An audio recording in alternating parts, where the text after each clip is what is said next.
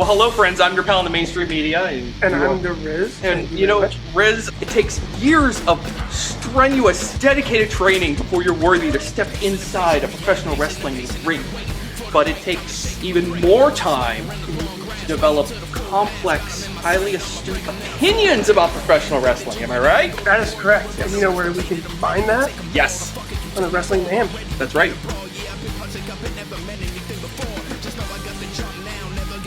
Sidekick Media Services. We are your sidekick in business for social media, video production, and more. Find out more at sidekickmediaservices.com.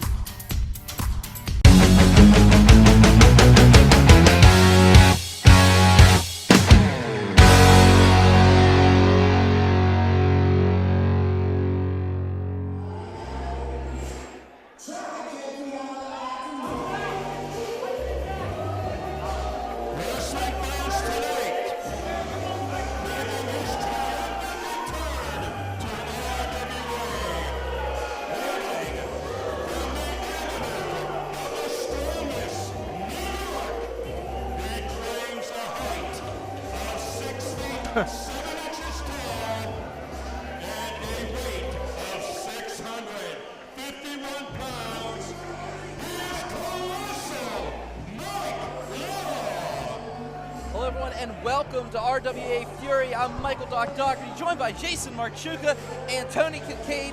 And you want to talk about triumphant return. Isn't Colossal Mike Law 0-1 here in RWA? Yeah, but it's a triumphant return, Doc. And now, how big of a triumphant return will it be for him to come back to RWA and take the RWA Heavyweight Championship from the Rev Ron Hunt? How did that happen? Jason? I'm here for it. Are you going to tell me that Colossal Mike Law, weighing in at 600 pounds, standing 6'7", doesn't deserve a title opportunity? He's 0-1, Tony. How does he deserve and you're a title shot? You're 0 in infinity, and we don't kick you off the table. Calm down. Wow. Infinity? Come on, Tony. And we're just starting. We are starting live. It is definitely Fury here at RWA.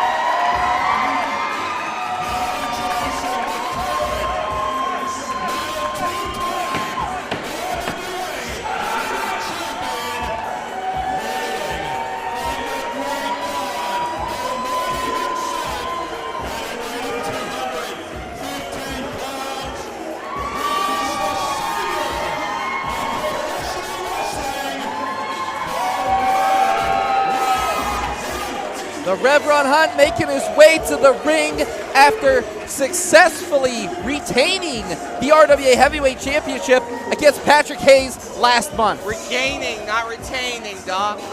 Regaining, retaining. You know what? I've been getting those mixed up lately, yes. Yeah. But after regaining the title, the Rev Ron Hunt actually put Patrick Hayes out of commission. He hurt that man. He is not here this month.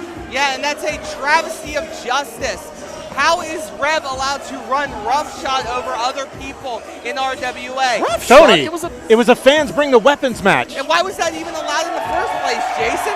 I don't make the rules here. I'm new. Ask some questions, maybe, you respected journalist. My ass. Good Lord.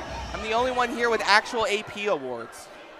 Hank has another announcement. Announced at this time, as determined by the powers that be at the RWA offices, this will be an RWA heavyweight non-title match. Oh, wow. Whoa. We were misinformed. Doc, you were right.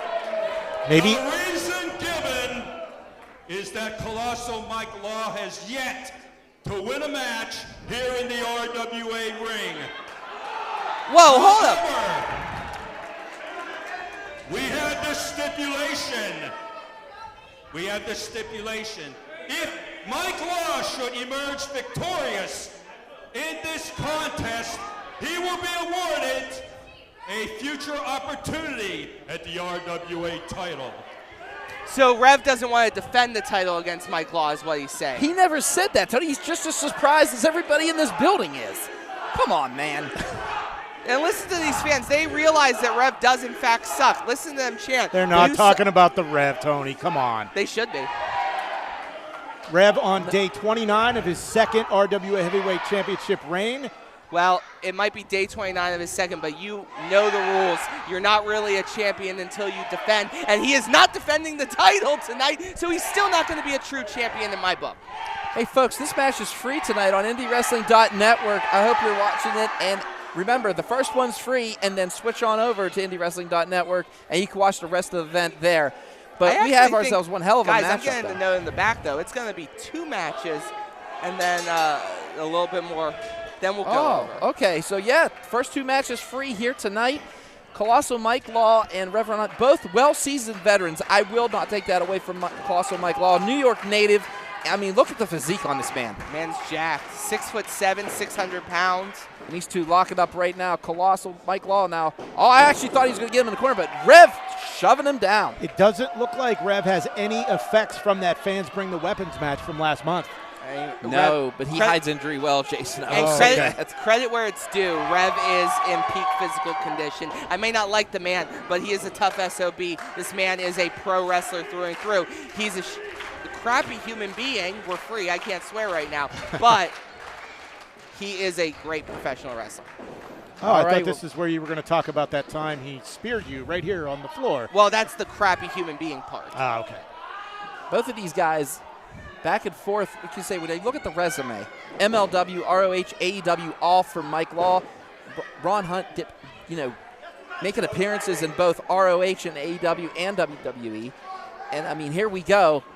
And now back and forth. There's a little bit of a chess match here between these two. It's a lot of chain wrestling going on, trying to get that advantage position. You know, Colossal Mike Law, he started here in 2004. Actually, at the Berg Brawl is where he started. And right now he's just squeezing the head of Rev Ron Hunt as he takes him down.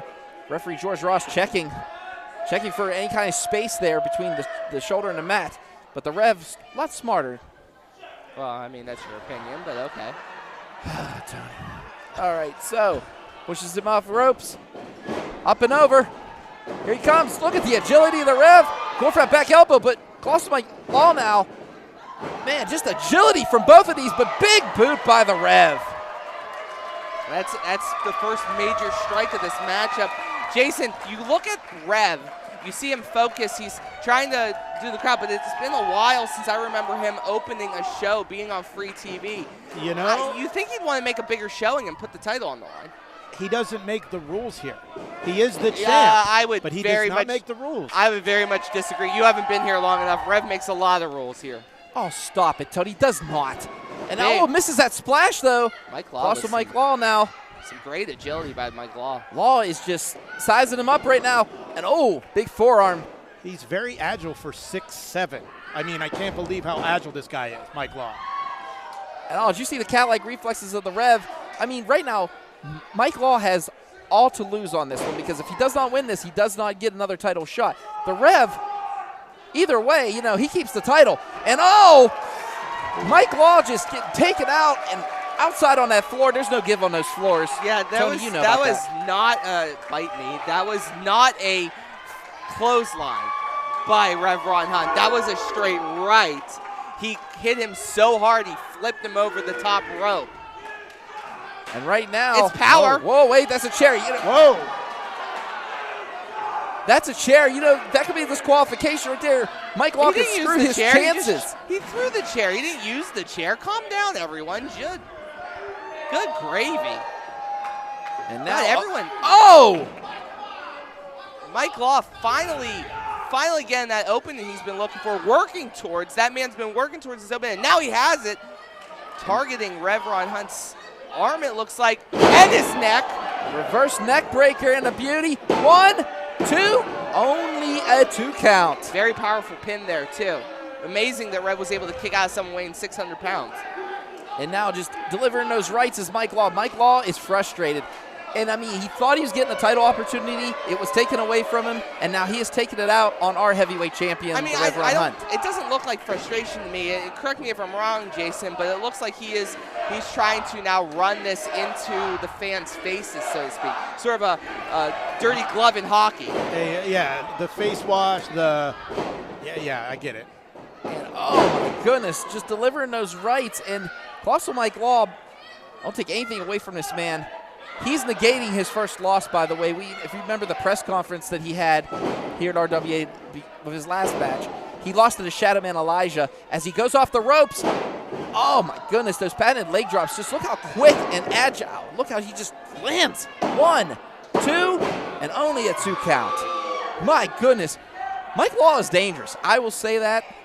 He is one of the most dangerous competitors I've seen in a while here. He's on a roll right now. He is in total control of the RWA heavyweight champion and 1 second away from getting that title match. I mean, he should be 1 second away from winning the title, but far be it for me to tell the Rev how to live his life. 5 minutes gone, 5 minutes. Wow, that cleared my sinuses. Thank you, Hank. We have 5 minutes into this matchup as reversal by the Rev Ron Hunt. Mike Law ducks the clothesline. Wait a minute. Oh! What? Oh, Russian leg sweep by Law. Rev almost reversed that. Almost did. Mike Law used all of his power to keep himself in control. Big moonsault. Big moonsault. 1, 2, and no. Only a 2 count. I thought he had him here. Shades of Chris Jericho. I mean, did you see how fluent that was? My goodness. Mike Law thinks that was 3. It was closer than 2 3/4. Yeah, it was closer to 3 than 2. He should be a lawyer. He likes to argue a lot. This crowd, the RWA crowd, does not like Mike Law. Well, the RWA crowd's not the smartest in the world, but that mule kick might give Rev some separation. Off the Rev's kick to the ace. Reverse neck breaker by the Rev. Stacked him. 1, 2, and only a 2 count. Just in the nick of time, Law kicks out, and that shows that fortitude. That shows that just that ability, that strength, that toughness of Mike Law. Yeah. All that stuff's great. Look at Rev's face, though. Did Rev lose a tooth? Yeah, that's what I'm seeing, too. He's holding his jaw like he lost a tooth there. Mike Law did kick him pretty hard with those leg drops. Oh, wait. Going for it. And our first plate of chops served here tonight at Fury. To the second rope he goes. We're going to let Wes Newton handle this, guys. They can't.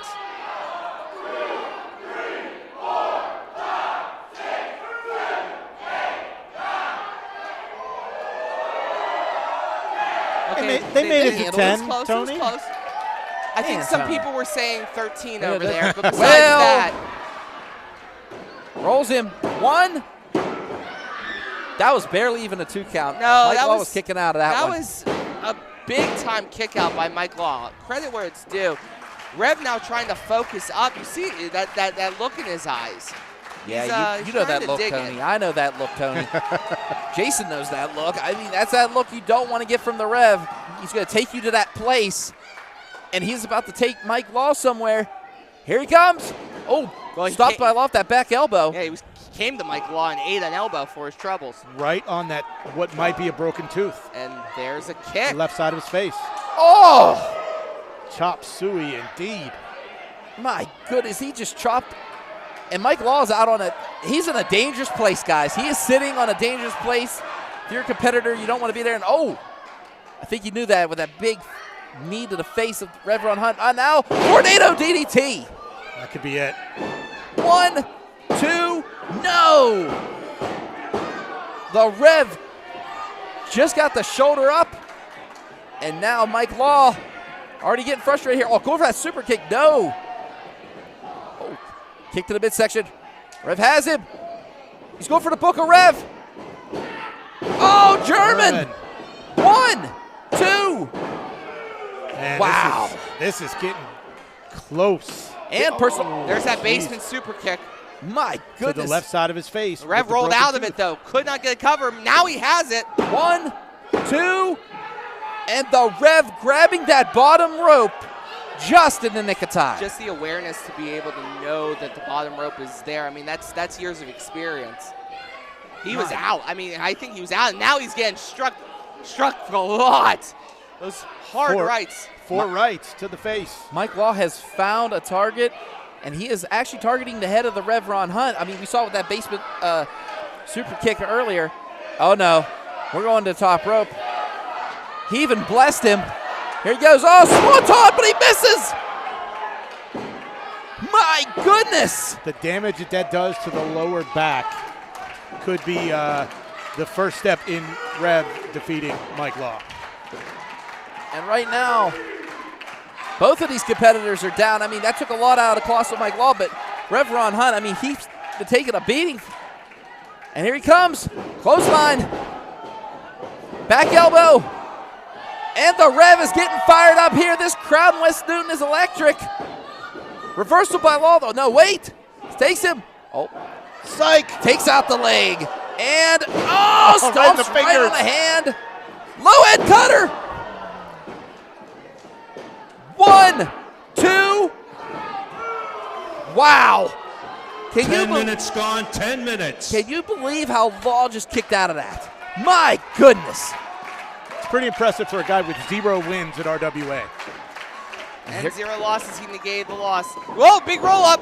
Oh, no. There's that low end kick again. Has him. He's going for it. Oh, here we go. Kick to the midsection. Wraps him up, Bucka Rev. 1, 2, 3. Rev is victorious. In a time of 10 minutes, 36 seconds, your winner, RWA Heavyweight Champion, the Rev Ron Hunt. Rev Ron Hunt victorious here tonight. If you're watching this, got one more match for you on social media platforms, and then you're going to have to switch it over to IndieWrestling.network. The Rev Ron Hunt, I'm not going to say he didn't really retain anything, Tony. Reason being, RWA management calling off the title shot at the beginning of the matchup. And listen, we have seen Rev step up and say no. If he was honorable, he would have done that. He would have given an opportunity. Instead, he was afraid of Mike Law, barely squeaked out a win here, but he didn't retain.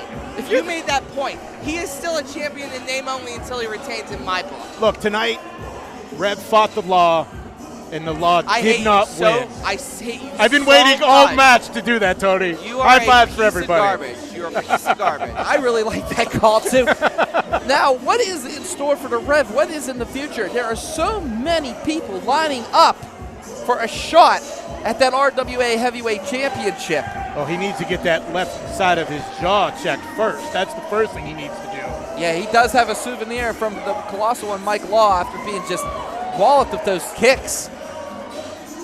And congratulations to the Rev being victorious here at Fury as Mike Law just looks on upon, and the Rev Ron, actually giving Mike Law the credit he deserves. That close. He was close.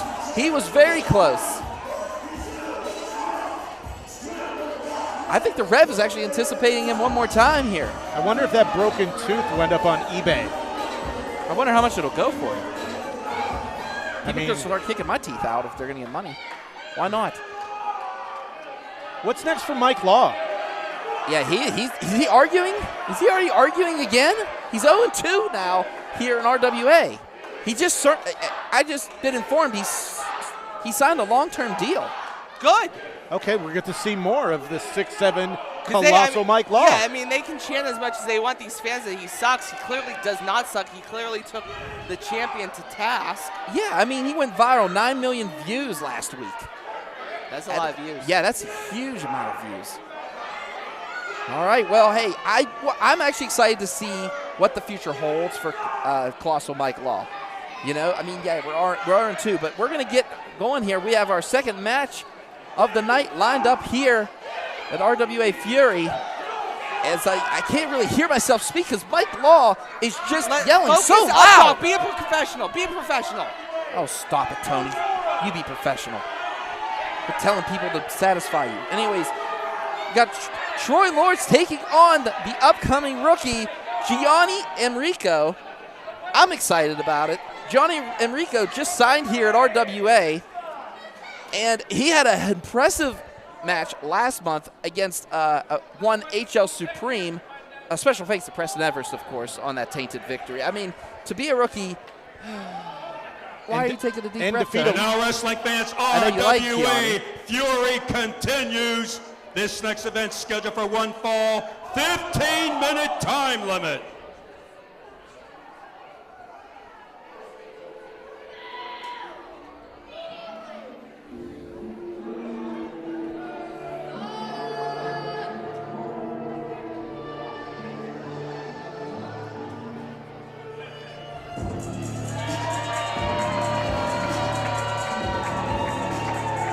The Italian. Hailing from the motherland at 118 kilograms, he is the Italian strongman, Giani Enrio. GME making his way to the ring, the Italian strongman, and very full of himself. You know, Well, look at the man. hot-blooded Italian. If you look like that, wouldn't you be full of yourself too? And hold on 1 second. What did you just say there? Who, me? No, not you, Jason. You're fine with me right now. What did you just say about him? The hot-blooded Italian. Hot-blooded Italian. What, you just throwing stereotypes around there? No, that's what he likes to be called. Oh, no, when I yeah, asked him that's right, before that's he told me to go, get lost. Yeah, which you should have. Listen, Giovanni is a fellow paisan. And the things about us Italians that came from the land, as we say, is that we have a little bit of a temper. We get a little bit frustrated. Tony, you're not So that's your from excuse? Italy. I am from Italy. I'm Calabrese, you dumbass. Oh. Are you that stupid? I know your nationality is, but you didn't come from the land like he has. I came from the land. You were born in Italy? Yeah, you were born I in was Italy. born in Jersey. It's close enough. I'll allow it. You allow it? I watch Jersey Shore. We'll just go I with get it. it. Tony's a Guido. And now, hailing from the Brambles at 197 pounds, he is the hotness, Troy Lords. Troy Lords is a veteran of this scene. The independent scene has not seen a Troy Lords-less scene in a long time. Over a decade, closer to 2 decades than 1 decade.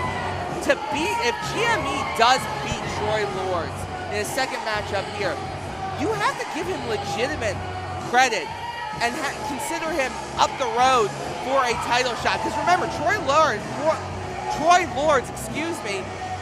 was a table away from being crowned one half of the best tag team in Pittsburgh. That's right. Him and Shirley Doe took the Gambinos to the limit in that matchup. Along with the Sons of Liberty, we have to add that 3 of the best tag teams ever to wrestle in Pittsburgh called RWA their home. Let's be credit. Yeah, exactly. Sons of Liberty, HL Supreme, one half of Sons of Liberty. That man right there in the ring has a win against Gianni Enricko. And I mean, let's be honest, Troy Lords and HL Supreme have some heat between each other, but they've been doing this for so long. You're going to fight with people, but you're also going to have an immense amount of respect. GME, I love the kid. He's egotistical. He's brazen. I love that about him. But sometimes the vets want to punch the young kid down. I agree to that, as he shows his strength by tossing Troy Lords. GME could do 2 Pittsburgh legends, beat them in 2 consecutive months. No, that's huge. That's Jason, big for a rookie. 100% on the mark there, Jason. That would be a huge feather in GME's cap. But, you want to talk about a little bit of a chink in the armor. When we talk about, attitude, that could bite him. His arrogance. Maybe, but I mean, that's a large leap. To be that arrogant and back it up, that's when it doesn't become arrogance, it becomes confidence, it becomes skill. You don't think That any narcissism chop. whatsoever? No, but if you back it up, where's the narcissism in there? I mean, he's just very full of himself. Always If looking you in the back mirror. it up, where's the fall of himself there? He's got you, Doc. Just let it go. Let's Missile get into the drop match. kick by Lords now. And my goodness, Lords backing up that 20-year veteranship as he's just delivering those rights. And wait a minute. GME now going for it. Oh, misses. And what a chop by Lords. And another one. Lords has, a lot of people talking right now, wondering what this comeback means. And what I mean by that is the dangerous hype. That is something that, he very Single leg drop kick right there. And now covers him. Only a 1 count. Well, if Troy Lords is fixing for a comeback, there is no better way than to cut down one of the youngest superstars in Pittsburgh right now that's making one of the largest waves in Pittsburgh. Yes, exactly. But GME, to his credit, getting some separation right now. Well, look at this. Using that top rope and Whoa. taking out Emricko. My goodness. That's just veteranship right there. That's just Troy Lords doing this a lot longer than GME. And now Lords lining up his opponent. I mean, Lords was attacked, viciously attacked. Hold on.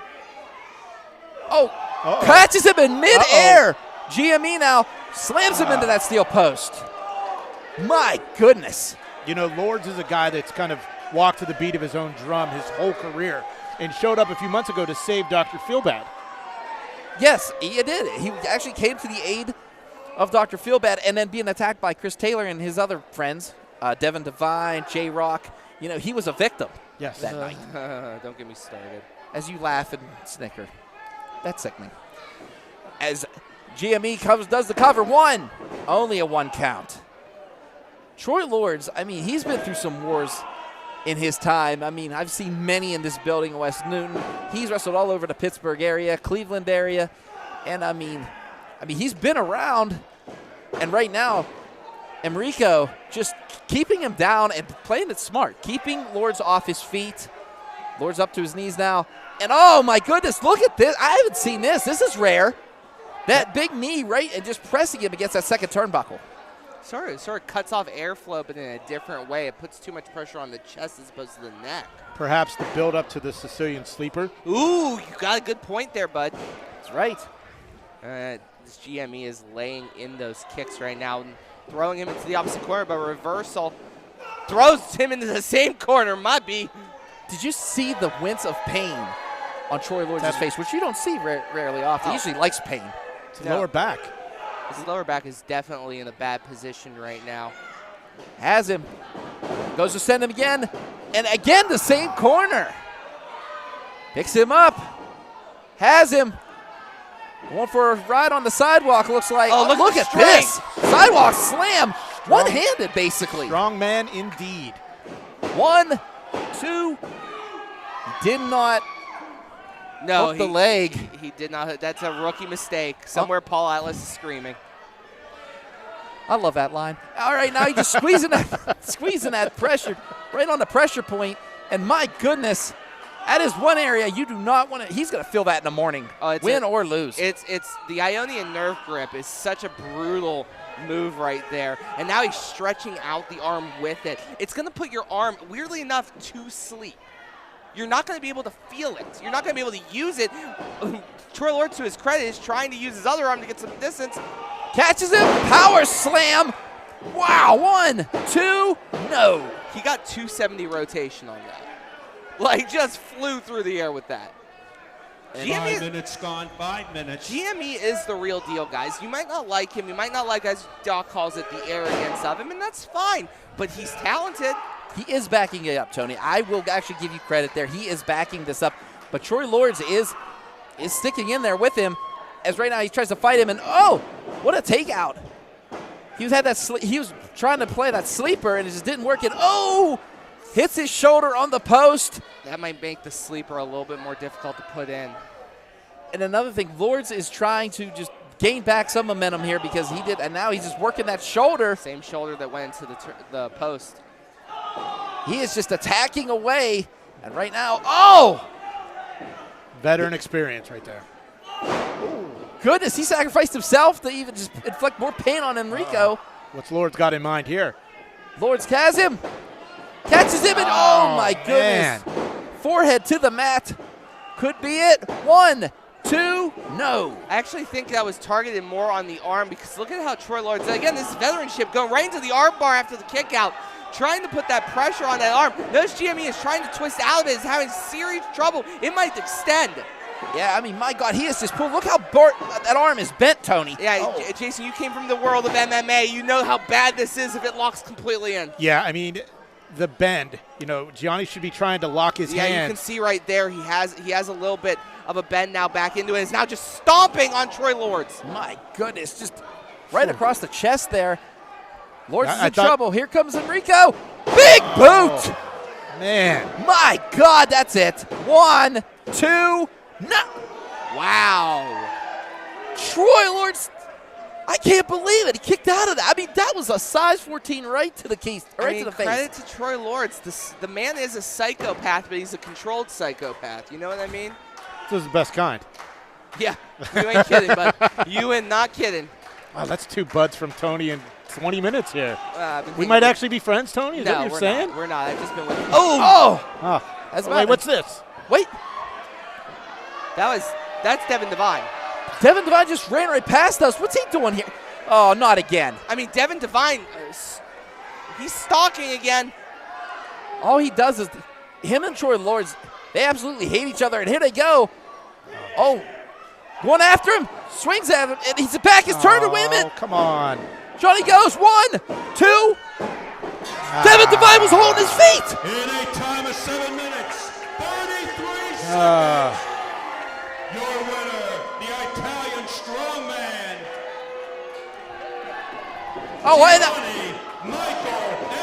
Gianni victorious, but we are focusing what's happening in the ring right now. Devin Devine and Troy Lords are going at it. GME's going to walk out of here 2-0, but right now Lords and Devine, this hatred spilling over. And now he goes to set him into the ropes, and Devine getting out of harm's way.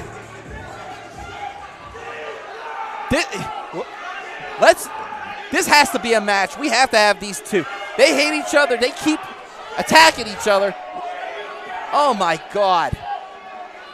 Devin Devine, you know, he has a huge match ahead of him tonight. He shouldn't be wasting his energy right now. Yeah, I think the match doesn't really matter to Devin Devine. It does matter to a degree, but when you hate a man for 20 years like Devin Devine and Troy Lords have hated each other, yeah, this is not going to just clean itself up.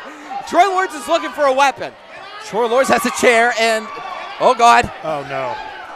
He's not coming up. We can't get out of the way in this new place. We're stuck. Yeah, we are stuck. And thank God the referee is able to bring Troy Lords down to a dull roar. But look, GME 2-0 against Pittsburgh Legends. Yeah. Wow. All right, guys. That is a spicy meatball. Do you have another one of these? Yeah. Story of my life. All right, well, as I get up to allow Doc to go to the ring, at least it'll be an easier walk this time. It's just down the path. Yeah. Let's talk about the new setup. How do you This like is great. I mean, the ramp. I mean, this is the vision for 2024. As Doc walks to the ring, the vision for 2024, this is the first step of what RWA's vision is for this year, which is more, bigger matches for our fans, bigger moments, bigger sets. Maybe we can get out to the park this summer, Tony. How you doing tonight? Now, the park hates us. Oh, okay. This is a sold-out capacity crowd. Let me hear you. Come on.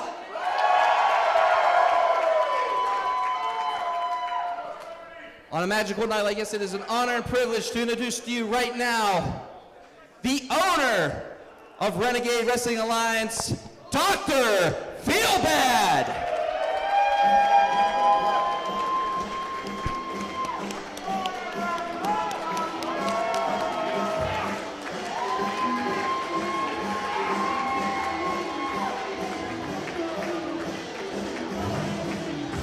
That man is a balding loser who just lucked into one of the best wrestling promotions in the Western Pennsylvania area. Well, Tony, I know that I'm new, and you've only been here a few years, but he built this company from the ground floor. Yeah, no.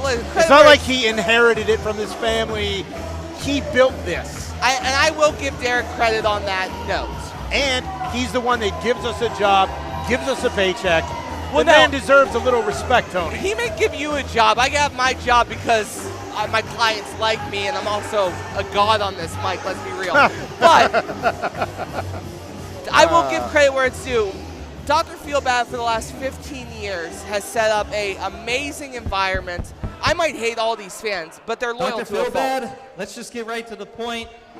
There's a guest here tonight. Hasn't been in a wrestling ring in years. 8 years. 8 years.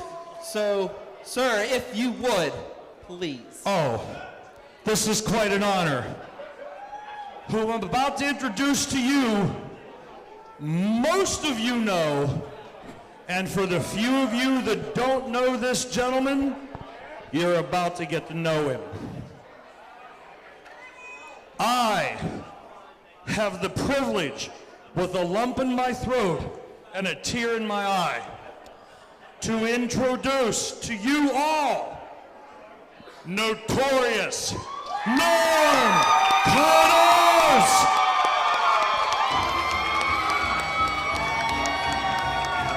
The legend, Tony. Okay, let's do. You want to stand for this or no? Yeah. All right. I'll suck up a little bit. I'm not going to clap for no good reason. I'm going to wait for the guy to come to the curtain. Well, Norman's always liked to... Is he a maybe this was a joke. I don't know. Is he hell actually, of a rib. Is he hell actually of a here? rib. This would be a hell of a rib, I would be honest. I mean, it's been 8 years. Maybe he forgot. Maybe it's 8 years in a day. Maybe he forgot the ring is in the arena. Maybe.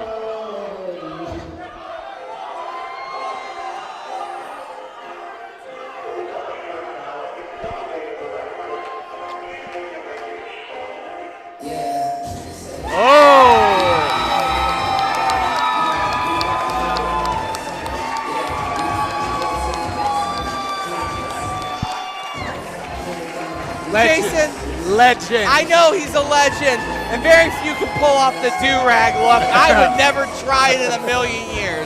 I'll be honest, that suit's amazing. Norm has been a staple of pro wrestling in this area for a long time. For a lot of these fans, myself included, they remember when Norm was the guy running the company. Yep. To have him cross the river, so to speak, yes, of course, is a coup d'etat, so to speak.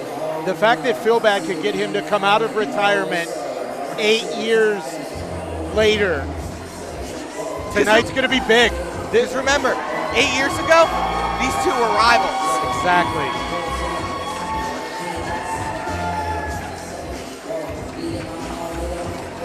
It's great to see Norm here. It's surreal. It is surreal. It's great. I'm happy he's here. He deserves all the flowers.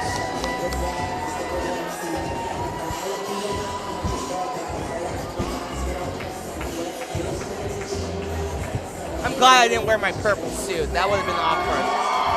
I mean,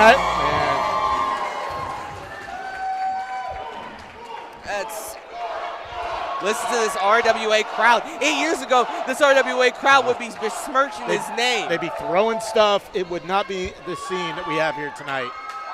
It's wild. It's wild, Doc. Wow. It's wild. Doc has the most. It's been a long time his grin. since I've seen just about every one of you.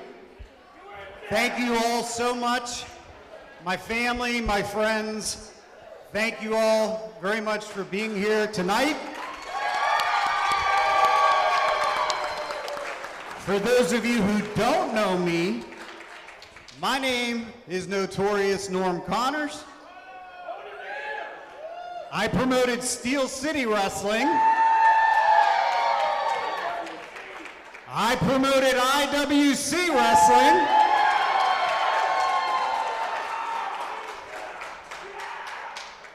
And after all these years, tonight, I am here because of two bullies. J-Rocc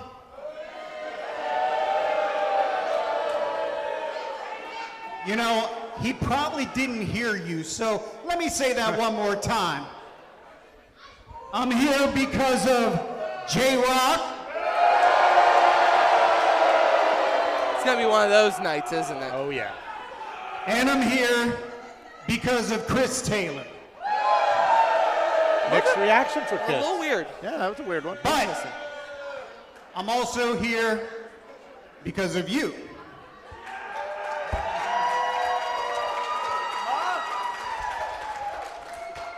Wait 1 second. I'm here to stop a bully by the name of J-Rocc. He is such a piece of trash, isn't he? But I'm here because of you as well. Because when I ran IWC month after month, show after show, you and your crew were there. Always. So this is my way, my one-time appearance tonight, to say thank you. A little bit of sportsmanship. Let me tell you folks something else about this man. Let me add to what he said. I'm trying not to take up so much time, but this is an emotional moment for me. Like he said, for years, I supported his promotion.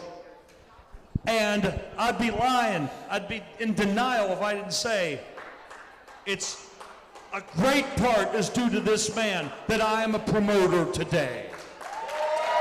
Also, bit of rivals because of the area and the, but And it was the business at that time. I want to present to you respectful. Yes. a gift. Oh.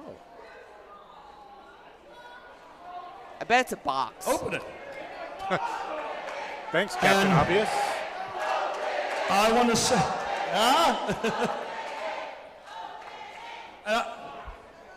What about that J-Rocc scumbag, right?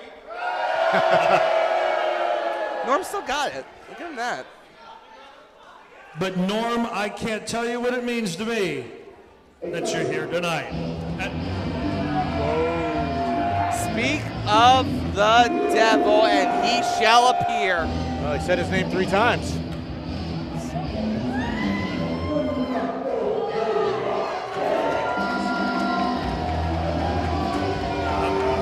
Oh, and here's Tris.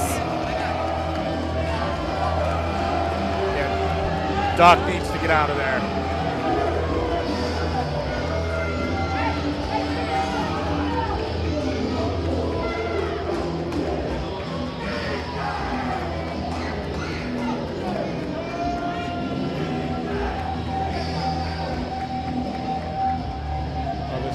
Okay, what's the...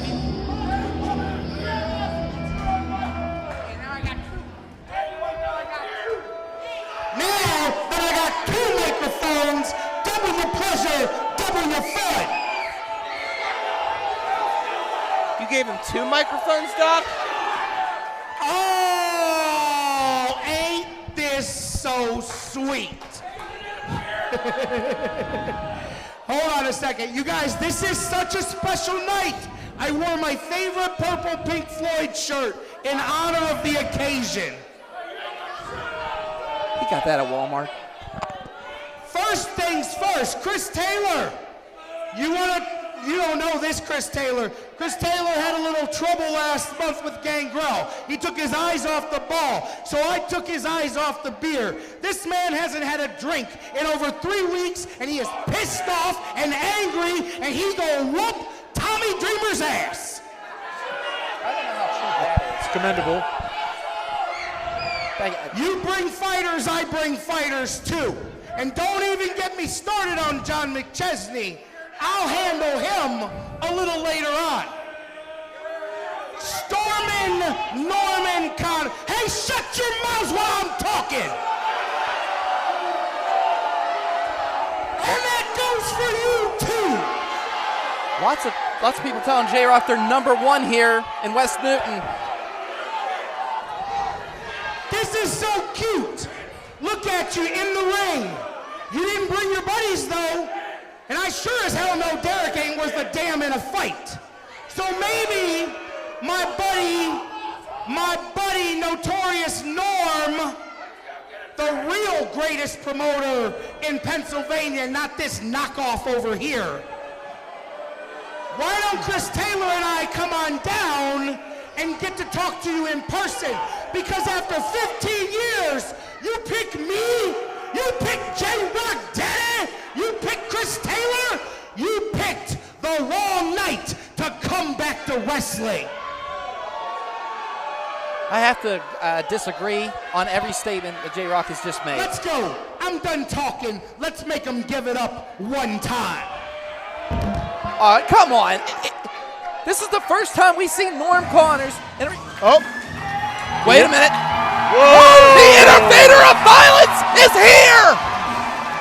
Tommy Dreamer in the RWA arena. And Big League John McChesney, they are here. And they have the Notorious One, Norm's back.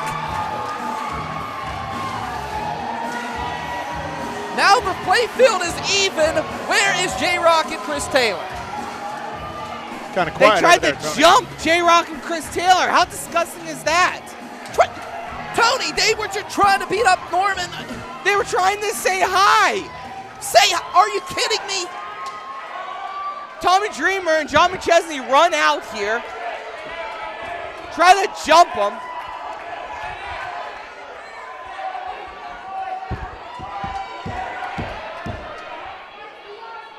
God, we can't find a goddamn microphone in this building. Doc takes 2, gives them both to J-Rocc, and we lose both microphones. I only gave him 1. I don't know where the hell how he got the other one. Did you pull it? Never mind. Tonight, Yeah, down there. these 2 men take care of these 2 assholes. Norm still got it. And as J-Rocc and Chris Taylor make their way out the building, what is the symbolism of the ET tray, the ET dinner tray? I don't think we want to know. And J-Rocc is, yep. They just went out the back door. Yeah, they are out of here. They know that leads to an alleyway that's a mess, right? You have the former They do ECW now. heavyweight champion in the ring. You have the former 2PW and former Revenge champion in the ring. But take nothing away from Chris Taylor and J-Rocc, former champions in their own right, especially here in RWA. But tonight, we have ourselves one hell of a barn burner of a main event. That's right, folks. Switch it over to IndieWrestling.network to see John McChesney and So Tommy thank you Dreamer guys. Listen, taking on I'll be back at intermission. I want to meet everybody. J-Rocc and Chris Taylor. Thank you guys for coming out tonight. Thank you so much. You can spend your money anywhere you choose to, and you all chose to spend it in this building tonight. Thank you, girls. I don't ever forget my original fans, the OGs. My wife, thank you. Enjoy the rest of the show, and I want to say this. I'm not very good with praise. I don't like to be praised. That's just not my thing. But one of the things you said was that I was the godfather of Western Pennsylvania professional wrestling. On the Mount Rushmore. And I'm grateful for that. Thank you for the kind words. Thanks, everybody. But some might say I've surpassed you. God, really? Of course Derek's ego would get in the way. I got to agree with you on this one, Tony. This is absurd. Of course Derek's ego would get in the way of this. You are such an egotistical prick. You are such an egotistical prick. Norm just gave it to him. Norm said he could have that. Egotistical prick. As Notorious Norm makes his way. Guys, we're going to walk away from the free portion of tonight's show. We will see you on the premium side on the Indie Wrestling Network. Thank you, everyone, for joining us for the free portion. We will see you soon. Premium. You are such an egotistical prick. You know that? Wow. That's our owner. And I said it to my owner's face because you know what? I'm not a wuss. See you over there, guys. He's not wrong. And now, wrestling fans, RWA Fury just keeps getting more explosive.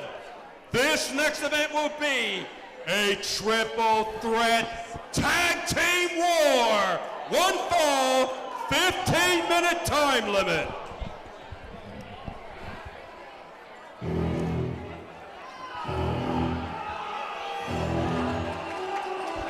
Oh boy, here we go. It's about to get rowdy up in here. Yes. If you're just tuning in to IndieWrestling.network, you are already 2 matches in here at RWA Fury. And oh boy, here we go! Introducing from Las Vegas, Nevada, at a combined weight of 609 pounds, the made man, Gino DiCapo, and brutal Tommy Irish. They are the Wise Guys. Wise Guys making their way to the ring right now. A little bit of center of controversy, costing the Gambinos their rematch against Warhos. What is the plan of Tommy Irish and Gino DiCapo here? I mean, the plan is to cause as much chaos as they possibly can. The interesting part of this matchup, and it was announced, we're bringing out these guys right here. You watch it, my guy. Get some room. Get some room. Give me some room. Go ahead, Give Tony. me some You know room, you wanna because do I this. gotta geek out for a second. And now, straight off the catwalk, weighing 48 karat gold, the fashionista of professional wrestling, Calvin Couture, and Mr. Design, Tyler Klein. They are the Runway. Calvin Couture, Tyler Klein, the Runway, the best tag team, one of the best tag teams, actually one of the top 100 tag teams in the world of professional wrestling. Ladies and gentlemen, they are back in RWA. These guys are great dressers. I try to be I try to dress. You will fail. I can't keep up with these guys. I follow them on Instagram. I try to copy their style. I just don't have it. The Runway, their resume speaks for themselves. Multiple tag team titles, multiple areas. Yeah. Top 100. Top 100 right there. But are they the best team in Pittsburgh? I think not. This crowd is up on their feet and they are ready for the most feared family in professional wrestling today. Uncle Paul, MED, Big Mick, and Marshall, the Gambino family. And now, accompanied by Gambino family members, Paul Atlas and Belay MED from Ozone Park, New York, at a combined weight of 500 pounds. They are Marshall the Bull and Mickey Gambino, the Gambino brothers. Doc Jason, you have to look at this matchup. Yeah, there's some personal issues going on between the Wise Guys, the Gambinos. Hell, the Runway has had their issues with the Gambinos and the Wise Guys too in previous years. But these are three of the top tag teams in RWA. You have to consider this match a separation because all three of these teams have arguments for tag team #1 contendership. So you have to consider this matchup in some way, shape, or form to be an eliminator of sorts. The Wise Guys are the only team in this match not to hold RWA Tag Team Gold. Right. The Runway held the titles. We know what the Gambinos have done.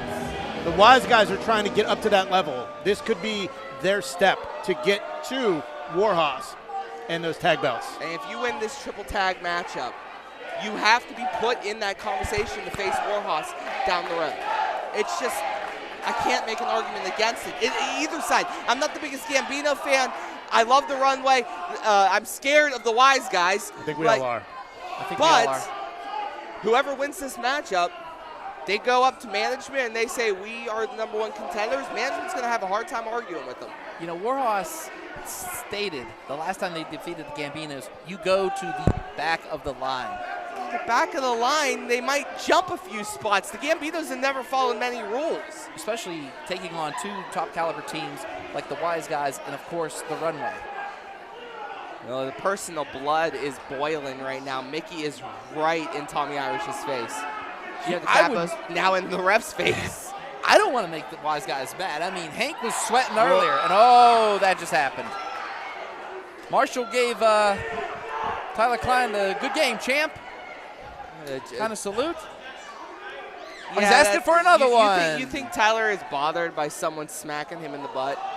Tyler Klein uses his butt as a weapon in more ways than possibly could be counted.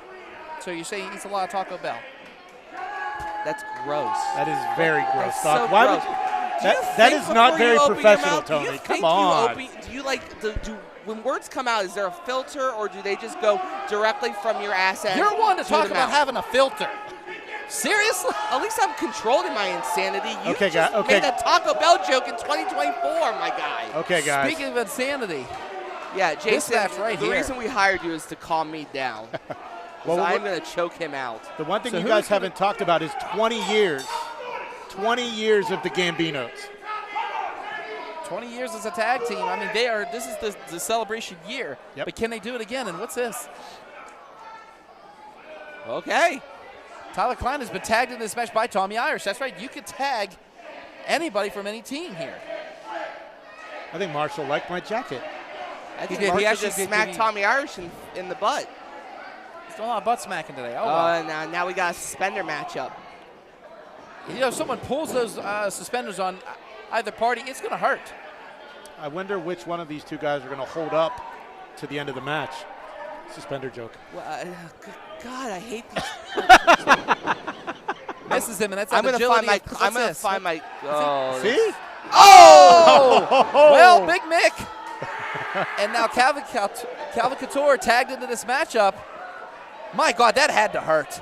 I mean, chops hurt, but 2 suspenders pulled, especially with the might of Big Mick.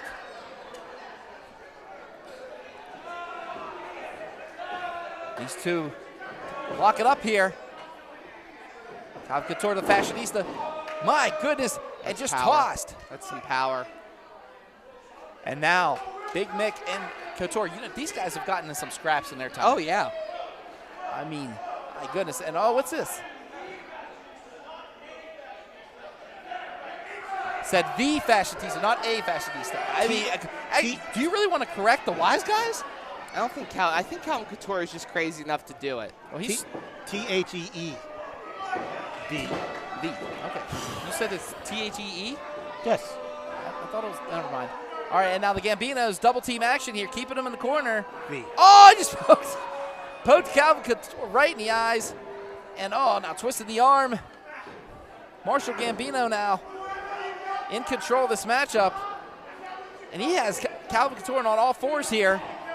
He's trying to reach for that bottom rope, but oh, well, there's the third one of the night. Lots of mind games. A lot of ass play. Hat trick. And now pushes him. Oh! That wasn't the butt. That was the button. Punch in the face. Now those quick tags, and I think the games are over. Yeah, I mean, the Gambinos are getting into business now, and oh my goodness, right in the ribs. And he is just in the corner, right in the solar plexus is Big Mick.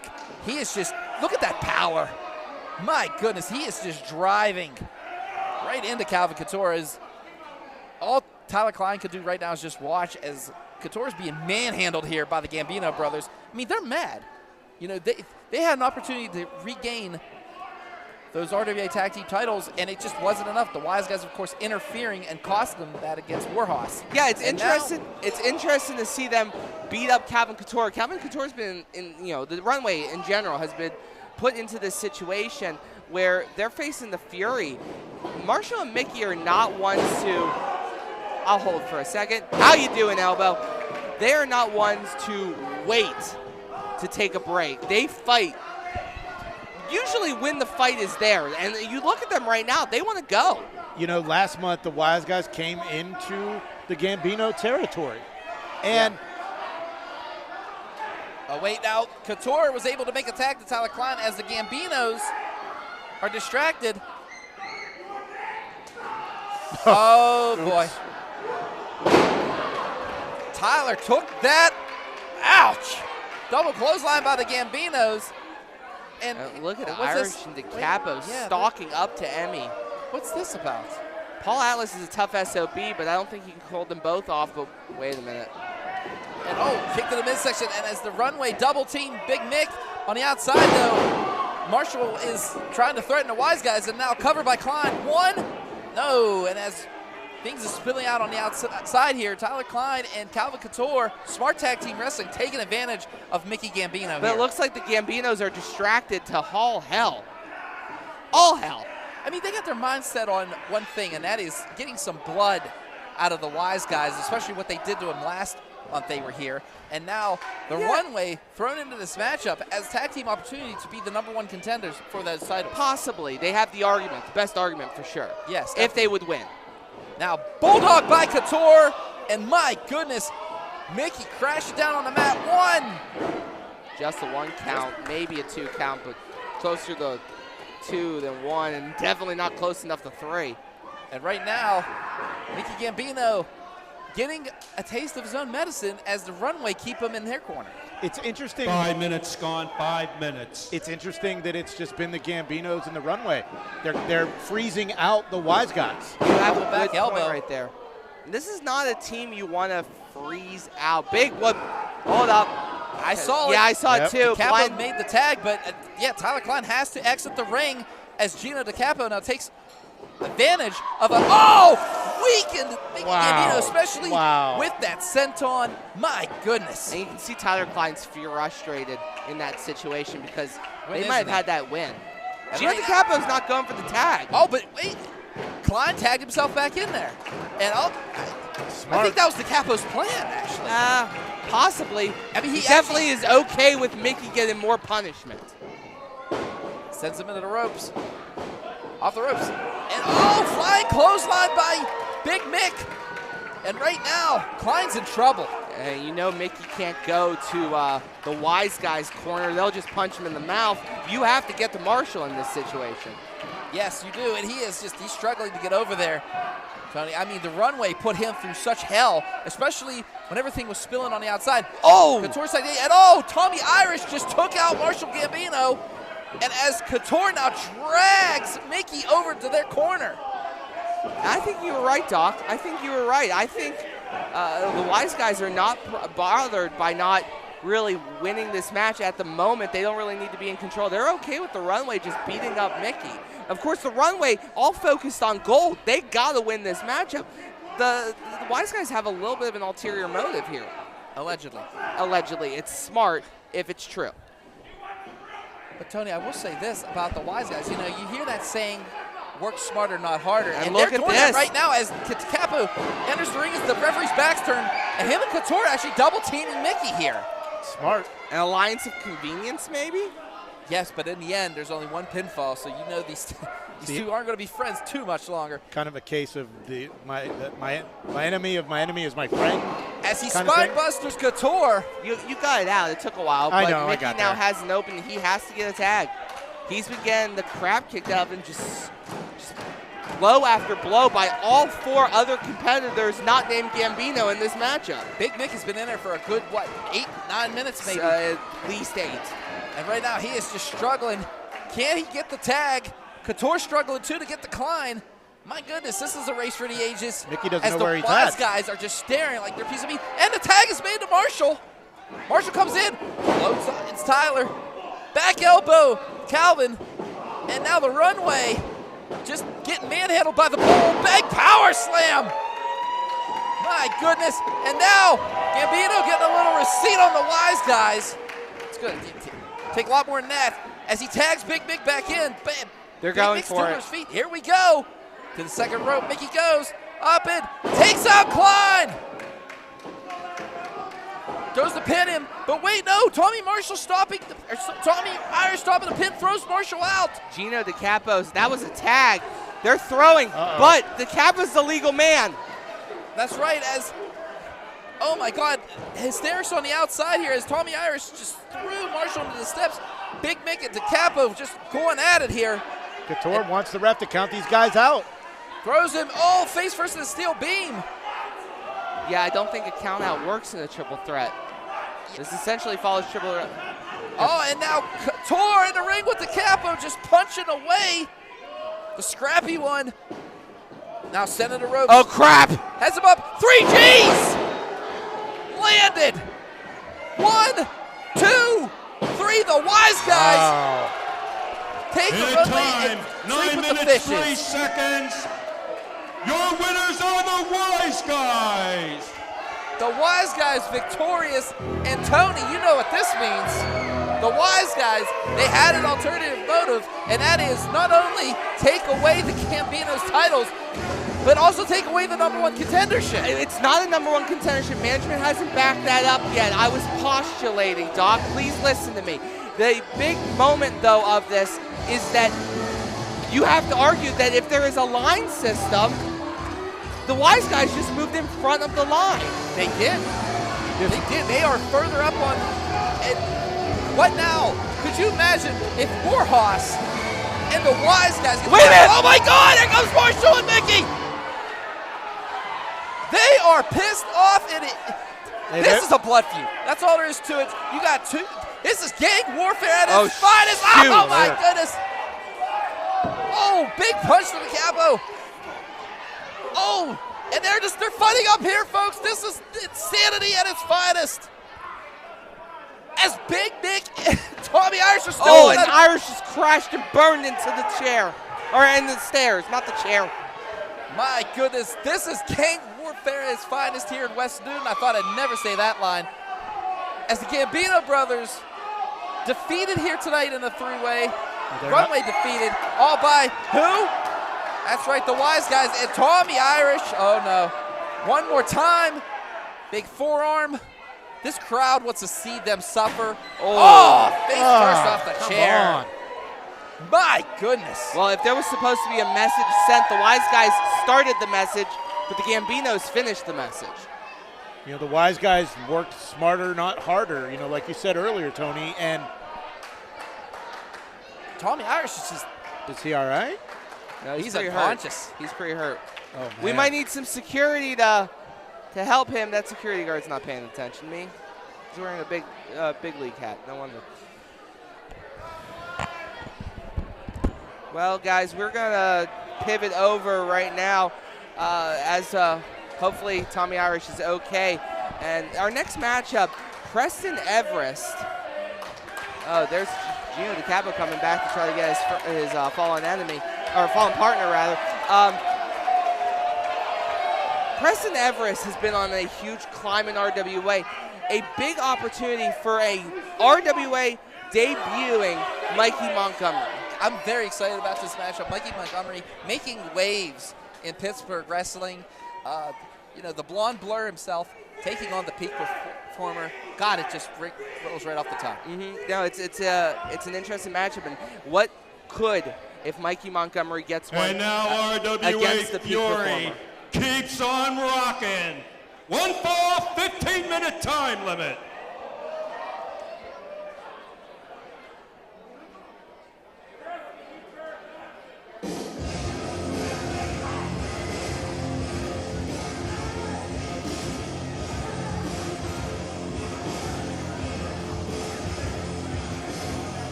Approaching the ring, this is the man who says he owns Super Hentai from Vancouver, British Columbia, Canada.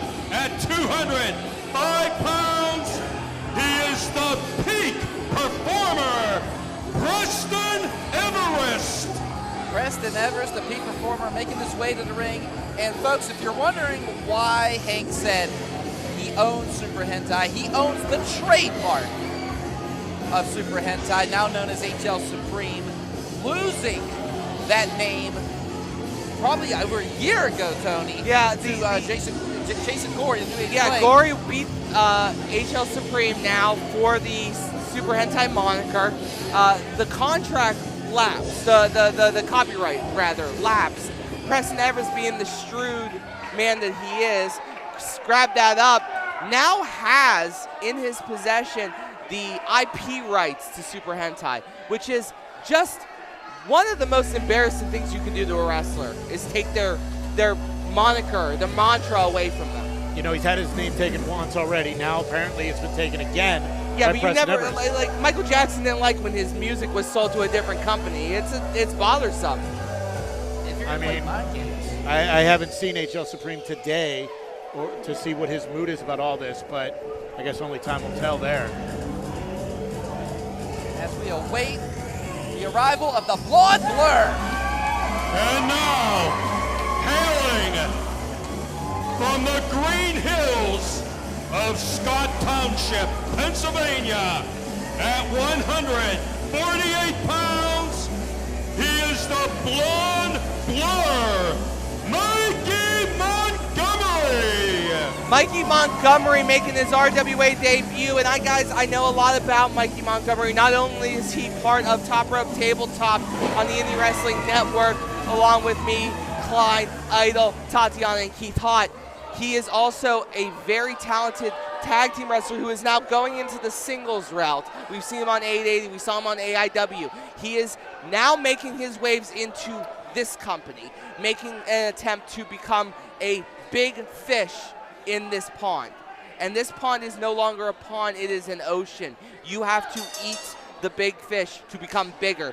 To take on Preston Everest, to take him on and defeat him, big first step for Mikey Montgomery. Now, I think it's ridiculous that he thought he could do this because Preston Everest is the peak performer, but good luck, Mikey. I hope he doesn't kill you.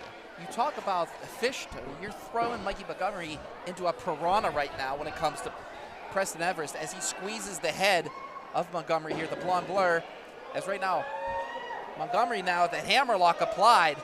And, I mean, trained by Derek Dillinger, to have that on your resume alone, Derek Dillinger has caused havoc all through the Pittsburgh area. Yeah, we've been watching it for months on end. That's right. And what a debut here in RWA.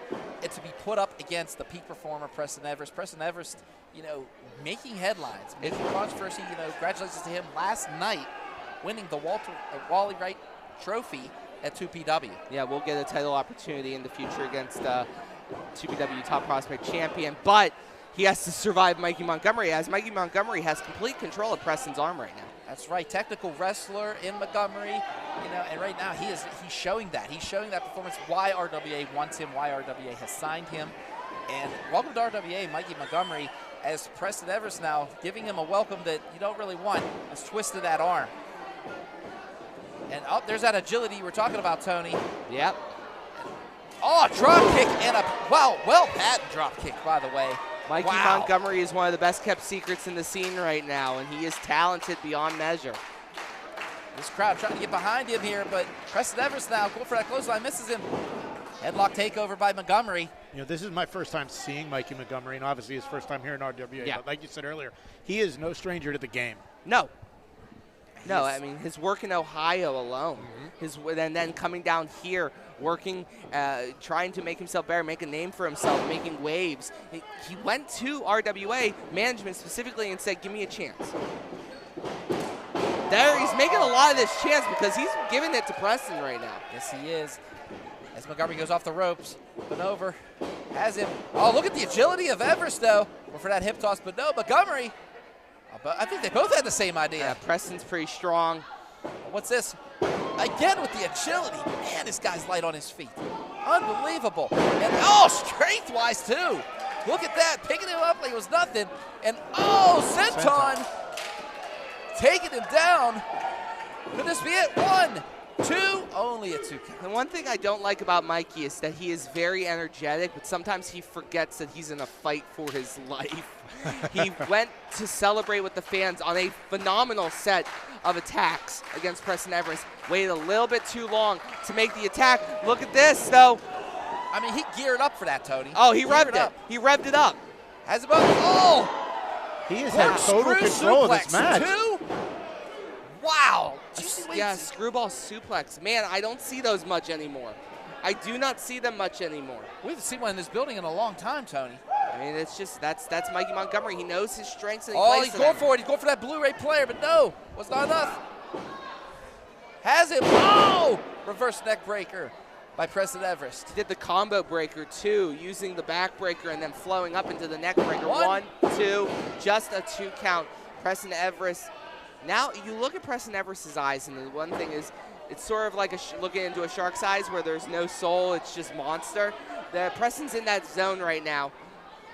Has him up. Oh my God. I thought he was going for atomic drop. No.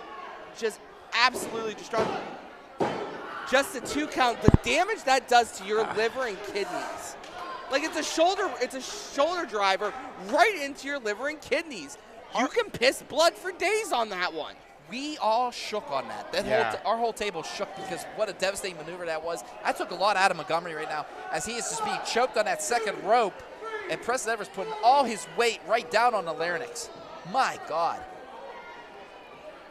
I think Montgomery tried to keep the pace of the event or of the match going, and then Preston was like, my time to take over. Goodness, as we go, he's just pounding away on the blonde blur. And oh no. What is this? What? He just told somebody in the crowd to pay attention. I just don't understand why you wouldn't be paying attention. You're here to watch a wrestling show. I mean, these fans are here. Oh, wow. Montgomery came with that chop. He's trying to fight his way out of this. Holy shnikes. Oh, my goodness. 5 minutes gone, 5 minutes. And now pulls that top rope, and up and over goes the peak performer. You know, the way I understand the wording when it comes to blonde blur, because he is just so quick. He's quick, he's agile. I forgot to mention he can also fly, but Preston Everest grabbing the leg and preventing that. That flight was Pulls him canceled, outside Tony. this ring and, oh, face first off You have the apron. the worst puns, worse than Doc, Jason. Oh, wait a minute. Up and, oh, drives him right on the apron. There's no give on that part of the ring. No, it's all metal. It's all metal. It's sharp as a tack. It hurts. That shreds, and Mikey Montgomery has had back issues in the past. Mikey Montgomery, like you said, he has, he's already has such a resume built for himself, and also carrying you. I heard Carrying me? Yes, that's what I heard. He's part of your team, right? Yeah, but he's not carrying me. I carry myself. Oh. Who told you he was carrying me? I No, carry but- you here, right now. I'm sure you do. Let your friends lie to you. But right now, as his knee is driven into the spine of Montgomery, he is just stretching away on Mikey Montgomery right now. My goodness. He's just pulling back on that spine. You take out Mikey Montgomery's legs, those are his lethal weapons. I mean, the kicks, the strikes, everything. Knees And to right the now, lower back. He is just taking it to Montgomery. And as he, bridges him out. Tony, look at this. What would you call this right here? I mean, it's a modified surfboard stretch, but it's not putting it up in the air. So it's just painful. But, he flowed through. 2. Wow. And Everest slipping out of that in the nick of time. And, big knee lift. And Montgomery got air on that one and not the air he wanted. Everest in this crowd. This crowd is very upset with Everest for buying the name Super Hentai, but I mean, as the ultimate opportunist, as I like to refer to him as, I mean, he saw something, he bought it. I get it. It was an investment. It was an investment, but to throw it up into HL Supreme's face, that he owns his former name. It was scoreboarding. That's what everyone does on social media. Everest just has the balls to do it face to face. And these fans are being absolutely ignorant right now, calling Preston J-Rocc's, female dog. As he just drives those elbows right into the spine of Mikey Montgomery. Mikey Montgomery's back has been taking pain this whole matchup. Oh! Exclamation point. Yep. My goodness. 1, 2. That hurt Montgomery to get that shoulder up. I mean, his back is absolutely jacked up. First he ate the side of the ring, and now he's getting targeted. I mean, we are seeing it here, and he's putting his fingers right into the ribs of Montgomery. My goodness, Everest, he can be sadistic as well as technical. Yeah, but it also targets the kidneys, the lower back, the liver. I mean, all the stuff that Preston's been hitting, the shoulder breaker into the ribs and kidneys, the backdrop into the thing. As Mikey's trying to fight through it, but he keeps eating offense. Again, more pressure on the back, more attacking on that spine. Preston is just, he's the peak performer for a reason, bud. Man, Preston has me saying bud a lot. Has him. Going for another one. He's going for one more. One more back. Oh, wait, though. Montgomery lands to his feet. I don't think Everest realizes that, but the corner catches him. Oh, big kick to the face. Montgomery to that second rope. Up and flying European uppercut. I thought I'd never say that. Wow. Like I said, Mikey Montgomery's offense is amazingly powerful and uses all of his skills to peak effectiveness. But that's just a straight right. That's a straight right forearm. Back and forth they go, just delivering this And now Montgomery, that one took a lot out, but oh! Spinning. Back kick. Yeah. All right. Here comes flying Montgomery. Suicide dive! Tope suicido. My goodness.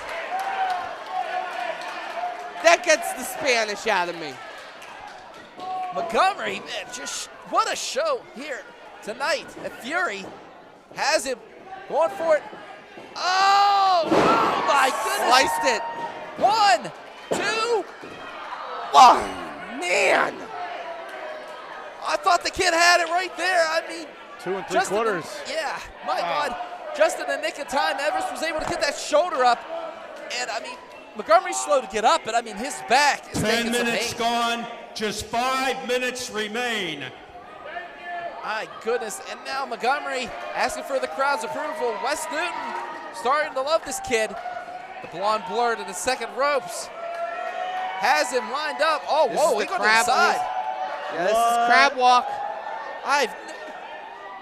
Look at the balance, and oh, he misses. Went for that crab walk, elbow drop. It just did not work.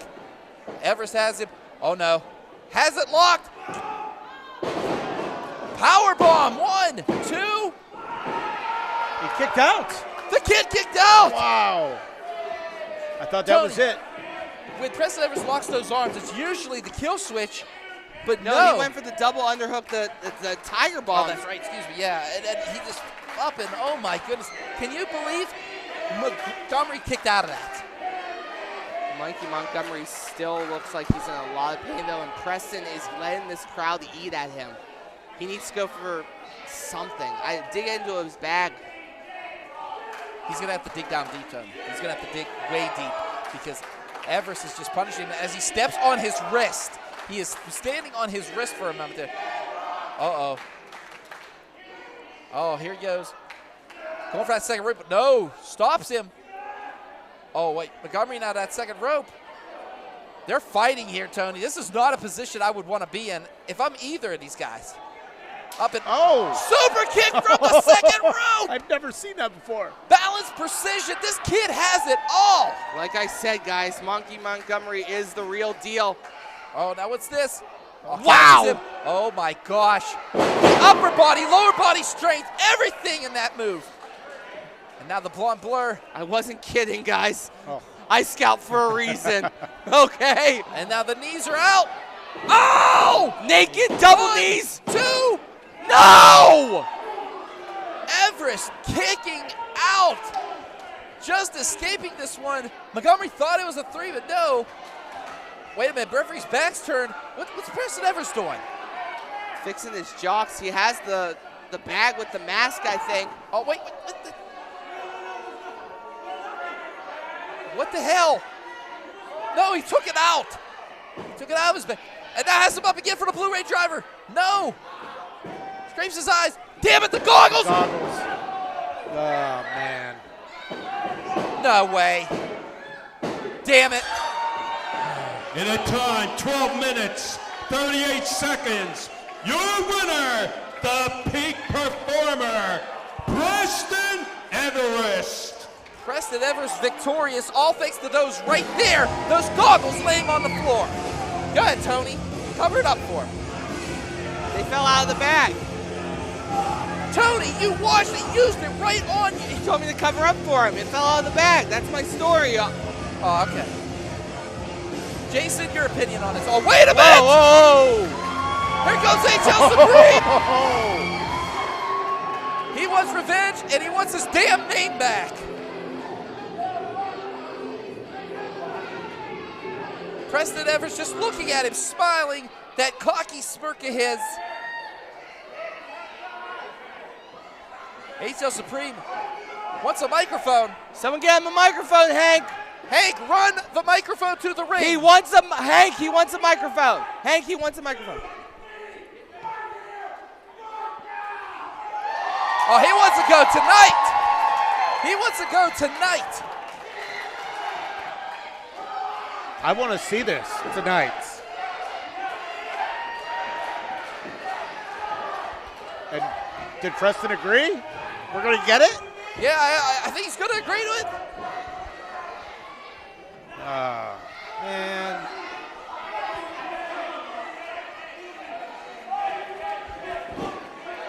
and now he grabs everything.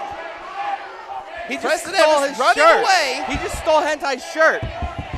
You're not J-Rocc's bitch. You're HL's bitch.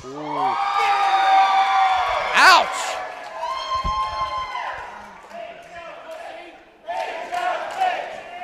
You might own the name of Super Hentai, but you don't own the name of HL's bitch. And that's what everybody is calling you right now.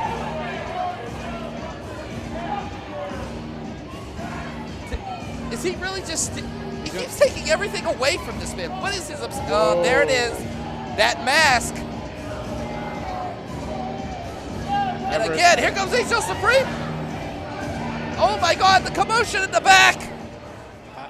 Everest hightailing out of here. I don't blame him. We have to work on these curtains. They're going to fall on us.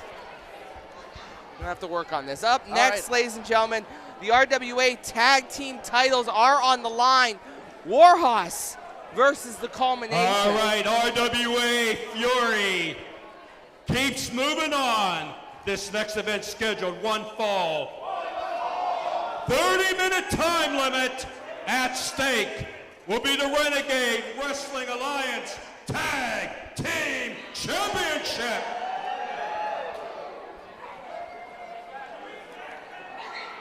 Here we go, folks. This match was actually agreed upon last month. Jason, you were in the ring. I was when in the this ring was with made. these four men, and the war that this is about to be, unbelievable. You can hear the doom and the fear over the crowd here in Western Pennsylvania. Introducing the defending RWA Tag Team Champions, hailing from Capital City, Ohio, at a combined weight of 610 pounds. They are Pat the Bruiser and Crosshairs Kelly. They are the best in the Midwest, Warhos. Warhos, best in the Midwest and also the best here in RWA. That's right, 7 titles, 3 states.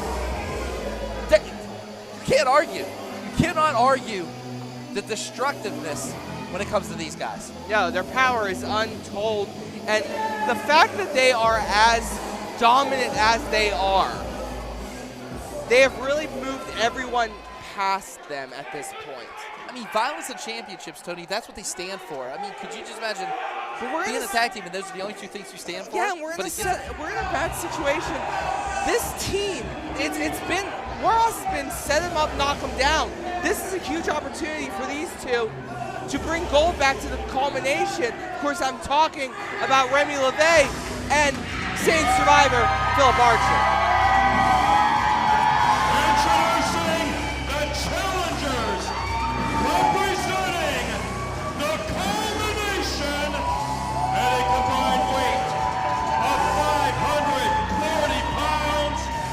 They are the team of the mighty racer, Remy LeVay, and Satan's Survivor, Philip Archer. Now, guys, I gotta pose a question to you.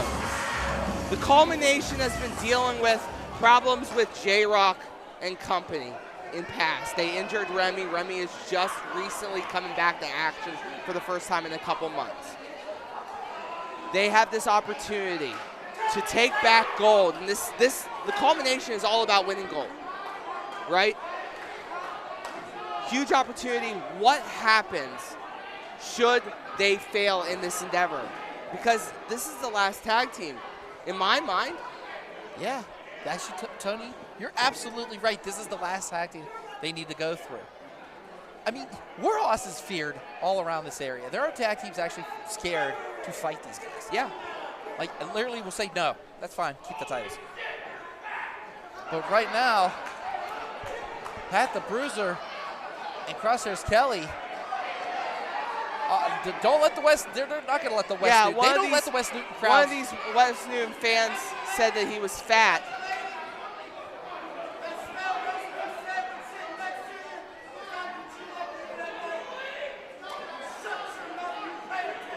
right now. The Culmination, former tag team champions in their own right, former 2PW tag team champions.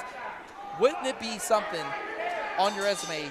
I defeated Warhos for the RWA hit. I mean, very few people have that on their resume right now. Very few. Because I don't think Warhos right now is just on a streak here. But Remy LeVay, the mind eraser, just recently called him the mind eraser, as Crosshair's Kelly and him get started here to get it on. And as they lock it up, LeVay in the corner, and he's getting pushed around here. And what would you call that? He kind of put all his weight on here, kind of playing a little mind game with Remy LeVay, but Remy LeVay is the king of mind games. Well, you said a mind game, and mind game usually messes with your mind, doesn't physically hurt you. Warhos is physically hurting him by sitting on his chest. There's no tickle fights. Like, Warhos is not a mind games group. That was mind games, though, as soon as I said that. Okay, might be. Remy LeVay, though, like you said, he's been erasing minds his entire career. One of the OGs of the Culmination, one of the most dominant groups in Pittsburgh wrestling history, and he helped found it. Yeah, I mean, the thing about they beat the best team in Pittsburgh with the Gambinos. That is a legacy, that is a feud that we are. And as he puts him in the corner again, just starts putting his weight, pushing on the neck, and just stretching the back of LeVay. LeVay's known for having back problems. Yeah, and I was talking about the Culmination before, but the Warhos is great. You're right, they did defeat the Gambinos, but the Culmination has taken the Gambinos through the woodshed a couple times too. Yeah, maybe not this incarnation of the Culmination, but it's not like the Culmination and the Gambinos haven't run into each other. No, they haven't. And I mean, right now, Crosshair's Kelly now just taking it to LeVay off the ropes, misses that clothesline, and that speed and agility of LeVay. LeVay's smart holding that, and LeVay's been at this now for over a decade, drop kicking a beauty. And Remy LeVay now and his partner Philip Archer, who's getting tagged in now, Saint Survivor. Philip Archer's come a long way, Tony. Ever since being with the Culmination, we're seeing that right here. Bulldog to the knee. My God. Only a 1 count. Wow. I can't believe Crosshair's kicked out of that. Warhos, day 99 of their title reign. They've been on a streak as of late, 3-1 in their last 4. And, last month they did beat the Gambinos. Now, there was some wise guy potential interference, allegedly, or however you guys discussed that. Allegedly. We use a lot of allegedly. So, here we are. Oh, wait, Philip Archer just drew a line, guys. And right now, look at the size. Oh, my God. Pat the Bruiser, Philip Archer, here we go. A matchup of hosses right here, these two. Archer's a big guy. And now, test the strength, these two. My goodness. And, Bruiser's getting the best of Saint Survivor here. But wait, Archer coming back. That's why he's called the Saint Survivor. And, knee lift by Pat the Bruiser. My goodness. Pointing at his head saying, I'm smarter than you, kid. Yeah, I have to say, Bruiser has a lot more years in this ring than Archer, but it didn't budge. He didn't budge. Yeah, Tony, Archer's no slouch. Archer's no slouch. But, Tony, we see, stepping on the feet, and now going off the ropes. It didn't budge him again, Tony. Yeah, he tried to go for that spear, and Pat's foot is hurt, but he's trying to get there. Archer's hurt too. I mean, caught him. And now sends him into the ropes. Here he comes, misses that clothesline. Here comes Archer. Again, the speed. That finally did it. He threw his whole body at him. That's why. Not just his shoulder, his whole body. That's what it took. Has him up. Lifts him up into that European uppercut of Archer's. Pat the Bruiser is the legal man along with Remy's. I mean, now, big tag right there. Archer's back in on it. Into that corner. This is that signature tag offense. And that's his signature splat by Pat the Bruiser. Bruiser took it all away, but no, Crosshair's Kelly now takes him and no. Yeah, not good. The Culmination answered this challenge, Tony. They said, who's left? And the Culmination, are they regretting right now what they've got themselves into as you see Saint Survivor being choked by Pat the Bruiser? Not just the best in the Midwest, Crosshairs Kelly. You might be the best on the East Coast, too. Tony has a point. I mean, again, I say this line a lot. Their resume does speak for itself. Crosshairs Kelly was yelling at the fans, telling them they were the best in the Midwest. Buddy, you're there. Yeah. You might be more. Don't sell yourself short, kid. You really want to call him kid? Not really. I'm going to say it here, and I'll apologize for it later. 5 minutes gone, 5 minutes. Pat the Bruiser and Philip Archer have been just going at it like Godzilla and Kong. Yeah, right kaiju now, fight goodness. after kaiju fight this weekend. As these two right now getting double teaming Philip Archer. Oh, hold him in the corner. That big forearm from Kelly. Kelly got some sharp elbows. I mean, we've seen him split people open, literally.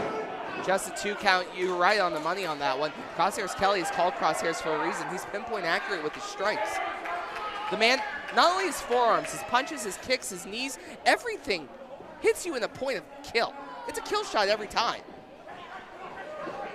Right now, as the referee starts to break him up, his back's turned, and Warhos double teaming Philip Archer. I mean, George Ross's back is turned right now. He's arguing with LeVay, and again in the death corner.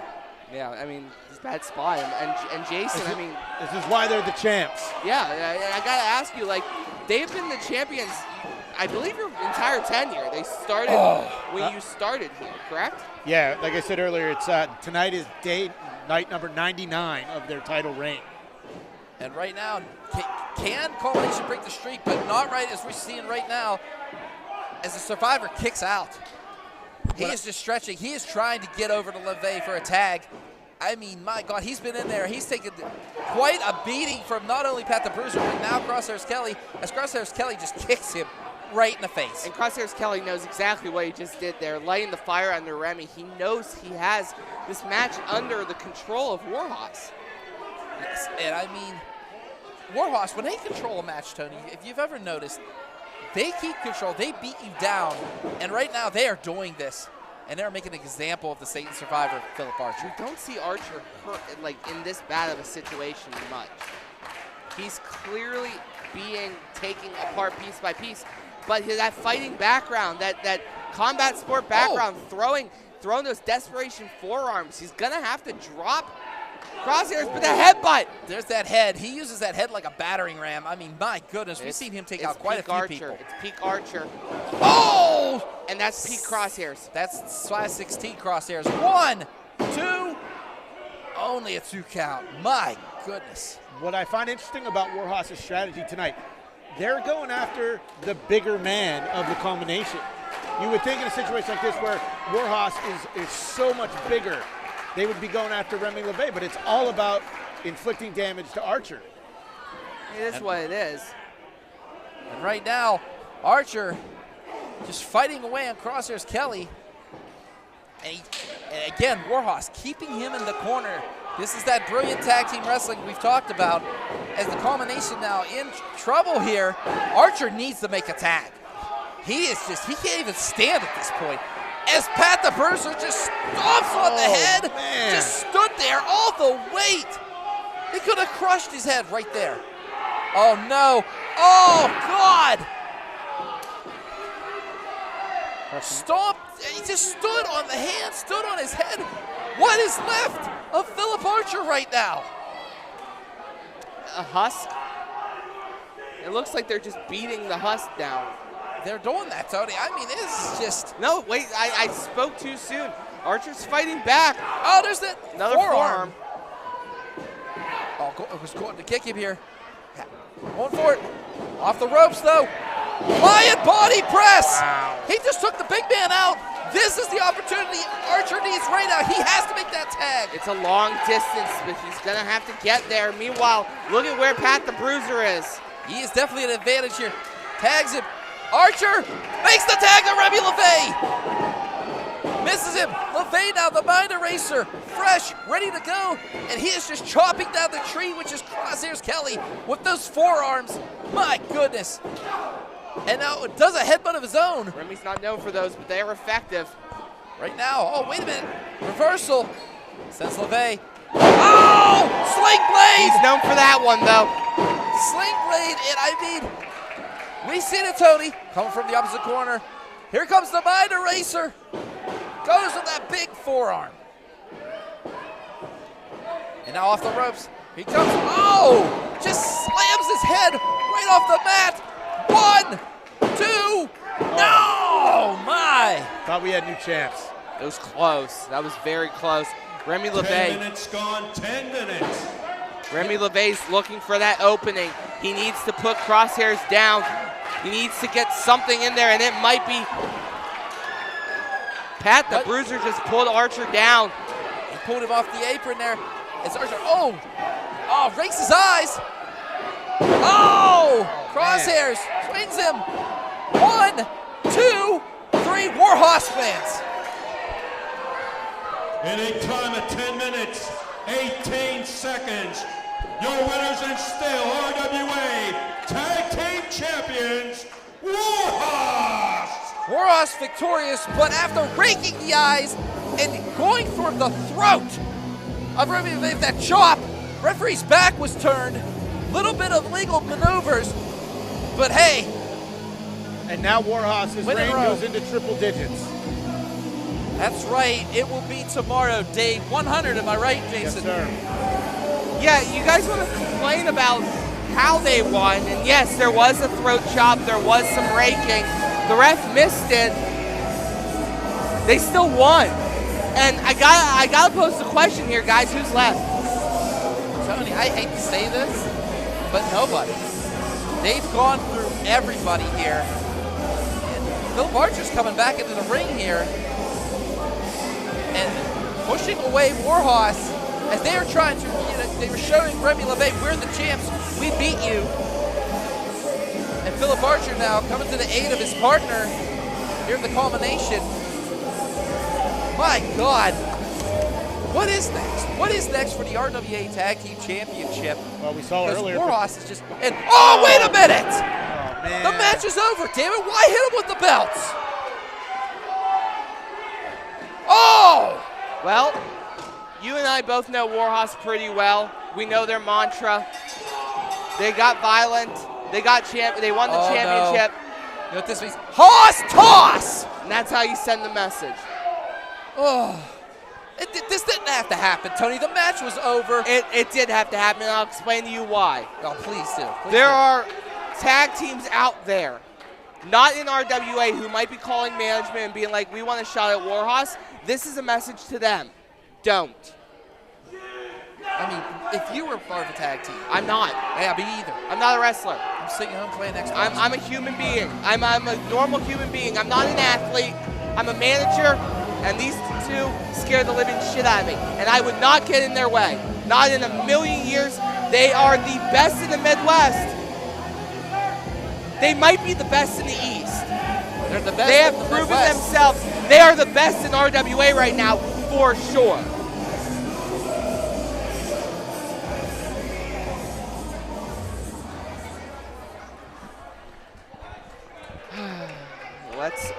We're gonna sit it. Doc apparently has to go up next.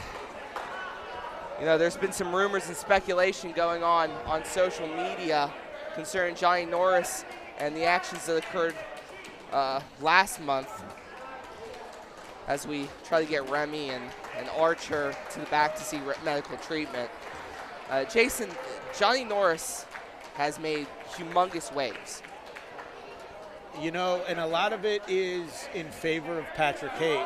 But, you know, Norris is a guy that ever since I got here, I just want to see what the guy can do. Yeah.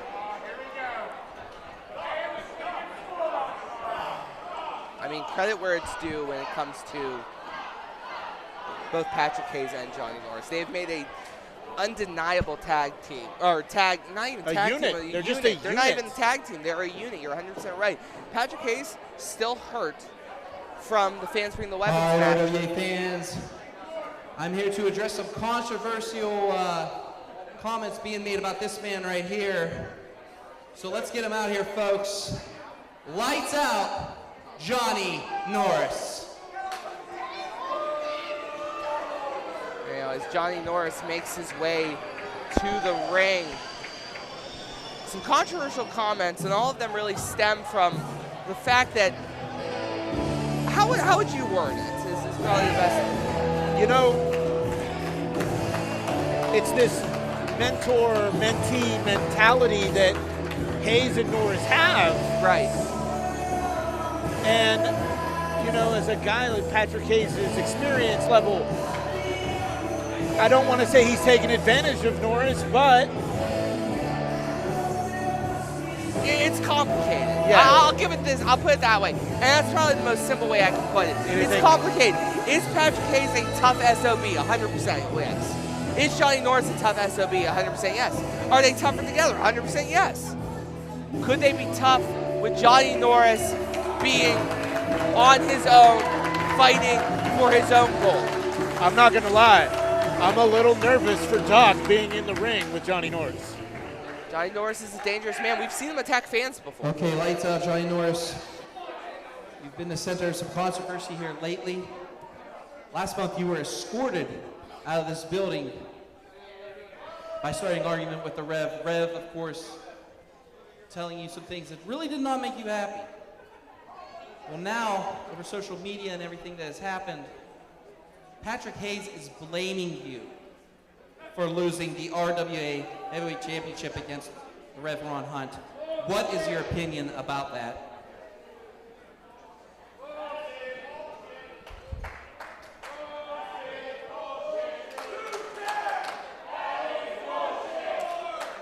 These fans do not agree with Patrick Hayes. A couple last month, the Rev, or should I say Ronald, he had some choice words for me.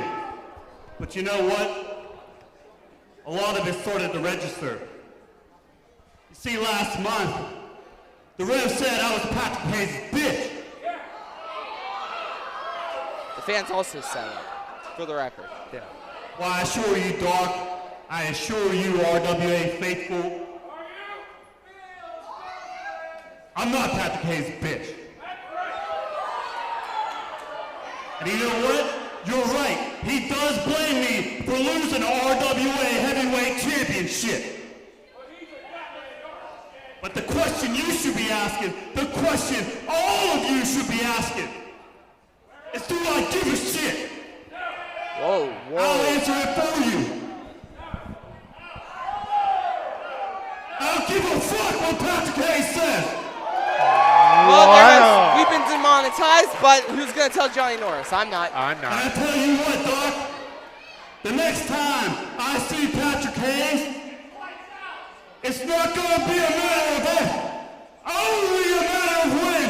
I am going to put Patrick Hayes lights out.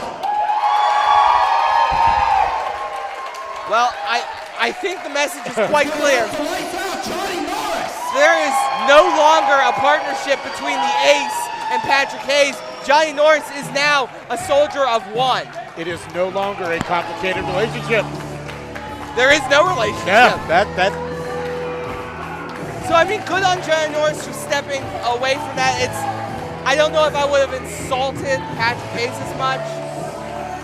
But when you are Gianni Norris, you can do and say what you want. I don't even know if it's a great idea. He has to prove to me it's a great idea. It could be an off-white. Wait a minute. Wait, Gianni and Emricko just attacked Gianni Norris and is kicking him in the knee. He's got a steel chair, and he's about to use it. Oh, God. Oh, God. No. Don't do this. Don't. Oh, my God. Jeez. We need medical attention. We need medical attention now.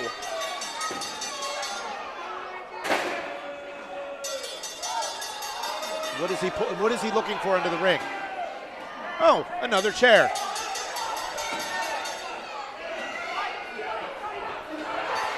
Thank God the referees are here to break this up. Yeah, they can't do much. Oh, God, no! Ow! Concerto to the knee. GME is making a statement.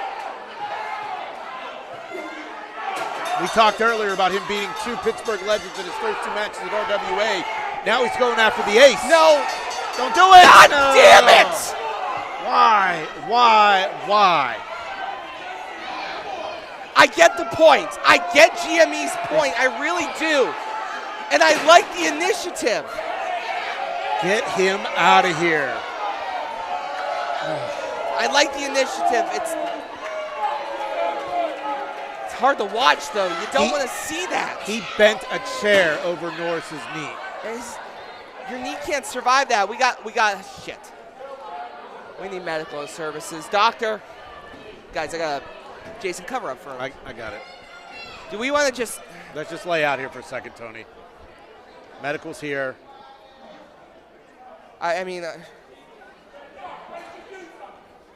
Well, hello, friends. I'm your pal in the mainstream media.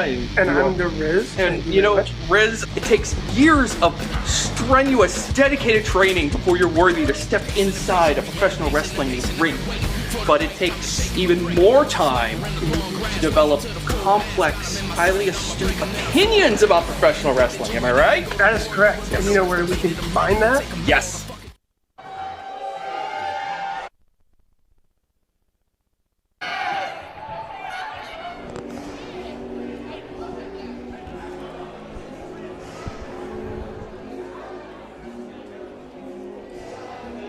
Approaching the ring from Cleveland, Ohio, at 175 pounds, he is the lost prodigy, Salvador. Salvador making his way to the ring.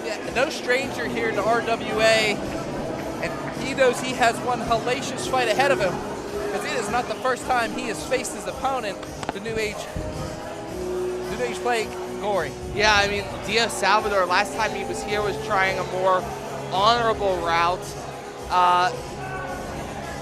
He doesn't seem to be having that. He seems to be having a lot more of an attitude going on right now, a little bit more of an edge to him.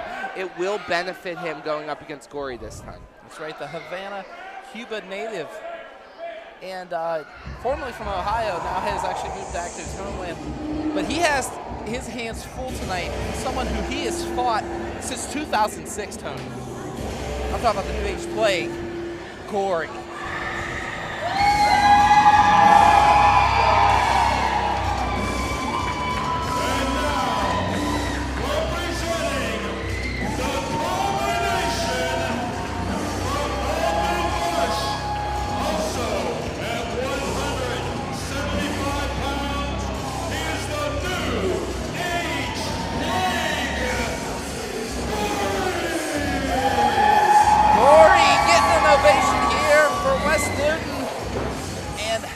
No love lost between him and Salvador. Salvador already jaw-jacking Gory. And what can you say about the resume of Gory? I mean, it's massive. 5-time RWA Tag Team Champion, 2-time Cruiserweight Champion. The guy is almost done it all. Everything, yeah. Almost done it all. Right now, Gory getting this crowd behind him as he goes ahead, and this match is about to begin here between him and Salvador. The bell's rung.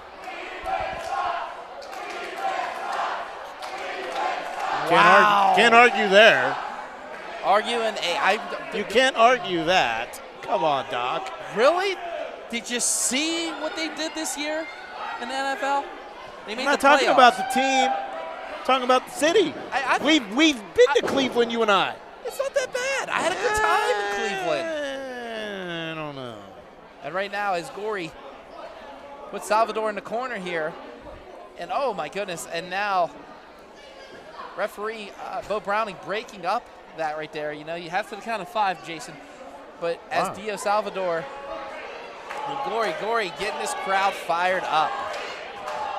And you can hear them here. If you're watching this on IndieWrestling.network, I mean, when Gory comes out to the ring,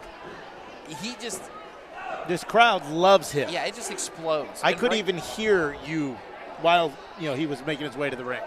And right now, Salvador puts him in the corner.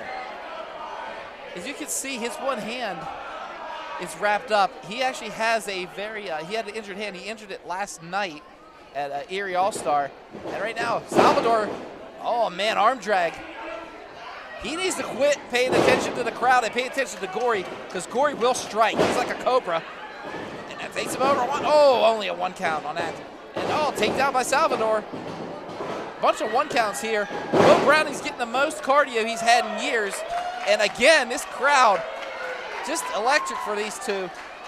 Take nothing away from Dia Salvador. Dia Salvador, I mean, his resume speaks for itself when it comes to different aspects of his career. He's held titles all through the Ohio area. As he now extends that injured hand, I would not. I wouldn't do that if I was him. Go the other hand. There you go. There's smart. I was about to say the mutual sign of respect. Did you see Gory was going for the bite, but a couple kicks to the midsection. Salvador knows. I mean, these two have been fighting each other since 2006. Up. Oh.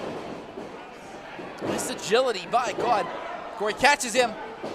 Look at the speed, precision, and takes him down. Salvador a little dizzy after that. Hook, Harana, and a beauty. And he rolled out smart. That's a smart play. That's right, as this crowd just loves the new age play Gory. Gory now, I mean, one thing I could say is just, it's a travesty.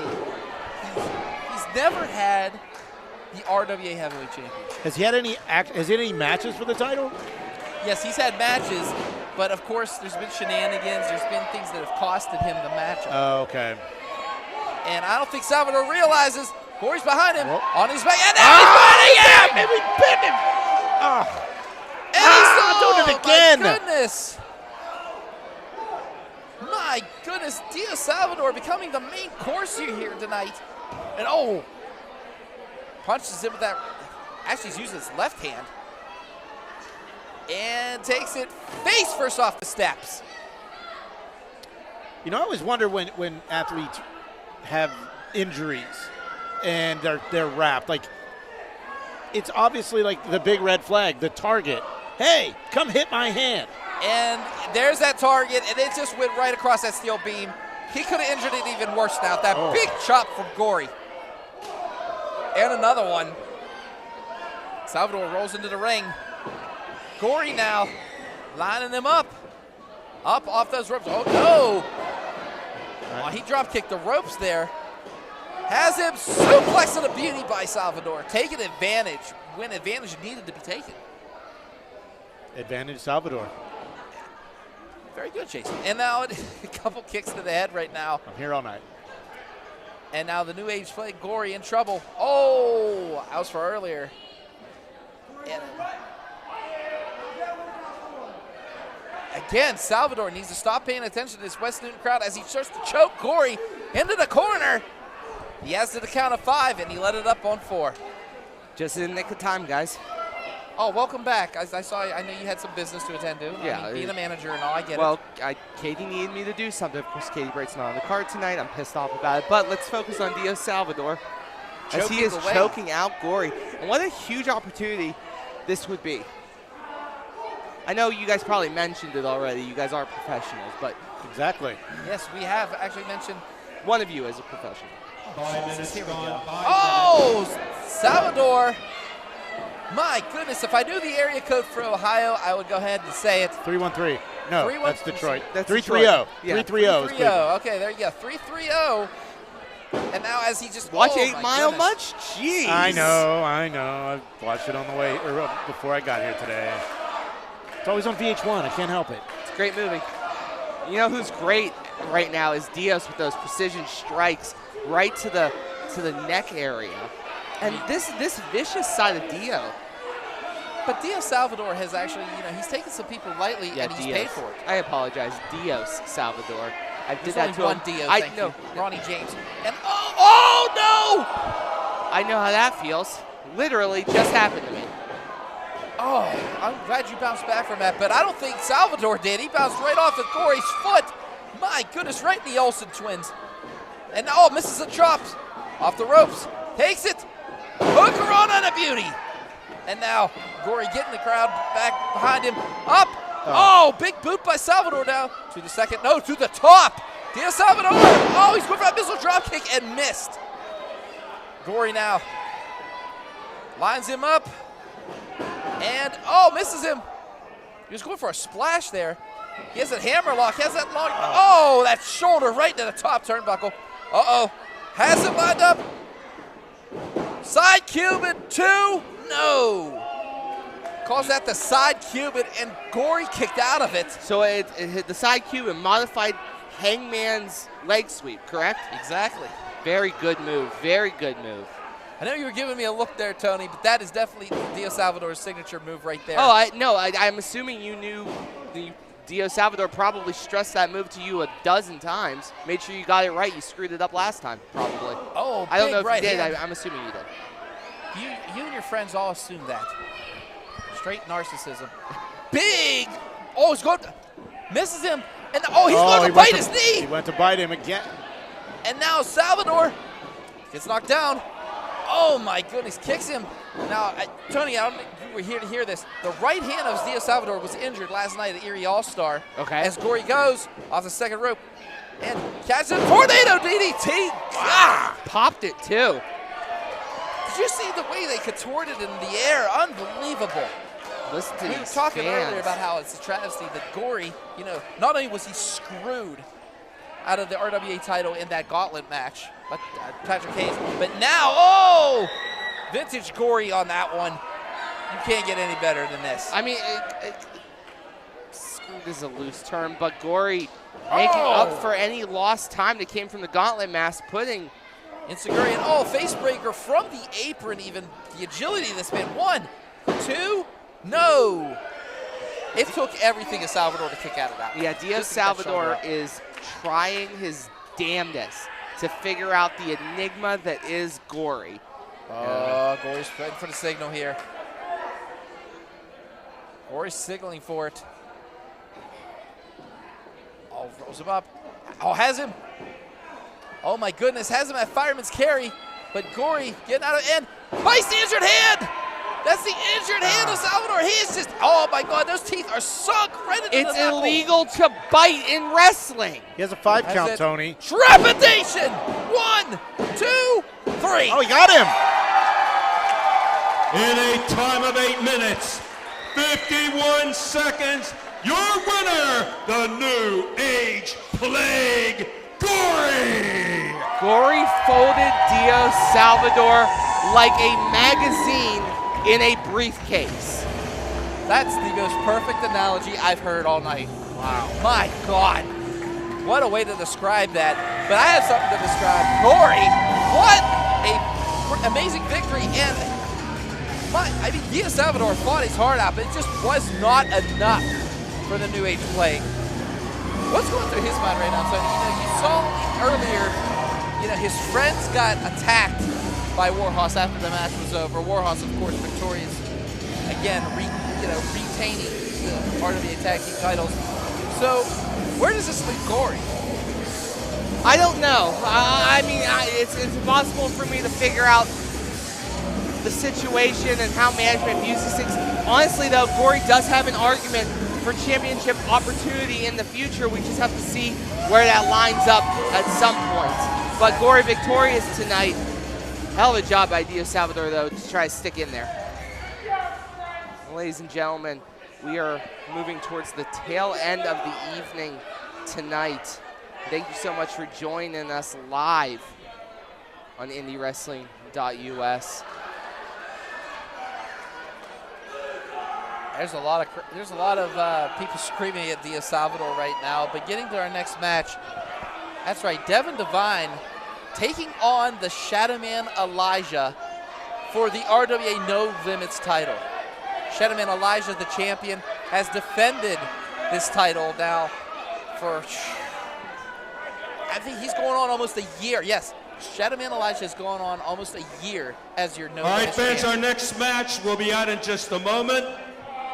In the meantime, those of you who bought 50-50 raffle tickets, it's time to Devin Devine, this is day 176 of his reign as the No Limits champion. Yeah, $184. You to hold on to your stubs until the winner is verified. Now here's the winning number: 722. As they're calling the 50-50 right now, let's try to talk through it because it's right in our ear and it's blowing us out. I just say this. I never thought Hank Hudson's voice would make me tremble Yeah. And it is. It's loud right now in our headsets. It's really loud. But besides that, we'll try to grow up a little bit. The situation right now is Devin Devine was brought in. Shadow Man Elijah's been training for Johnny Patch for the last couple weeks. That's right. He is not ready for Devin Devine. I mean, this was just a last-minute thing here. Well, last month he wasn't prepared for Jordan Styles, and he defended the title there. I'm not saying it's a negative. I'm not saying it's a positive. I'm saying it is what it is. Well, the No Limits Championship is about no. And now wrestling fans, RWA Fury. Find those no limits. It's literally in the title. 15-minute time limit. At stake will be the Renegade Wrestling Alliance No Limits Championship. So we saw Devin Devine earlier, Tony. You saw him attack Troy Lloyd. So, there's just been nothing but hatred and animosity. And, I mean, when you think of Devin Devine, I can't stand the man. I'm sorry. I feel like he was the start of something horrible that has happened here in RWA with Chris Taylor, with J-Rocc. It's all, this man right here kind of rallied the troops. Introducing the challenger from Memphis, Tennessee, at 250 pounds. He is king of men, Devin Devine. I know you feel that Devin Devine has brought in doom and gloom. I would postulate that he brought renewed focus to several men. The king of men brought focus to several men in RWA who were being used as pawns. Used as pawns by Dr. Feelbad. They were not pawns, Tony. They were friends. I don't know, Chris man. Taylor was Dr. Feelbad's I'm giving friend. you a lot of wiggle room because it's my birthday month, but does a friend put you on a short list of people to open shows when you need someone to just wrestle? Not with any goal in mind. Chris Taylor got bastardized for this. Devin Devine got bastardized, labeled a pariah in this industry by Feelbad. Have you ever seen anybody with more cocky, more arrogance? I see a winner. Well, Tony, I see a winner, and it's about to come to this curtain right now. Let's talk about the No Limits champion. That's right, the Shadow Man, Elijah.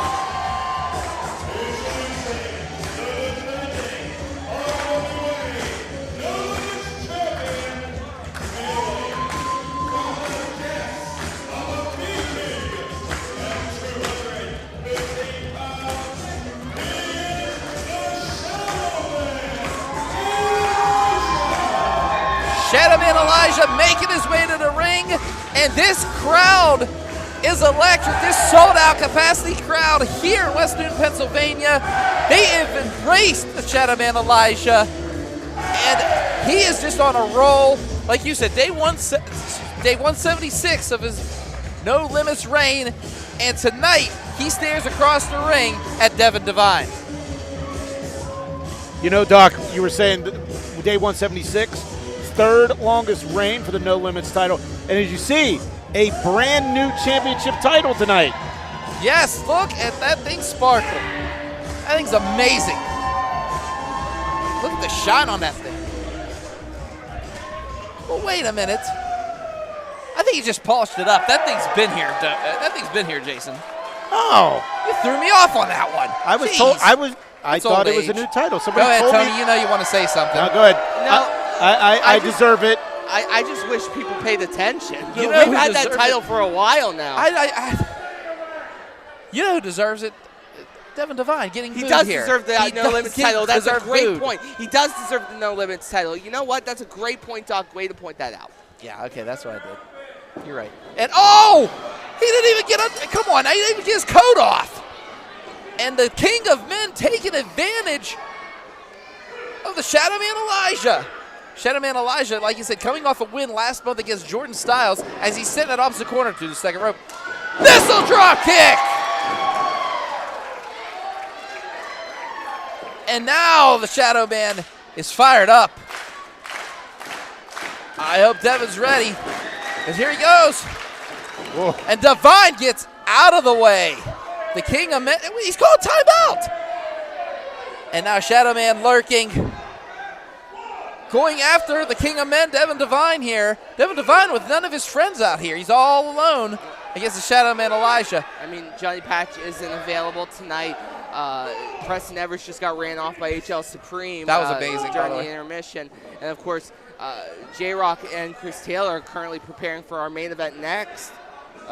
Those two versus John McChesney and Tommy Dreamer, as Devin Divine out here right now holding his own against the Shadow Man. He used the referee, though, as a, pretty much covered his blind spot, but right now he's just squeezing here on Elijah's neck. And now the Shadow Man in a little bit of trouble now. Oh, big right hand by Divine. That's right, Devin Divine now in control, the King of Men. Oh, no. Has him, and oh, big shot. Wait, is he? He's smiling. Oh, my God, he is. He's actually smiling and laughing. Oh, no. Oh! You know who's not smiling? Devin Divine. Devin Divine. One more. Oh, they're asking for one more because you know how much they love him here in West Newton. And another one. I will give credit where it is due. Elijah, now wait. As Devin Divine with a good separation right now. A little dirty. good? Who gives a crap? I was going to say, that was definitely an eye poke. Yeah, who gives a crap? Off the ropes. We are in the Wild West. Oh, look at that. Agility by Elijah. Oh, there's those smiling. There's wild eyes, man. I will give Shadow Man credit where it's due. That man feeds off the energy of the RWA crowd better than anyone else. That's right. And as he goes to roll him up, but no. Devin Divine, smart right there, rolling out of that. And now, oh, he's just grabbing her. Oh, Koei grabbed the Rev and kicked him right. Oh, no. Ref missed it. Low blow at the foot. This is for gold. Sometimes you got to bend the rules a little bit. But if Elijah was doing that, you definitely would be all over the ref about it. I mean, the ref needs to pay more attention. That's not on Divine. Swinging reverse neck breaker. My goodness. Shades of honky tonk on that. 1, 2, no. Also, it's not like Devin Divine doesn't admit that he's a little bit of a scumbag, that he plays a little dirty. It's part of his charm. It's why I like him. Only a 1 count there. I mean, earlier, he's just delivering the goods and now biting. He actually bit Elijah, the Shadow Man. Off the ropes. Oh, just drops the knee right onto the head. Well, he has till 5 if he bites. Oh, Jason my taught goodness. me that one. And now, knee into the spine as he just has that reverse chin lock with the knee into the spine. Oh, now he's just yanking on the face. And listen to the energy. And the crowd's pepping up now, but for a few moments, this crowd had no energy. They were sucked out of it. Elijah, again, feeding off the crowd's energy. That's right. And, I was talking to Divine earlier, saying how Elijah, he's going to teach him a lesson here tonight. And he's doing that, Tony. He's actually doing that. Oh, wait. Oh, lands to his feet. Picks him up and just drops him. Elijah needed to do something to gain some kind of momentum back, but is it enough? You can see the wear and tear on Elijah's face right now as he's trying to gain some energy from this West Newton crowd. RWA Fury has just been unbelievable tonight, folks. Furious. Oh, God, I hate myself. And right now, go for the right hand. Oh, big right hand by Elijah. Misses him. And now the Shadow Man trying to got out. Did you see how he's walking on his knee just a little bit gingerly there? Couple right hands. Now reversal. Divine sends him into the ropes. And slap. My goodness. And now in the corner, missile drum kick. Divine's in trouble. 5 minutes, 5 minutes. Oh, no. He's in that corner. And right now, the Shadow Man Elijah lining it up. Here he comes. Drowning to the darkness. He renamed it? He renamed it, yes. I was notified today. 1, 2. What? That's a 3 count. That's a 3 count. That's a 3 count. In a time of 5 minutes, 31 seconds, your winner and still RWA No Limits champion, the Shadow Man, Elijah. Shadow Man Elijah victorious. Coming in like it's like a wrecking ball, you could say, and taking out Divine. I don't think Divine's okay. No. Yeah, Divine's hurt, and Elijah pointing at his opponent. I mean, what? Oh, him again! It's GME. Haven't you done enough tonight, Mr. Emricko? The Italian strongman making his way to the ring. What is this about? I couldn't hear you.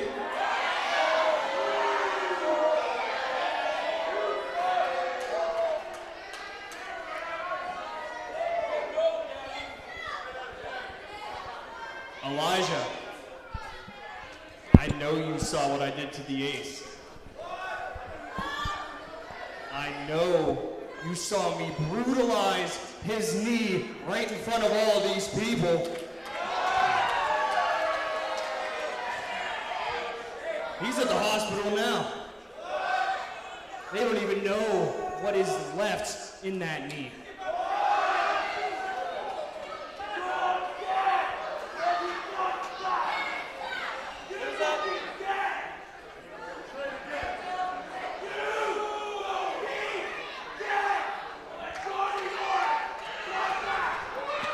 Yeah, you shut your mouth, kid.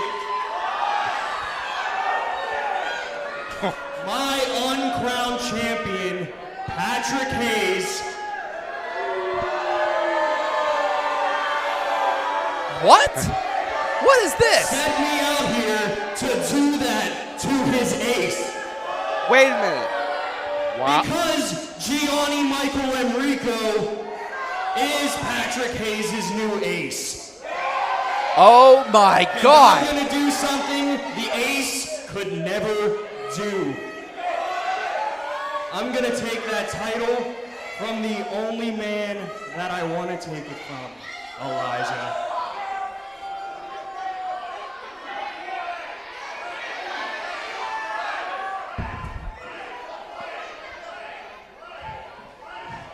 As we now say in 2024, I think the Shadow Man wants all of the smoke, you bitch. Oh man. Oh, Here we're we going. go. We're going. We're going. Yeah, well, I hope Gianni decides. Oh my God. And now the Italian strongman's out of here. Wow. Smoke season is here. GME is out of here. But Tony, the news, he's the new ace? That's what he said. He blatantly attacked Johnny Norris from behind. I mean, if it was a message shot from Patrick Hayes, we've seen Patrick Hayes do some things.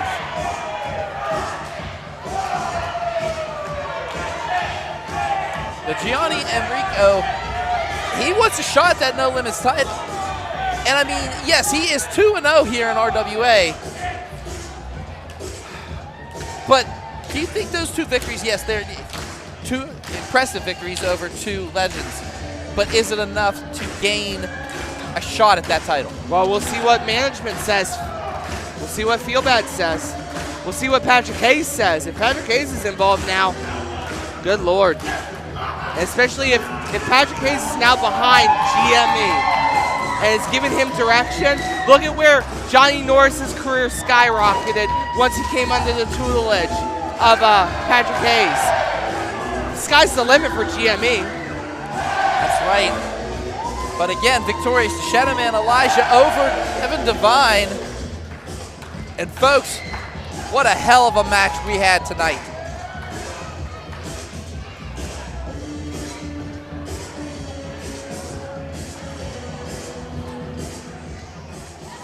Finally, it is time for our main event. a tag match that everybody in this building has been waiting for. Of course, Chris Taylor and J-Rocc taking on the team of Big League John McChesney and the innovator of violence himself, Tommy Dreamer. Final match and big main event will be on in just a moment. A final reminder, RWA Live Action returns here to the gym exactly 4 weeks from tonight. Mark this date on your wrestling calendar. Saturday, March the 16th. Take another one. It'll be RWA March to Victory, 7 p.m. bell time. If you did reserve your tickets tonight, you can order them online at www.rwalive.com. And now let's bring all the principals of our main event to the ring right now. Thank you, Hank. Oh boy.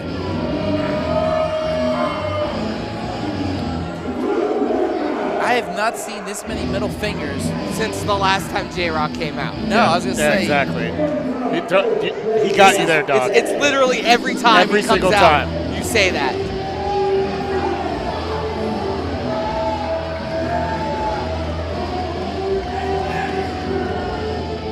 Let's be honest here, guys. The middle fingers. I know you're disgusted, Doc. You have to be a little bit more professional in this manner. I know J-Rocc hurt you physically, and I know Chris Taylor hurt you emotionally. You got to let those things go. You got to be a man about it. Tony, I'm worried. I mean, You're I worried? still consider Chris a friend. You empath weirdo? do. Yes, I am worried because you've seen what Tommy Dreamer has done to people. He's mangled them. He's made them bleed. The chair shot heard around Philadelphia when he walloped Raven. We can see that here tonight. I don't know. Do these people think that... Oh, God. J-Rock's taking over the camera. Yeah, he did. He actually took the camera, and I mean... Tony, you said that guy's in the Wu-Tang Clan? Method Man? Wu-Tang Clan ain't nothing to mess with, and so is J-Rocc and Chris Taylor. I hope that fan realizes you put your hands on the wrestlers, it's open game. And you know. You learned firsthand. I didn't want to put my You hands touch- on you J-Rocc. put your I tapped hands his on arm to J-Rocc. apologize. I didn't want to do the interview. They made me.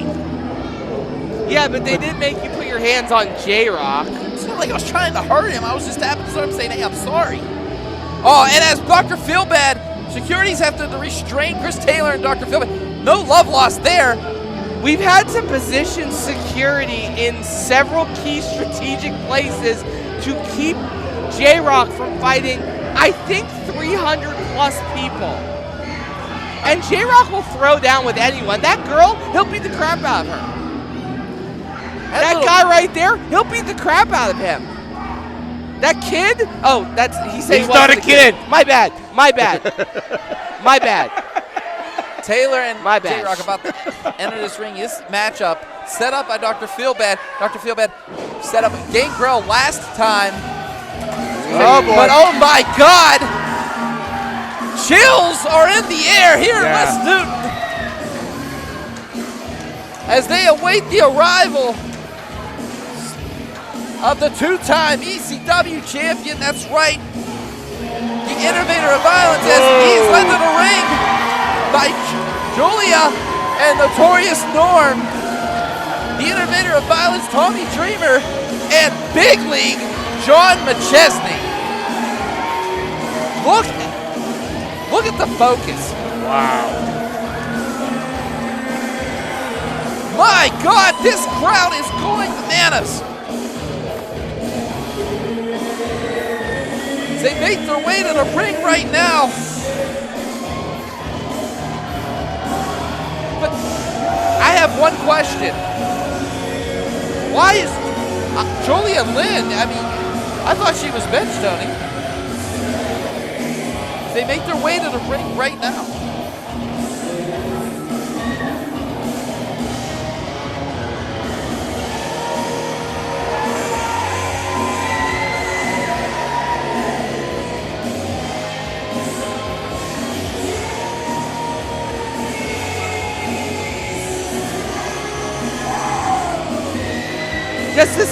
I'm sorry, guys.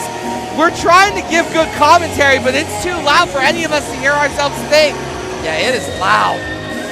My God, this crowd, sold out capacity crowd here in West Newton as J-Rocc and Chris Taylor bail out of this ring.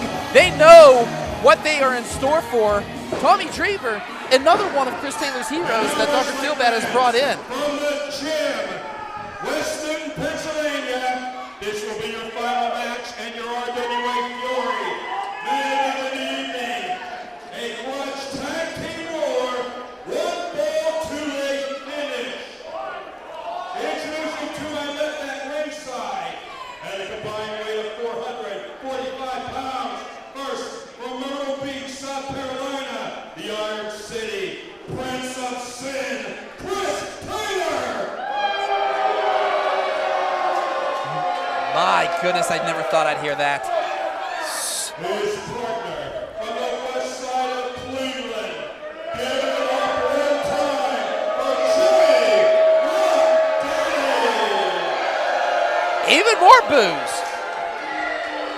And more middle fingers, Doc. Opponents, at a combined weight of 480 pounds, accompanied to the ring by Julian Lynn, as well as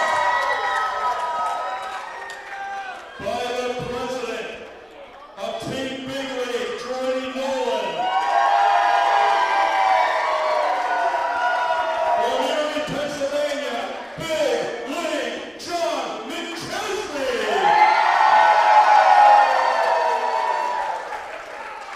His partner accompanied to the ring by Notorious Norm, as well as the owner, founder, and promoter of RWA, Dr. Feelbad. They represent from Yonkers, New York. He's the original ECW's innovator of violence. One ovation for the legend himself, the innovator of violence, Tommy Dreamer.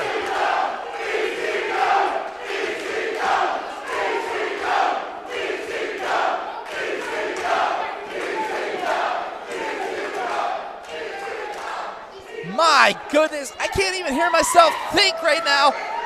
Are we in West Newton or are we in Philadelphia? Well, we're in West Newton, guys. West Newton is sort of like the sister city of Philadelphia, if we're being honest. This place is where ECW... Yeah, once again. Just let the crowd handle it, Tony. Like we said earlier, work smarter, not harder.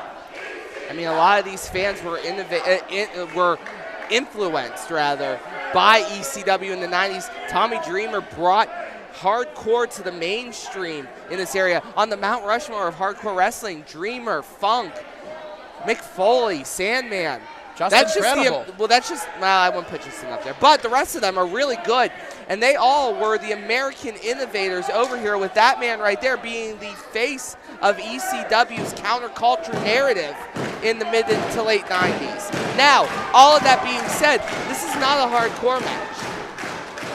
It doesn't matter. Tony, that man right there has won not just hardcore matches, that man's won wrestling matches. His time, he's two-time ECW champion, hardcore champion of WWE, TNA digital media champ. Yep. That was most recent. True. You know, I mean, yes, he's a brawler. We get that. But he's a legend. And right now, I am not taking anything away from Tommy Dreamer. I'm not that stupid. There is a point, though, where you have to understand that Tommy Dreamer, his birthday was just Wednesday, Valentine's Day. Yes, it was.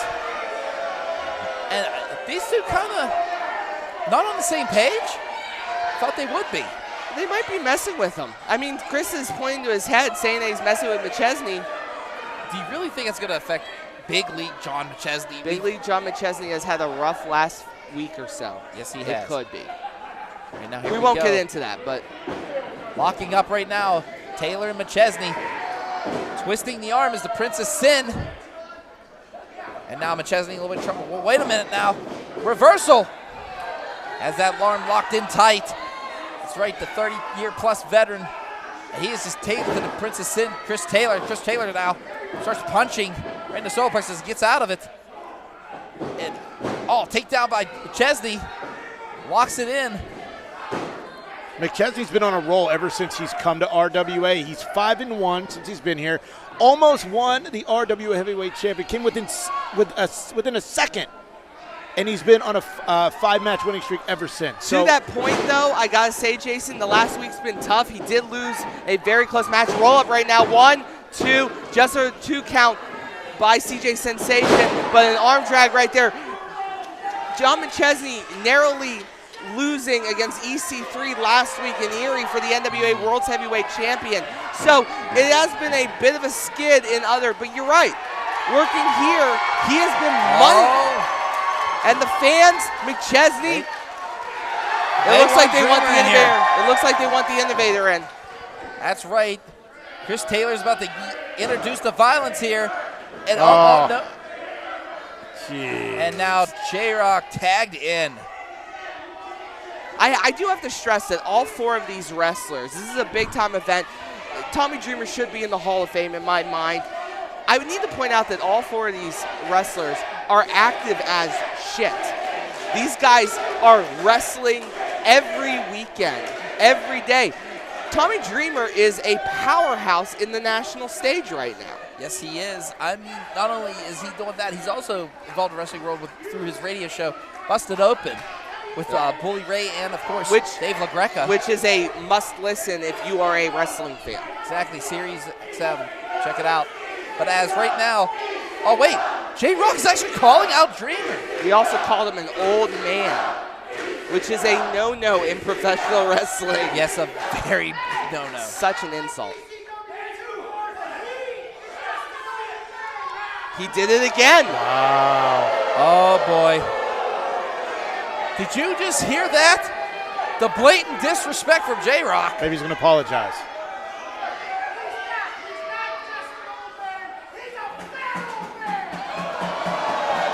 Oh, no. Oh, boy. Oh, my God.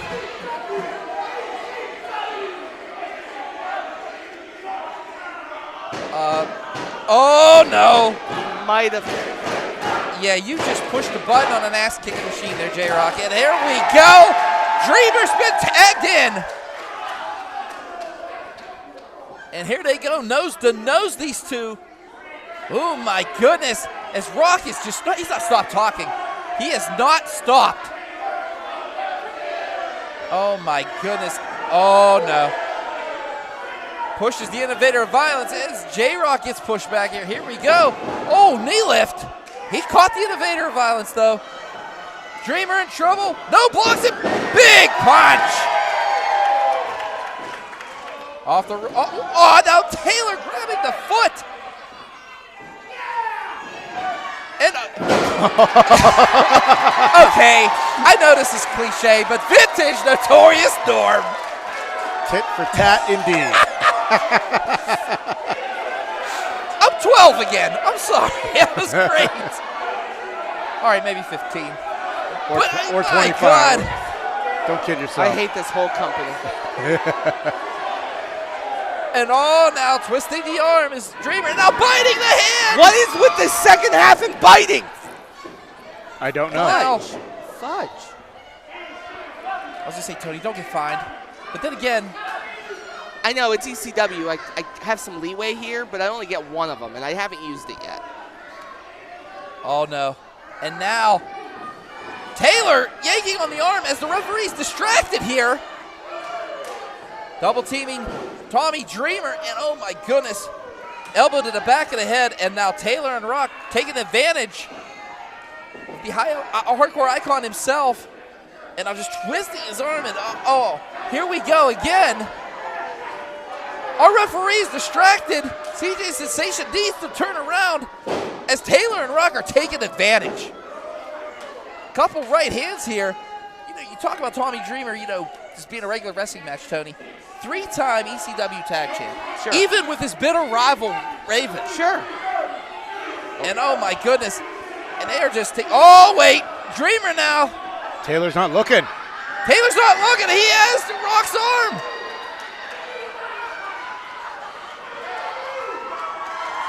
And now Dreamer playing some chess here. Playing it like a violin as he brings him over to the corner. Oh, no. How do you like it, J-Rocc? CJ looks lost. He's being thrown in every corner right now. God bless him. He's trying to keep this match normalized. Wait, is Norm up on the apron or am I seeing things? Yep, nope. And now Notorious Norm getting in it.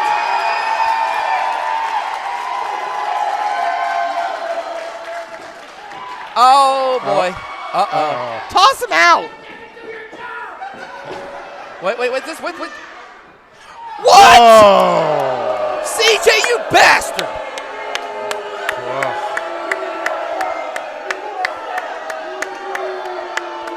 Oh, come on. Finally, someone actually gets order. Are you really this clapping? place. Standing up and clapping? Absolutely. It's a referee doing his job. I love that. He threw him out again. Can you do that? 3 times he has to go back over the If river. he doesn't leave, CJ's going to disqualify McChesney and Dreamer. As much as I hate to say this, we've waited years to see Norm. We've seen Norm. We've seen the ET tray. It's adorable. And Norm is walking out disgruntled as McChesney starts chopping away on J-Rocc. Oh, my goodness. You got 2 of the most vicious choppers in that ring right now. My goodness. And, those knife-edge chops of John McChesney's. This is the reason he's held multiple titles, multiple areas. He just beats you up. And Taylor with the knee to the back. And, of course, CJ is just, he's getting distracted. Dreamer made the mistake. He distracted. This is that unsympatico right now. As the double team effort was happening, and now Taylor on top of McChesney just delivering the rights. And now, that's right, Prince of Sin has that arm locked. And my goodness, he is just wrenching that arm as he's punching McChesney in the ribs. Pulling him by his hair. Oh, face first off the top turnbuckle. Again, keeping him in the corner. Oh! You know, you talk about tag teams, you talk about people that are adaptive. Both Rock and Taylor, when it comes to tag teams, you know, Tony, as well as I do, very adaptive. Oh, they're legends. They're veterans. They've adapted. Of course, Chris Taylor was part of the most infamous group, most famous group in RWA, in the Circle, and J-Rocc has held multiple tag titles across multiple promotions with a multitude, and he works really well with everyone who gives it up one time with him. I could just say 2 words, Cleveland Mafia. Yeah. Speaks for itself. But wait a minute. Oh! McChesney now! Bunch of chops. And now I think J-Rock's regretting life right now. Sends him in the, oh, wait, reversal though. McChesney, and big splash. And, face first off that turnbuckle. Leg sweep. 1, 2, only a 2 count. And I mean, McChesney is right now in a bit of trouble. It really comes from the fact that J-Rocc, Jason, has wrestled against McChesney for the majority of their careers. They have faced each other in multiple situations up and down the Ohio area. Tommy Dreamer right now standing there. He wants to get tagged in. Taylor and Rock are not letting it happen. J-Rocc looks extra motivated against McChesney. Remember, last month, J-Rocc wanted McChesney to join their group. And McChesney said no. Yeah, it's part about sending a message to the McChesney. Like, you could have been part of this. Instead, you're on the receiving end of it. And, of course, feel bad calling his friend Notorious Norm back to action here after 8 years. Bulldog by Taylor. 1, 2, only a 2 count. And right now, Tommy Dreamer's reaching for that tag, but Taylor playing the smart move and pulling McChesney in the middle of that ring. Has him in the corner. Puts him to that top rope. Again, folks, this is match RWA Fury, IndieWrestling.network. You're watching this live right now. My God, what a matchup we have here. Taylor now going for that superplex. McChesney blocking it, though. And now, oh, boy. McChesney just pounding the back of Chris Taylor here.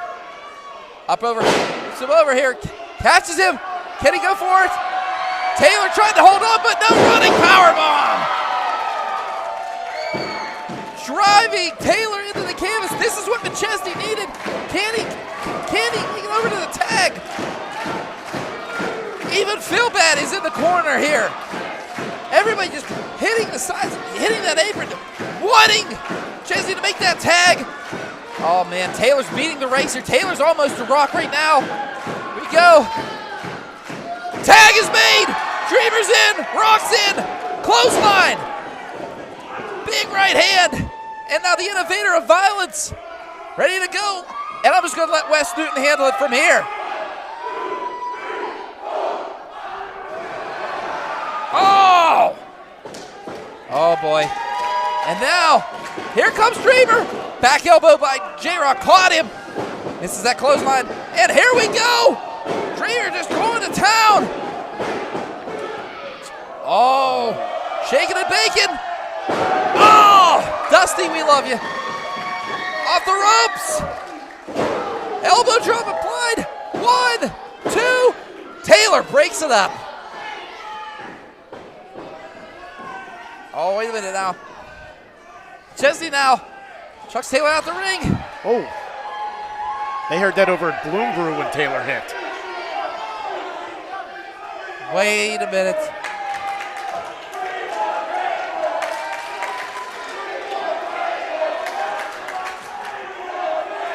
I mean, this isn't a hardcore match. This is not a hardcore match. Whoa. Hold up. CJ, this is not a hardcore match. King curse lives on. Hold up. This is not a hardcore match. What are we doing, folks? Referees Tony, are you going to stop the innovator of violence? I mean, I wish CJ would. Referee's discretion. CJ's been in his business how long now? There's the plunder. Oh my God. The plunder can has been unleashed. Oh my God. The innovator of violence. Here Someone we tell that go. woman to get the hell out of the way. Our fans just don't understand timing. Or boundaries. Or maybe she's hardcore. No, she's not. She might be. She's old. Oh. Dreamer almost hit McChesney. Okay. Dreamer has a weapon. And right now throws a...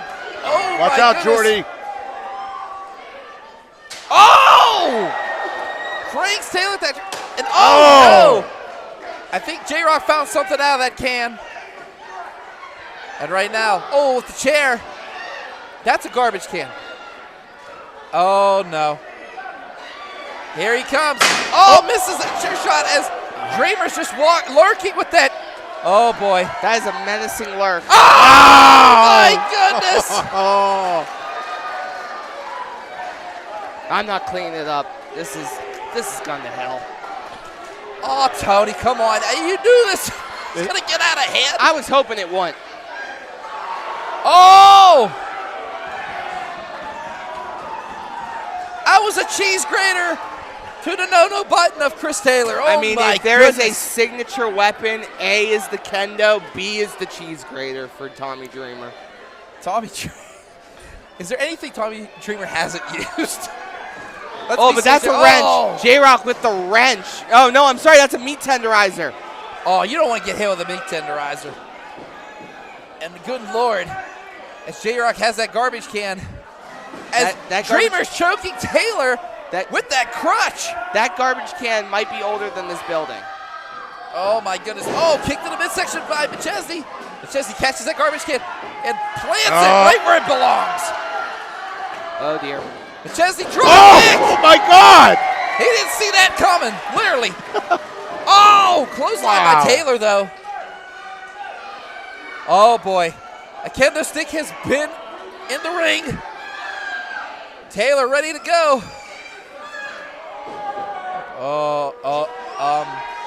How many times has Chris Taylor probably dreamed of this? Played this out in wrestling, video games in his mind, and it's being used to torture him by Derek. This is his hero. And he's staring at his hero with the one weapon he's watched him numerous times on TV. That kendo stick. We know how lethal a kendo stick is, Tony.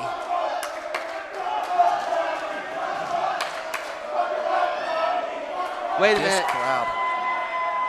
Wait, that's Jordy's kendo stick, and well, You know, I joke, but small kendo sticks hurt like a mother. Like, okay, well, I guess we're going to go here. Oh, misses him. Oh! Yep. Hey, it worked! Go ahead, Jordy. Cutter! hey, Innovator of Owens. Oh, kick to the midsection. Oh, J-Rocc scored for that pile driver. Backdrops him out the ring.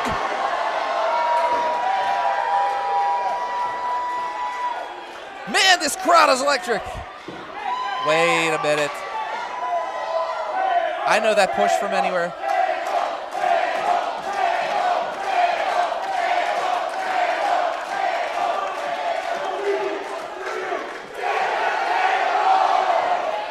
Here we go. And now, Julia Lynn and McChesney have left the building, or not the building, but they've left to go get the, oh my.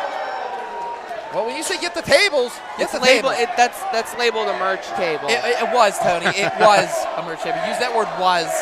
That's not going to be a merch table once it's said and done. No, it's not. it could be a table that becomes merch after what's about to happen. You know what? Let's make some money. Funny story about that. I'll tell you after the show. But this is going to be like CJ Sensation has just decided to let this go. Feel Bad doesn't seem to mind. It's RWA. I have no control over this insanity. I guess I might as well enjoy the ride. Body slam. I just wish it wasn't happening to. And Julia Lynn's now involved in this. I bet you Norm's really pissed right now. He got kicked out of the match just for an arm wrench. Oh my! Oh! Drives it down, and Taylor's in a lot of pain right now. Holy shnikes! And right now, oh, Dreamer just got ran into the post. that's right, he did. Doesn't see it. Oh, J-Rocc was going for that fireman's carry. Super kick. McChesney though. Oh, it took a little bit out of his knee on that one. Oh, here we go.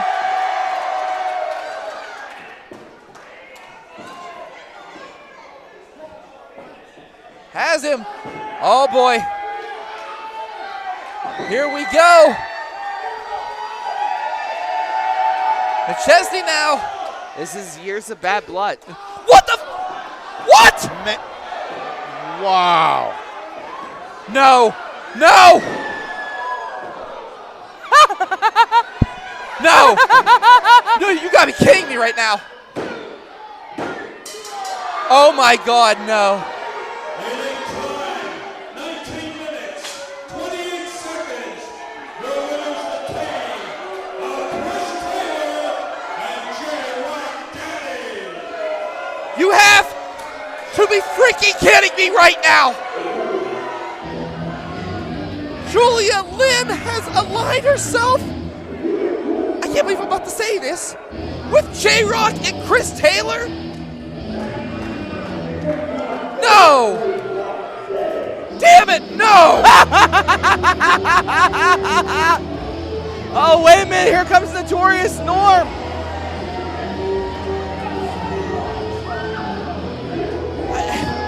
Dreamer's helping McChesney out of here.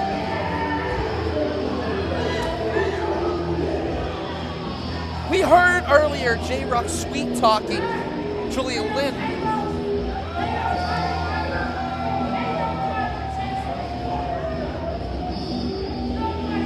What the hell has just happened? J-Rocc did it again. That is what happened.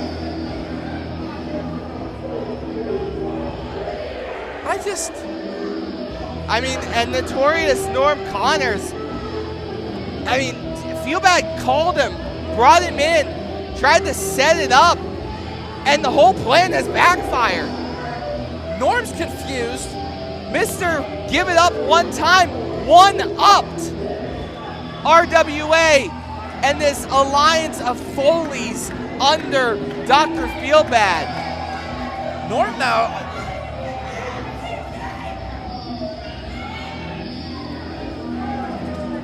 All right, Norm said he's handling this in the ring. And Julia Lynn, he's like, what the hell is wrong? Derek, you don't have to yell at a woman. She made a choice. Calm your tits. First of all, I just can't believe this is happening. And again, feel bad getting in the face of Julia Lynn as Norm is trying to do this on his own. And wait a minute. Wait, what the hell is going on here? Oh my God! Oh my God!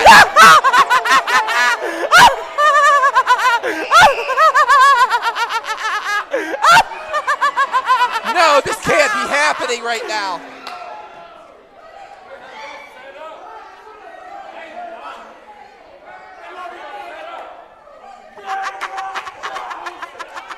Why are you laughing at this? I just pissed my pants! Are you kidding me right now? No, damn it, no! Norm, why?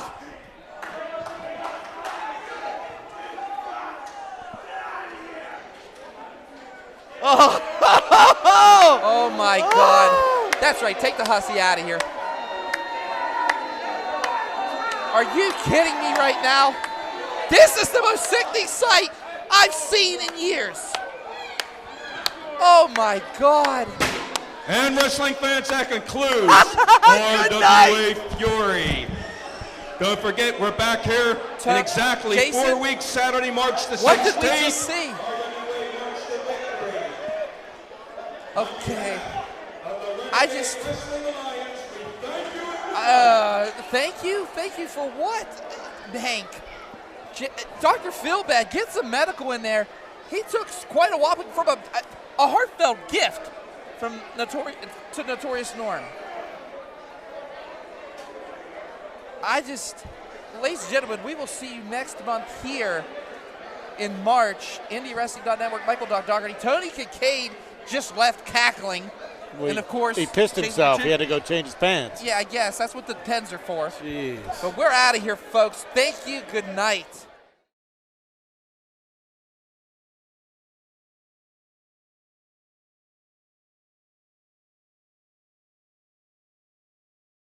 Well, hello, friends. I'm your pal in the mainstream media. And I'm the Riz. And, you know, Riz, it takes years of strenuous, dedicated training before you're worthy to step inside a professional wrestling ring. But it takes even more time to develop complex, highly astute opinions about professional wrestling. Am I right? That is correct. And you know where we can combine that? Yes. On the Wrestling Man. That's right.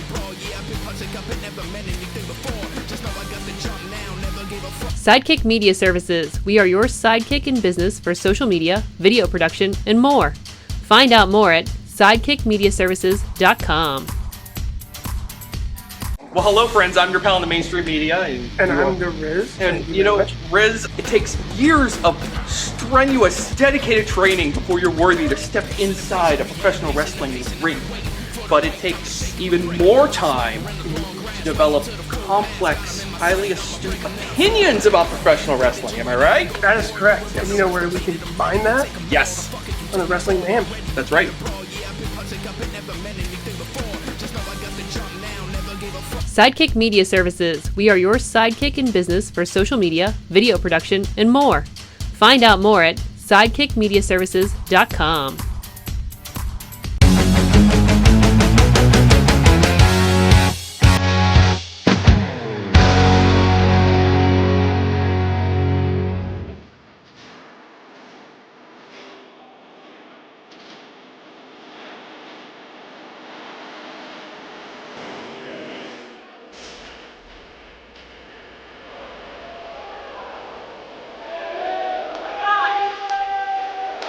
Now, hailing from the Avenue of the Strongest, New York, he clings a height of 6 feet, 7 inches tall, and a weight of 651 pounds.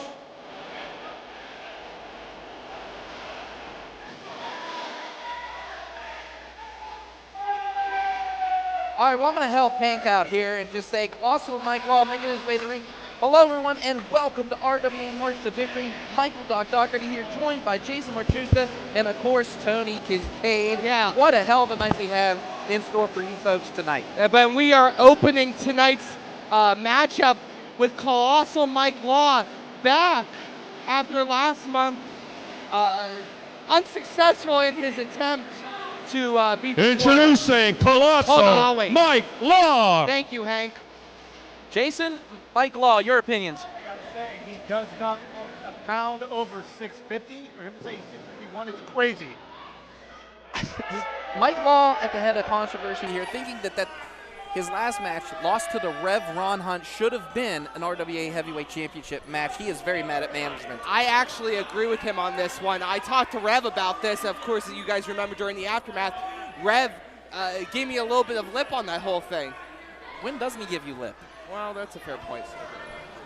Of course, the big thing is Mike Law now has to climb the mountain. Of course, there is a big mountain to climb, about the size of Mount Fuji coming after him. Legend. Legendary. Yeah. Legendary. The one, the only HL Supreme. Kind of messed the timing up on that one, didn't you, Doc? Story of my life. He did not hit the post on that one. Radio term there.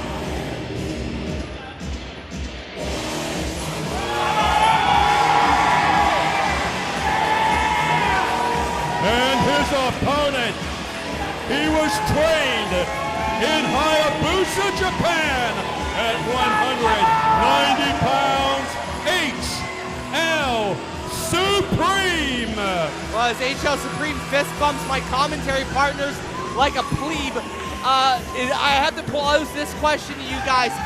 Mike Law, hungry as ever, thinks he's deserved an opportunity at the title. Now he's going back effectively to square one, going up against Doc. You and I call HL Supreme the measuring stick of RWA. And what a big measuring stick it is, Tony. I mean, the simple fact is this. He is a legend here in Pittsburgh wrestling, and he has a lot on his plate right now, especially with Preston Everest buying his old moniker, the trademark Super Hentai. Doc, I don't understand why people are giving Everest a hard time for this. It's smart business, it's investment opportunities, it's buying something low, selling it high. Yeah, I do have to kind of agree with Jason on this one. I know you are a big fan, big friend of HL Supreme, but let's look at this from a business perspective. Like Jason said, Preston Everest saw it was on the market, saw that Gory's hold of that had lapsed, picked it up. We are business people. This is a business. But being someone as Preston Everest, the peak performer, wouldn't you want to have respect for a legend? A respect for someone who's been in this business for 30 years. Come on. Doc, it's really simple. If it makes dollars, it makes sense. How many times have you said that? Oh, boy. But anyways, Mike Law, once again, trying to get another loss taken off. He's 0-2 here in RWA. And I don't know. Well, I mean, you can say I don't know all about it. Mike Law has been successful in a lot of other companies, still have not been able to break the threshold of victory at RWA. If he beats HL Supreme, I mean, Jason, what a huge marquee win that would be. You know, it's like what happened last month. GME beat HL Supreme. Yeah. So now, with a little help. What's it going to do for Colossal Mike Law? He might become 6'9". And 700 pounds. Yeah. These two locking it up right now. And Colossal Mike Law and HL Supreme, you got two guys right now that, you know, when you think about legendary Pittsburgh status, both of these guys have it. Mike Law has been in this business for a long time. I will not take anything away from him there. But now, as HL Supreme takes away the momentum by twisting that arm. Yeah, I mean, Mike Law is an agile. You can see it right now. Look how agility he has right there as he now controls the head. Sorry about that. Early on, stumbling over my words. I saw Mike Law earlier. He got here early today. He was rolling around in the ring, and he's really taking this to the next level. He's really annoyed at what happened last month. He's not taking this light. He's ready to go. I mean, wouldn't you be? I mean, I think he deserved an opportunity at the title. He has to get a win first, Tony. He's 0-2 here in RWA. I mean, you have to prove yourself. You've said that numerous times about numerous competitors in that ring. As HL Supreme now has that applied. But you know what, Doc? We don't know what was in that contract. Maybe the title match was in the contract that Feel Bad reneged on. I mean, it wouldn't be the first time Feel Bad changed his tune when someone was facing the Rev Ron Hunt. He wants to protect the Rev Ron Hunt hentai right now. Or, excuse me, HL Supreme. Wow. Preston will charge me for that. Yeah, that's another $5 out of your board. It's not $5, but that's some zeros. Preston Everest is expensive one, just a 1 count right there. And now you can see HL Supreme. You know, HL Supreme last time we were here chased Preston Everest, by the way, all through West Newton. We saw that at intermission. Man, was that a scary sight. Yeah, I got reports that he was over by the subway over in town and over at Trailside across the bridge. That's how far he chased Everest. Let's calm down here. Like, Preston Everest has an absolute right big shoulder block right there. Look how strong Colossal Mike Law is. Yeah, he's in great shape. I mean, I would take that off the ropes. Misses him. Sends Supreme in. Oh, shoulder block, and Supreme taking him down. My goodness. Law hit the mat pretty hard on that one. Up and over. Off the ropes he goes. Wow. Both had the same idea there. And Law getting out of harm's way. I mean, the crispness of that move, HL Supreme just essentially punted, I mean, obviously not a punt, but punted Mike Law through the ropes. And now as the count goes, CJ Sensation now at the count of 3 here, and Supreme, he wants him back in here. You know, no one ever wants to see a match end in the count out. And Law is just fired up. Whoa! What'd that chair ever do to you? He uses that chair, that's a disqualification automatically. Thank you, Doc, for pointing out the rules of wrestling. Really appreciate you doing that one for me. Hey, if you're watching this right now, the first 2 matches are free on any social media platform right now. To YouTube, Facebook, Twitter, Caffeine, X, Instagram. Instagram. We are on Instagram as well. And then, after those 2 matches, you're going to have to turn it to IndieWrestling.network for the rest of it. We have Sandman here tonight, so it'd be a definite opportunity to get a subscription. And right now, Supreme sends him. Monkey roll. And my goodness, Mike Law in a little bit of trouble here. Supreme now lines him up, going in the corner. Oh, atomic drop. And a beauty. Oh, it just hits him right in the back of the head. Oh, that looked vicious. That monkey flip just set Mike Law pretty much on notice, but as Mike Law just right now, just a barrage of punches. Mike Law is in complete control right now. Was able to dodge out of that monkey flip, and now is just sending the boots to HL Supreme. Yeah, I mean, he's still cussing. He's still upset. I mean, I know he wants to prove himself here, but yes, to the count of 5. He wasn't going to go. He wasn't even going to let him up. He has till 5. He was pretty much at 4.5 before he let it up. He has till 5. So sorry, Tony. Don't mean to offend you here. Oh, big right hand. And now Mike Law, the Colossal one, in control. My goodness, look at this. Just taking it to him. And now Supreme's in a lot of trouble, guys. This is not looking good for HL Supreme. HL Supreme now in the opposite corner. Here comes Law. Sends him. And, what power of the Colossal one. And, my goodness. Straight punch right there. And now, drop kick to the back of the head. 5 minutes gone, 5 minutes. 2 and 2.5 there. I thought with the barrage of offense that Mike Law has had recently, he was going to get that 3 count. You have to worry about HL Supreme in this situation. He's taking a lot of sharp strikes. And Mike Law is in complete control right now. Yes, he is, and he has HL Supreme right where he wants him. Now sends him to that other opposite corner. Here comes Law. Wait, up and over. Ooh, lands on him. Just agility right there. Locks him up. That throat draped right over the top rope right there. My goodness. And I'm crushed larynx senton. That was impressive. And that's a steel cable. That's not like rope that is flimsy or flexible. Just a 2 count, guys. Just a 2. Only a 2 count on that one. My goodness. And Mike Law, man, I mean, not only is he strong, he has agility. I mean, he is the perfect package when you talk about professional wrestling. It's just luck has not been his way here in RWA. I do have to point out Mike Law has one of the best motors I've ever seen. in a wrestler. This man can go for hours on end wrestling. Now, the only thing is that's not exactly the advantage you might hope for, as HL Supreme now getting to his feet also has an amazing motor. Right now, those shots to the midsection, he is just trying to fight his way out of this. Off the ropes, has him. Oh, sunset flip. 1, 2, only a 2 count. My goodness. Has him. Reverse swinging neck breaker, and Supreme's in trouble. You know, Tony, you talked about his motor earlier. We're about 8 to 9 minutes into this match, and Law is not look winded at all. Yeah, but he did miss that springboard moonsault right there, and that might be the opening HL Supreme needs. And this crowd loves HL Supreme, so maybe they, start riling him up and getting him into the taking the wind out of him. My goodness. And Mike Law might be in a little bit of trouble here, but I mean, if you think about it, Supreme took quite the beating these last couple of minutes. Not the first time HL Supreme's taken the beating, and now he's throwing rights. Second one. A third, too. No, that one was blocked. Kick to the midsection. And there goes Mike Law with the forearm. And now those straight jabs. Oh, wait, ducked it. Has him up. Oh, my goodness, just drives him into the canvas. Only a 2 count on that one. Hell of a spin out power slam right there. Power bomb, excuse me.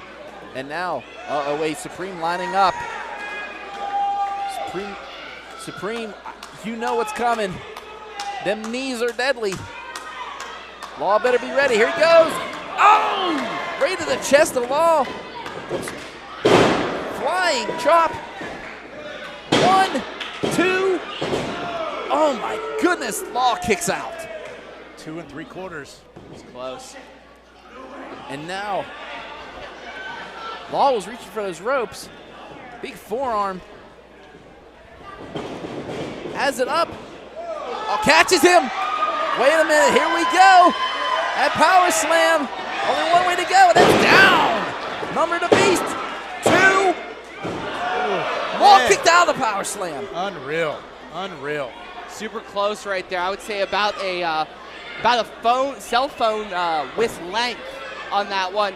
And HL Supreme has unloaded pretty much his entire offensive arsenal right there.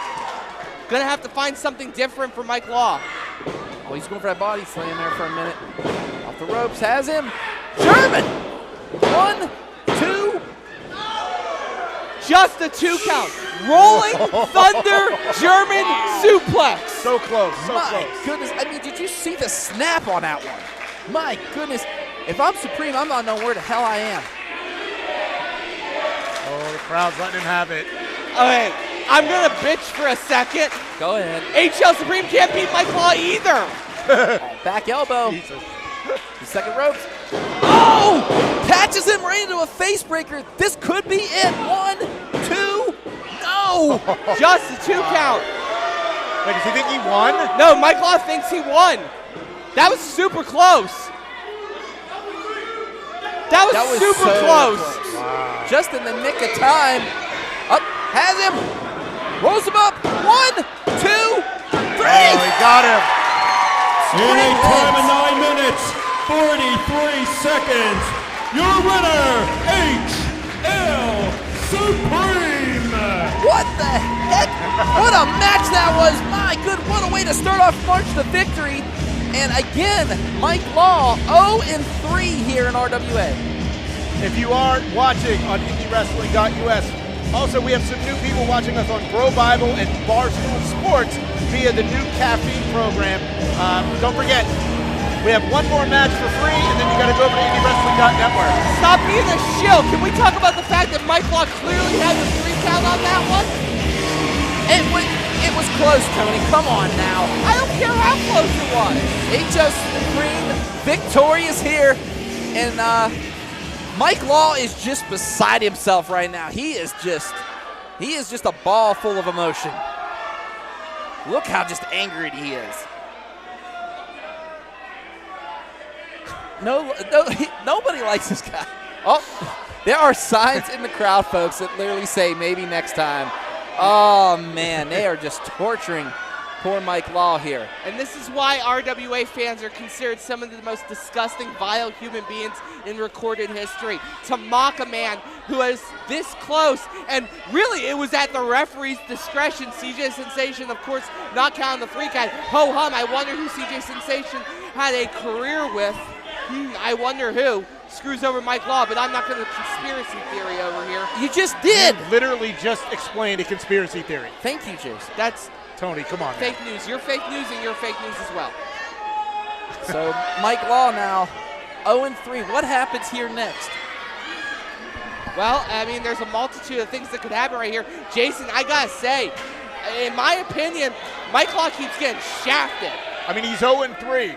And he's about to hit an old man in the face with a chair. Actually, I hate that old man to do it. Jeez. No, Mike Law, hit that old man in the face. Hit him in the face. We don't want to hit the fan. No, I'm all for We don't hitting need the man in the lawsuits. face. Bullshit. Well, guys, we're going to pivot a little bit. Whoa. Up next, this has been a month in the making. Jason, the insanity that occurred at the end of our show last month, involving Dr. Feelbad and Notorious Norm Connors. You know, Tony, I feel like you and I are actually going to agree on this. Dr. Feelbad comes to the ring.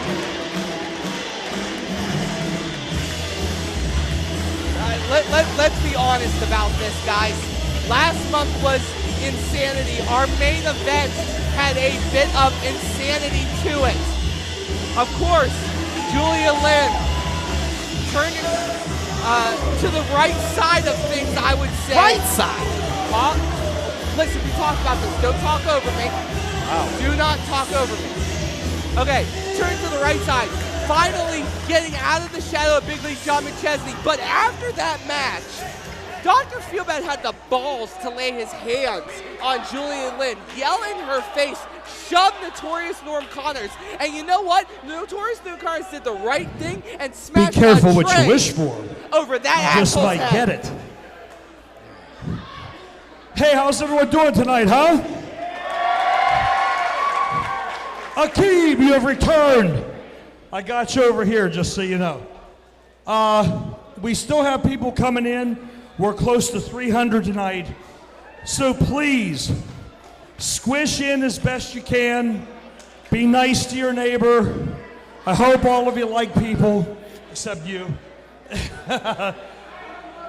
And I want to thank you all for being here.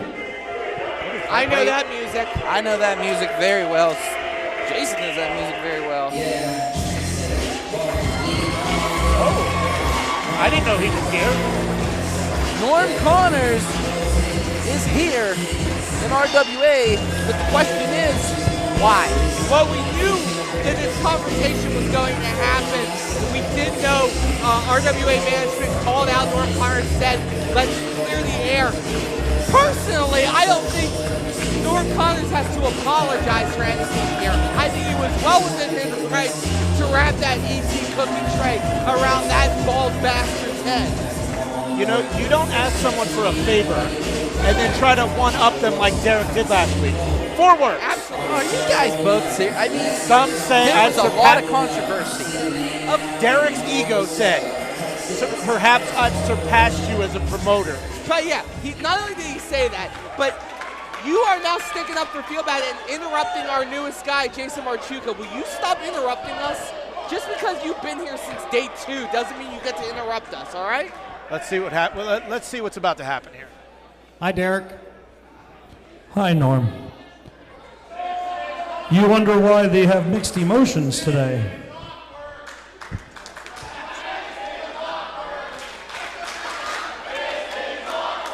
Yeah, this is awkward. This is a little bit awkward. We should be throwing punches. Kick him in the balls, Norm!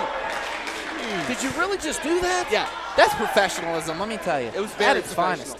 Very So, 4 weeks ago, I made my return here after years, and I had a goal. My number one, actually I had 2. My number 1 goal was to see all of you. I haven't seen so many of you in so long. Some of you I met for the first time. My secondary goal was to get rid of Chris Taylor and J-Rocc because they're both pieces of shit. Maybe they can come to a common ground. And they're still pieces of shit. All right. Now kick him in the balls, Norm. But at the end of that match, someone who I thought was a friend, someone who nobody in this building knows except her, someone I have a very, very long history with, Julia Lynn, decided to turn her back on me, on you, and on every one of these fans. Damn right. Except for them. Whoa. Which is fine. I love her too, but what the F? See. That needs to be a t-shirt. What the F? And you were angry, and rightfully so. I tried to talk to her because that's what I do. I don't fly off the handle. I don't. Are you saying I have a hot temper? No, not you. I'm not ever feel bad. We actually I'll agree on agree that something. one. We actually Are you trying to provoke it? No one's trying to provoke anything, but here's what happened. You shouldn't have laid your hands on me, and you did. I overreacted. But here's the funny thing. I got backstage, and I got on the microphone, and I said, I'm coming here March 16th, and I'm demanding an apology. Which he deserves. And then after I left the building, you apologized. Yes, I did, Norm. Yes. WTF?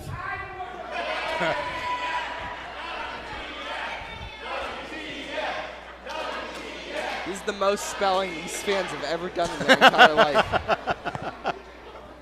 So, I don't have any legs to stand on here, but I do have this. For all of you watching live around the world, I apologize for what I did to Dr. Feelbad. For all of you in the crowd that spend their hard-earned money supporting RWA month after month, I apologize to each and every one of you. And most importantly, kayfabe, bro. Most importantly, Derek, I apologize to you. I'm sorry. Well, there you go. Good.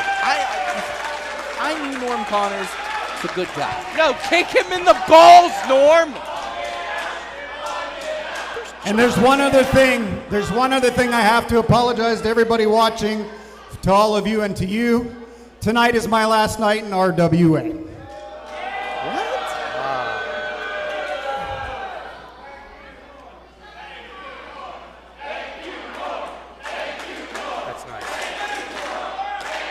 That's a thank you, not just for what he did here, but what I did everywhere. In my mind was unacceptable.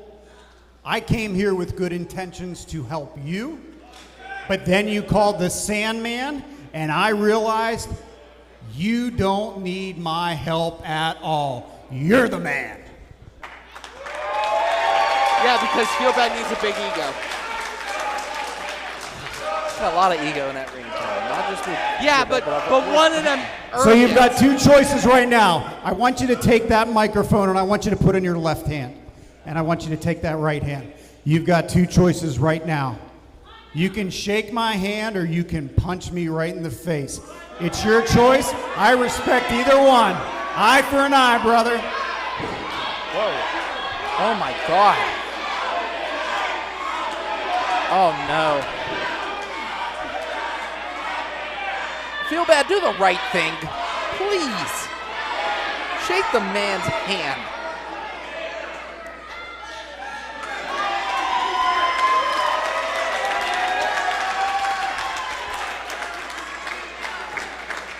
A man of your caliber never has to do that. I've always respected you, and I want to trust you.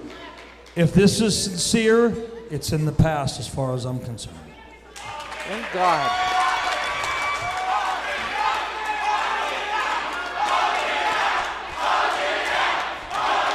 This West Newton crowd asking to these individuals to hug it out.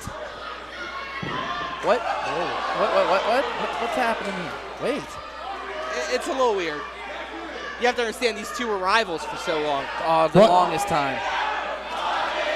Do you want? Derek is a hugger. Bro, I'll shake your hand. Oh, there we go.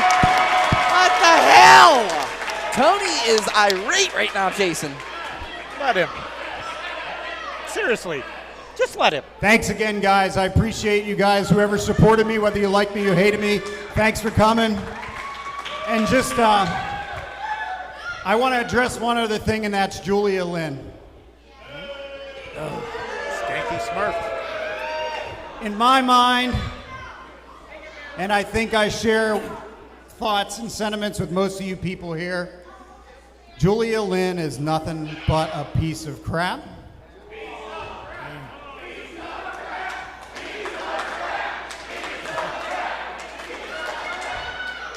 Julia Lynn is nothing but a biatch. Whoa! Gangster Norm. There's the notorious one, I remember. Woo. And tonight, I hope Sandman canes the heck out of her. Oh, yeah. Whoa! Thank you, guys. Wow.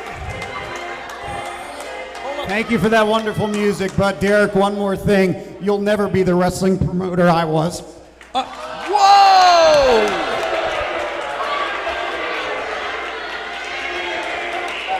I mean, that's great. But Norm, kick him in the balls. You got on top. You need to learn to shut up. Get your mouth. You need to learn to shut your damn mouth. Wow! Finally! Thank you, God! Wow. Yes! Told you where to go and how to get there. I told you you're going to poke the wrong bear someday.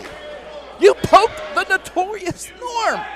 Holy wow. Wow! Glad he's wearing dark pants, Doc. I'm glad he's wearing dark pants. Shut the fuck up! I'm just saying, you did that. You did that to yourself. That was deserved, Tony. You deserved that. I mean, you really deserved you that. You did deserve it. And now RWA March to Victory continues. This next event scheduled one fall, 30-minute time limit at stake. The Renegade Wrestling Alliance Tag Team Championship. Okay, let's get back into the action here. Tag team titles on the line here tonight. And as the dark cloud of doom starts to appear here in RWA, their resume, their actions, and their skills in the ring speak for itself. I'm talking about the indestructible force, Pat the Butcher, Crosshairs Kelly, Warhos. Introducing the defending RWA Tag Team Champions out of Capital City, Ohio, at a combined weight of 610 pounds. They are Pat the Bruiser and Crosshairs Kelly. They're the best in the Midwest. They are Warhos. Guys, I got to talk about it earlier before the show started. Culmination came out here.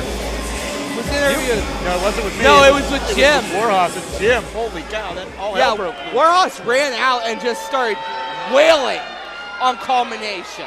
Culmination lost last month here to Warhos. Warhos, of course, you know, retaining the titles.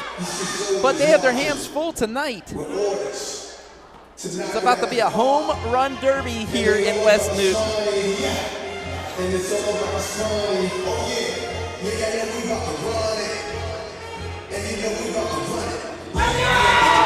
Introducing the challengers with a combined batting average of .817. They are first, number 0, the setup man, King Caesar Gambino, and his partner number 26, the designated hitter, Landon Hernandez. They are the Golden Glovers. Golden Glovers straight out of the Fallout Shelter. That's right. These guys actually trained by who we saw earlier, Colossal Mike Law. Students of him, and these guys have been here in RWA. Amazing athletes, man. I mean, just the agility, the aerial awareness of these two. This is going to be one hell of a matchup. This is my first time seeing these guys. I didn't realize we were at PNC Park. Tony? Yeah, I think he's still shook. Yeah, I think he is too.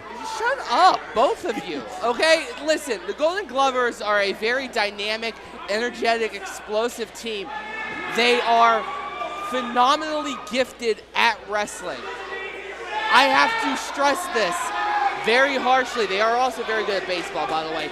They are staring up against one of the most dominant tag teams in the area, maybe in multiple areas, maybe in multiple halves of countries. When it comes to Warhos, yes. This is day 126 of their RWA Tag Team title reign. And last month they defeated the Culmination, Philip Archer and Remy LeVay. So new people, new talent into RWA for Warhos tonight. I mean, I have to point this out. Every time Crosshairs Kelly stands in the ring and stares against his opponents, he looks confident. Not cocky, confident. That man looks like he wants to wreck another human being. And unfortunately, that human being might be Hernandez. Well, Landon Hernandez now getting this crowd fired up. I don't think he's really letting that bother him too much. But Crosshairs Kelly is not, like you said, he's just stone cold when it comes to his face. There's just no emotion whatsoever. I gotta stress this. I don't know how cocky I would be if I was Hernandez and the Golden Glovers when you're staring up. You have an opportunity to be tag team champions. We're about to find out if Hernandez can hit Crosshairs' fastball. Well, no, but no, swinging a miss on that one, Jason. Okay, both of you shut up with the puns, okay? He just hit the mat really hard is what happened. Crosshairs Kelly threw him, like a baseball. God. Foul ball, Tony. You know Foul what? ball. I really like to do my own puns, guys, if you don't mind. If you guys are going to be pun guys, maybe I can get one in there in time. But no, you want to keep interrupting me, Doc, so keep doing that. Well, why not? And as right now, as Kelly has Hernandez corner now, and my goodness, do you see how he's just rubbing his elbow right across the face of the designated hitter? Kelly's treating Hernandez like Nolan Ryan when he beat up Robin Ventura. That was a sight to see. You guys are both old enough to remember that. That's true, Tony. Yeah, that is true. So trying to take that away from you. As he is trying to just send Kelly in that opposite corner, but did you see the strength of Crosshairs Kelly and, of course, the wrestling awareness, grabbing that top rope as he, oh, no, he let go that time, and oh, my goodness. Hernandez took all his power in that one just to throw him in that opposite corner as he just starts pounding away on Crosshairs Kelly. My goodness, the size of this man. So, Doc, tell me more about these guys. Like I said, I've never seen them before. I talked to them downstairs for a little bit prior, but I've never seen them in the ring. Give me something more on these guys. Well, the last time they were in this ring, unfortunately, they lost a fatal four-way involving the Gambinos, the Runway, and, of course, yes, it was Warhos. As he sends him into the ropes, Crosshair misses him. Off that back elbow, misses again. Drop kick and a beauty by Hernandez. And Crosshairs Kelly on the outside here only has to the count of 10. Oh, I'm allowed to speak now? Okay. Well, Hernandez getting some great offense in right now, but look how pissed off Crosshairs Kelly is. You don't want to do that. Like, I don't care what tag teams are. And he's the calm one. Yeah, he is the calm one. That's the best. Tony's absolutely right. Pat the Bruiser is known for just hurting people. And he's just pretty much handling the psychotic part of Warhos, which, I mean, when you talk about these guys, I see nothing but cool, calm, and collect. I mean, that's why they are known as the best in the Midwest, as Hernandez now sending him into that corner. Gambino has been tagged in here. King Caesar Gambino, by the way. And now takes him down. And now, here they go.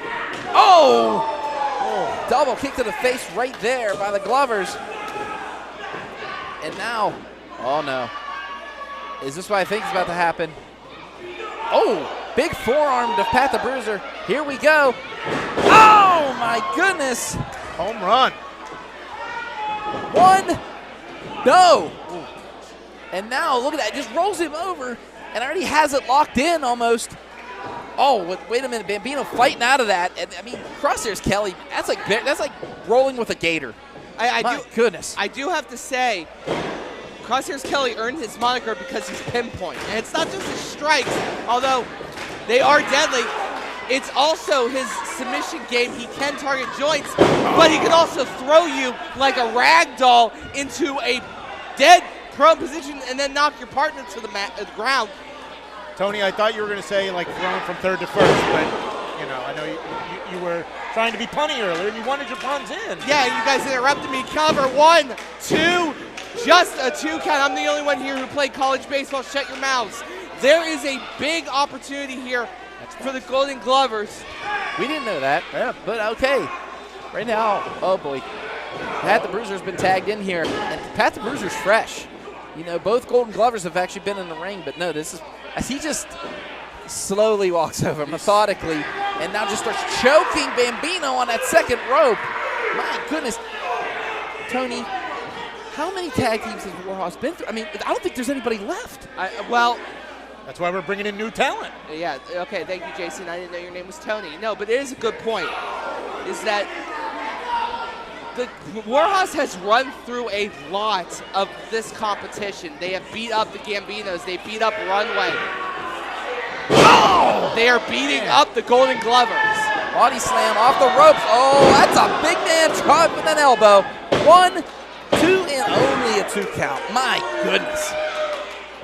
Pat the Bruiser. 5 minutes gone. Don't 5 let his minutes. size fool you folks. I mean, just the ring awareness, the speed, the agility. I mean, we see this man perform a drop kick. Unbelievable. Now he tags in Crosshairs Kelly. And Warhos now in control of this matchup, and it just doesn't get old when it comes to Warhos. This is where Warhos's ring acumen clicks in. They have been working with each other, training, fighting with each other, against other people rather, for so long. Oh, and man. that size 14 boots right across Gambino's gutlet. My goodness. Crosshairs Kelly just beamed him with that one. I mean, my God.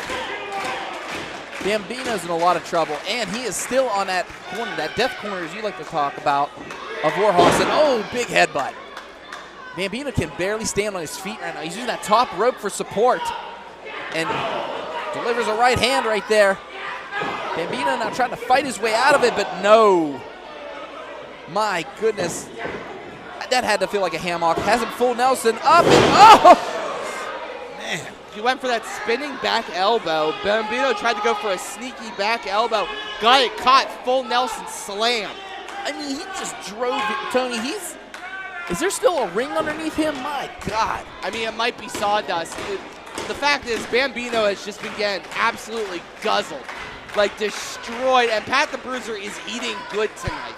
And Hernandez is just trying to reach for a tag here, but no. Oh, he did back get that. fist. Yeah, he got a back fist. Reverse neck breaker right there. Can Gambino make the tag? Hernandez is just fired up. He's like, put me in, coach. Let's go. He's ready to play. Tags him in. Here he comes. Up and under, off the ropes. Clothesline. Crosshairs Kelly has not left his feet yet. He hasn't left his feet the whole match. Went for that big boot. No. Kick to the midsection. Off the ropes. Winging. Reverse neckbreaker. My God. Just caught all of it on that one. Has him. 1, 2, no. Hernandez paused a little bit on that one, JC. He could have had maybe a 3 count on that. We could have had an upset here. A hesitation may have cost them the title. And right now, oh my goodness, now Crosshairs Kelly stuck in the corner of the Golden Glovers. And these guys, oh, here we go. I know what this is. Swinging around. This is called Around the Horn. My goodness. And Gambino has him. Oh my God. Came in like a wrecking ball and landed it. Clear the deck cannonball coming. It's baseball puns, guys. Catch up. And now to the top rope. And Bruiser, using Gambino as a distraction and obstacle. Oh, Hernandez in trouble now. Oh no. Oh my, here we go. Hoss toss! 1, 2, 3. In a time of 8 minutes, 19 seconds, your winners and still RWA Tag Team Warhos victorious here and still your RWA Tag Team Champions. Had the Bruiser coming in like Ricky Bond, making the save to complete the victory, win the match for Warhos. Yeah, okay, that's great. The punts are over now. Let's ask this question. Who can go up against Warhos? That is just a brutal opportunity. I do not know if there is a team in this entire area that can do it. Guys, I'm going to get a word with Warhos here. You idiot. Just to see what's next. You idiot. You are such an idiot. And go! And Tony, he ain't wearing dark pants. So whatever was about to happen. Not my fault. Warhos, congratulations on your victory. If you don't mind, may I please have a word with you guys for the RWA faithful here. I just have to ask, you guys have just pretty much mowed through the competition here in RWA, so the question I have, and I think it's on everybody's mind, what is next for Warhos?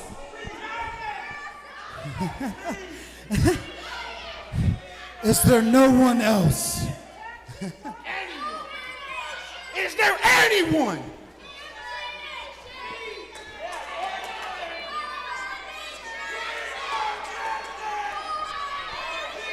I don't know if there is anyone.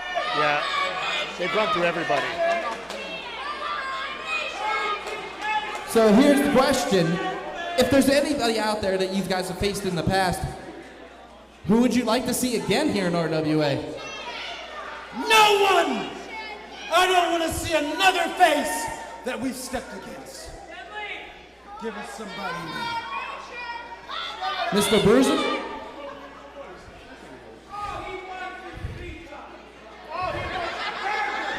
Shut your mouth!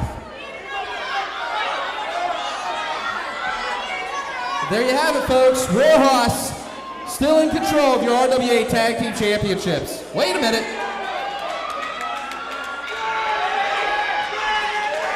Whoa, whoa, whoa! Doc! Doc! Doc, get out. Get out! We saw these guys manhandle LaMotta earlier, and we don't need that to happen to you, Doc.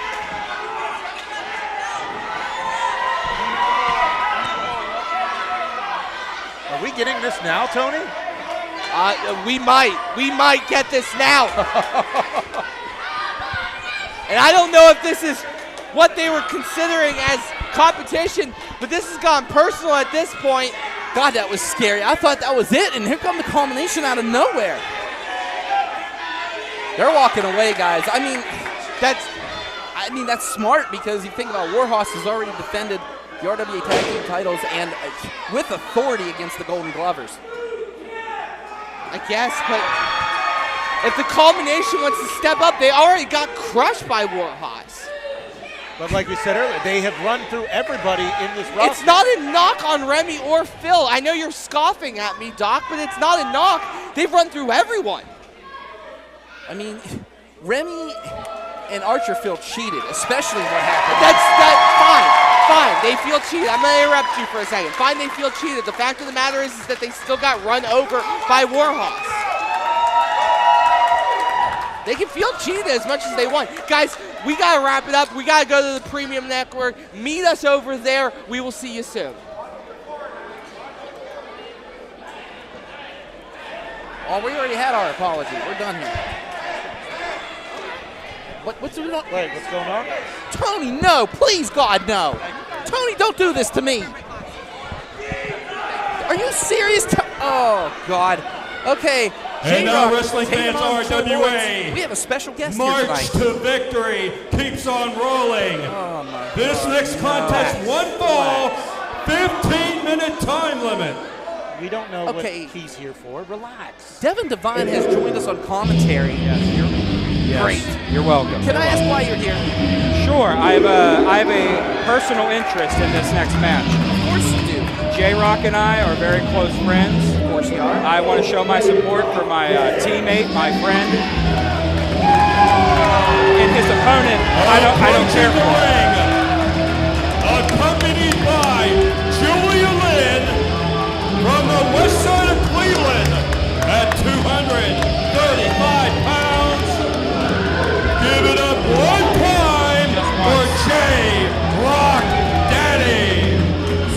has officially frozen over as that hussy, that backstabbing hussy, Julia Lynn, actually escorting her new, I guess, beau to the ring. I can't believe I'm seeing with this right now that Julia Lynn is actually with J-Rocc. You know, people online, after what happened at the end of last month's show, are now referring to Julia as Skanky Smurf online. I wonder where that came from. These people have no class here in West Newton. Obviously what happened is now she has, her tastes have evolved, and now she's with a real man. Okay. I think that should be applauded. Everybody should be looking up to Julia Lynn. Big League John McChesney, you're not... What about him? The heritage, what he has done for this business. I can't think of a single thing. However, I'm sure you're going to name some stuff that nobody really knows about or cares about. The important thing here is you're looking at a master in that ring, J-Rocc. You know, J-Rocc, he asks for people to give it up one time, but he deserves twice. He deserves to be given up every single time. Julia Lynn, of course, with the assassination. If you can see J-Rocc, he just gets along with these fans so well. Julia Lynn decked out in birthday gear. Actually, Yes. Happy birthday to her, the 15th. And I'm going to take a moment to say happy birthday to you, friend. Your birthday was on Thursday. Happy birthday, buddy. Thanks, buddy. I appreciate that. No one cares. Listen, what's course. important is what J-Rocc is about to do in this ring. Look, even Hank Hudson is impressed with J-Rocc. He has his hands full, especially as someone who used to be in a tag team with him in Troy Lords. Oh, please. Troy Lords is garbage. Let's see what the man has to say. Are they talking about J-Rocc or are they talking about Julia here? That's the question. Do not talk about the beautiful Julia Lynn like that. She is a birthday princess. I guess he didn't read her. Now, before my opponent, Troy Lords, comes out here, I want to talk about John McChesney. Oh, wait a minute. Here comes McChesney. Yeah, he's going to get to talk to him. Yeah, let's talk. Let's talk right now. Watch him rock. All right, he said he wanted to talk.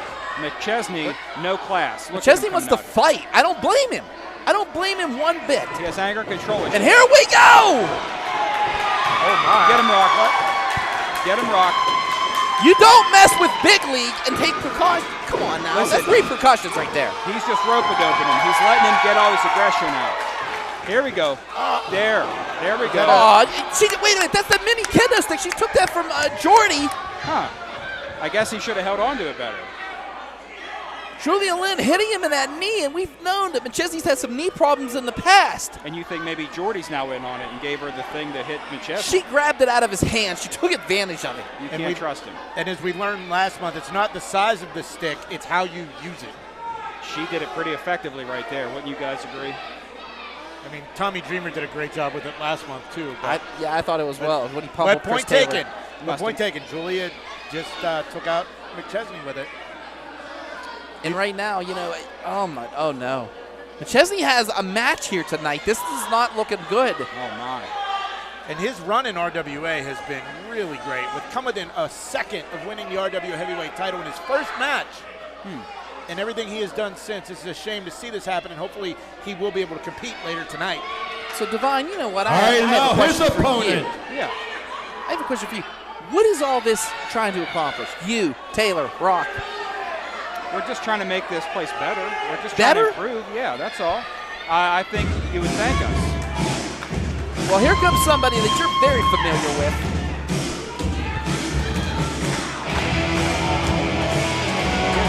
Somebody who you keep sticking your nose in his business. And his opponent, hailing from the Brambles at 197 pounds, he is the hotness, Troy Lord.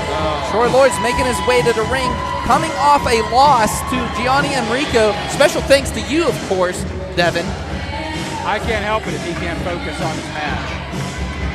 If he doesn't want to focus, that's on him. So now he has to take on J-Rocc, who J-Rocc got worked over just a little bit there by John McChesney. But is it enough? Troy Lords is going to take advantage of this. Earlier I mentioned McChesney's record. Troy Lord's record not so great in his last 6. 1 win, 3 losses, and 2 no contests.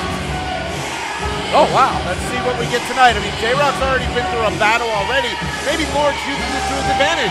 I mean, like, you know, last month coming off a win against John McChesney and, of course, Tommy Dreamer. Special thanks to the hussy on the outside there. Skanky Smurf, is that what you referred to as? Okay, yeah. It was the internet, not me. But who, not you? I didn't say that. Oh, okay. I thought the internet called her that. Doc, who won that match? Well, who's winning this match now? And Troy Lloyd's already just coming out here ferociously. A couple right hands. And now Rock trying to get the hell out of Dodge. Oh, no. He's a poor sportsman is what he is. He cheats all the time. You're going to see that right here. Like you've never cheated your whole career? Never, not once. Oh, okay, sure. Off the ropes. Oh! Flying body press taking out Rock. And Troy Lords is on a mission tonight. You know, he was gone for a while with injury and then made his way back, helped feel bad, and he's just back into the rotation now. And here every month, it's awesome to see. And oh, leg lariat and a beauty. And did you see J-Rock's eyes cross on that one? Wait till Rock recovers. He's getting his second win right now, and you're going to see Troy Lords is in for a world of pain. Right now, J-Rock slow to get up, and ooh, big forearm by Lords. Lords now face first off that turnbuckle. Rock's in trouble, and oh! And I can officially say that is our first plate of chops served here tonight at March to Victory. Yeah, they heard that over at Bloom Brew on 1st Street. Oh my goodness. Right now, oh wait, he's asking for this wrestling crowd to get behind him here. This ref is useless. Oh! That referee right there has been in this business for years. Doing what? Calling it down the middle. CJ Sensation. Never heard of him. Now here's the thing, J-Rocc, if he was allowed to get his space like you're supposed to by the rule book, he could recover and get a break and then come at Troy Lords full steam. Well, Mr. Divine, you know there's a 5-second rule. He has 5 seconds to let J-Rocc get back to his position. Listen, maybe your lady lied to you about how long 5 seconds is, but that's a lot longer than 5 seconds. Oh, Julia Lynn now tripping up Troy Lords as J-Rocc just pushes him right out to the ring. Hitting that hard gym floor. What are you watching? I didn't see her tripping. I'm watching a monitor here. He almost kicked a lady. Oh, the damn ref's back's turned, and of course, there she is, the birthday girl, swinging away on Troy Lords. I mean, her sash says birthday bitch. Well, there you go. I mean, I'm just, and oh! And I thought you said CJ Sensation was such a great rep. And oh my goodness, now wait a minute, that's a fan getting into the face of J-Rocc. Do not get close to our wrestlers, folks. Hit him, J-Rocc. Teach him a lesson. And right, that's what we have security for, I guess. Is that what they're for? You're watching this on IndieWrestling.network right now. March to Victory. J-Rocc, oh, hit Troy Lords, and Troy Lords, I don't know, sometimes he looks like he enjoys pain. And again, that's Troy Lords for you. I thought security was just here to carry around an extra chromosome, but I guess they may have a purpose. Right now, as he starts to choke Troy Lords on that second rope, and again, the referee's back's turned, and there's Julia Lynn getting involved. Oh! Just slapping. I didn't see Lords across the face. What's Feel Bad doing? Right now, J-Rocc is just, he's just. I don't know what Feel Bad's doing. He's yelling at Julia Lynn. I mean, he's still not too happy about her actions. Just once. That's all he's asking. You know, Phil Bat took a tray to the head. Last time, we don't know where Taylor is. Oh, raking the eyes of Troy Lords. He keeps harassing Julia like that. Taylor may come out and beat his ass too. Absolutely. Chris Taylor has his hands full tonight with the Sandman. Okay, so I know that he's probably preparing right now as we speak. Not even worried about it. Oh, now has him up. Body slam and a beauty by J-Rocc. When you talk about, I was talking earlier about McChesney being established in his business. This man right here, J-Rocc, Cleveland, Ohio native.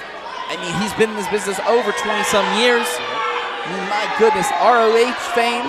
And right now, though, I don't think that matters to Troy Lords as he just torpedoes his head right into his chest. And oh, big chop by Lords. Call it for what it was. It was a low blow.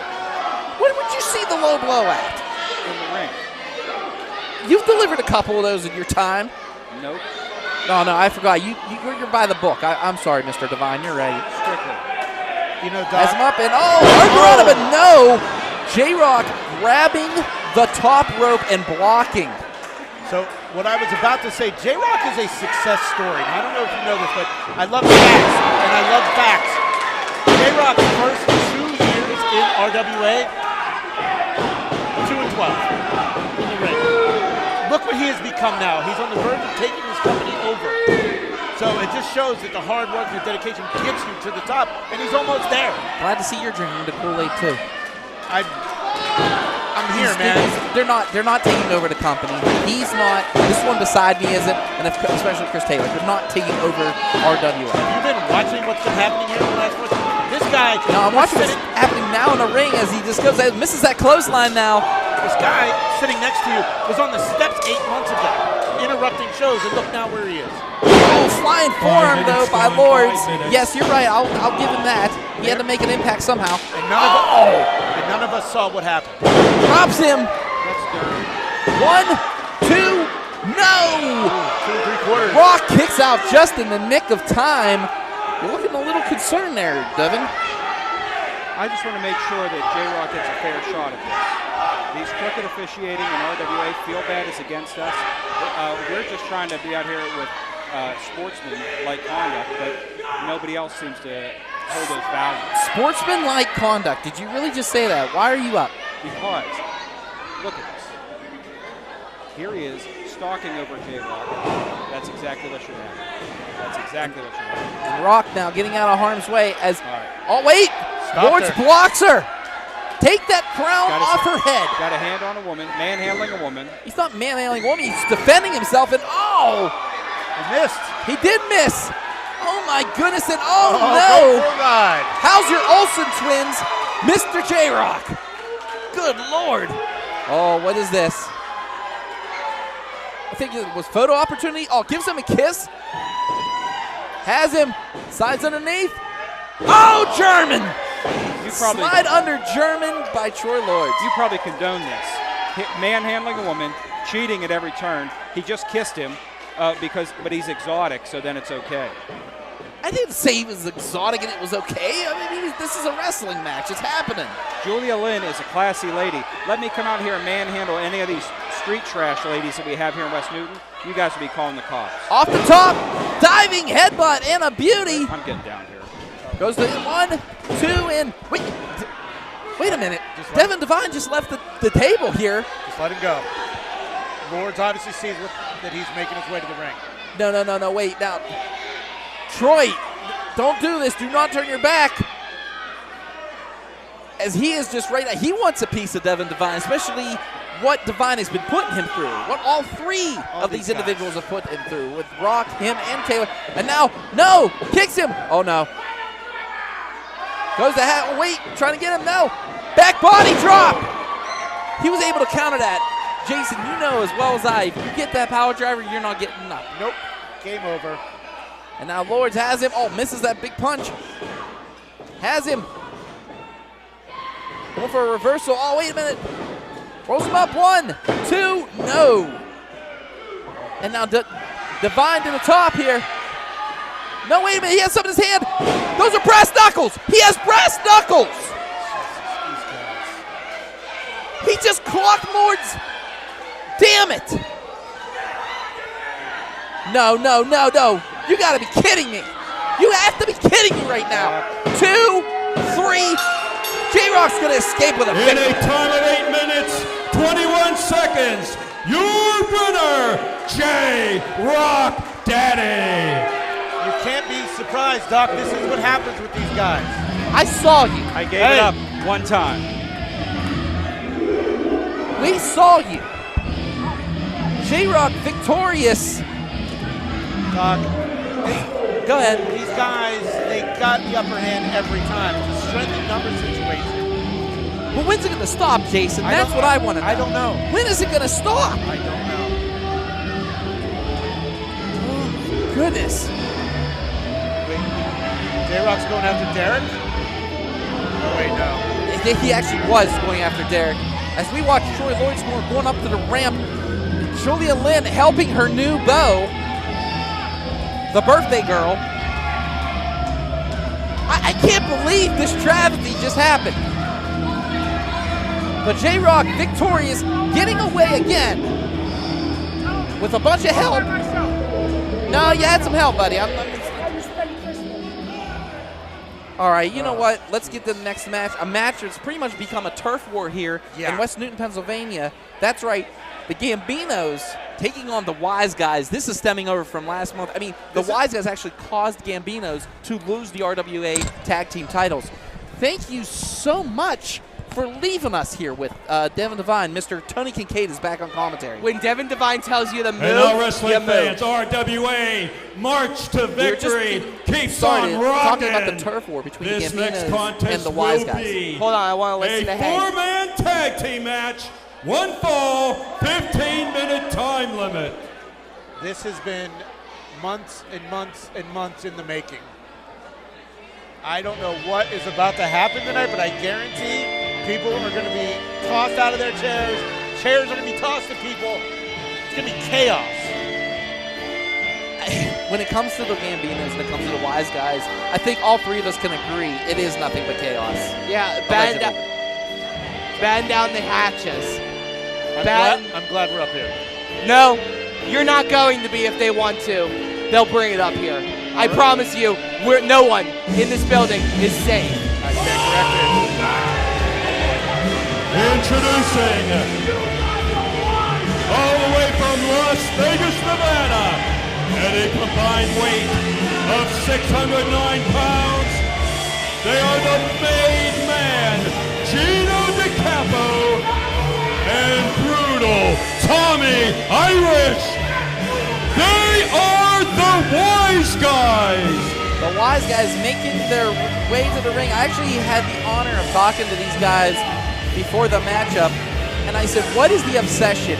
What do you want to really take from the Gambinos? What is this all about? And they said one word, guys, everything. Everything. Allegedly. No, there was no allegedly about that one. Oh. They literally told me they are taking everything from the Gambinos. That's their plan. The only loss that the Wise Guys have had in the last 6 months was in December in a three-way where the Gambinos won.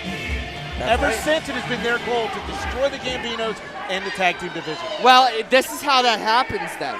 I mean, really, if you look at it, the Gambinos, the Wise Guys, they're two sides of the same coin, allegedly.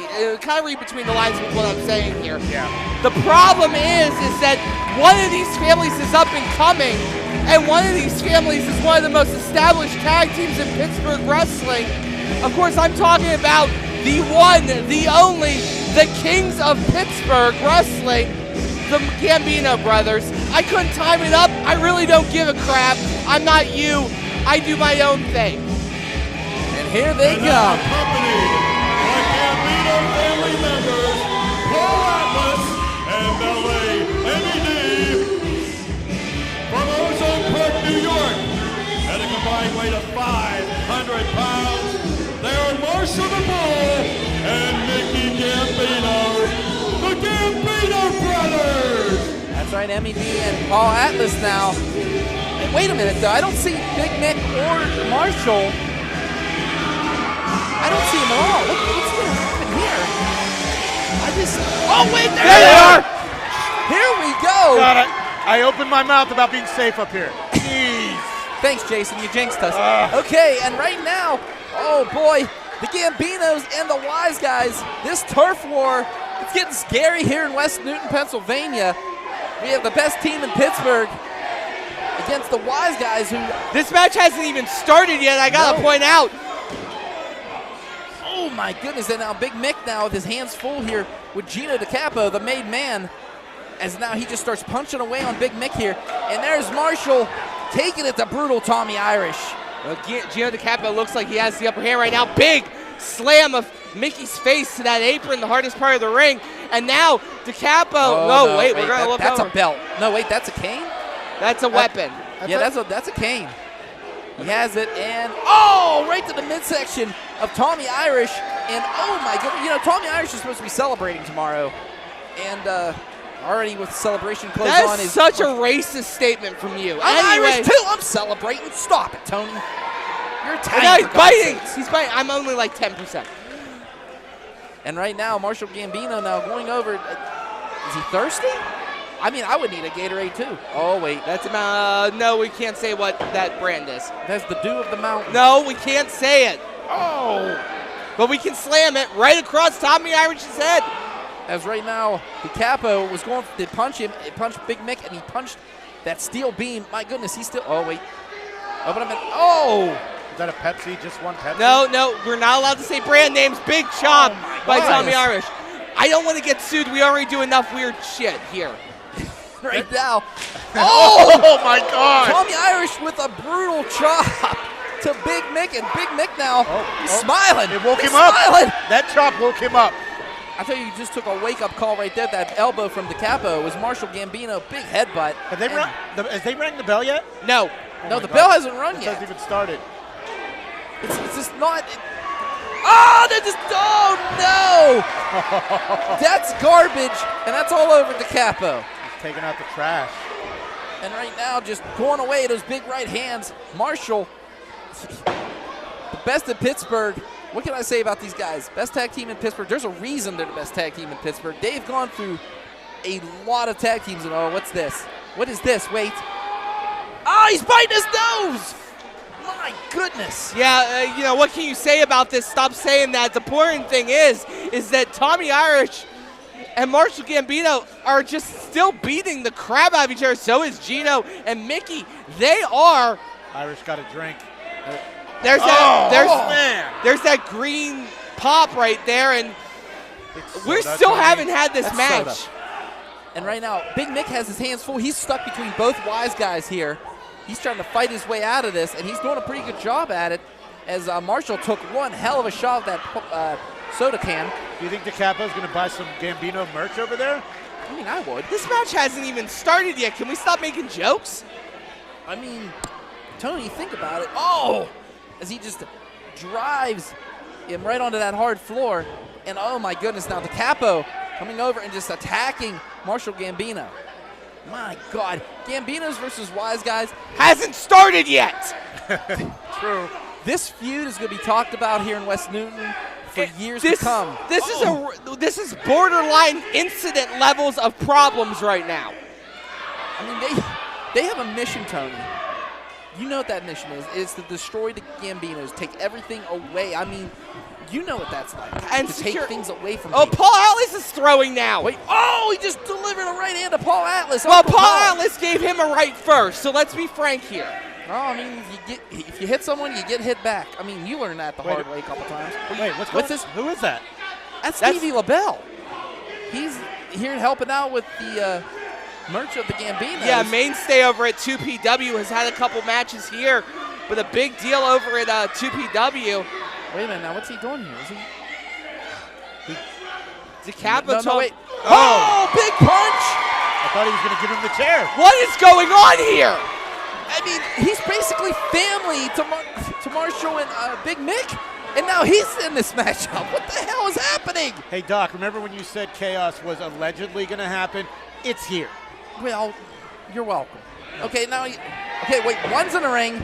Are we going to actually have to start the match? No. Where the hell's the ref?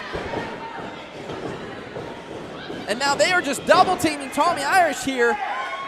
Gangster style, just stomping away. Their backs are turned. DeCapo has a chair. He has a chair in. Oh! And now using it on Marshall. Over the side of the head. Has him again. And oh my goodness. That was full shot. Marshall tried to block the first one. The second one made full contact. Wait a minute. Hold on. Atlas now. Wait, Steve LaBelle's in the ring. Yeah, Stevie LaBelle and Atlas taking on the Wise Guys. Trying to protect the Gambinos here. This family runs strong. MED on the outside as Paul Atlas and Stevie LaBelle look on. I think the referee's going to throw this out, guys. I mean, we have not heard a bell. We have. That's it. That's it? What's the ruling? Do your damn job. What do you call this? I don't know. I'd have to ask Bo. We call this a turf war, is what this is. That's a great point. This is called claiming your territory. You know what the scary part is, gentlemen? The Wise Guys are still standing. Go throw your legs back together. That got picked up on Mike. Yeah, it did. Oh, well, rock on. Okay, so let's see. Let's get some medical attention out of here, especially to Marshall Gambino. He took quite the chair shot to the head. My God. And now Stevie LaBelle's involved in this? Tony, what do you have to say about all this? What we just witnessed? I mean, I'm not surprised by it. I've known the Gambinos for a long time. All right, fans, this event never officially got started. The decision, no contest. Of course, by event, Hank means this match never got started. The event's been going on for about an hour and a half now. But the point of the matter is we have not really found a decided factor, but obviously the Gambinos they're pissed off. Yeah, and we both personally know what it's like when Marshall Gambino gets pissed off. Okay, folks, March to Victory, RWA. It has been a night to remember so far here. If you were going to watch it on IndieWrestling.network, And now wrestling we had fans, ourselves a hell of RWA, a first half so far. March to Victory just keeps getting more explosive. This will be a special attraction contest. One fall, 20-minute time limit.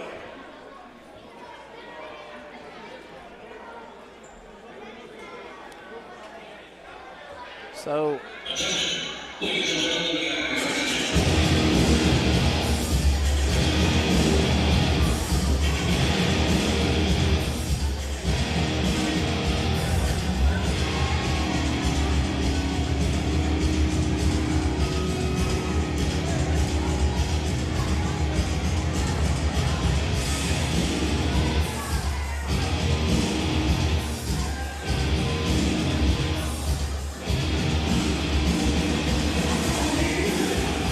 Oh boy!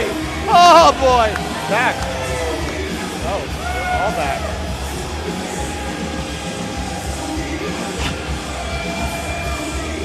And now accompanied to the ring by Julia Lynn out of Myrtle Beach, South Carolina at 210 pounds, the Iron City Prince of Sin, Chris Taylor. The Iron City Prince of Sin. Accompanied also by J-Rocc Daddy. The Iron City Prince of Sin.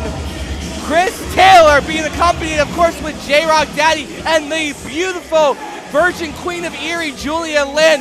And Doc, I know how great it is for Chris Taylor to finally get the opportunity to celebrate how great he is. I know how excited it was. Look at him with the birthday girl right there. I mean, the most important birthday this week. I mean, he did have some words about your birthday, of course. And you know, look how great Chris Taylor looks right now. Just because he has ejected the dead weight that was RWA, Dr. Feelbad, and of course you dumb pleb. Hey. First of all, show me some respect. And speaking of respect, hey, you assholes want to see this guy really kick my ass, don't you? You want to see me get beat around with a kendo stick, don't you? Well, let me tell somebody something about the Sandman. Sandman, you might have been a king of ECW, but this is my ring, this is my house. I built this place, so you're gonna come out here, show me some respect, otherwise I'm gonna make you my bitch. Strong words.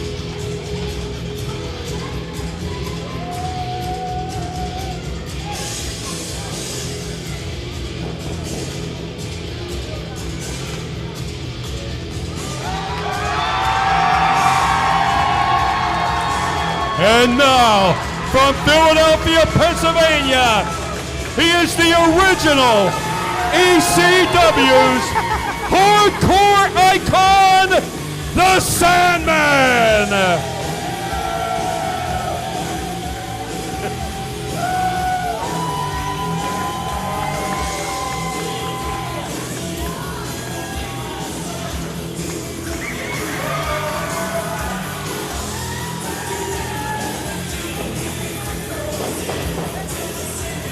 Oh my God, it is the Sandman, and he is here to collect.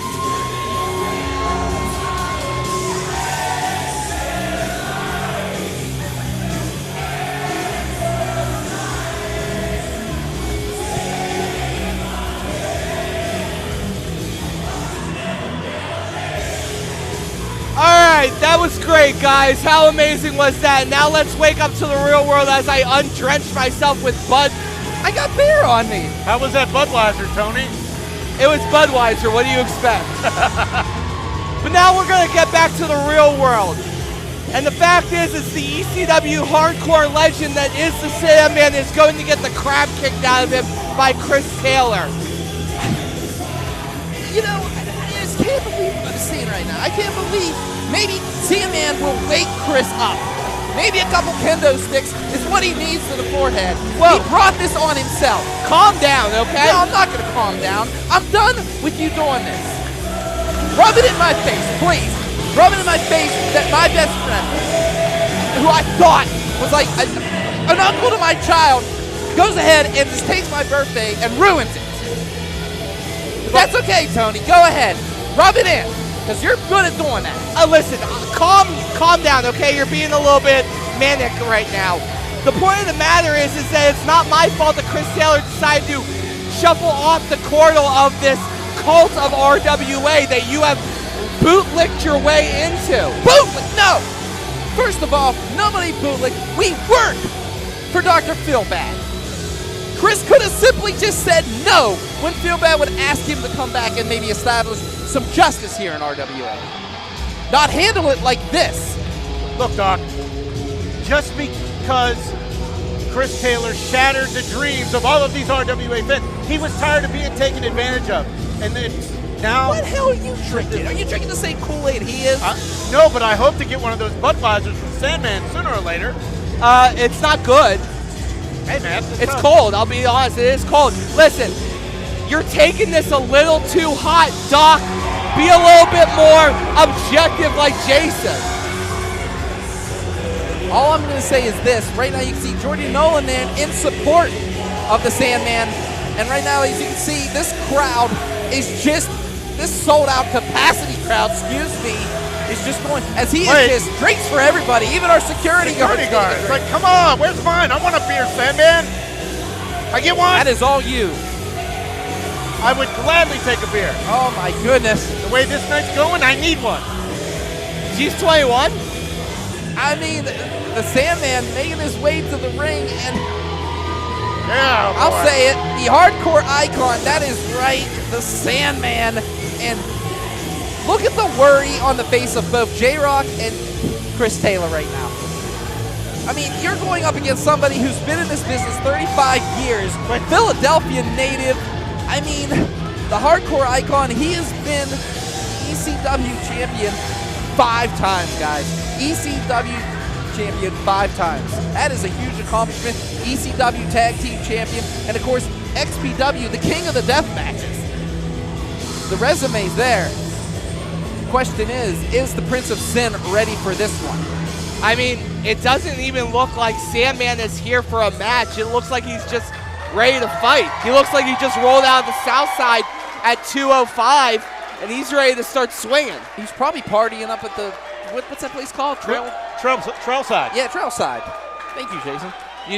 You think this man, maybe he would party at Trailside. He is ECW. You know, Sandman's been everywhere. He's done everything, and I'm so glad to see him here in RWA. Look at that kendo stick, that iconic kendo stick of the Sandman. And right now, Taylor is slowly getting in the ring, and he has his own kendo stick, but it's not, how can I put it, not as big as the Sandman's. The only way to put it. It's about how you use it. It's not about the size. All right, well, we're going to go with this right now. Chris Taylor looking in fear right now as J-Rocc trying to give some advice here. This match is about to start. I smell like beer. You do smell like I smell like beer. Jason, everybody smells like beer. I wish I smelled like beer.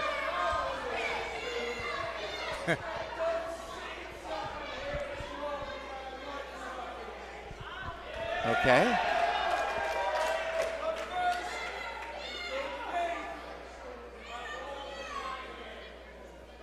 sportsmanship from the Sandman.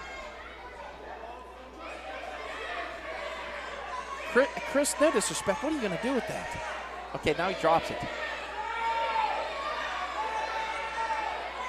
He's showing him a bit of respect. A lot more than he gave Dreamer back in the day.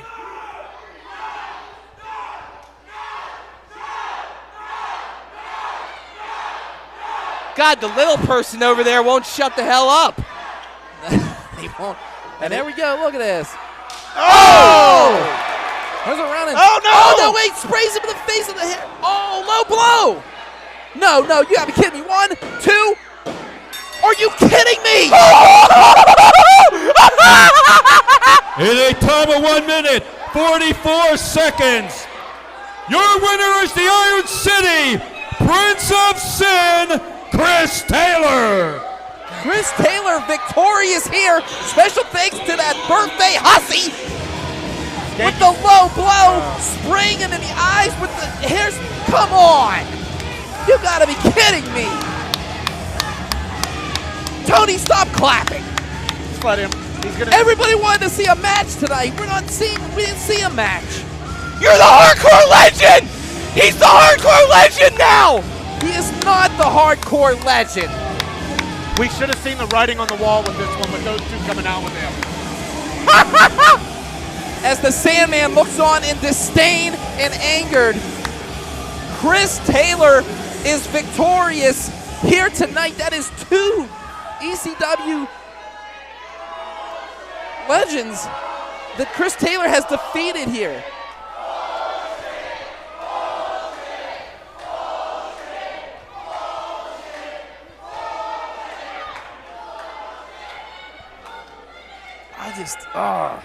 The Sandman I can't believe what just happened here. Tony, quit smiling.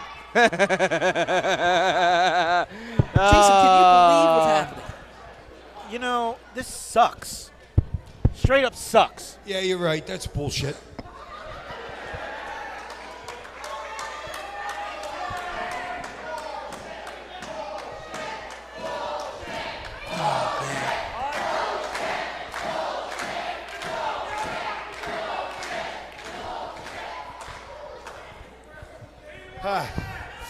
Yeah. Fuck. Yeah. I've been coming to Pittsburgh since the mid-90s, you know. Dude, I love this town and I love everything about it. Well, except your sports teams, but I'm a Philly guy.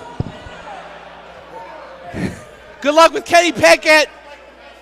Good luck with Kenny Pickett. Hey, but I'll tell you what. The best goddamn promoter that I ever worked for in my life ran Pittsburgh back in the day. Still a very good friend of mine, and obviously, I think you know him, Norm Connors. And that's twice now. Thank you, Norm. Thank you, Norm. Thank you, Norm. Thank you, Norm. Yo. And I guarantee you that shit wouldn't have happened if he was here tonight. Wow. Thank you all. I appreciate it. Sandman, strong words there.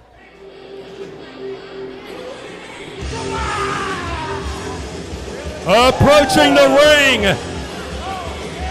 this is the man who says he owns Super Hentai out of Vancouver, British Columbia, Canada. At 205 pounds, he is the peak performer, Preston Everest. Super Hentai making his way to the ring. That's Super Hentai. Look at the mask. That's Super Hentai. Wow. Tony, come on. That is Super Hentai. Tony, we've been in this business how long? Come on, man. Don't do this. Come on, Don't man. feed into him. He owns the name, Doc. I'm sorry. Wrestling fans, I stand corrected. This is Super Hentai. There you go. Super Hentai wrestling tonight. I will not call And now his opponent. When it's Hudson official, it's official, Doc. Are you gonna name shame right now? Name shame? Name shame. And now introducing from New York City at 230 pounds, he is the Thicky Time Bomb, Brian Baum. I'm actually looking forward to this RWA debut. That's right, Brian Baum, another student of Colossal Mike Law, making his way to the ring. I'm excited for this kid. I'm excited to see what he brings to the table here in Renegade Wrestling Alliance. Brian Baum. Flamboyance meets strength. Boom! Bitch. That's what it says on his Twitter account. Oh, there you go. That's his bio on Twitter. Okay. Boom! Okay, I heard you the first time. Boom! One more time. Now Everest from behind. No. Super Hentai from behind, and now stepping on Brian Baum as this match begins. Super Hentai, of course, a 20-plus year career in Pittsburgh professional wrestling. The man is a legend, and it is incredible to have him in this match as he is now throwing the boots to Brian Baum. Tony, come on, man. That is Preston Everest. He did, yes, he owns the name Super Hentai. But really, you're making a mockery out of somebody who's been in this business for a long time. I mean, you know, he had an impressive showing against Colossal Mike Law, and of course, he has to use HL Supreme.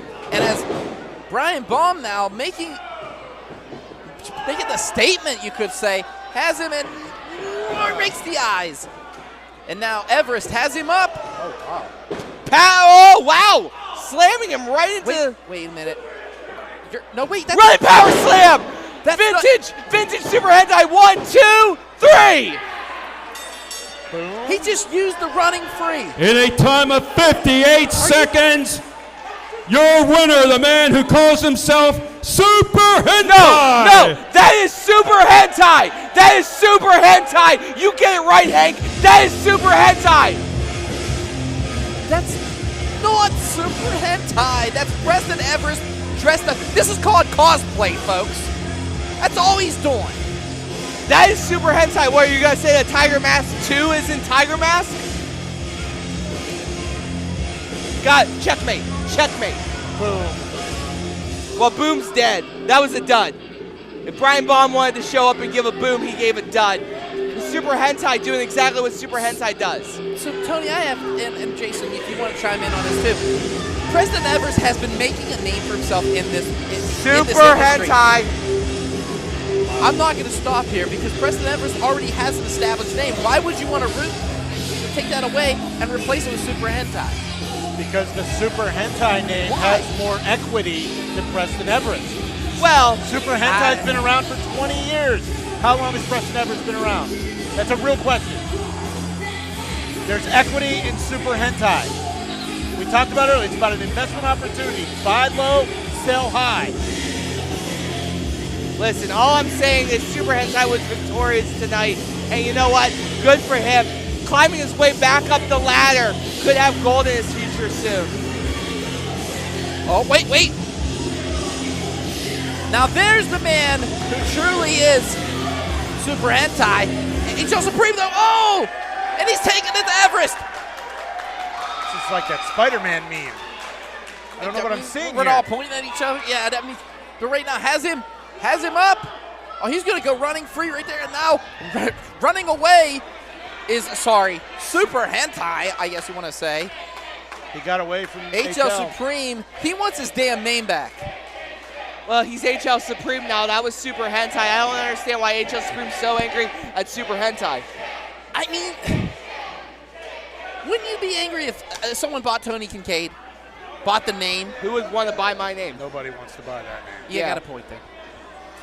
I'm great, but I'm not that equitable. All right, a match that is going to have a lot of eyes on it. That's right, Big League John McChesney taking on the returning Jimmy Shane. That's right, no shame, Jimmy Shane. We have not seen this youngster since, my God, I don't know how long it's been, but I will say this. He actually made his debut here in RWA, March to Victory 2012. Well, Doc, it's funny you say you don't know the last time he was here because guess what? Here we go. You do.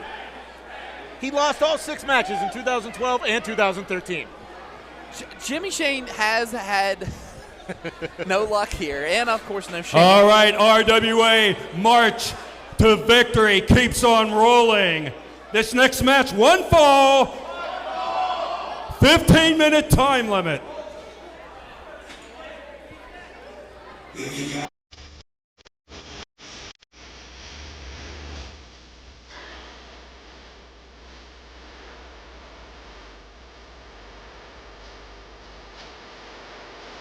Approaching the ring from Canal, Fulton, Ohio, at 260 pounds, he is No Shame, Jimmy Shane. Welcome home, Jimmy Shane. It's been forever, and now he is making his way back here to RWA, but man, what an obstacle in front of him in Big League John McChesney. Big League might be not 100% after what we saw earlier. Yeah, no, I wanted to bring that up. Of course, Devin Devine took my spot during that match, but we saw before the match started, John McChesney run out, attack J-Rocc, and then got his knee caved in for his troubles.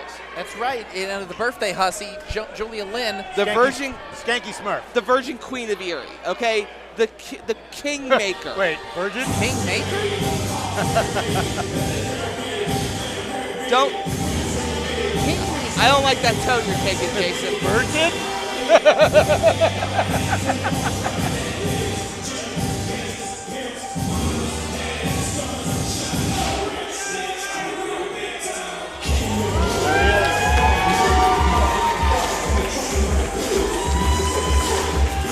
Accompanied at ringside by the president of Team Big League, Jordy Nolan.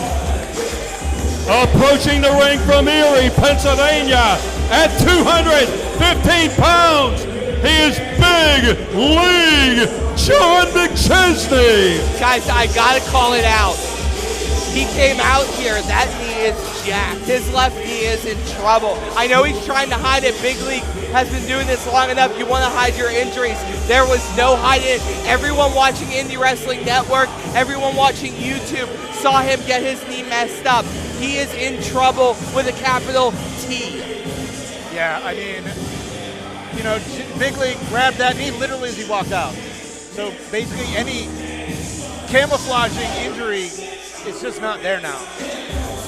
I mean, what is going through the mind of John McChesney? You think about it, these last 2 months have been hell. He injured his knee actually last month in the match. And I also want to talk this up. Sorry for cutting you off, Doc. He's also dealing with the loss of Anthony Gaines.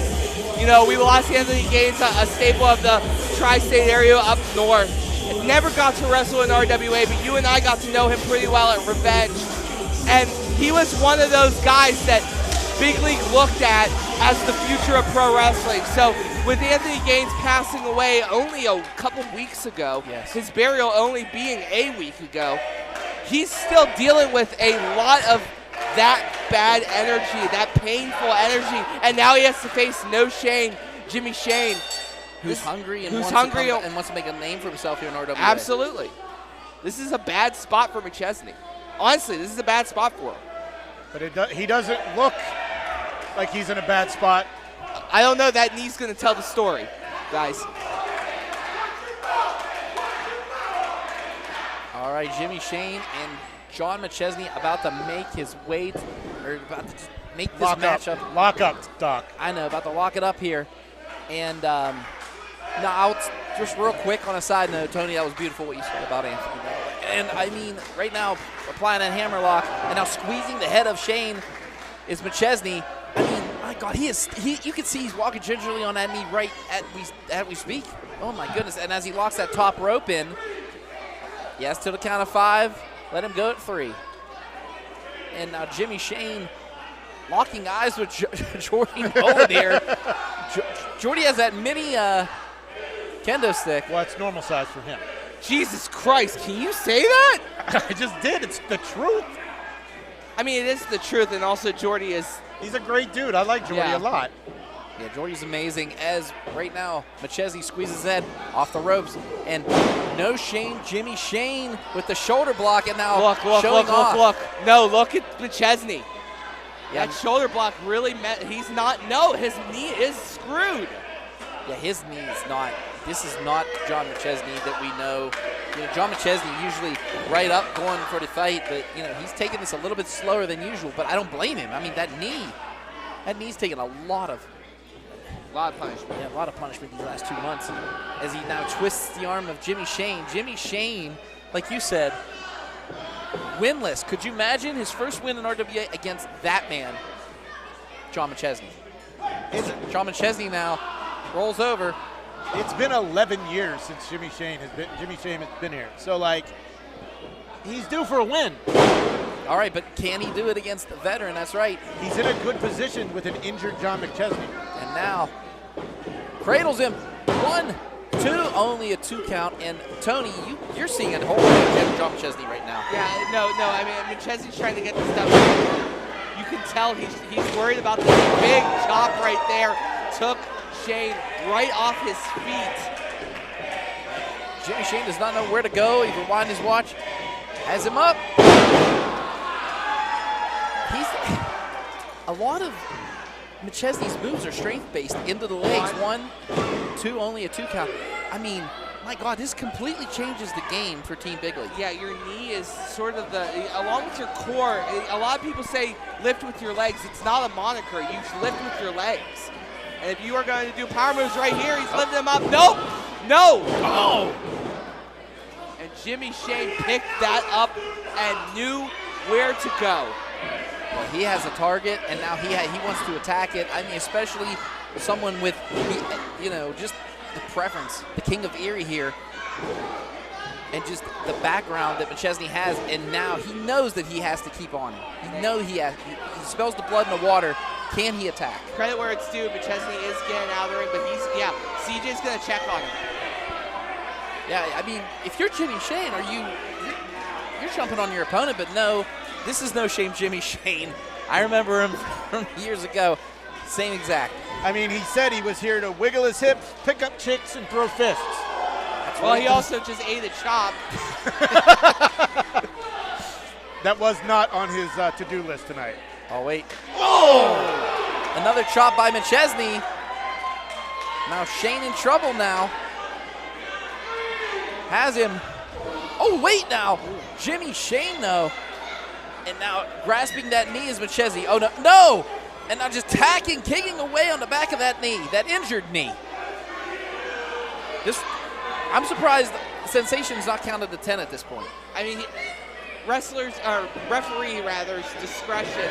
He was trying to give some wiggle room to McChesney. Of course, Sensation and McChesney have known each other for a long time. Shane now running in. Good reversal by McChesney. Can he even put his foot on that second rope? You saw how slowly it went. Oh!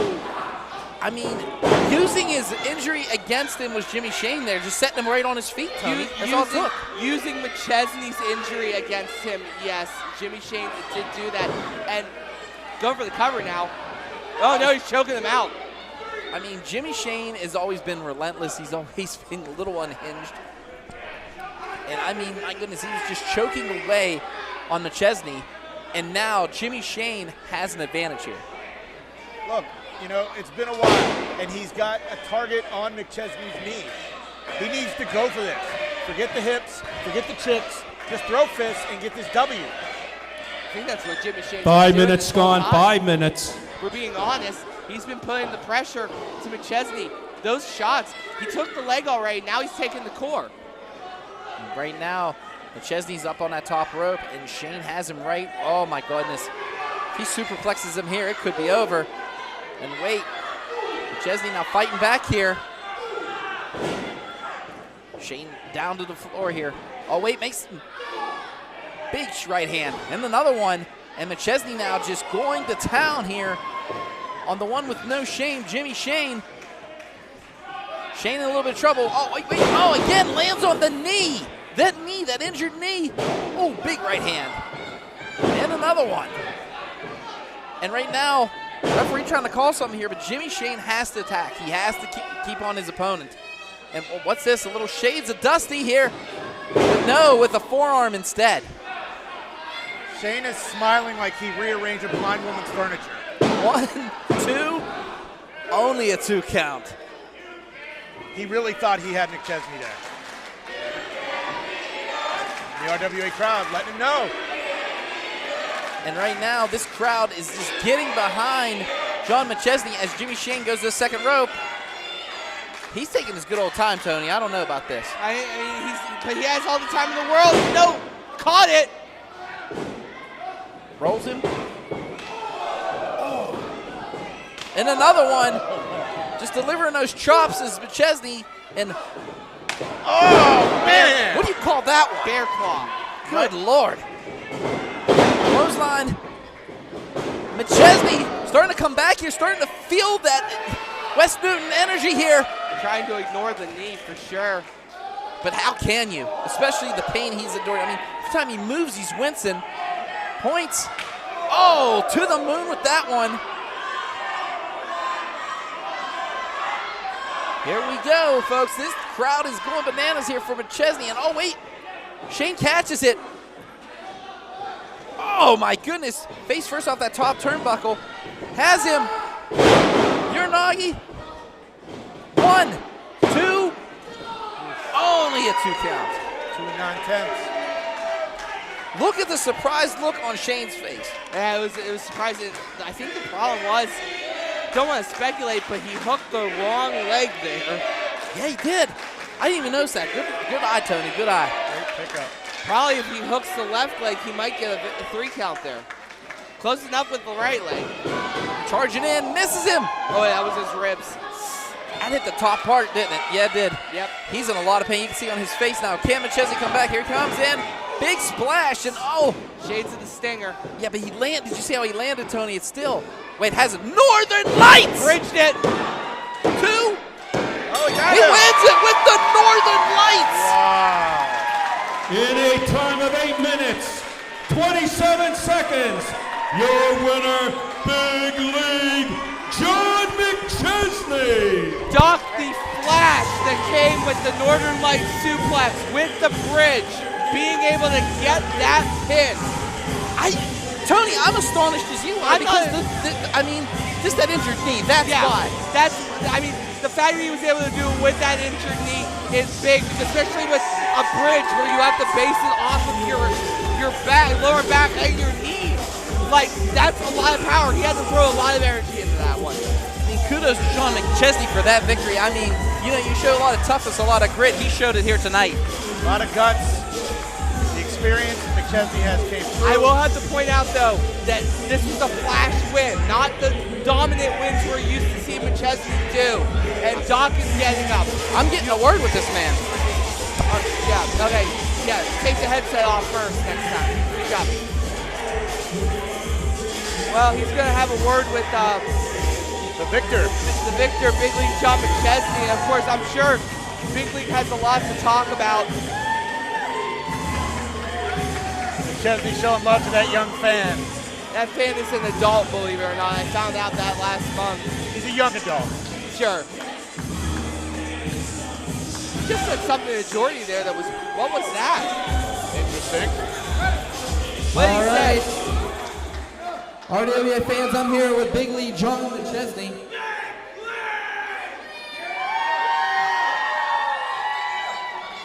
All right, John, it has been a hellacious 2 months for you. Of course, the knee injury. Stop talking. I'm sorry. I don't mean to upset you, but there's business that needs to be taken care of. I duct taped this knee all the way up for each and every one of you tonight to make sure that I showed up here and showed out.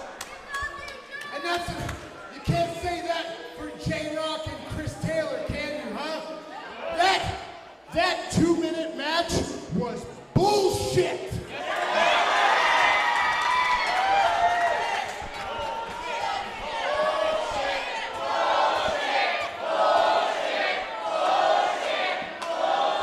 Now feel bad? You go back a long way. I haven't said much on this microphone, and a lot of things haven't gotten me that pissed off, but J-Rocc's pissed me off for over 23 years. So if Christopher Taylor and J-Rocc want to mess in Sandman's business and the Sandman asked to come back here with Norm Connors, well, how about this? You make that damn match a tag team match. Christopher Taylor.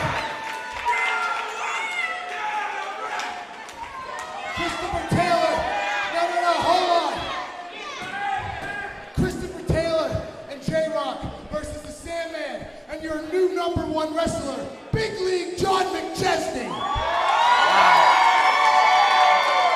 All right, who wants it?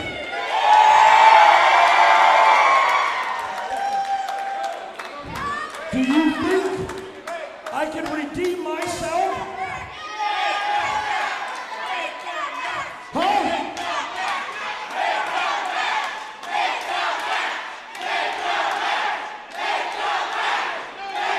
Then how about on April 20th? It's J-Rocc and Chris Taylor versus Big League John McChesney and the Sandman, huh?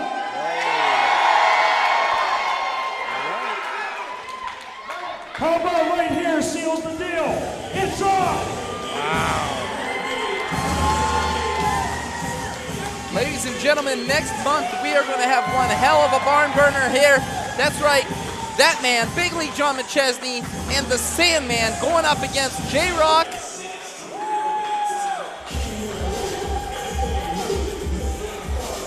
Oh, ouch. Tony.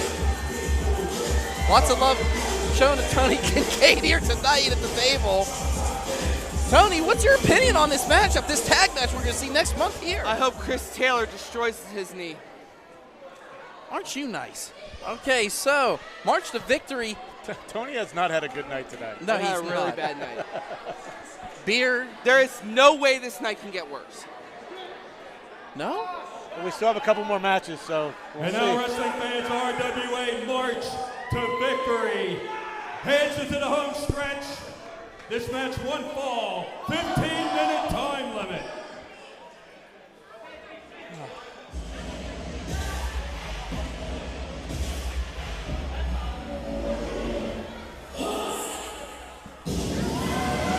Approaching the ring from deepest, darkest West Virginia at an estimated 500 pounds. He is the Stone Age Savage, the Beastman. Beastman making his way to the ring. Look at the size of this individual. We have not seen him since he and Honey Badger have actually lost the tag team titles to Warhos. What the hell is that? That is Beastman. Massive. That is the Stone Age destroying machine. Oh my God. Ah! Oh my goodness, that bone. That is one of the scariest individuals in this business when you talk about Beastman. One of the toughest SOBs in this business. What? Tony, you weren't too much of a fan of him last time. I mean... No, I mean, listen, game recognizes game, you know what I mean? Yeah, I agree, but... Oh my God, Plus, look at it. Plus, my client retired his former tag team partner, so gotta give respect where it's due. And now his opponent, representing the Culmination from Ogden Marsh, 175 pounds. He is the new age plague, Gory. You know, Gory has accomplished many feats here in RWA, but can he topple that obstacle? My God, look at the size of him. Look at the size differential. I'm still in awe of Beastman. But Gory coming off a win last month over Salvador. So, nose to nose with Beastman. Well, using that physique, you could say, to bump Gory away. Here's the thing, though. I'm afraid Beastman might bite back. I mean, Beastman is, you know, we make jokes and all that stuff. Let's be frank here. Beastman is a multi-time champion in this business, has been doing it for a good amount, has been beating up a lot of people in a long amount. This is year 17, I believe, yes, sir, of Beastman's career, and he has been destroying people that entire time. But don't take anything away from Gory also with the titles, you know, multiple titles, multiple areas. So, I mean, the resumes speak for themselves. I mean, 5-time tag champ, 2-time cruiserweight champ. I mean, no, never the world heavyweight champion, but let's not put that away from him. He's still had a pretty good career. That steel gauntlet run in December almost had him towards the title. But yeah, but he lost. He did. No thanks to, never mind. But oh my God, has him up. It's just choking him away. And he's biting him. Bit the hand of Beastman, but smart maneuver by Gory. Now Gory delivering those rights, just kicking and punching to whatever he can. Oh no. Beastman has the neck, throws him into the corner. Oh, he's going for that splash. Misses him. Gory, though, with that cat-like reflex, is landing on the apron here. And, Enziguri from the apron. Climbs up, top rope. No one wants to see that. No, just swatted him away like a bug. Did you? Tony, you're in an astonishment No, right I now. mean, this is a big human being. I'm still like, what am I looking at here? You're looking at somebody who has caused devastation and destruction. Huzuma, get up. Do you even know what that means? I never knew what Huzuma means, and oh no. Oh, wait. Whoa. Beastman to the outside here. Gory now lines him up. Off that second rope, has him, drop kicks him. And there goes the Beastman landing right to his feet. He's still on his feet. It's like the world's biggest cat landed on his feet. I mean, he's a big dude, but he's also agile as shit. Wait, catches him. He caught him in midair. And a hell of a center fielder. Oh my goodness. That is some innovative use of that bottom rope, guys. Wow. He just cut Gory in two. Name that horror icon. Oh my God. Jason. Yeah. I mean, that's all there is to it. Jason Voorhees. Yeah, Not you. That's final chapter, Jason. Yeah, really. I know my shit. Kind of proud of you on that one. God. Okay, so now Gory tossed back in the ring, and as you can see, Beastman taking his good old time, but I mean, smart by Beastman, getting himself some air, getting himself ready to go. Taking his time. Yeah, taking his time, and now Gory's slow to get up, the New Age Plague. I mean, I know he wants a shot at that RWA championship, but to try to go through this right here, my goodness, as he's just punching away, nothing is affecting the Beastman. As Beastman now, just collapses. And now just beating away on Gory. Has him. Goes up, going for that suplex. No, it's like a suplex toss. And now Gory's in trouble holding that lower back. Doc, you've been here a long time. This has to be the biggest mismatch in RWA history, right? Size-wise. Size-wise, I would agree with you on that one. This is a very huge size differential. However, the talent is there. Gory is phenomenally talented. Beastman is phenomenally talented. The problem right now is just Beastman is too much for Gory to figure out. Yeah, I mean, as he just lifts Gory on his shoulders, like it's like basically like he's a child. And wait a minute, now Gory trying to roll up. Oh no. Dragging him. Oh my God. I'm just scared. I'm paused in fear, and just in the nick of time, Gory gets out of the way. He was about to get squashed like a fly there off the ropes. Swings around and little 4-1-2 of his own there. And Beastman's in a lot of trouble right now. I mean, that took a lot out of him. I mean, he's a little bit wobbly here. Can he get the big man off his feet? He has not been taken off his feet yet this matchup, Tony. I mean, he took himself off his feet, but you're right. Gory has not been able to drop him yet.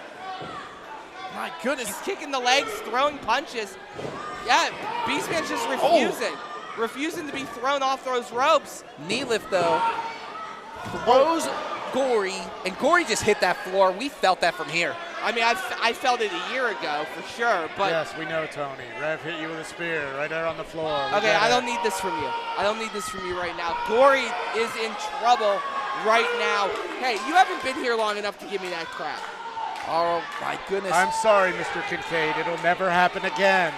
All right, pay attention to the match, Greenhorn. If you're Beastman, can I ask you something, Tony? Would you really want to go out here, or would you try to maybe go for the count out? But then again, it is Beastman. Yeah, Beastman doesn't really go for countouts. Countouts are not his style. He's a destroyer. He's not a savvy, intelligent fighter. 5 minutes gone, 5 minutes. Gory just smacked those steps, and oh no. Oh no. No. Oh my God. No. Going in. Oh! He's dead.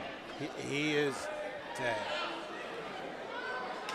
And Beastman's smiling at his handiwork. He's dead. Gory's dead. Ever since the new age plague has been cured.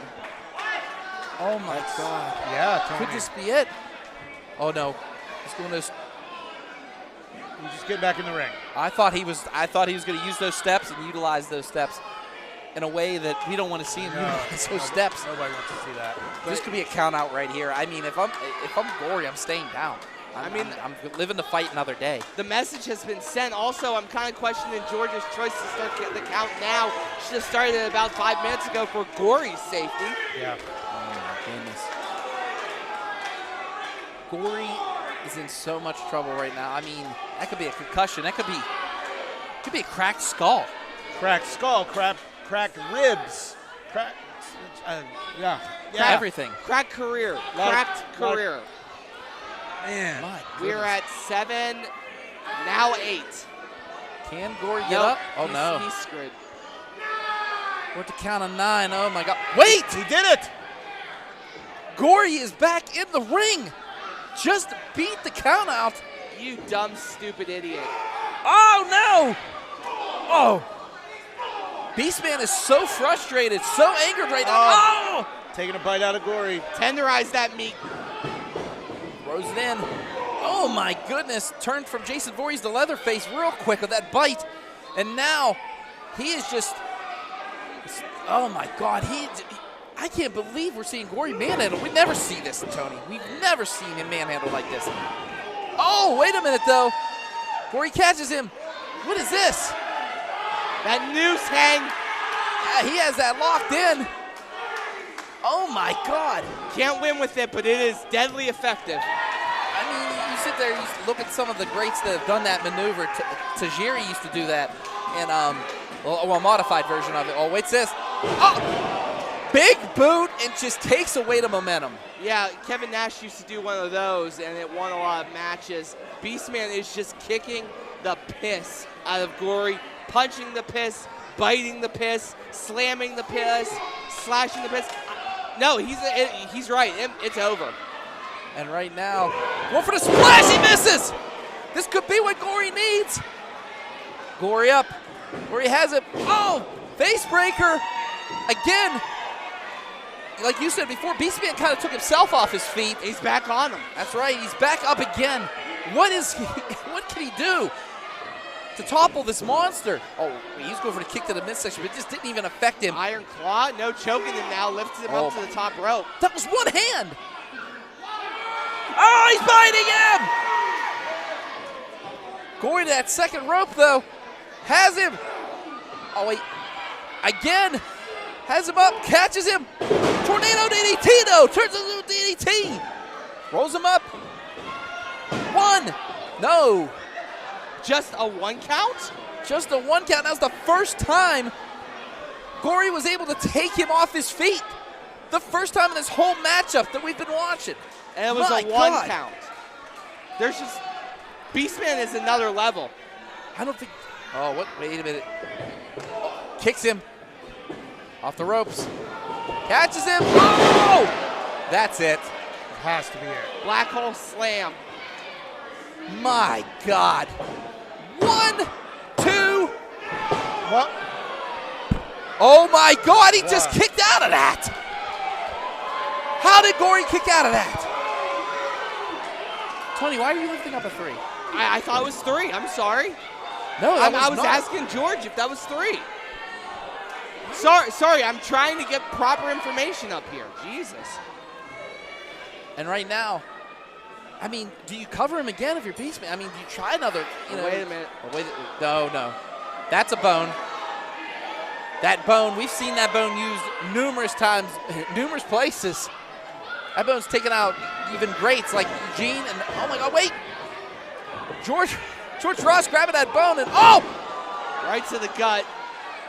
Hit him right in the midsection with that bone, and now Beastman has Gory right locked in and misses. Oh! Wait a minute. He hit that top rope, it just reflected back at himself. Oh my God.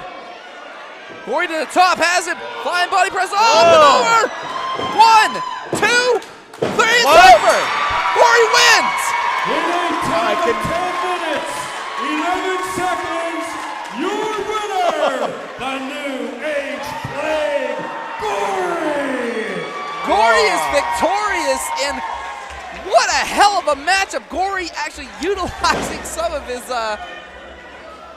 you could say, advantages in the ring, the bone, and of course, George the referee. Ross, yeah, George Ross's dumbass being right there. Tony, I mean, think about it. Beastman could have been disqualified, especially with the bone to the midsection, but Gory took advantage and actually got the 1-2-3 count. Uh-oh. Get out of there, George. George, I would run. Oh, wait a minute now. Oh my God, he's... Oh, no, no, no, no. Come on now, not George. Yeah, okay, it's right there, yeah. No, no, no, no.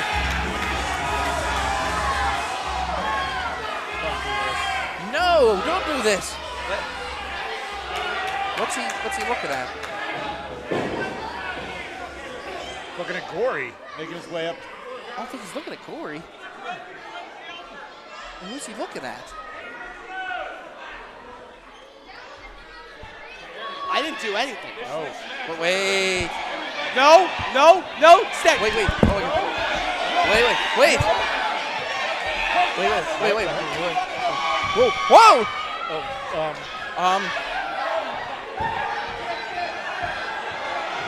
Tony Kincaid. What? We're talking about horror movies earlier.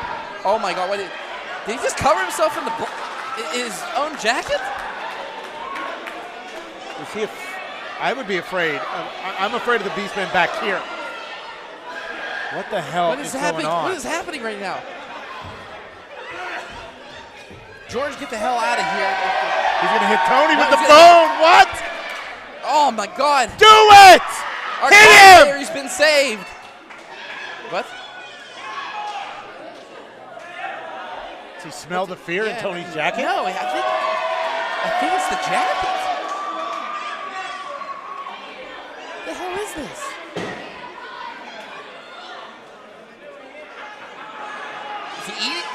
Is he eating his jacket? Jason, what the hell is happening right now? Maybe it's he likes shiny things, maybe?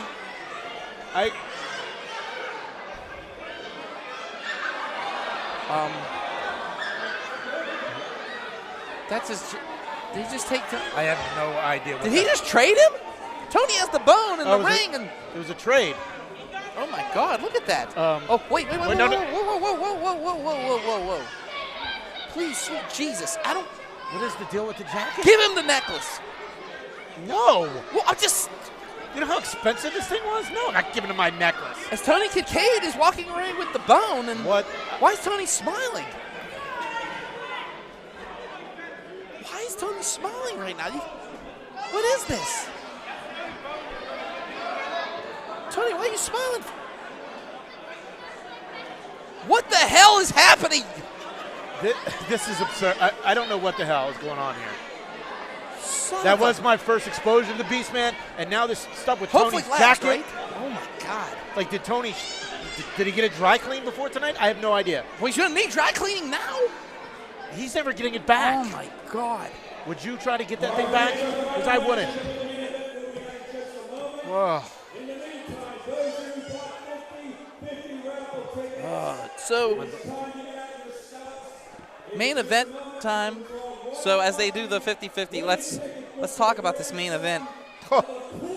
Shadow Man Elijah and Rev Ron Hunt taking on Patrick Hayes, who's returning from one vicious hell of a beating. Oh yeah, and his new ace, the Italian strongman Giani Enrico, who injured Johnny Norris last month. I was standing right there. You know, I talked to Johnny Norris this week. He had surgery. He had reconstructive surgery on his right knee. 6.5 hours of surgery, and that's not even the worst part. Rehab and recovery might take anywhere between 6 months into a year. Oh my God. So, you know, GME, I think we both could say, a force to reckon with. And not only that, defeating two legends with a little bit of help, HL Supreme, and of course Troy Lords. But now Emricko is now with Hayes. Yeah. That's a scary combination. I mean, Patrick Hayes is sadistic, and he's going to show this youngster who is just unbelievably strong and just unbelievably good at what he does. Shy kids don't get the treats. What GME has done in his 2 months at RWA is going balls out, going after two legends, and now taking out Norris and working under the learning tree of Patrick Hayes. And let's give it credit where credit's due. Johnny Norris, yes, huge career with Patrick Hayes. He had a good run with Patrick Hayes. Now Patrick Hayes blaming him for losing that title. Blaming him. Like, how could you do that to someone who you consider a best friend? Johnny, if you are watching, best wishes, speedy recovery, and we can't wait to see you back here in the RWA arena. Yes, 100%. Johnny Norris, Godspeed, and I hope we see you soon in an RWA ring. And now, wrestling fans from the up. gym, Western Pennsylvania, this will be your final event and your RWA March to Victory main event of the evening. Let's bring all the principals of the match to the ring.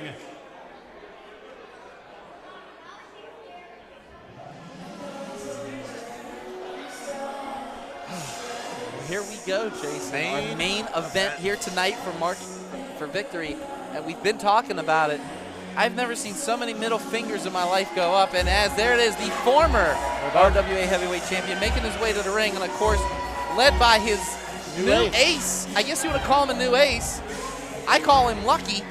That's right, GME making his way. I'd say anything. That was him. That wasn't me. That was him. That was him. Jeez whiz.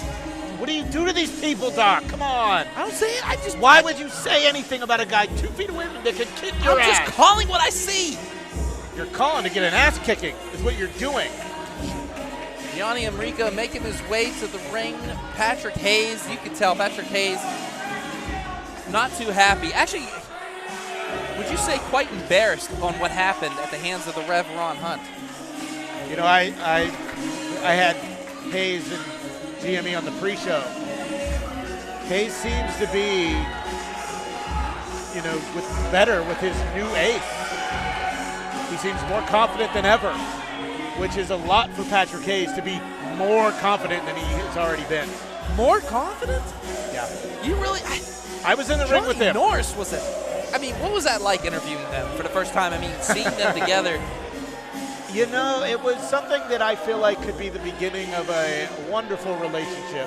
Beneficial for Patrick Hayes in the sense that he has a rookie having his back. Beneficial even more for GME under the learning tree of Patrick Hayes. As he makes his way slowly, and I mean, sorry folks, you know Patrick Hayes, he wants to tell everybody how much he hates them, or loves to hate them. I mean, Patrick Hayes, one of the most hated wrestlers, one of the most hated individuals that ever set foot in this building here, in as I like to call it, RWA Arena.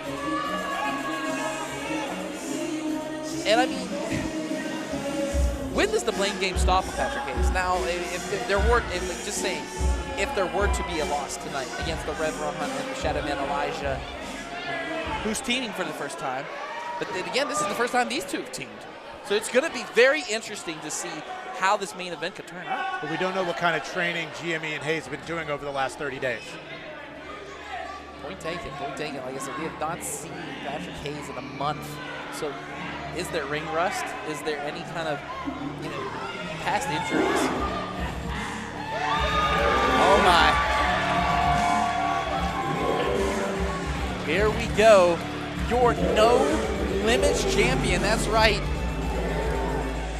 Shadow Man Elijah.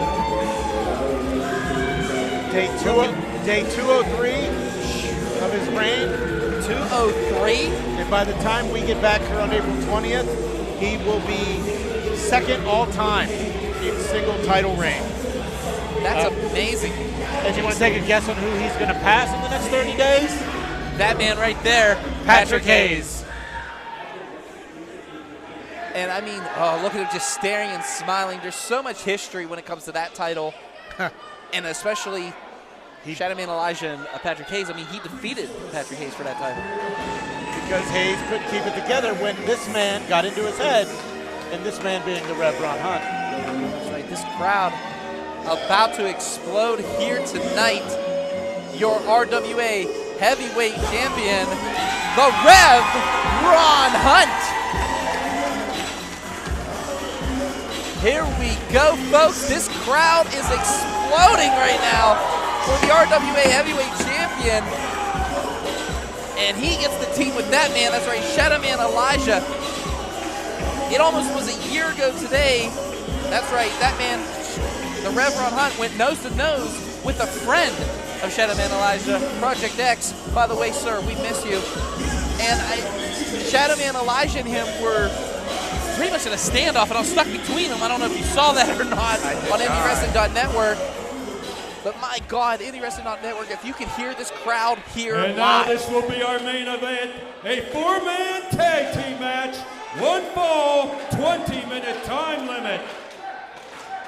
Introducing to my right, at a combined weight of 515 pounds, first from Winnipeg, Manitoba, Canada, Patrick Hayes. Quite an ovation for the former.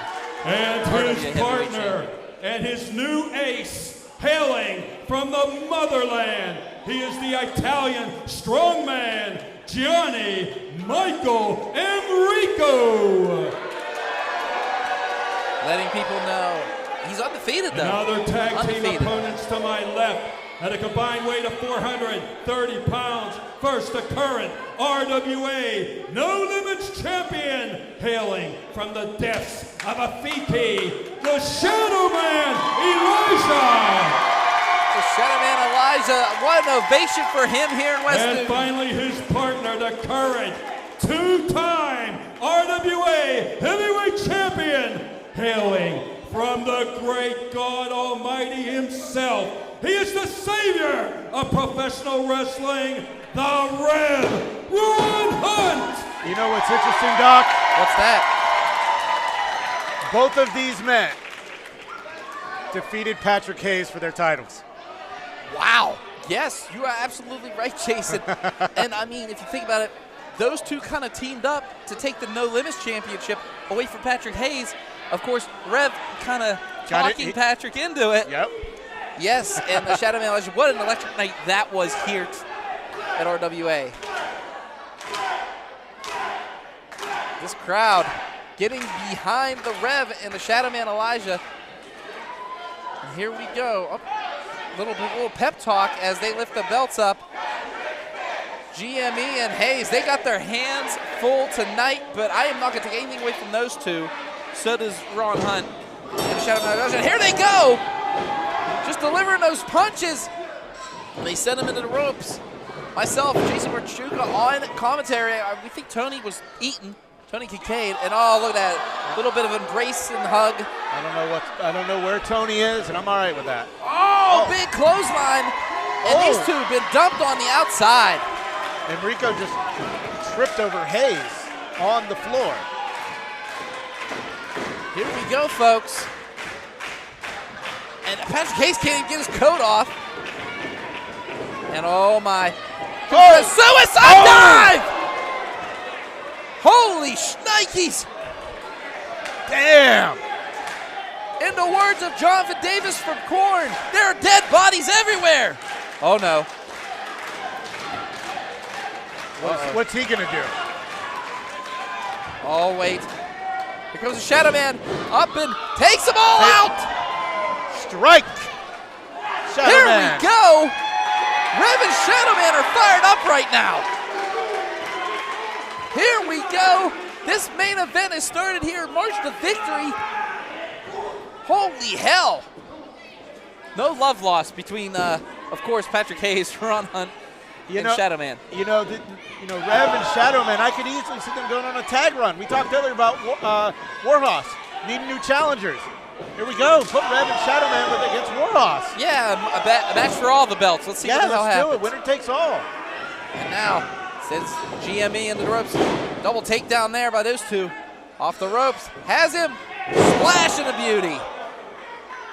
And right now, the Shadow Man Elijah and Rev Ron Hunt taking the new ace and testing them out, you could say. Yeah. This ain't looking good for GME. Oh, or his future children. Good Lord. And that's confirmed. It's not good for GME right now. You know, he likes to be known as the Sicilian sleeper. You ain't getting no sleep with pain like that. And big right. that was the left ear.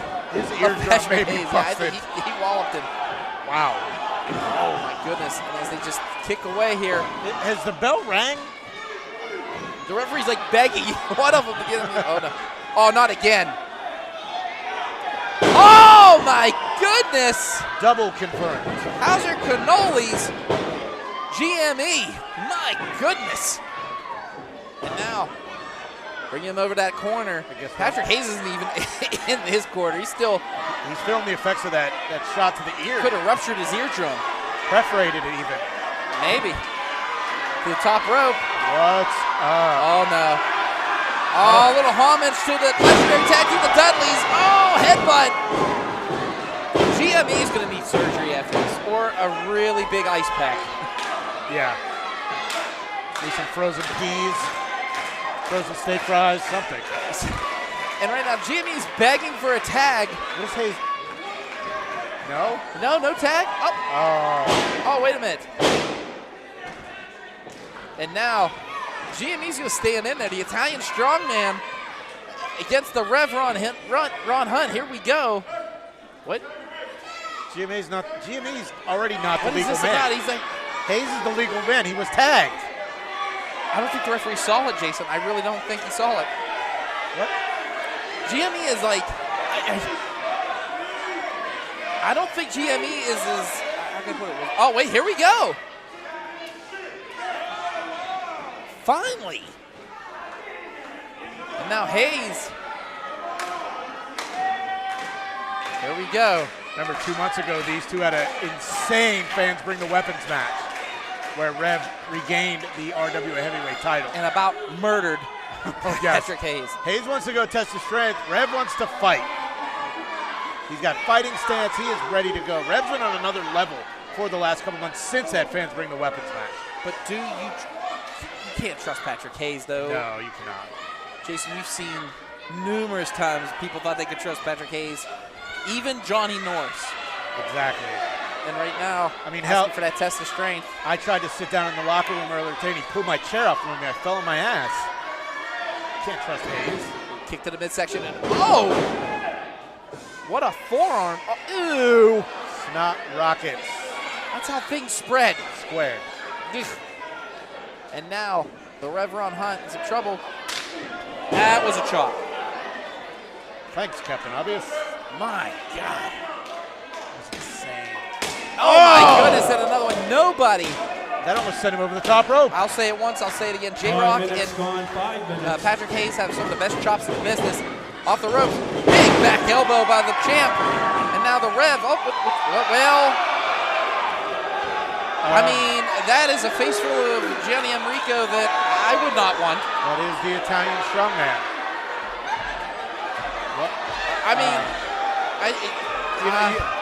you know, Tony's the one that usually uses the vulgar language. So I'm glad he's not here for this, because who knows what the hell he would have said. Oh, he would have defended. Oh, wait. Shadowman's got someone's phone filming it. He's literally filming. Oh, I think something got in the... A little bit of sweat, you know, it comes from everywhere. Yeah. We're just going to go with it. We're just going to go with it. I'll say my Hail Marys later. As the Italian strongman, GME, back in this ring. And look at the smile. Elijah has not been in the ring yet, actually. You know, Shadowman Elijah has not been tagged in here. What's this? He's asking for a test of strength. Do you really want to test the strength of someone named the Italian strongman? Oh, kick to the midsection. On. And now dragging him over. Blind tag, but hey, it's a tag by Hayes. Ref saw it. It's legal. Yeah, saw that one. And right now, oh wait now. Hunt trying to fight his way out of it. Oh, big chop by Rev Ron Hunt.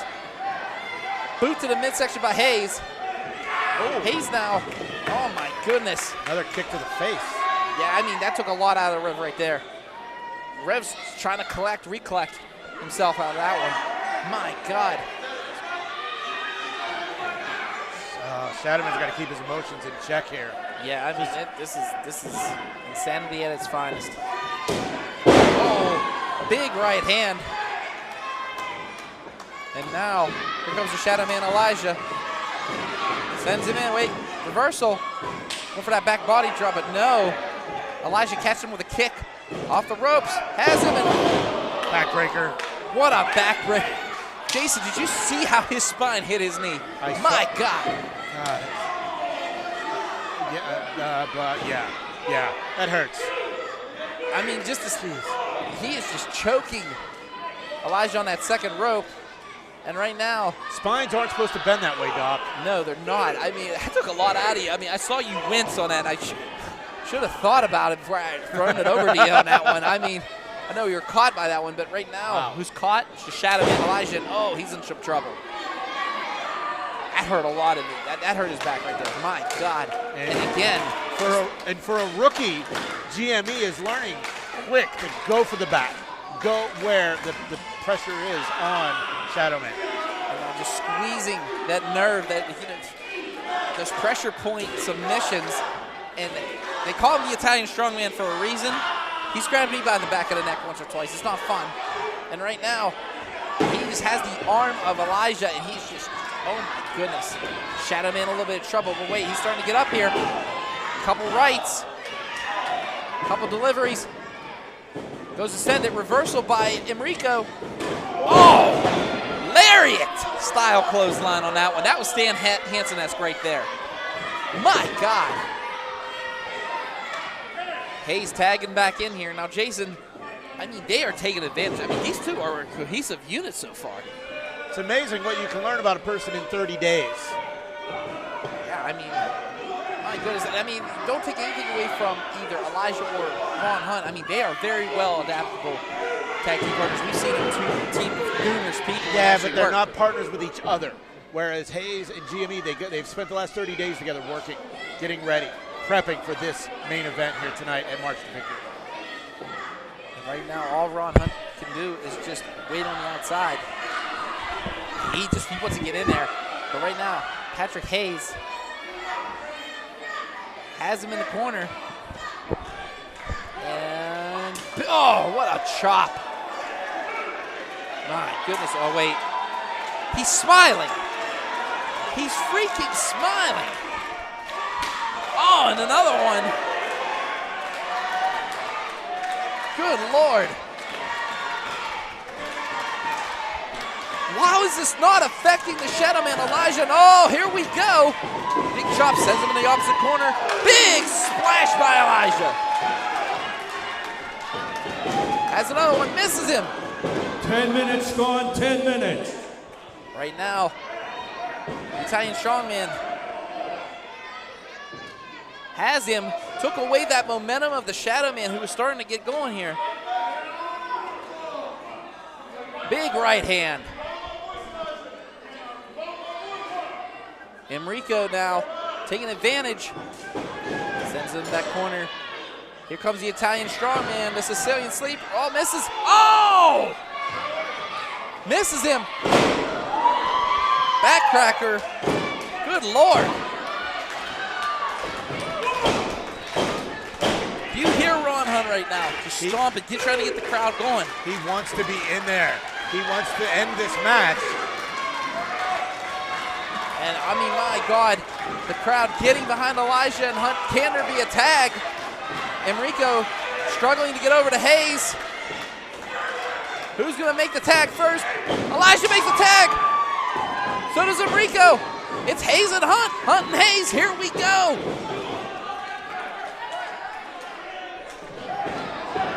Big forearm. And here we go. Shadow Man's up. Yeah. Has it. Has it. Oh, big right hand. Clothesline. GME in a little bit of trouble. Uh-oh. What's this now? These two. Oh, they sent Hayes right into GME. Oh! GME just got a face full of haze I wouldn't wish on anybody. My God, but anybody took the blunt of that. That was Patrick Hayes. Oh, wait. Oh, it's a time. Oh! My God. Oh, no. What's this? Has him. Going for that suplex. Oh. GME blocked the suplex. I mean, that's that. I mean, he likes to call that now the drowning into the darkness was that wrecking ball, you could say. And now, GME off the ropes. Oh, holds on and oh! Whoa. Takes them both out. Elijah used his own body and oh! I poked a Rev from Hayes. Could you expect anything less from Hayes? I mean, it works. And now, Hayes now sends Hunt off the ropes. Misses him though. Spear! What a spear by Hunt! Split the man in half. My God! On the outside, Elijah's taking care of GME. As the Rev now. Oh wait, he's lining him up. This could be it right here. And now, could we see it? Getting ready for the Booker Rev. Wait a minute. GME, he has a chair. The new ace. And no. Well, that's a disqualification if I ever seen one. You know, another trick learned from Patrick Hayes. You know, this could be retribution for that fans bring the weapons match. Now that GME is under the tutelage of Patrick Hayes, here we go. What is happening right now? GME is doing whatever Patrick Hayes says. I mean, we saw him take out Elijah just. And now wait, Shadow Man trying to get back in here. Let's see it. No. Oh! God damn. Our No Limits champion just taken out by that chair. And Patrick Hayes and his new ace are just running roughshod here in West Newton.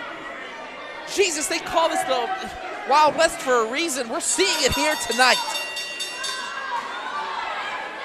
Can we please get some help? Can we get some security? Somebody. GME now. Oh! GME is just putting the Shadow Man to sleep with that maneuver. Has him up. Oh, no. He has it locked in still. What's this? And now, our referee thrown out of here. What is this? Hayes got his referee's license and that month he was gone? I guess? I don't know what's happening. Wait a minute, we got some people coming from the back. That's Brian Baum. Brian Baum. Brian gone. You said it best. We got here. My God. Here we go. Golden Glovers. Oh my goodness, the Golden Glovers getting taken out. Oh my goodness. Home run shot by Hayes. Yeah, that went out of the park with that one. In a time of 13 minutes, 32 seconds. Can we please get some order the here? Winners via disqualification, the Rev Ron Hunt and the Shadow Man Elijah. What is happening? I mean, I can't believe what's happening right now. Oh, no.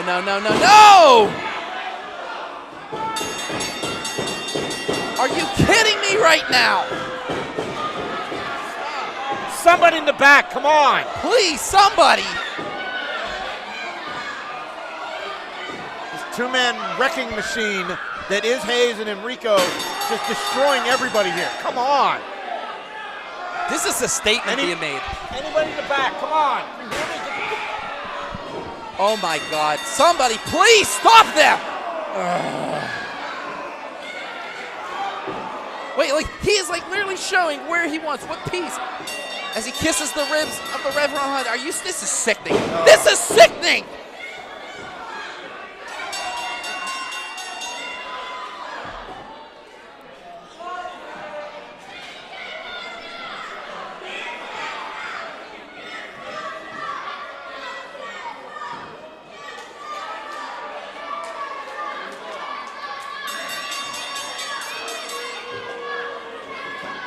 Oh, come on. No, Jason's mocking him. Yeah, He's mocking we should not expect anything less from Patrick Hayes. What's this note say? Get a word? Are you freaking kidding me? You gotta go talk I gotta go talk to them? No. No, you can't do this. Not with the chair on the ribs. Oh my God, nobody gets up from this. Hayes, they can, oh!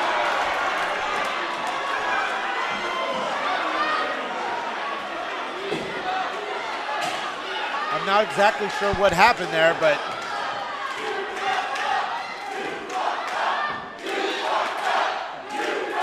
oh, wait a minute now. they know what happened. Here we go. It's double spear.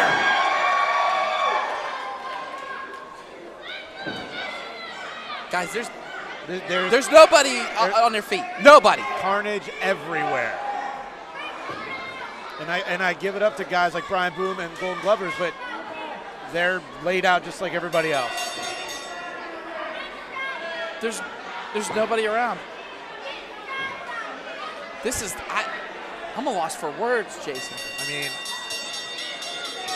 I'm just shocked that nobody else is here to help. Did they all head out for St. Patrick's Day celebrations? I don't get this. I don't understand. Maybe the Sandman got him drunk. I don't know.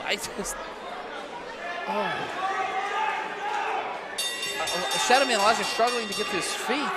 But he is at his feet. He's the only one on his feet.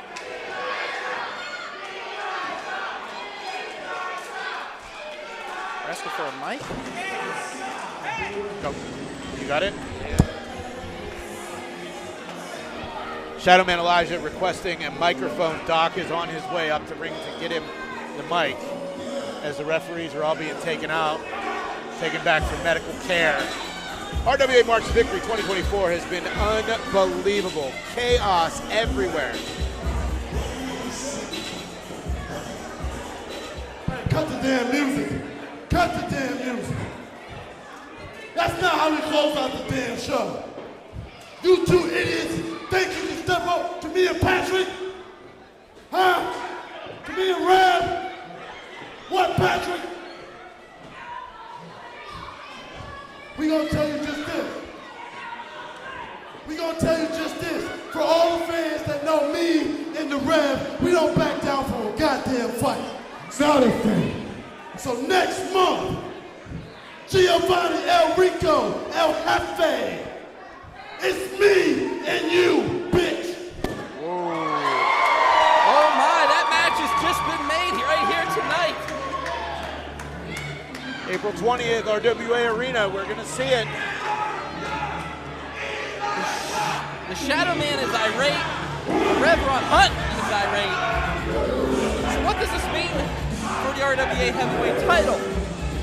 I mean, I joked earlier about Warhos and a winner take all, but my God, March to Victory has been a night to remember. I'm Michael Doc Doherty, Jason Marchuka, Tony Kincaid, prayers sent. We hope you wasn't eaten by Beastman. Let's go get some Guinness. Let's get out of here.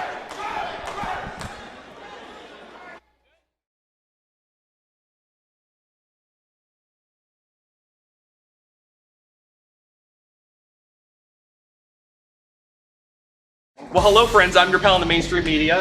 And I'm the Riz. And, you know, Riz, it takes years of strenuous, dedicated training before you're worthy to step inside a professional wrestling ring.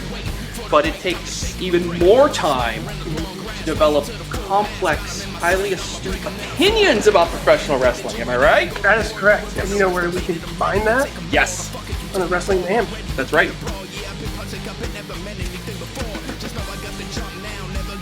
Sidekick Media Services. We are your sidekick in business for social media, video production, and more.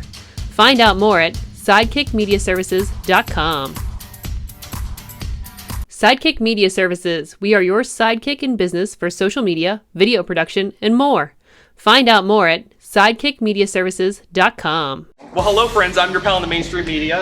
And I'm the Riz. And, you know, Riz, it takes years of strenuous, dedicated training before you're worthy to step inside a professional wrestling ring. But it takes even more time to develop complex, highly astute opinions about professional wrestling. Am I right? That is correct. And you know where we can find that? Yes. On the Wrestling Mayhem. That's right.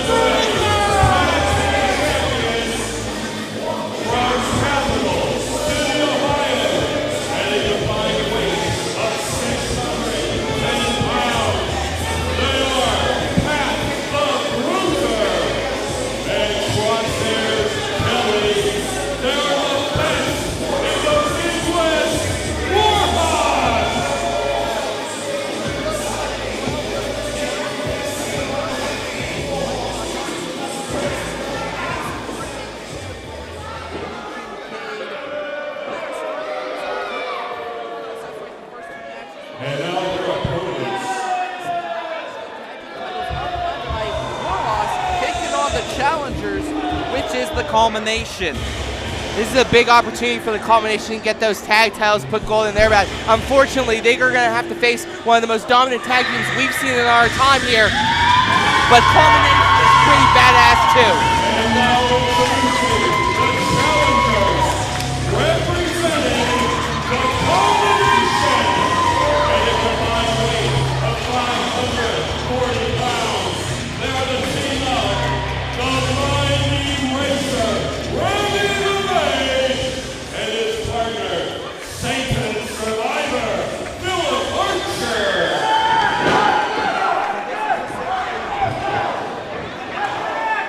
Yes.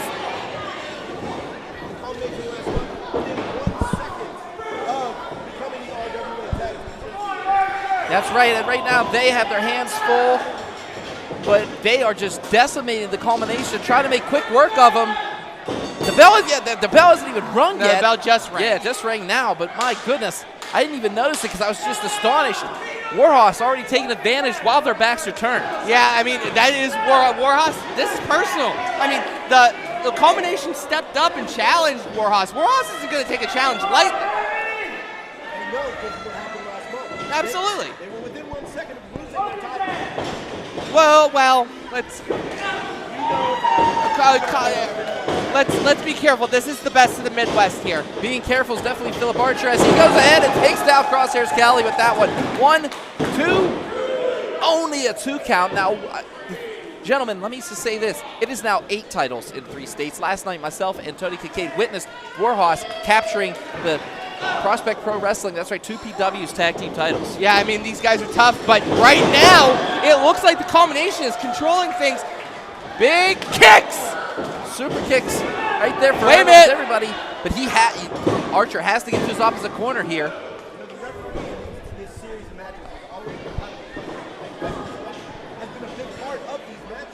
Yeah, well, that's why, I mean, talking to some people in the back, and I have the feeling the ref is being told, make sure that this match is competitive. Make sure that you call this thing.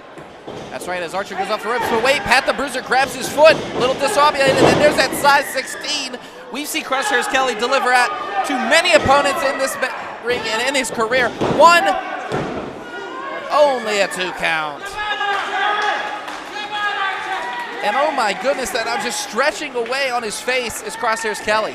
And Crosshairs Kelly is a brutal man, a brutal, destructive force. He's the calm one of the group. Pat the Bruiser now in the ring, and he's the destructive force times 2, as he's now throwing those ham hocks right into Archer's gut.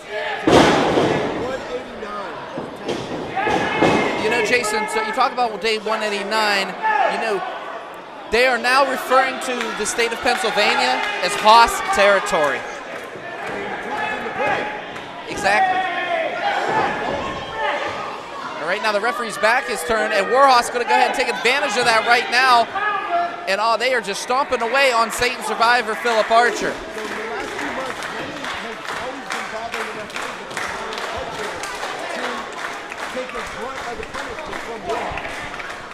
That's right, gentlemen, and I mean, they are just delivering the pain.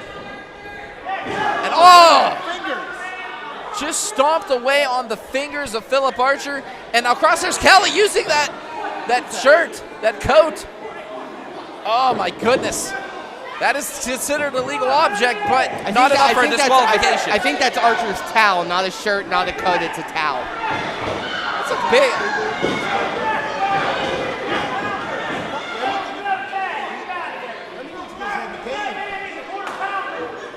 I mean, you think about it, guys. The Culmination has been screwed out of the RWA Tag Team titles last month.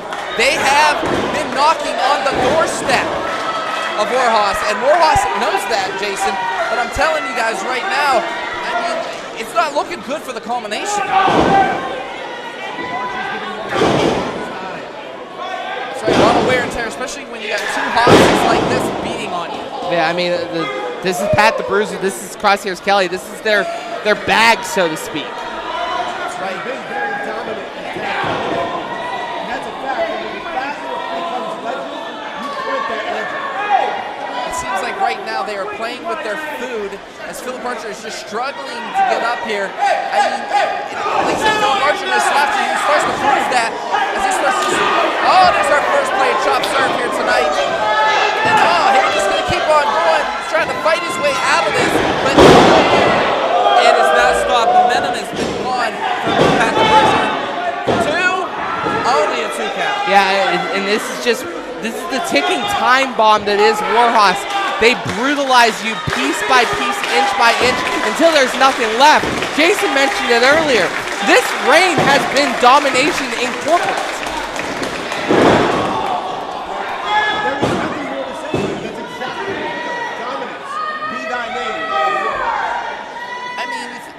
They refer to themselves as the best in the Midwest. Now they're getting close to being all over the United States. Hey man, okay, I gotta complain about something. These fans are yelling, "You can't beat them." It's not in the Warhos's prerogative to beat them. They have champion's advantage. Archer has to beat them. Exactly. I mean, they have the titles. They have the titles. They have champion's advantage. Archer's the one getting his brains kicked in. Cover now, 1, 2, and every kick out is harder and harder for Archer to do. Look at how labored he was on that 2 count. But did you see the look on Crosshairs Kelly's face? He can't understand how Archer is still taking all this punishment. Do not feed me that gobbledygook, okay? He is doing what Warhos does, decimate. You're putting narrative here that ain't there as Crosshairs Kelly holds Archer and Pat the Bruiser flattens the man. My God, I mean, he just came crashing down on him. I mean, that is 400 plus right there on the bottom of your spine. And as he takes Remy LeVay out of the equation, again, guys, this is why they hold tag team titles everywhere. Just smart tag team wrestling like this. And they are just taking it to Philip Archer. Philip Archer is just not having a good day. And for every 2 count that Warhos is getting, it keeps getting closer and closer to 3. Archer is on his last leg here. Oh! Big splash by Archer. Can he do it? Can he get that tag? Pat the Bruiser struggling after that one. That was like 2 Mack trucks hitting the middle of the ring. Bruiser makes the tag. And here comes LeVay. The Mind Eraser. Big clothesline. And now he is just a man possessed. He wants those tag team titles. Off the ropes he goes. Slate and this crowd is going bananas. 1, 2. I thought that was a 3 count right there, Tony. It's close, but remember, Remy LeVay is fresh as a spring daisy right now. Has not had to deal with much of the issue. But there goes Pat the Bruiser. And now Archer and Pat the Bruiser are going at it. Oh, wait a minute, though. I don't think he sees him. Here comes LeVay. Suicide dive.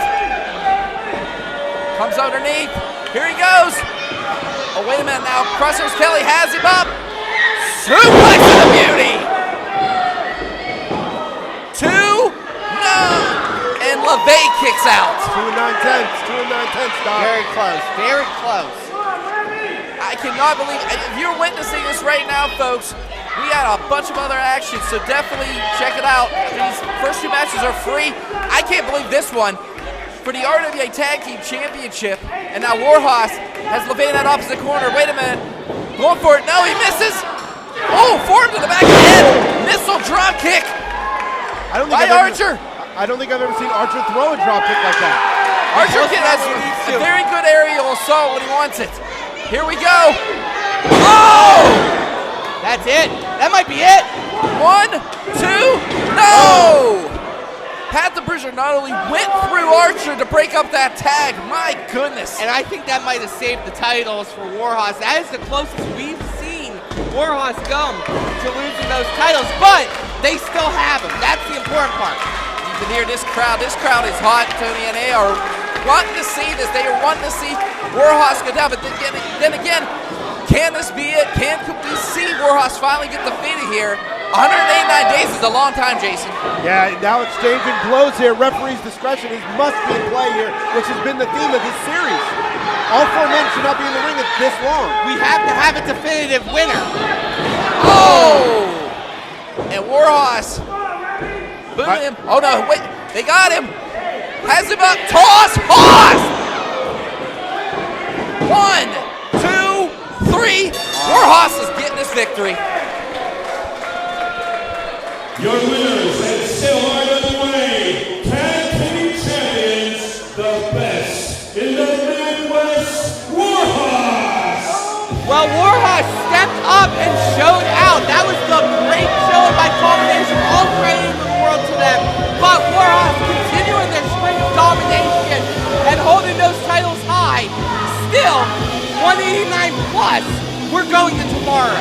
You know, you witnessed the Haas toss. Nobody gets up from that one. Yeah, Warhos 2-1, wins the series, retains the titles, and now who's next for Warhos? That is the big question. Who can step up? Because everyone that has stepped up has been put down so far. I don't know who can be the guys who can dethrone the best in the Midwest. I don't know if there anyone is. I got you.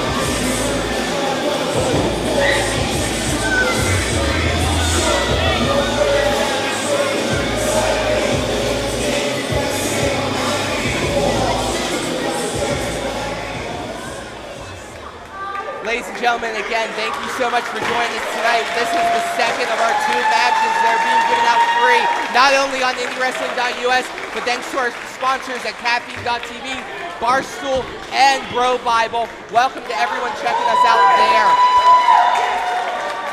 As we watch the Culmination, Remy LeVay, Philip Archer, hell of an opportunity they had. I want to pivot over to our next matchup. That's right. Excuse me, I can't call it Preston Everest. Well, you are right now. I have to. Super Hentai taking on the mean girl Austin Blaze. Yeah, Austin Blaze, of course, really impressive in his debut. A lot of aerial effectiveness by Austin Blaze. Yes, credit where it's due. They are a phenomenal wrestler. Preston Everest, sorry. God, wow. My bad. Tony. Super Hentai. It's hot. It is hot, yes. It is so hot in here. But Super Hentai has been on a tear recently.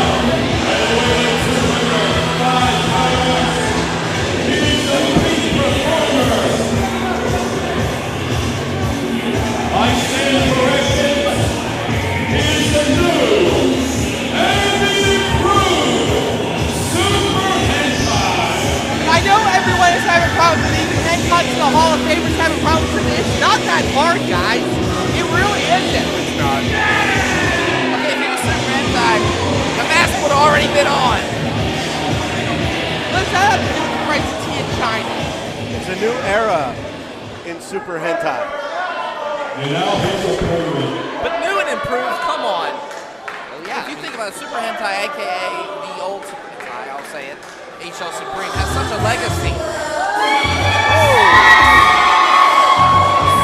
And now, from Queens, New York, at a weight of 167 pounds, this is the Mean Girl, Austin Blaze. It's so awesome to see the Mean Girl back in RWA, and I gotta say, Regina George has nothing on Austin Blaze. Austin Blaze, phenomenal talent.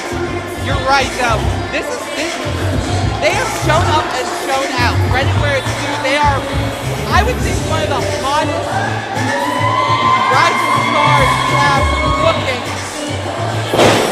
There's some examples to be made here, but a big opportunity here, of course, for the Mean Girl to beat Super Hentai. I mean, you beat someone who's 20 plus years in the business. That's a huge victory. And now Everest here. No, not Everest. Super Hentai, Doc. Super Hentai. Do we need to do this again? Yeah. Write it in your notes. Write it in your notes. Super Hentai. S-U-P. I know how to spell, Tony. As these two lock it up here, Austin Blaze, Preston Everest, and now, excuse me, Super Hentai. God, this is gonna be hard. I'm gonna. But he doesn't have the mask on. It's throwing me off. Don't touch my nose. And now Blaze, since Hentai, as he says his name, and I wonder how much he actually paid for that moniker. It doesn't matter. We don't ask finances in this business. Off the ropes. Look at the agility of Blaze. Well, catches Hentai. Tony, you claim to be the only journalist here. Why don't you ask what he paid for the Super Hentai IP? It's not something he has to disclose. Listen, he doesn't have to disclose it to me. As Austin Blaze is running roughshod right now. Look at the talent! Look at Corona by Blaze! Look at Austin Blaze go! Listen, I'm impressed. Hentai is not. And right now, here comes Blaze off the ropes for a suicide and a beauty. You go, Austin Blaze, you go. The Mean Girl is taking it to the artist formerly known as Preston Everest. The artist currently known as Super Hentai. I know what you're trying to do. Stop it. As Blaze throws his opponent back into the ring. RWA No Retreat is heating up here with this matchup as Austin Blaze, the Mean Girl, comes around. Oh, misses! That could pull a hammy right there, especially off that top rope. Has him up, drives him into the canvas. I mean, this is where Super Hentai's veteranship steps in. The 20 plus years that this Super Hentai has is something to behold. 20 plus years of management. No, there's no 20 plus years. Come on, Tony, for real. Come on, are you really going to crap all over the legacy of Super Hentai as Preston Everest is doing now? Super Hentai! Doc, are you going to crap all over the legacy of Super Hentai? No, because that is not the original Super Hentai in the ring. He is Super Hentai. Oh my God, both of you. I hope somebody buys both your names so you like it. As Austin Blaze shows Super Hentai how to chop with that one. My goodness, and oh boy. Oh, face first off the turnbuckle, and now Hentai returning. That is what you call a receipt in this business. Trained in Hayabusa, Japan by the late, great Mr. Fuji. No, he was trained in Canada. Because that is still Preston Everest moving through as he just drives Super Hentai. Now, go for the cover. 1, 2, just a 2 count. You know, Doc, if you want to get all this information about Super Hentai, the history, where he trained, all you have to do is search on Google. It's Google. Did they buy that too? Who's Goggle? Did they buy? I'm not going to get into this right now. Oh, you're both driving me nuts. As right now, I think Austin Blaze is kind of driving Hentai nuts with those punches to the gut. As side super kick. That was amazing. And now Blaze sends Hentai into the ropes. Oh, wait a minute, no. Swinging reverse neck breaker and a beauty. Here goes the pin. 1, 2, only a 2 count, and the peak report. Super Hentai thought he had There the 3 you count go. on that one. Good job, buddy. Good job. He's good. As right now, driving that knee right into the spine of Blaze. And Hentai now pulling back both arms. My goodness, Blaze looks like he's in a lot of pain right now. I mean, you're just throwing the arms, stretching the shoulders, stretching out that spine. All CJ Sensation could do is ask, do you give? Do you give? But Blaze, there's no quit when it comes to Austin Blaze. And just slams his face right off the canvas. And my goodness, oh, look at this. Just starting to tease these fans here in RWA Arena, as I like to call it.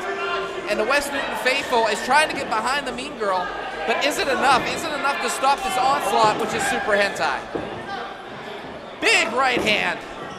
Has it. Picks him up. What is this? Could be going for anything here. Hentai, very versatile.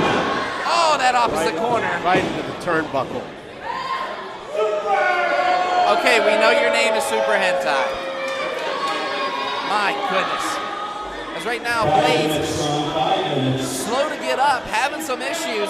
You can see him holding that lower back. Yeah, I mean, the offensive barrage that Super Hentai has put on Austin Blaze has been violent, as now that right hand,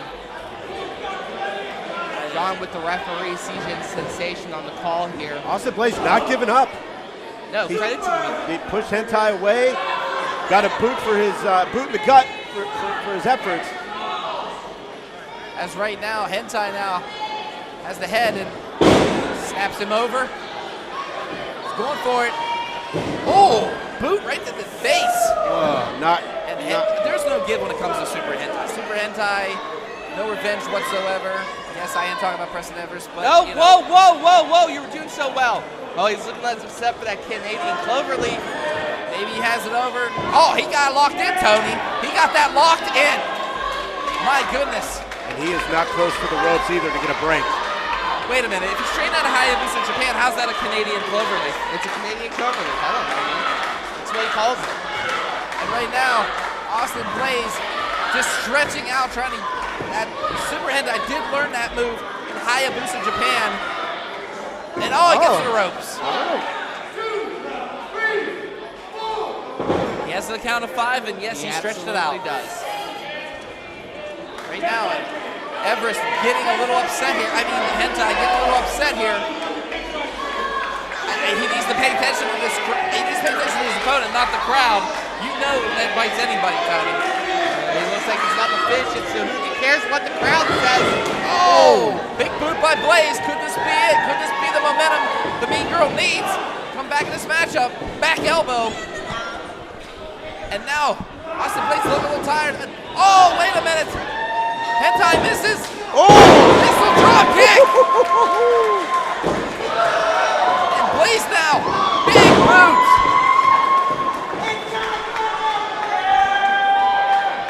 And here comes Austin Blaze. He's just delivering those boots to the face, Jason. What do we get here? 1, 2. 2 and 9/10.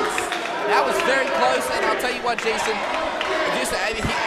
Blaze isn't really arguing. I think the Mean Girl is just a little bit perturbed. What happened? Tony Kincaid, where the hell are you? Tony Kincaid He just just leaves. disappeared. That's nice. The only journalist here, right? Finger quotes, journalist. Yeah. Well, gets up and leaves mid-match. wait a minute, Blaze. Oh my goodness. And Blaze now, I don't know if it's enough, and and prettier. 1, 2, 3. Super Hentai is victorious. AKA Preston Everest. 7 minutes, 51 seconds. Your winner, the new and improved Super Hentai. Austin Blaze put in a great effort in his return to RWA, just coming up short to the legend that is Super Hentai.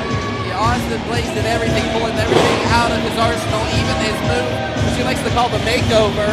You know, that Maluva kick in the corner, but it just wasn't enough. But now, you know, Preston Everest is showing off, and I'll say it. I don't care. You can yell at me later. He's showing off. He's not even putting on the mask. He's not. How much of an insult can someone take?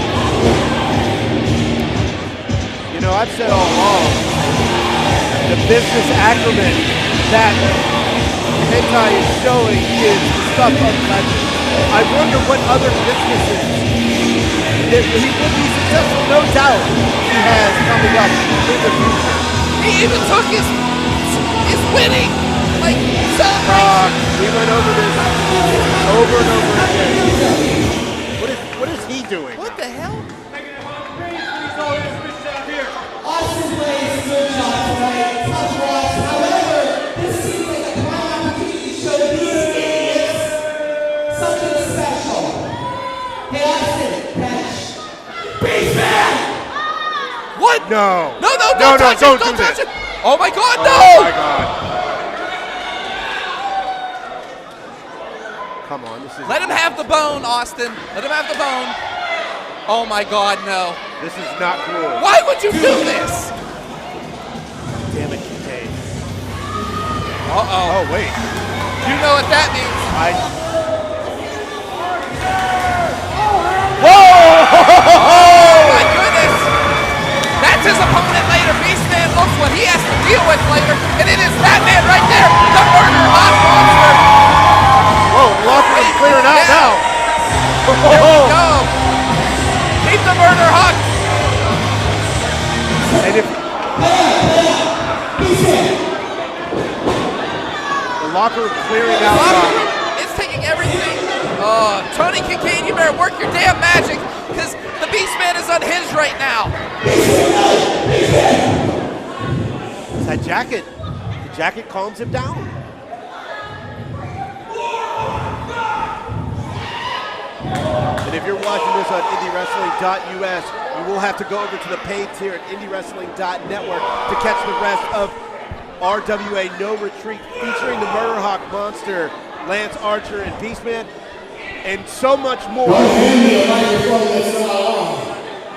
a minute here. RWA, y'all want to see me kick the Beastman's butt?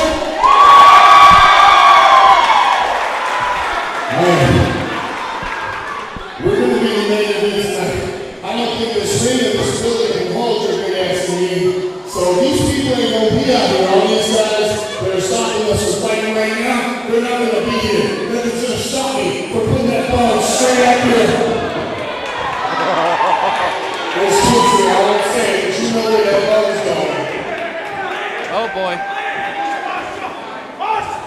Beastman, I'm going to put your butt down. Everybody dies, and that includes you. Lance Archer making a statement here tonight. The Murder Hawk Monster ready to go. I hope Tony Kincaid has prepared him for this. This is all Tony Kincaid's fault. Yeah, that's exactly right. This is definitely Tony Kincaid's fault. It's Tony Kincaid's fault? Yes, because J-Rocc has a handle in this?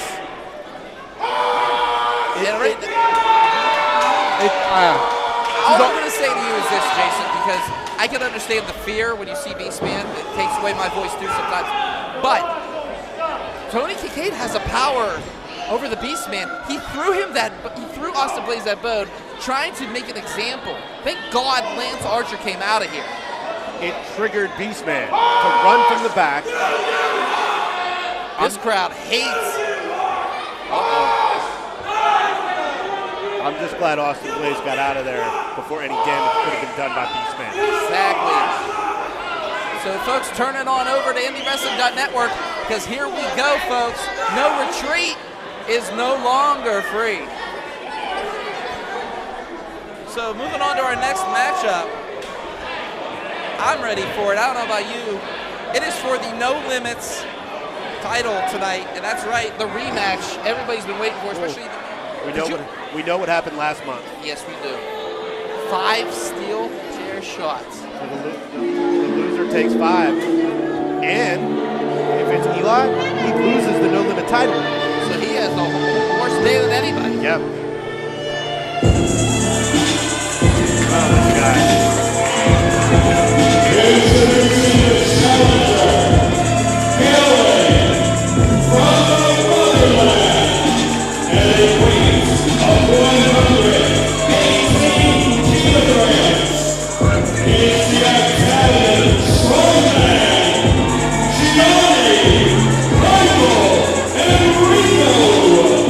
Gianni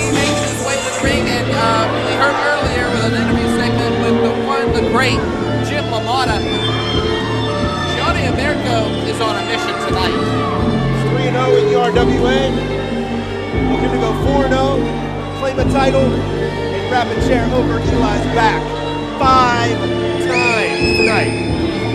But Jason, I'm just telling you right now, why take that away from This Is Eli? This Is Eli has been champion for months now. I mean, almost a year. That's been almost a year. Actually, 266 days to be exact. Well, what's interesting, Eli defeated Patrick Hayes to the Ultimate title back in August. So maybe this is kind of a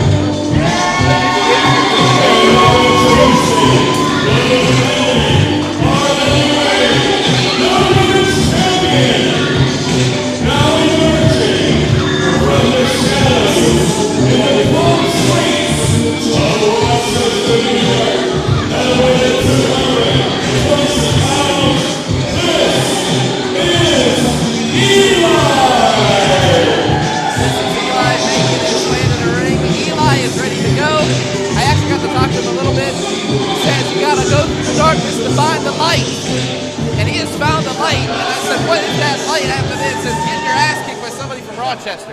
Okay, rock on, we're gonna go with it. See what happens. So was the dark he was talking about when he wrapped that chair around GME's back last month? You mean the one that he stopped GME from hitting in first? Yes. Yes, that one. We forgot that little bit of added information. Here we go, Right now, this match has started, and oh my goodness, back elbow, the chop. Here comes This Is Eli, but no, GME throws Eli in the corner, misses him off the rope, or through the corner, and oh, he was going for that train, kept it rolling, and he was going for it quickly. For GME being so new to the game, he is showing things that he is learning from Patrick Hayes. It was smart for him to get out of the ring. Welcome back, Tony. Thank you. I had to give the fans something to go to the live show. We are now live on IndieWrestling.us and our YouTube premium channel. As a lot eats that boot by GME. He might not have teeth after that one, especially with the Italian strongman. I mean, look at the physique on this man. Good Lord. GME is, I mean, he's on a mission. He is definitely on a mission of revenge, especially what happened last month. Oh, absolutely. I mean, you want to slap the taste out of Eli's mouth. You want to establish yourself in possession of a moment, in possession of a thing. The RWA management goes, well, GME, should we give him an opportunity? Well, he did beat the former No Limits champion. Maybe we should give him an opportunity. I will say this, though, Tony, about GME. Also, you know, he's the man who took out Lights Out Johnny Norris. He is the one who has put Johnny Norris on the shelf. He is the one who took Johnny Norris's job as the new ace for Patrick Hayes. I talked to Johnny Norris this week. Rehab is going well. He seems to be in good spirits. So if you are watching this, Johnny, please take your time, get back. We can't wait to see you back here in the RWA. Yeah, but who cares about Johnny Norris? He's no longer the ace. He's more like the Joker because he got thrown out when the hand was dealt. It is all about GME now, the true ace for Patrick Hayes, and now trying to establish himself without Patrick Hayes. Setting that opposite corner, GME in complete control so far as he's posing now for the crowd. He's taking a little bit too much time, and now goes in, and no, he misses him. Eli now has to come back with something here. Oh, big right hand. And right now, this is Eli. He's about to send it. Oh, he's going for damage now. Oh! Big clothesline by GME. So Tony, how are you feeling about your fellow Italian in this match? I am feeling number 1, 2, just a 2 count. We are cousins. He, of course, comes from the north. I come from the south. Wait. Tony, you're about as Italian as the Olive Garden. Come on. He really is Italian. You're more. I would say. I know you're from New Jersey. You come on. mother! Hey, okay, so as Emricko was I'm about to go Joe Pesci on you. As these two youths are going at it in the ring right now, GME is in complete control. He wants to take that chair across Eli's back 5 times. And now has him. Picks him up, going for it. Could this, my God, he's keeping him up. Look at the strength of GME. One-handed body slam and a beauty. My goodness. Living up to the Italian strongman moniker for sure. Only a 2 count. You see a lot of shades of the original Italian strongman, Bruno Sammartino, when you look at GME, how young, how fit, how powerful he is. It is that power that made him the first bona fide superstar in professional wrestling. GME has it too. He just needs to catch that lane, that fire that Bruno found, and I think GME is finding that niche in RWA. Eli now trying to fight his way out of big right hand. Kick to the midsection. And now Eli trying to bounce back here. Walking a little gingerly after that body slam. And now GME reversing it, maybe? No! Blocked by Eli there. A little struggle of strength right here between these two. Eli gets the suplex. My goodness, that took a lot out of both of them. That was a spicy meatball. Okay, you do that one more time, and I'm going to send you to sleep with the fishes, okay? Watch it. Forget about it, Tony. Forget about it. I'm with Kincaid on this one, kind of insulted too. But as referee starts to count these guys, I'm going to drown you in Prego real soon, let me tell you. 6. And both of the combatants are up now. Lock hands. Look at that right. It's just right now, Eli trying to do whatever he can to get out of this. Just rocks Rico on his behind. Nice back elbow there. And now, oh my goodness, reversal by GME. This is him. And Eli now, going where he's most dangerous, in the air. Kick. GME in a lot of trouble. Oh, he's somewhere where he doesn't want to be. He's in the tunnel. He sees the lights. Eli getting this crowd involved. How many? All aboard. Train kept it rolling. Brings him out. 1, 2. Kick out by GME. Credit to GME after eating that flurry of offense, and Eli stacked him.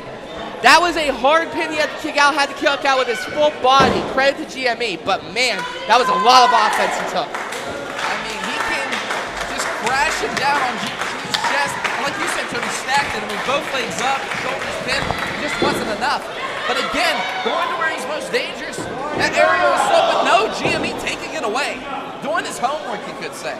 You know, my brief time here at RWA, I feel like Eli's like a video game character. And the stuff the man can do is only stuff you see in video games. So it's awesome to have that real-life video game character here in the RWA. We have had a lot of opportunities to see some video game characters, including the original video game character. Although X was not as violent as Eli was, he was a lot more cerebral, but GME just took the post to Eli's X, so to speak. Great call on that. No, great call on that one, Tony. I mean, Project Society had a big legacy, and GME wants to grab on him. But wait a minute, roast him up.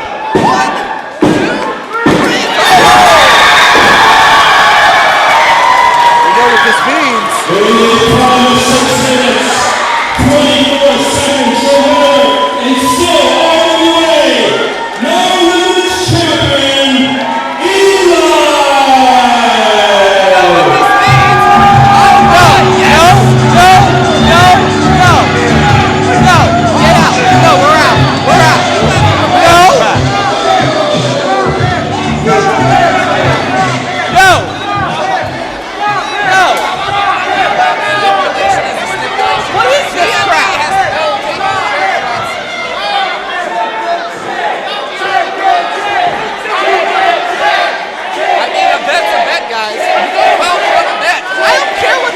was. You don't know this crowd anything. You don't owe them anything. Tony, I don't know why you're shouting over to him because it's not as Eli is waiting in the ring, looking at the face of Eli as GME has to do this. Eli starting to know this champion and gets an opportunity to, oh my goodness, just whack the living hell out of GME 5 times with a steel chair. Oh, this is. I don't want to watch this. I don't want to watch this. Don't you have somewhere to be, Tony? You know, you just leave randomly, and that's why I said you were the only alleged journalist here. You must take off. I have a lot of hats I wear. Maybe you should try to be a journalist too. Can't you be somewhere? Uh-oh. Here we go. Doc, in all your times here, has this match ever happened? No, nothing like this. We've had lashes. We've had someone lash with a belt. We've never seen this. Is he begging for mercy? You know what?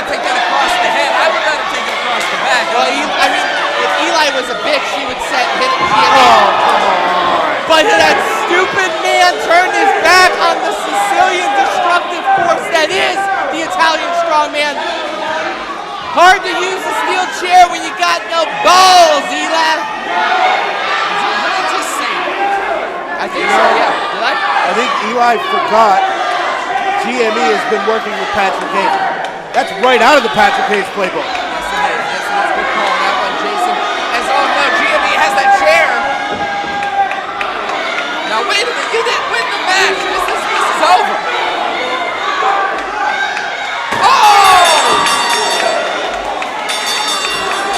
No, you didn't win the match. This thing kills the Karens. God, this is like Jesus Christ Superstar. Oh, come on. No.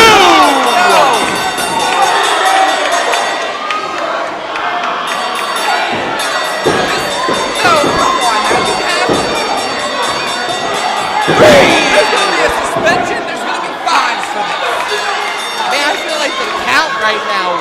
1 chair shot. This is a great thing to watch. What? Jason, you look disgusting. I think we're all disgusting, Tony, except for you. Yeah, this is disgusting. This is 5. Oh, wait, no, here comes Culmination.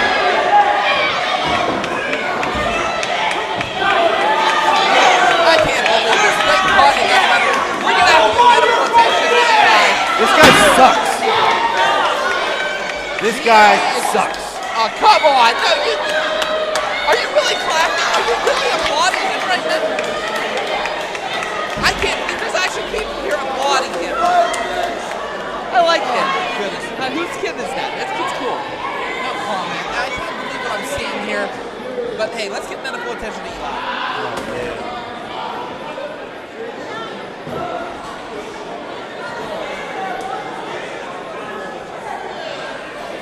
As RWA's officials get Eli out of the ring, we're going to try to pivot over to our next contest. Doc, I'm just still.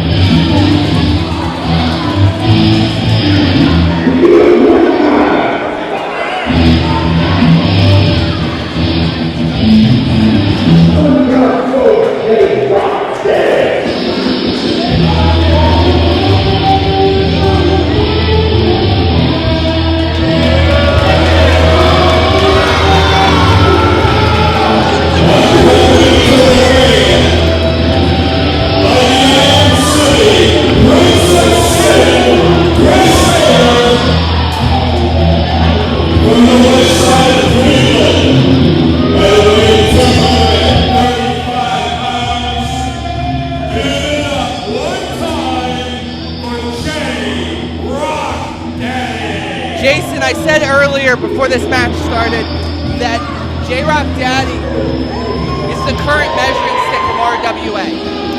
And I want to expand on that a little bit. Since I started at RWA, there's been a lot of guys that I've said have been the quote-unquote measuring stick. The guy that you have to beat or at least try to, in an effective manner, to become a thing in RWA.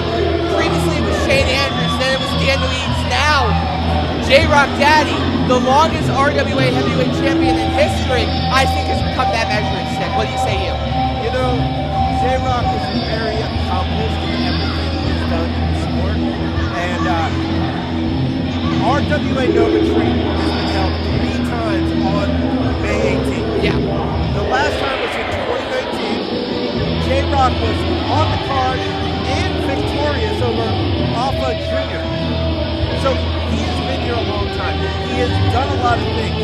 And you're right, he is a measuring stick. But the way he is going about things and what he is trying to do is not something I can get behind or support. Okay, I understand what you're saying with the I don't like how he's doing things, but let me ask you this question. Has it or has it not been very effective in getting him? I mean, remember, this is the guy who's the longest RWA heavyweight champion in the history of our company. He was abandoned by Dr. Feelbad to the Rev Ron Hunt. Rev Ron Hunt put his hat into the hands of Feelbad, and Rev Ron Hunt Feelbad abandoned J-Rocc. I mean, Doc, don't have on me, okay? I'm sitting here, you're just trashing our owner. But who is ready for this? I'm excited.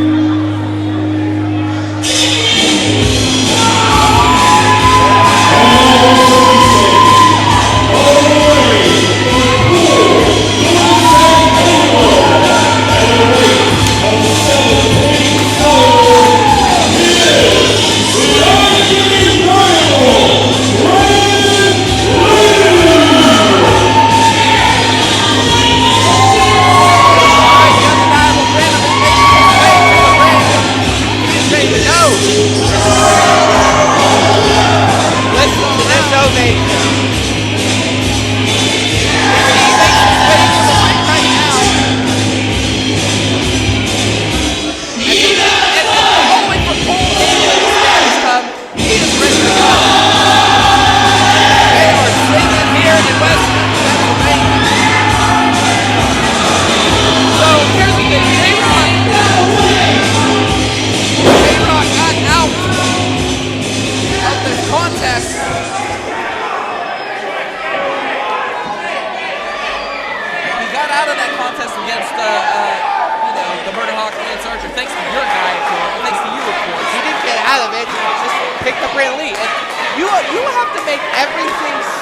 Drama-filled.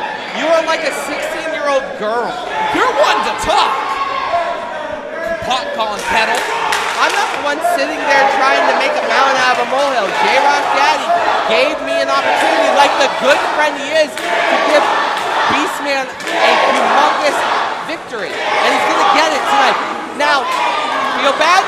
Being feel bad gave him Brandon Lee. And Brandon Lee, phenomenal talent. It is apropos that he is named after the OG Pro. It is apropos. Well, Tony, there's a lot of 6 degrees of separation here. J-Rocc trained EC3. EC3 has invited Brandon Lee over to the United States, and here we are. So, I talked to Brandon in the back earlier today. He's excited to be here, and he's excited to perform in front of the RWA crowd. Right now, as you can see, Taylor trying to grab and trying to get into the mind of Brandon Lee. Brandon Lee, and I usually say this sentence, and I really don't care, he's got to keep his head on a swivel, especially with Chris Taylor on the outside. J-Rocc and Brandon Lee lock it up here. European uppercut. Oh, wow, look at the mockery from Brandon Lee. I will give the guy credit. He is confident. I mean, 3 years pro, technical wrestler. J-Rocc doesn't have it. He does have a challenge ahead of him. But right now, Brandon Lee, a lot of trouble. He's not letting go of that head. That is all there is to it. J-Rocc squeezing. And as we were talking earlier about being a measuring stick. And Tony, I will agree with you with that. I will, but my goodness, J-Rocc's done some really dastardly things lately. I mean, putting John McChesney on the shelf. Who does that? J-Rocc Daddy. And it's a strategic maneuver. Stole his girl. I'll say it. Stole Julian Lynn. Julian Lynn is her own person, you monster. Monster. What is this, the 1500s? Settle down as J-Rocc trying to control the wrist, but Brandon using the hair, though. Using the maybe he should shave his head like J-Rocc. Smart maneuver by J-Rocc. No one shaves the head because they want to. Like, if that's your J-Rocc, I mean, I wouldn't tell him how to wear his own hair. He's a scary individual. Why is he stepping on the hair? Look at this. A headstand like that. Reversal. I've never seen that before. Unbelievable. Oh, boy. J-Rocc a little bit upset, a little bit frustrated as pushes him down. Has him squeezing that head.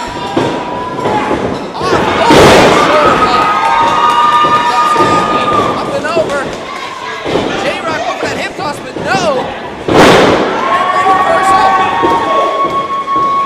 He uppercutted him right through the roof. Wow.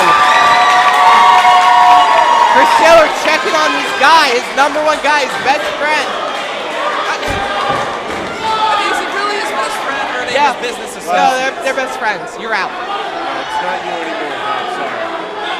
And right now, Brandon Lee grabbing J-Rocc, chucks him back in the ring. You both can go to hell for your comments, but right now, Brandon Lee threatening Chris Taylor there. I'm great with the Lord. Calm down. Undeniable Brandon Lee. Is he trying to reason here? Oh, come on, Brandon Lee, you cannot try. I hope he's done his tape work. Oh my goodness, as he's trying to. No, do not shake his hand. I would not shake this man's hand. Journalistic integrity. If he wants to, he can. It's fine. J-Rocc has led so many people to high heights. Look at what he's done for such amazing wrestlers. I mean, EC3, for God's sakes. I'm not taking anything away from J-Rocc, who is also McChesney's trainer, by the way. Absolutely. But, okay, now shaking the hand. Oh, no. Brandley was ready. He knew what was coming. Oh, no. Has him up. Comic drop. Ouch. Walking funny after that one. Oh, he's going for that body slam, but no. J-Rocc blocked it, but no, an European uppercut on that one. And Lee gaining some control in this matchup. What did they... All the way from Paul England, too. European uppercut again. This matchup is going to be remembered as a body slam heard around West Newton. My goodness, that was thunderous. Brandon Lee is a physical specimen, and now he's going to show off some of his high-flying maneuvers. Going up to the top rope, I didn't see much tape on this. Yeah, he's going up, but wait a minute. God damn it, Taylor.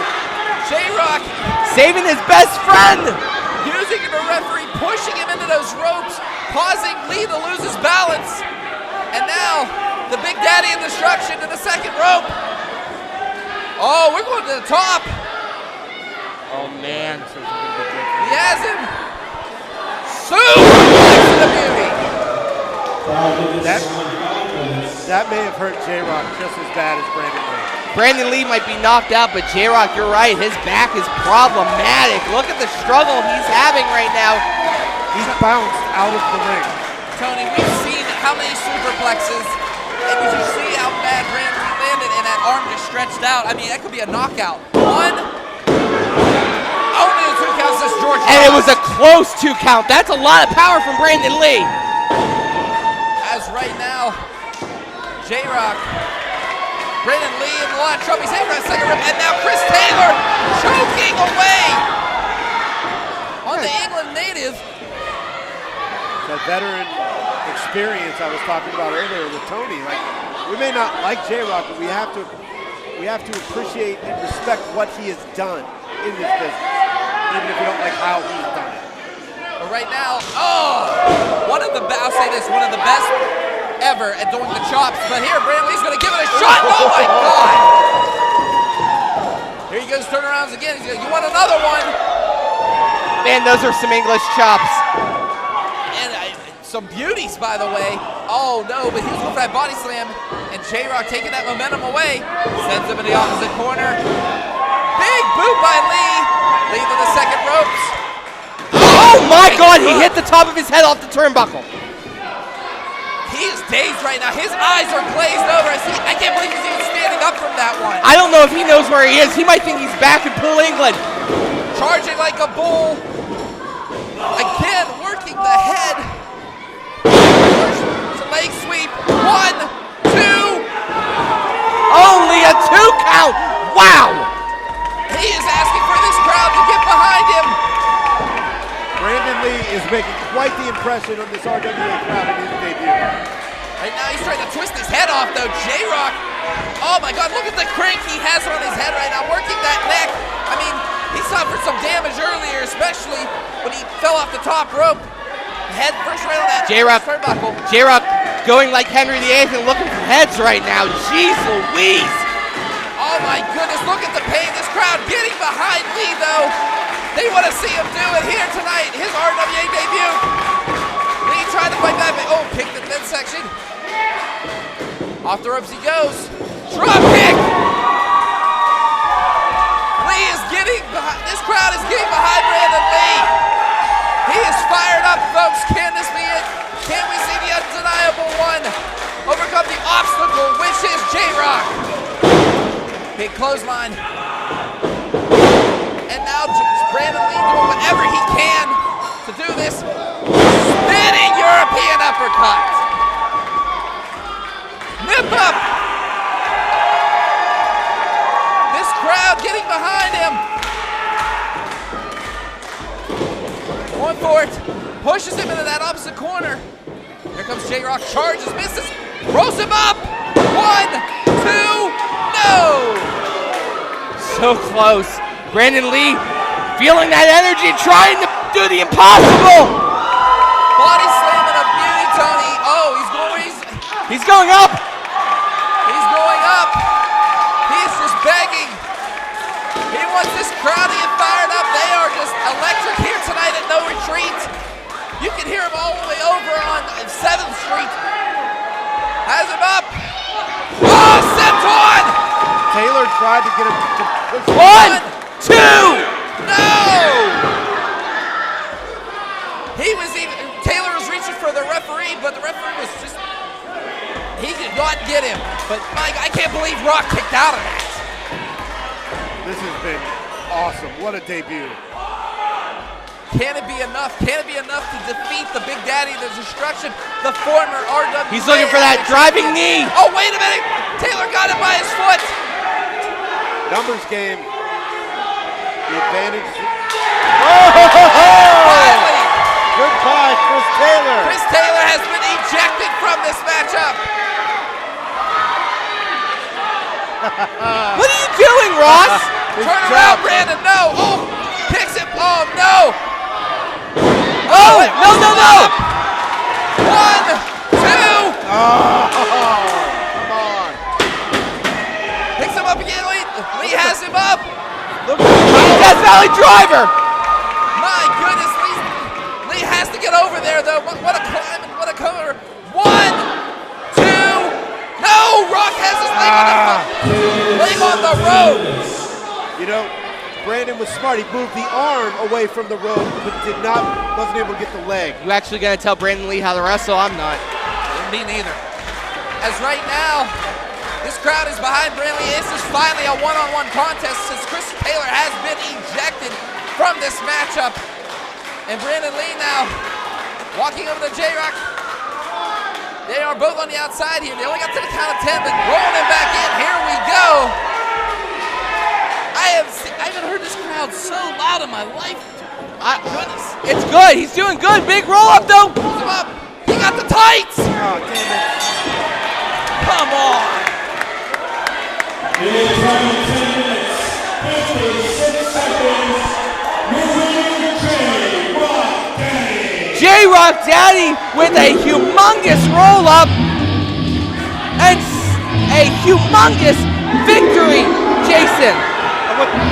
What is Taylor? Oh my God. Oh, and now we're just. Taylor was thrown out, but. Well, the match is over. Oh! Going for that cover, but misses. Brandon Lee just threw him right off. Big running knee. Claymore-esque. I love it. And security trying to.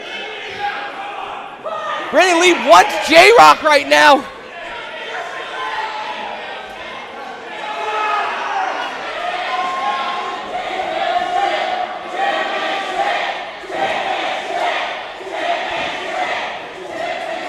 And there goes J-Rocc again, his best friend Chris Taylor out of the ring. You know, he may have come up on the short end of the stick with a loss this month here at RWA, but what a debut. Even you have to admit, Brandon Lee did an amazing job out there. But when you're 2 against 1, of course it's going to be a little harder to get that victory. You can complain as much as you want, the victor is still the measuring stick, the Big Daddy of Destruction, J-Rocc Daddy.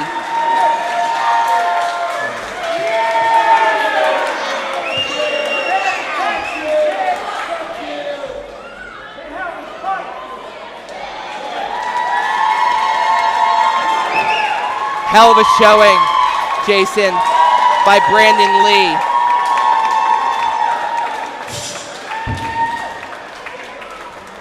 And I'm looking at Doc right now. Welcome to RWA.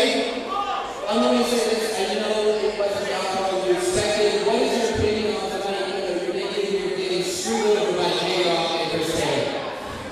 Well, first thing I want to say, RWA, how are we doing tonight? Secondly, I want to thank you for welcoming me into your country.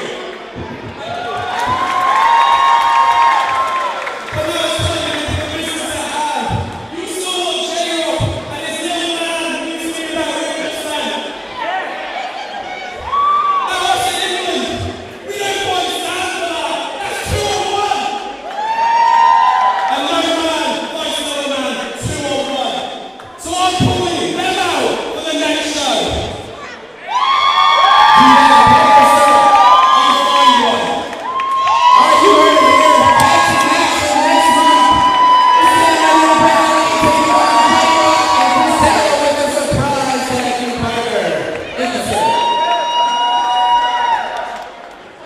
I even have a list of stuff here. I can't believe this.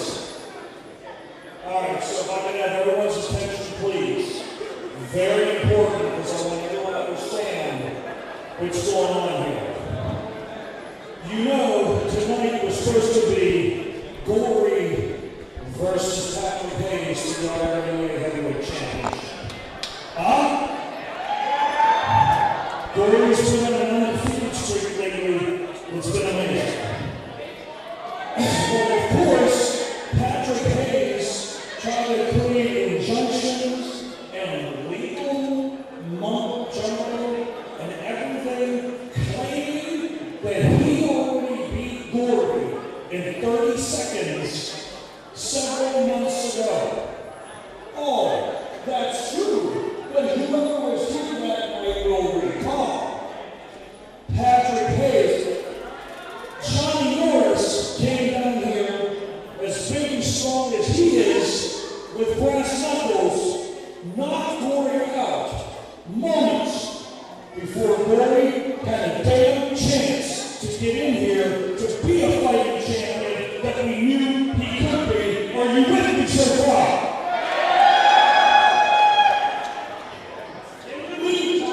And I'm sorry this is wrong. I'm sorry, but I'm asking you to bear with me because this is important. And if I'm shaking, just bear with me.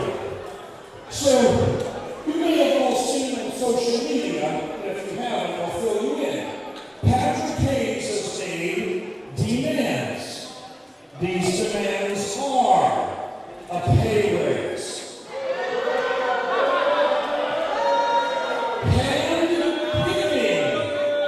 hand-picking opponents, confetti balloons celebration, and of all things, he has informed me, even though I'm the owner of this company, that he says if any fan boos him or cusses him out, that I am to remove you from the building. Yeah. Give a shot right here. That's exactly it right there. Yeah. How many fans does Patrick Hayes have in this building? 5? And I'm going to kick you out because it is the right to cheer for or to boo whoever you damn well please.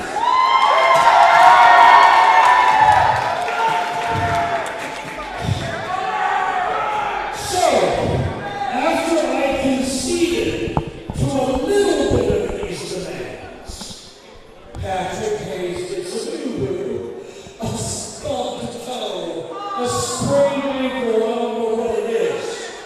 And he is not here this evening.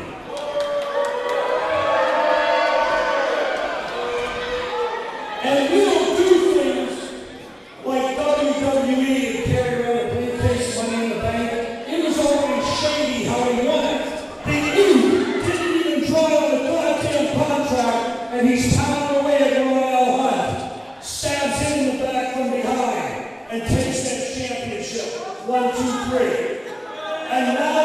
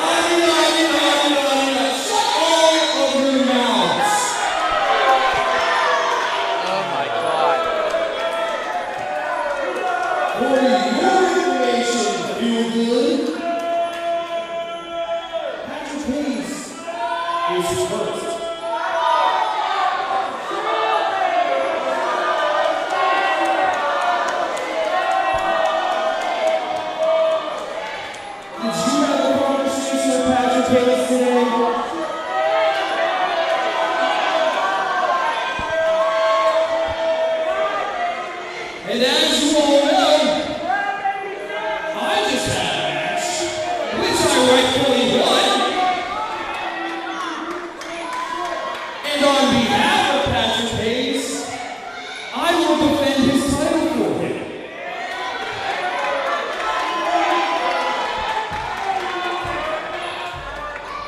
So you grew us out and you're going to defend his championship for him. That's it right there. The beautiful RWA heavyweight champion. You really want to do that, huh? Well, you know what? I put some things together here, and I know there is an incredibly worthy opponent back there, and I'm going to slink out of this ring right now because it's going to happen. Right now, that championship is being defended against the incredibly good, the incredibly talented, the incredible worthy HL Supreme.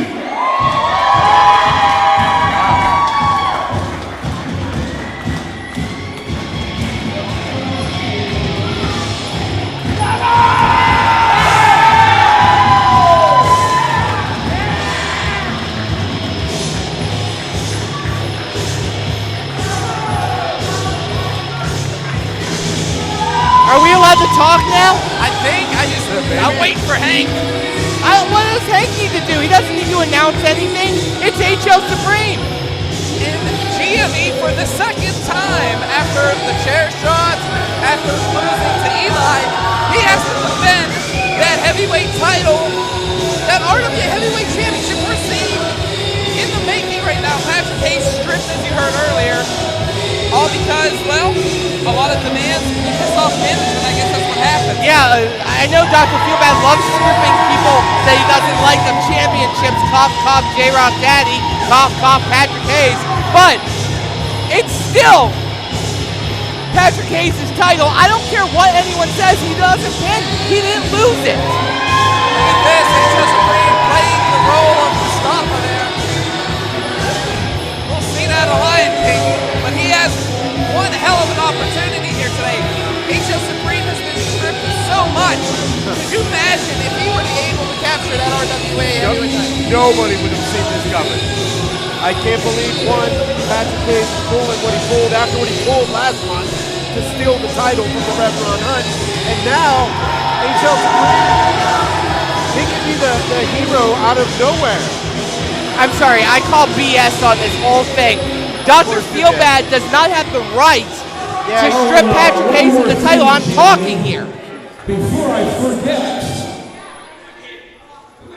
before I turn over to Hank, no one is to cheat, use a chair 20 times over someone's back or head or leg, no foreign objects, nothing. And I'm staying right out here to watch.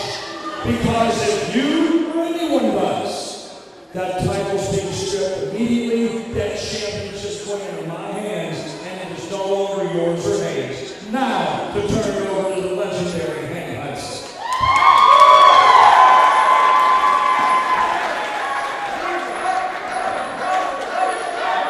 I don't like this at all. This is not how wrestling's supposed to be. This is Feelbad. All right, thanks you heard, Dr. Feelbad. This event's scheduled for one fall, 30-minute time limit. At stake will be the Renegade Wrestling Alliance Heavyweight Championship. Introducing to my right, he will be defending the RWA Heavyweight title as a surrogate for Patrick Hayes, hailing from the motherland at 118 kilograms.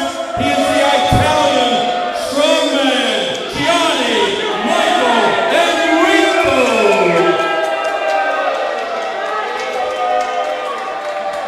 He will be challenged by the man to my left.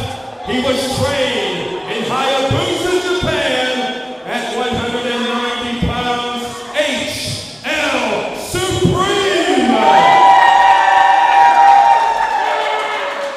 What an ovation for the challenger, HL Supreme.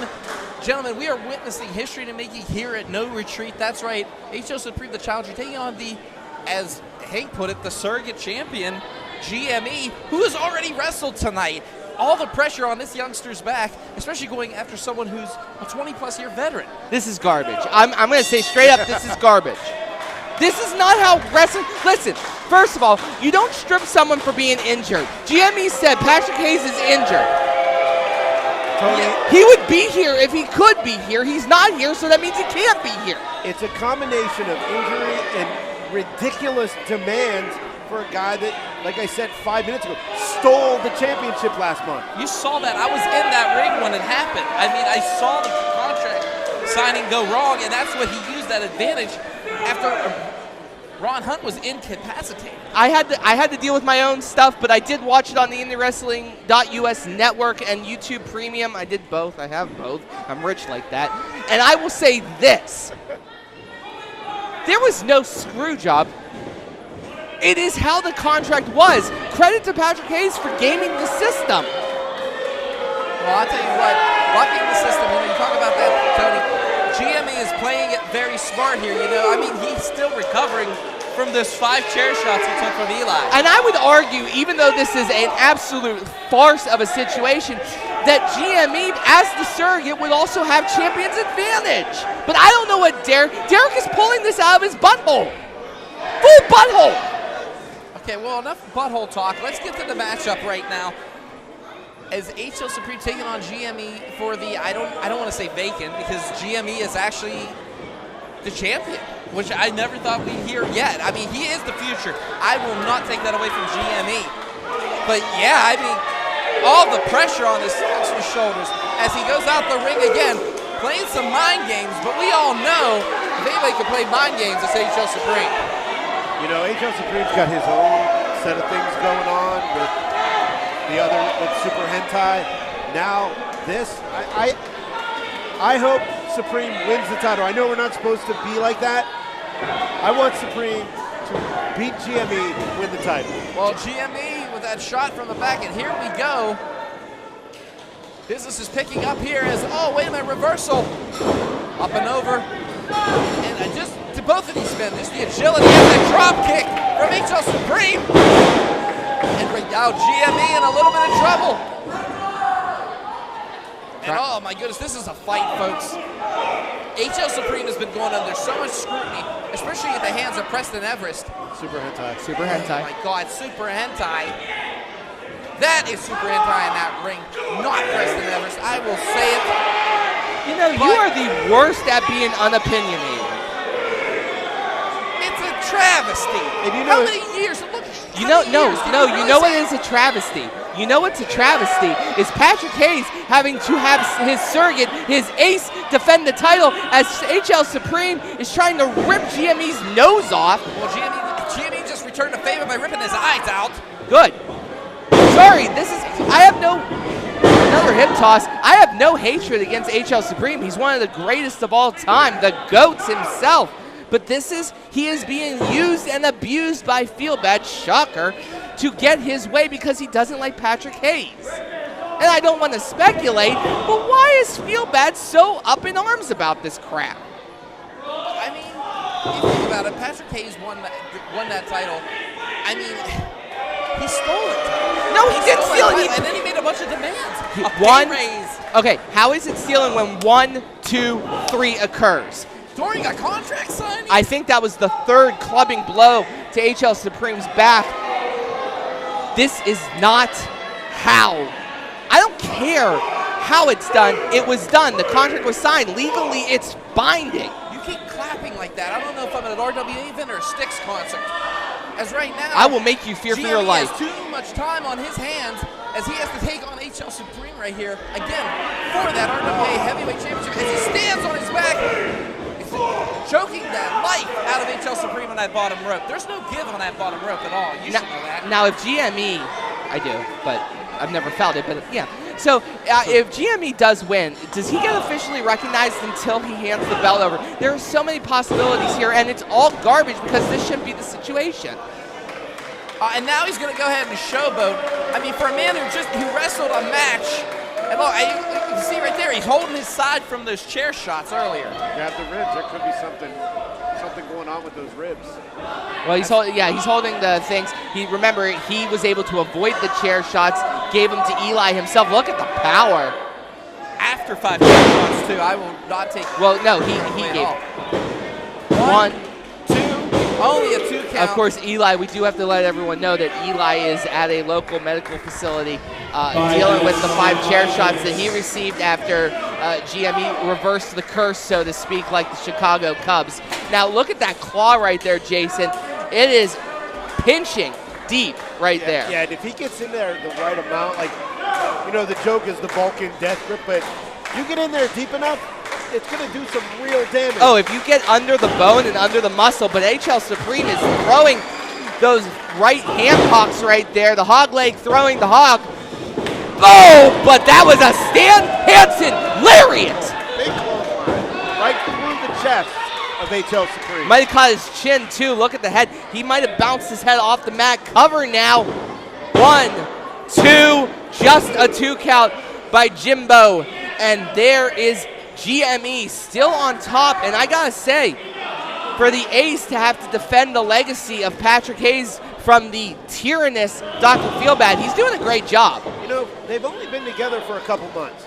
And you got to think that the amount of trust Hayes has for this to happen, I don't like what's going on. Well, he might not be trusting. But it's impressive. He might not be trusting it watching on eWrestling.us right now as HL Supreme with a follow-up clothesline right there to try to get some separation from GME. And GME, we are now at a count of 4.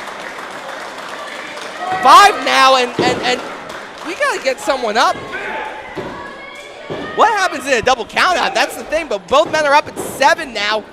Well, if it was a double countout, then GME would retain. I mean, Feelbad's throwing rules out the window as HL Supreme throwing that clothesline, a 2nd one right now. 3rd one, and HL Supreme's trying to run the house of fire. Has him up, body slam on the Welcome back. 1, 2, and no. Doc had to pee. I'll let everyone know. It's hot. I get it. 46, I have an old bladder. Leave me alone. As HL Supreme now lining up GME here. Again, folks, this is for the RWA Heavyweight Championship that was actually just stripped from the case. HL Supreme on that one. 1, 2, that flying double chest chop. Can't go wrong with that, but it's not enough to defeat the Italian strongman. Yeah, while you were in the bathroom, GME was throwing some great strikes, but HL Supreme stormed back. I'm just filling you in, man. I don't know what you saw. No, I appreciate it. Well, look at... Oh, it breaks the eyes. Oh, my goodness. Oh. You're talking about digging into the... Well, cover now. 1, 2, only a 2 count. You talked about digging into the pages of Patrick Hayes' book, Jason. Patrick Hayes has taught this man very well. He has taught him very well. In a short amount of time as well. Crowd getting behind him, stating that GME cannot be. I mean, GME, taking his first loss earlier, I wouldn't want to go 0-2, especially what's on the line here tonight. And whip. Has there been anyone in RWA to lose 2 title matches in one night? Well, Tony? Yeah. I don't think so. Always with that power slam. It's just pretty cool. Oh, he got him! Took him to the slaughter on that one. Oh, it's only one way but up. You know what's about to happen here. HL Supreme going to the top rope. And I don't care who owns this move. I'm going to call it this. Can he do it? Can he get up there? He's about to deliver. The ace is high. Nobody gets out of this one. Whoa, whoa, whoa, whoa, whoa, whoa, whoa, what the hell? whoa. What is this? Shut up. Shut up. I know what you're thinking. You're going for aces high, but you see, the thing is, that's Super Hentai's move. HL Supreme can't do Super Hentai's move. So you, HL Supreme, you be you that wasn't you before that I am now. So you just be you and I'll be me and you be you and I'll be Super Hentai. So I want you down right now. I want you down right now. I want him down. This can't happen. I want him down. You're getting down. You get down right now. Oh! Oh! HL Supreme taking out, well, Super Hentai. Thought I'd never say that in the same sentence. But, really? Are you kidding me right now? Why would he do that? I mean, he has the RWA Heavyweight Championship is on the line. I mean, he could be the champion. He broke my back. What? The referee needs to be in the title match. Low blow.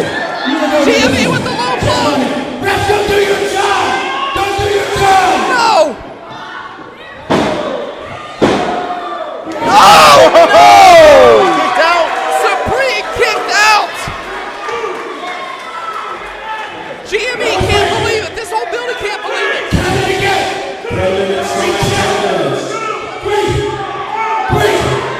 Wait, rolls him up! Damn it!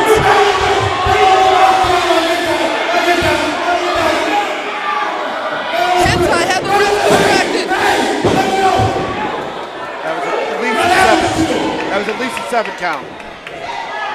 What do you think about that one, Tony? I mean, Super Hentai is just making... Oh, come on! No. GME is escaping with this victory. In a time, 11 minutes and 3 seconds, your winner, successfully defending the title for Patrick Hayes, Gianni Enrio. Absolutely! You're kidding me right now. This is a travesty. This is not fair. Preston Everest interferes. Super hentai! Super hentai! I swear to God, if you screw it up one more time, I'm gonna shove that microphone he has in his hand where the sun don't shine. Well, wait a minute. What's going on here? New Maverick wins the title.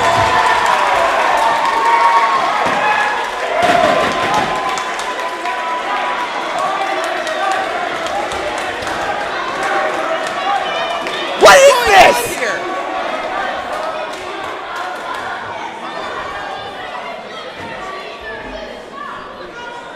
Are you incredibly stupid or just dropped on your head to the top?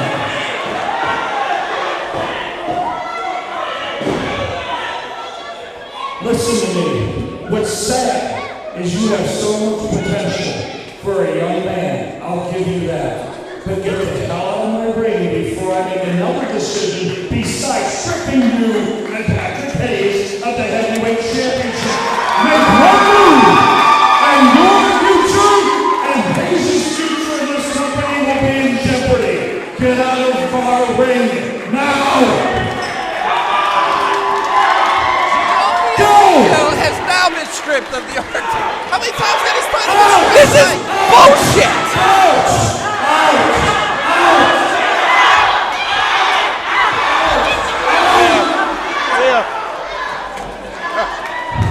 And now, I want to do something of the next scheduled match.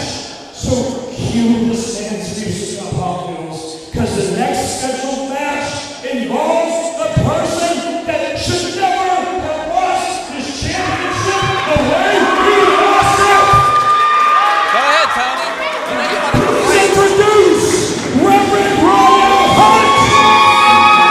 Are you out of your gut? I'm not dealing with this crap. Tony Kincaid is leaving. There is a God, Doc.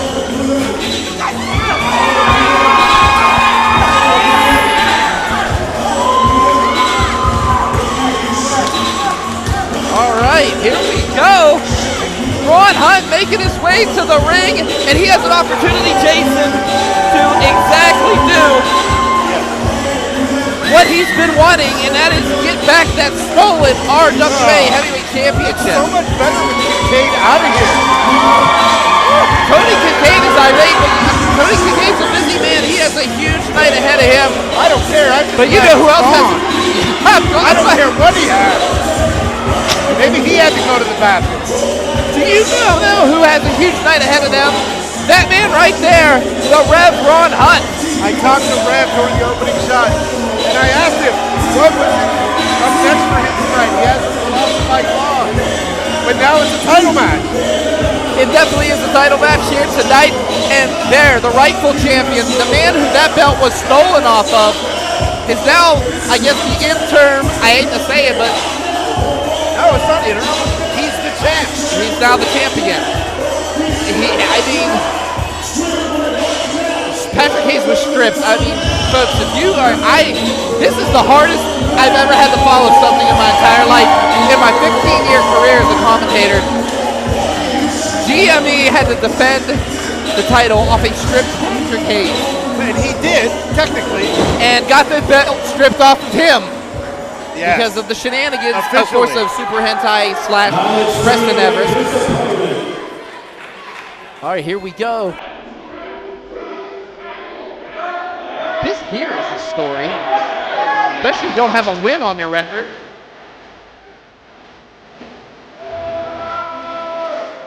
A man who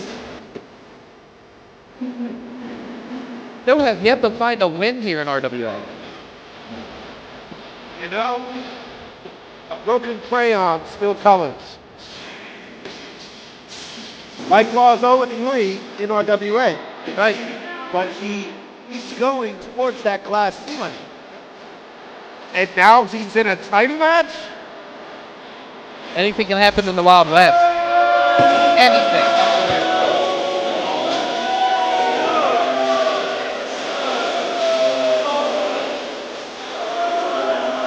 I mean, you gotta hand it to Mike Law. Because he can't be. I mean, Mike Law is 0-3. 0-3, and he's getting a title shot. Now remember, his first match in RWA was against Rev Ron Hunt, and it was a very close contest. Yeah, Mike Law feeling screwed out of that one. If you remember, he negated that one. Yeah. And then proceeded to lose to Troy Lawrence the next month.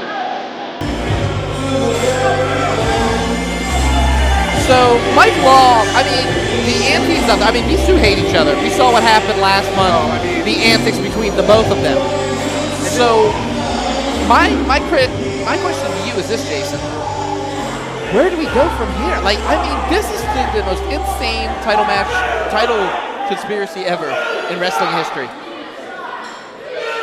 All right, fans, RWA, no retreat. Just keeps getting more explosive. As you just heard, Dr. Feelbad, this match now will be for the Renegade Wrestling Alliance Heavyweight Championship. Introducing to my left at ringside, he is now the challenger, hailing from the Avenue of the Strongest, New York. He claims a height of 6 feet 7 inches tall and a weight of 651 pounds. He is Colossal Mike Law. Nobody believes your stats. And on to my right, just now reinstated as the real true RWA Heavyweight Champion, hailing from the great Gory himself, at a weight of 215 pounds. He is the savior of professional wrestling, the Rev Ron Hunt. Rev Ron Hunt getting an ovation here in West Newton. RWA Arena has never been louder. Or hotter. This place is a sauna, Doc. Yeah, welcome to my world for 15 years. Okay, so Colossal Mike Law taking on the champ, Rev Ron Hunt. I thought I wouldn't be saying that tonight. And there CJ Sensation lifts that coveted RWA Heavyweight Championship. I guess this is the day one of his third title reign. Yeah, I guess you could say that, yes. Could you say the Rev Ron Hunt is the... Oh, here they go, and these two, again, where they picked up, or they're picking up where they went for the last month. They do not like each other. No, they do not. Oh, kick to the midsection by Law, though. The Colossal one. Mike Law, I mean, such a background with this guy. Both of these individuals have hated each other since the Ring of Honor days. Oh, big clothesline by the Rev. And the Colossal one out of here. Law looked like he may have hit his head on the apron on the way out. As the Rev going to chase the challenger. Oh, it's so wild to say. The challenger, Colossal Mike Law. Oh my goodness, the chops. Oh. both of these individuals now. They heard that over at Jack's by the Tracks, Bloomberg, and Trailside, across the bridge. I'm glad That's how loud that was. I'm glad you know your area. I don't. Doc, okay, so for the 100th time, I'm from West Newton. Of course I know. That's right, you are. But the locals here in West Newton right now are witnessing history. As that's right, Mike Law putting the champion back in the ring here. About to go up and over here. Let's see. Colossal Mike Law. Oh, drops that elbow from the apron, too. Lots of impact there. Through the ropes and splashes him. 1, 2, only a 2 count. That's a nice move. And now Mike Law just delivering those rights. Oh, this crowd. Absolute hatred for this man who is 0-3 here. Again, this is for the RWA Heavyweight Championship. Colossal Mike Law doesn't have a win here. What if? What if? But who knows? I mean, the Rev Ron Hunt, you know, has already defeated him once. But Colossal Mike Law, I mean, 20 years in the business. 20 years in the business, and it's showing as we call this matchup. You know, just because he hasn't won yet doesn't mean there's always a chance. You know, in the world of combat sports, anything can happen. And that's my favorite part about professional wrestling, MMA, boxing. Anybody could win on any given night. I know, we saw that earlier. I mean, GME almost had that belt around his waist. Oh, he did until Derek had enough. I mean, what's right is right, but again, I digress. Colossal Mike Law, oh my goodness, just delivering that knee right in the mid-spine, right between those shoulder blades. Rev is not in a good spot right now. No, he's not, especially with his neck, you know, right against that third turnbuckle. And now Mike Law in control. Oh, wait a minute now. These two back and forth. But again, Mike Law is keeping Rev Ron Hunt at bay.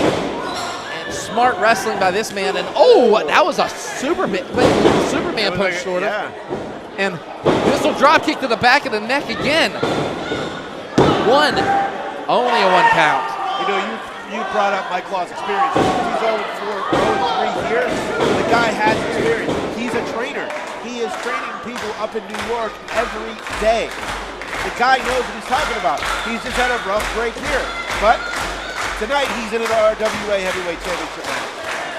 And right now, he has his hands full with the Rev Ron Hunt, but he is keeping Ron Hunt at bay, like I said before. But, I mean, these two just, they hate each other. They hate each other, and it's all over that title. Yep. Oh, my goodness.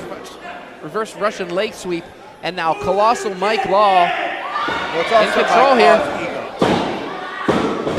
Feels like he's been slighted since he's been here. But look what you just said, though, Jason. He has every right to have that ego. I mean, look at the career Mike Law has had. It's just not working well for him here at RWA. I mean, there are places where it works well for you, and there are places that are not. RWA has been pretty much the kryptonite. For Mike Law. Yes, it has. And right now, Colossal Mike Law, he wants that gold, but Rev Ron Hunt, you know, I mean, wants that title that was stolen from him last month, and back elbow by Law, and the champion's in trouble. Oh, leg drop. Precision .1. Only a 2 count, says CJ Sensation. And oh my goodness, look at that. Look at the flexibility, and it's in the middle of the ring. There's no grabbing the ropes here for Ron Hunt. Could we see Ron Hunt tap out here? No. Colossal Mike Law letting go, and now just sitting on the lower back of the Rev Ron Hunt. And he is just stretching away, doing whatever he can, Jason, to get that title. You know, the spine is connected. You know, it's the bones, the muscles, and the tendons. It's all connected. Right now, I feel that Ron Hunt feeling a little disconnected, but oh my God, stomping right on the back of the neck there. That's a C4 injury at its right there. My goodness. That's where most wrestlers go for surgery, is right where Mike Law stomped. Again, 20 years in this business, you're going to know about this stuff. Now Mike Law in complete control of this matchup. This crowd here in West Newton can't believe what they're seeing here. And I don't know if you know this or not. I just been informed that Tony Kincaid will not be back in protest of this. No! He won't be here. And Mike Law now delivering the goods, you could say. Ron Hunt's down. I mean, he has been taking a beating this whole matchup. And right now, again, stretching, working that spine, that back neck of the Rev. Rev was, I must inform you people, Rev went through a table during that contract signing / title change. I don't know how the hell to even call that. I don't even want to call that. Well, it does exist. It's in the record books, but that's history now. It's about the future. Day 1 of his 3rd reign as RWA heavyweight champion. All right, Ron Hunt, and he has a powerhouse in Colossal Mike Law. There's a 1 count. 2. Could there be a 3rd? Mike Law's gonna be the champ. No! Oh my God! Just in the nick of time. I thought we were gonna have a title change. I cannot believe what I've just seen right there. Oh my goodness. Has him. Sends him. Oh wait, no, Rev. Psych! Super kick and drops on the hand. Oh, right on the hands. Low end cutter. This could be it right here. Rev is just so tired and beat, he couldn't be able to try to get the 3 count on that one, but instead trying to take some air out of the punishing Colossal Mike Law. Has him up. Wait. Mike Law rolls him up, maybe. No. Oh, man. A super kick. Oh, and DDT. Mike Law pulling all the stops out here tonight, knowing how prestigious this match could be for him.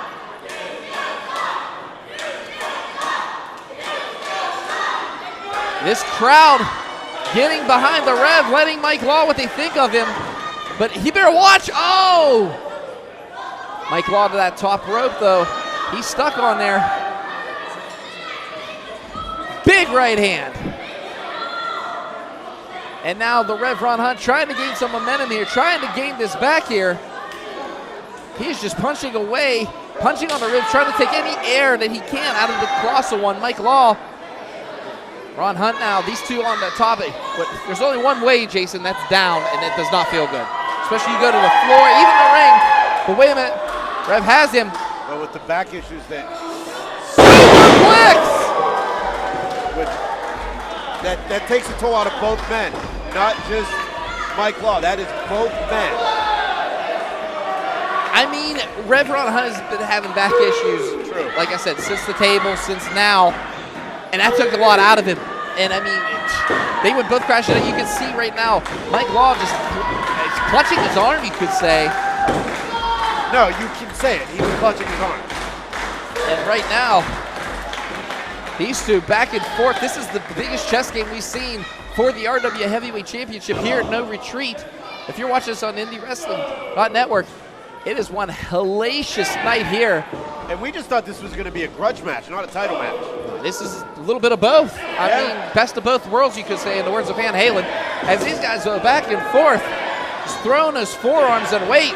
The Rev fighting, kicking, clawing. Oh! Big elbow. Back elbow. Has him up. Full Nelson. Drove him the other way, though. I thought it was going to be a full Nelson slam, but you see how he converted it front face ways. 1, 2. No! My goodness, Mike Law kicked out. Staying alive, Mike Law. All right, the Rev trying to get this crowd involved.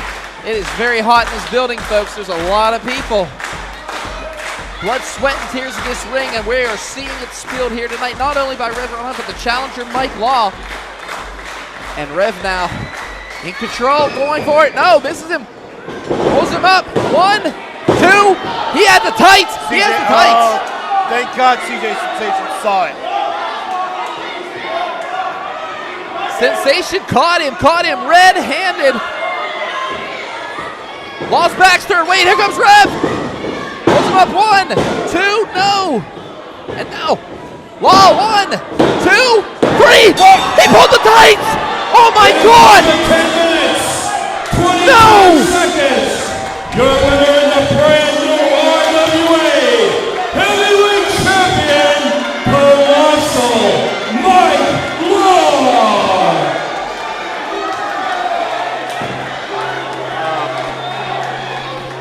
I can't believe what I'm seeing right now.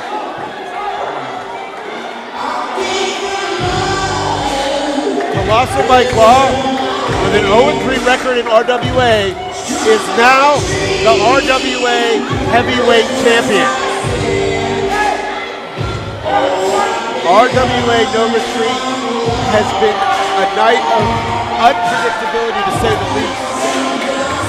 And now, Mike Law is your heavyweight champ with a 1-3 record. Let's go to talk with the new champ, Mike Law. All right, I'm standing here with the new RWA heavyweight champion, Mike Law. Mike, a lot of people arguing this call here.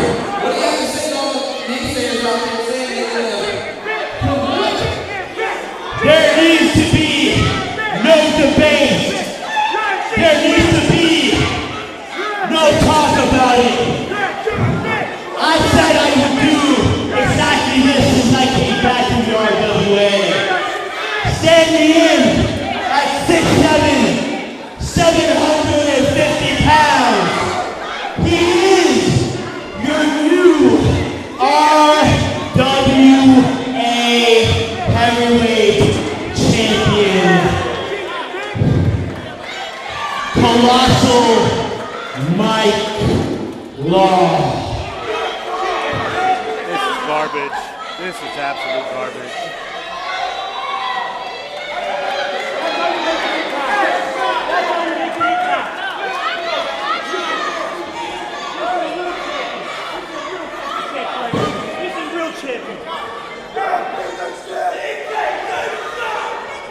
What a night. Mike Law is our heavyweight champ. His first win in RWA.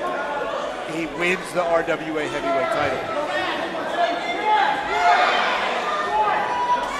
I can't believe it.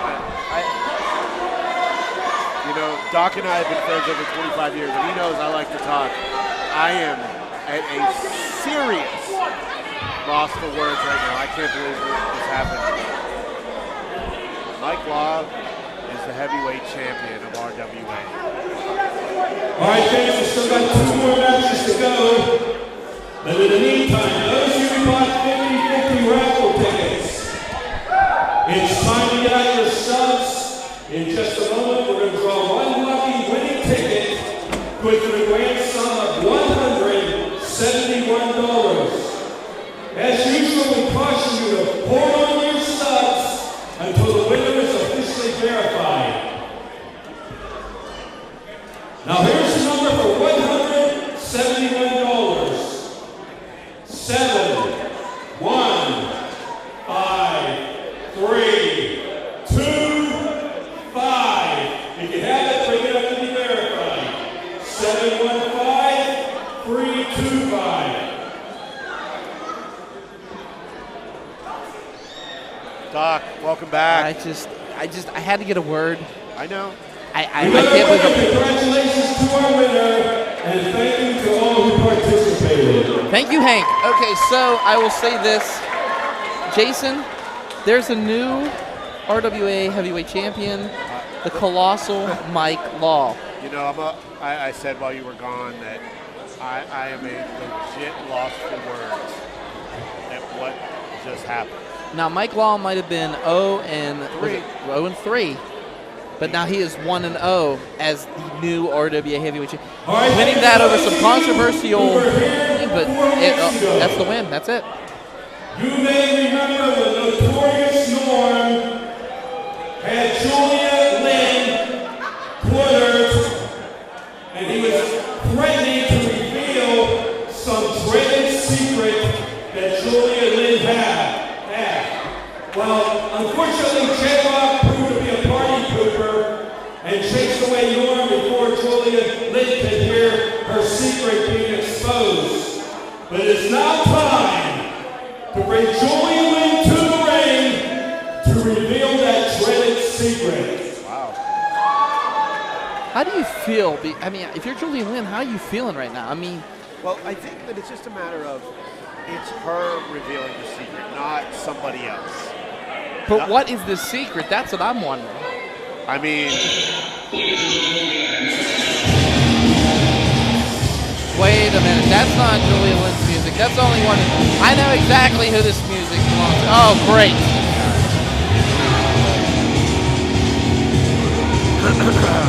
I know he's still a little sore after what happened to him earlier. And I mean, but Chris Taylor, he's out here. It is supposed to be Julia Lynn. This is supposed to be one-on-one. Julia Lynn and Notorious Norm. What is he doing out here? We're about to find out. As you can see, this is not Julia Lynn.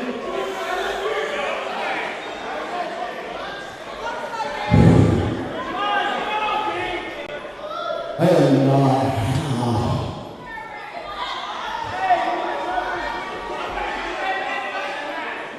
I am not having a good night. You think? And I know you all probably wanted to see Julia.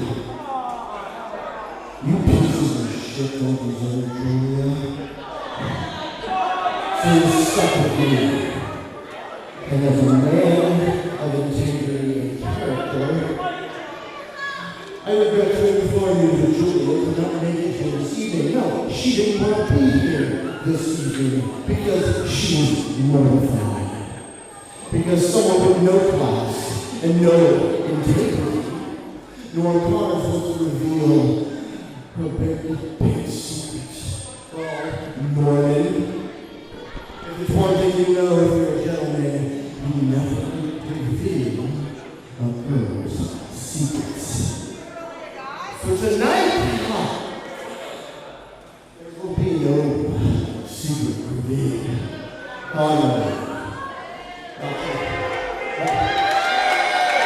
All right, well, wait a minute. I'm hearing some music now. It's the best music. The coolest music for the coolest guy in the room. There he is!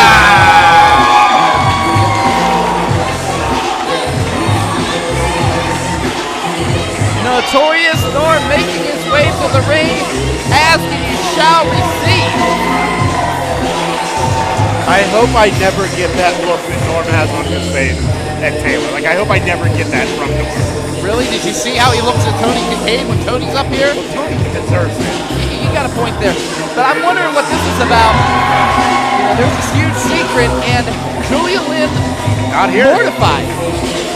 Again, what could be the secret? I mean, there's so many different ones out there. I mean, we know that virgin stuff ain't true. We know that ain't a secret.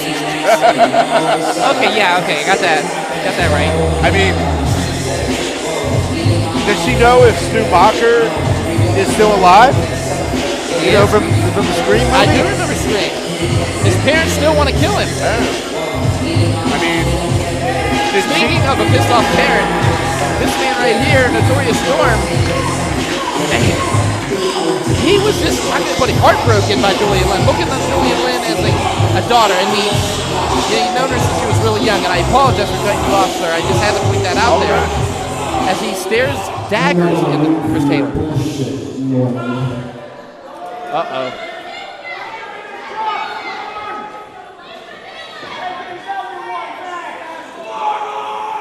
Wesley!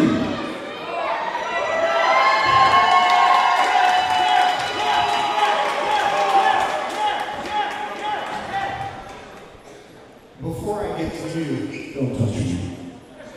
Before I get to you, I just want to say something real quick.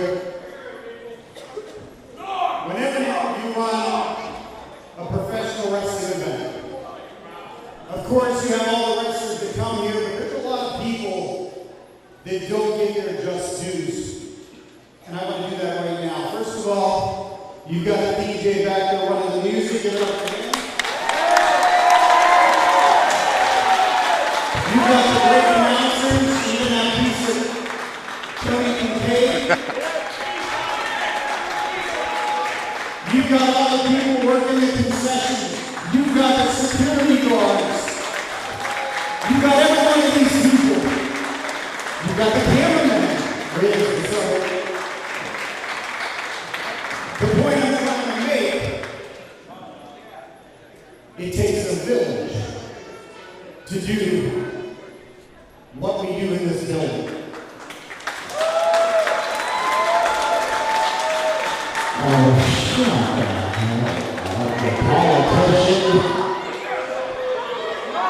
the reality is, without the electricity, without these fans, none of this would happen. So give yourselves a round of applause. But regardless of whatever building you have, your home, hopefully a lot of you guys have homes, there's always tests.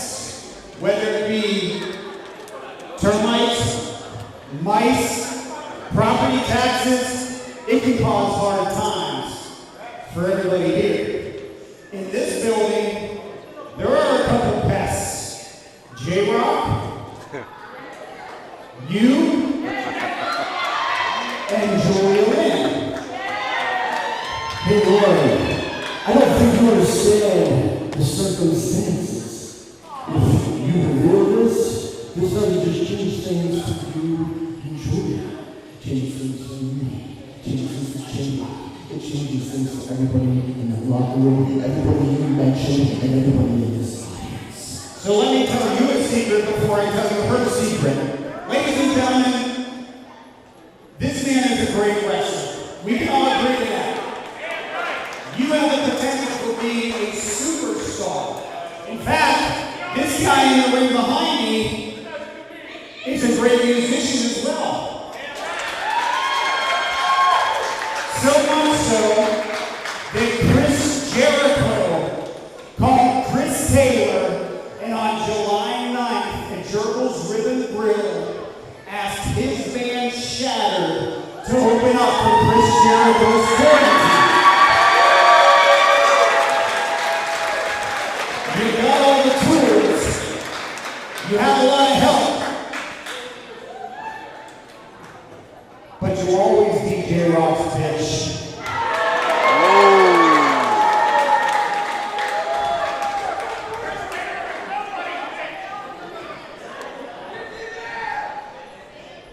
And people came here tonight to hear the secret. And ladies and gentlemen, that secret. Whoa! This is uncalled for. Damn it! Norm isn't a wrestler. You don't put your hands on someone who's not a wrestler. You know, Chris always held himself higher than that. I mean, the J-Rocc affiliation, I guess, has sunk him to that level. Look, you know firsthand. J-Rocc took a shot at you. Yes, I know. And now we got Chris Taylor doing this to Norm Connors for no reason. I mean, seriously, who in the hell are you? Swear to God. He did everything in his power to stop that secret. This secret must be earth-shattering if Chris Taylor is going to take him out from behind like that. Yep. What was that?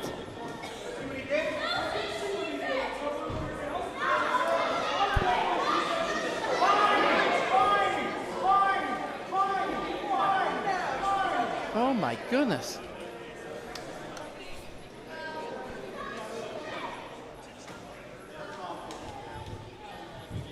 You know, I heard a rumor that another AEW star is here in 4 weeks. Ethan Page, is that accurate?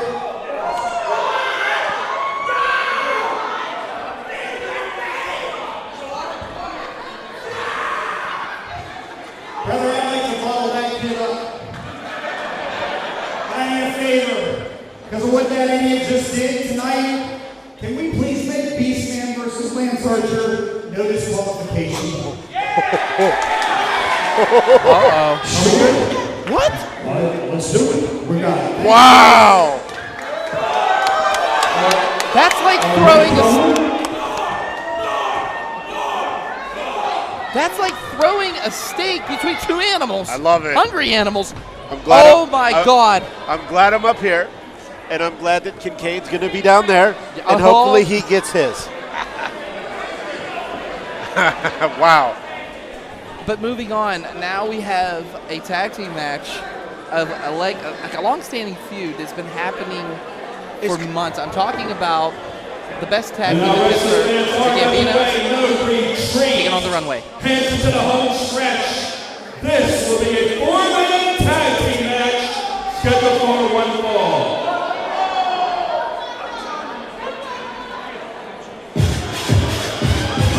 Okay. All I gotta say is this feud, Jason, has been going forever. And there's a lot of animosity between these teams. Great. Approaching the ring. Straight off the catwalk. Weighing 48-karat gold. The fashionista of professional wrestling, Calvin Couture. And his partner, Mr. Design, Tyler Klein. They are the Runways. The Runway making their way to the ring. And what can I say about these guys? Their resumes speak for themselves. They wrestle all over the world. I mean, these guys are number 100 in Pro Wrestling Illustrated's top tag teams. These guys are the razzle-dazzle of RWA. And they haven't been here in a few months, and I know why. They have been preparing for the Met Gala that happened recently. Tyler suggested the invisible high heels for Kim Kardashian. And I'll tell you what Calvin did once the Gambinos come out. It's pretty big. Huge, because right now the Gambinos, they got a score to settle with these guys. And it was over that tag team RWA Gold. The Runway defeating them in a fatal 4-way match. And the Gambinos didn't even have to get pinned to lose their title. When you mess with family, not only do you get Marshall, you get Mickey, but you also get the lovely, beautiful MED, and that man right there, Paul Atlas. Wait a minute. Paul Atlas and Malay MED. From Ozone Park, New York, at a combined weight of 475 pounds, competing for the Gambino family tonight are Sadie LaBelle and Marshall the Bull Gambino. Real quick, following up on that Met Gala talk. Calvin Couture suggested the sleek Tom Ford suit that Chris Hemsworth wore. They really did it up for the Met Gala. Yep. You know, you're talking about Kim Kardashian's shoes, you talk about Mr. Design, Tyler Klein. These guys are responsible for that. Yeah, well, here in West Newton, they get booed like Kim Kardashian did at the roast of Tom Brady. And right now, the Gambino's making our way to the ring. Stevie LaBelle is here, filling in for an injured Gambino, who could not be here tonight. I asked what the injury was. They said business, strictly business. Now remember, and then MED shooed me away. But that's okay. That's okay. And remember, last month, Stephen LaBelle took a chair shot to the head during intermission by the Wise Guys. Now, of course, the Gambinos and the Wise Guys had a very lengthy turf war, essentially. We can't even call it a feud. And the Wise Guys are now gone from RWA. Yes, they are. They are completely kaput because of the best tag team in Pittsburgh. Stevie LaBelle's head is healed up. It looks great. Thank God. And here we go. It's the Runway and the Gambinos for a potential #1 contender for Warhos. There you go. I mean, like I said before, the Runway, no strangers to Warhos, and neither are the Gambinos. The Gambinos and Warhos have put blood, sweat, tears all through that mat and all through this building. Now the Runway, since they have lost the tag titles, are 0-3. So they need this win on several different levels. They needed to get the #1 contendership. They needed to get back on the winning track. So we will see what happens. Tyler Klein and Calvin Couture, no strangers to tag team gold. I mean, former RWA tag team champions, former 2PW tag team champions. I mean, former Rise tag team champions. I mean, these guys, that's why they are #100. But again, Tyler Klein and Marshall Gambino, no strangers to each other. Lots of mind games. Oh, I thought Klein was going to get his Christmas goose early. Doesn't matter. He doesn't listen to commentary anyway. As he's still going to lock up, and no. Did he just call? He called him Santa Claus. Ouch. That's funny. Not really. I mean, Marshall has a white beard. It's funny. You gonna tell him that to his face? Exactly. Your silence is deafening. Okay. And you do not want to push the bull. I don't think it was a direct. Everybody loves Santa Claus. That's right. Again. Tyler Klein playing some mind games here with the bull. I work for this man. You know, he owns 2PW. Me and Tony know one rule. You know what that rule is? Don't piss him off. And Tyler's doing a great job. Oh, again. Oh, no. All right. Again, smacking, as he likes to refer to it, the best ass in the business. That was ass-tastic, Doc. All right, and a little support from Tyler. What the? Oh, he's embracing it. No, he wasn't. He's going to go ahead and he's out. He is out, and Calvin Couture is in.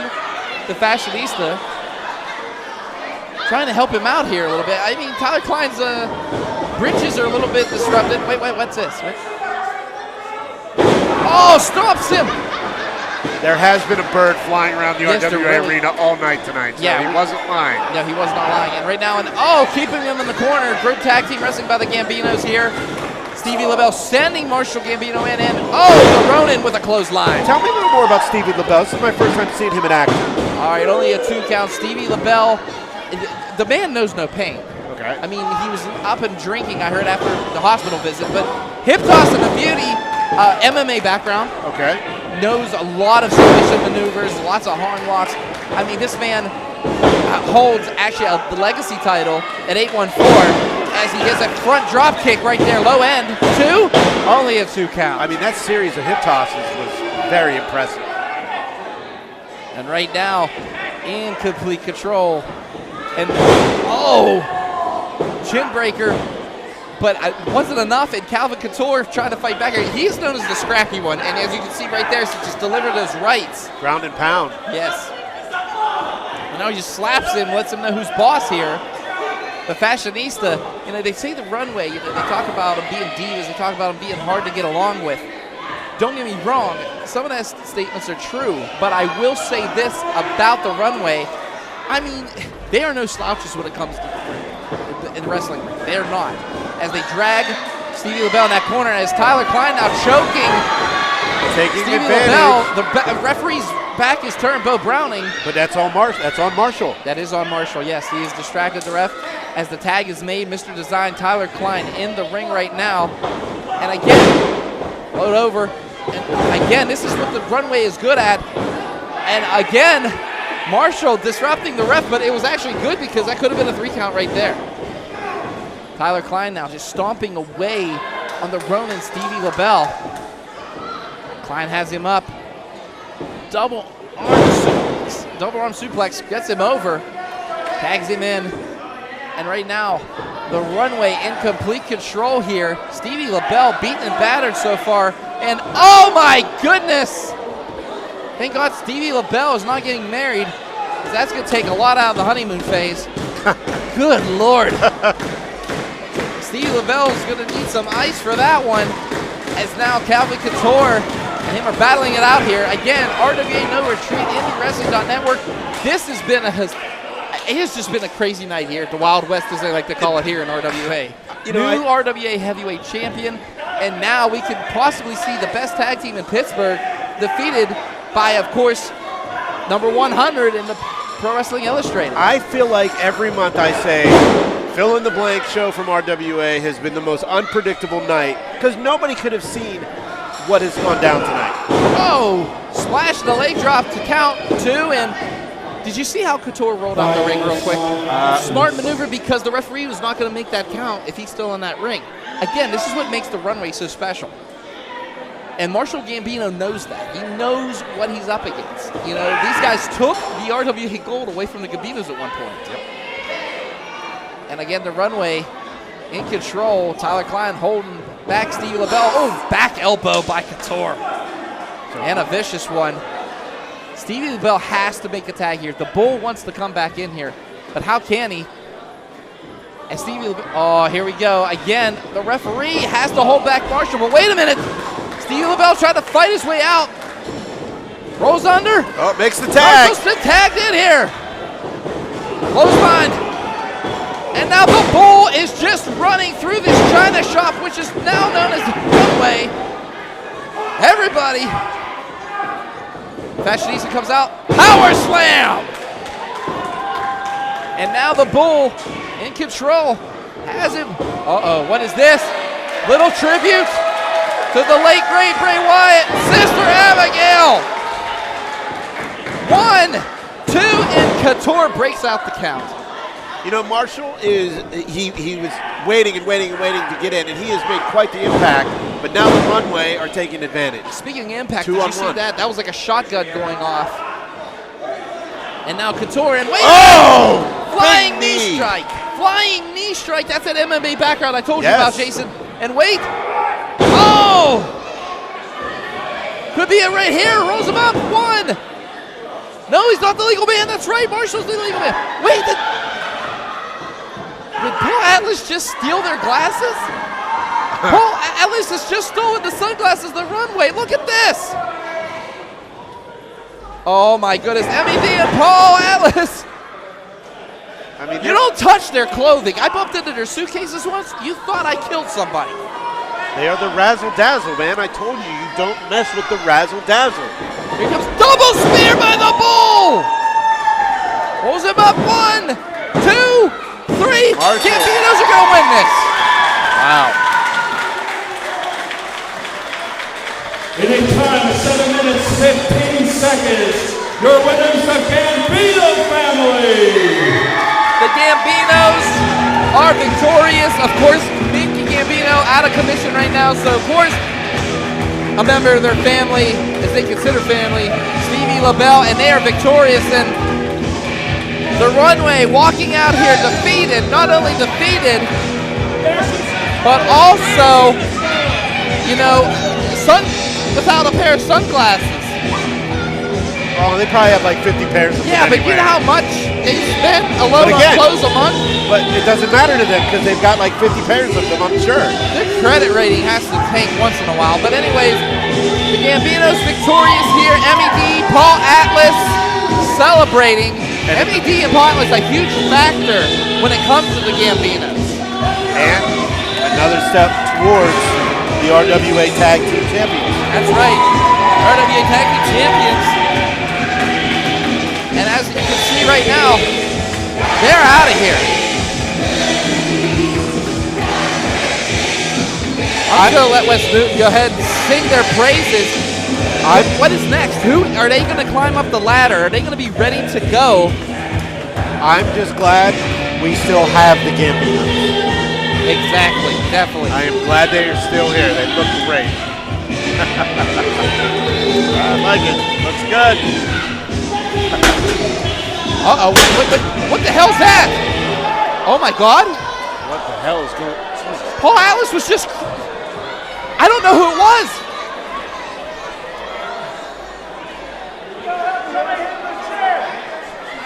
Did anybody see anything?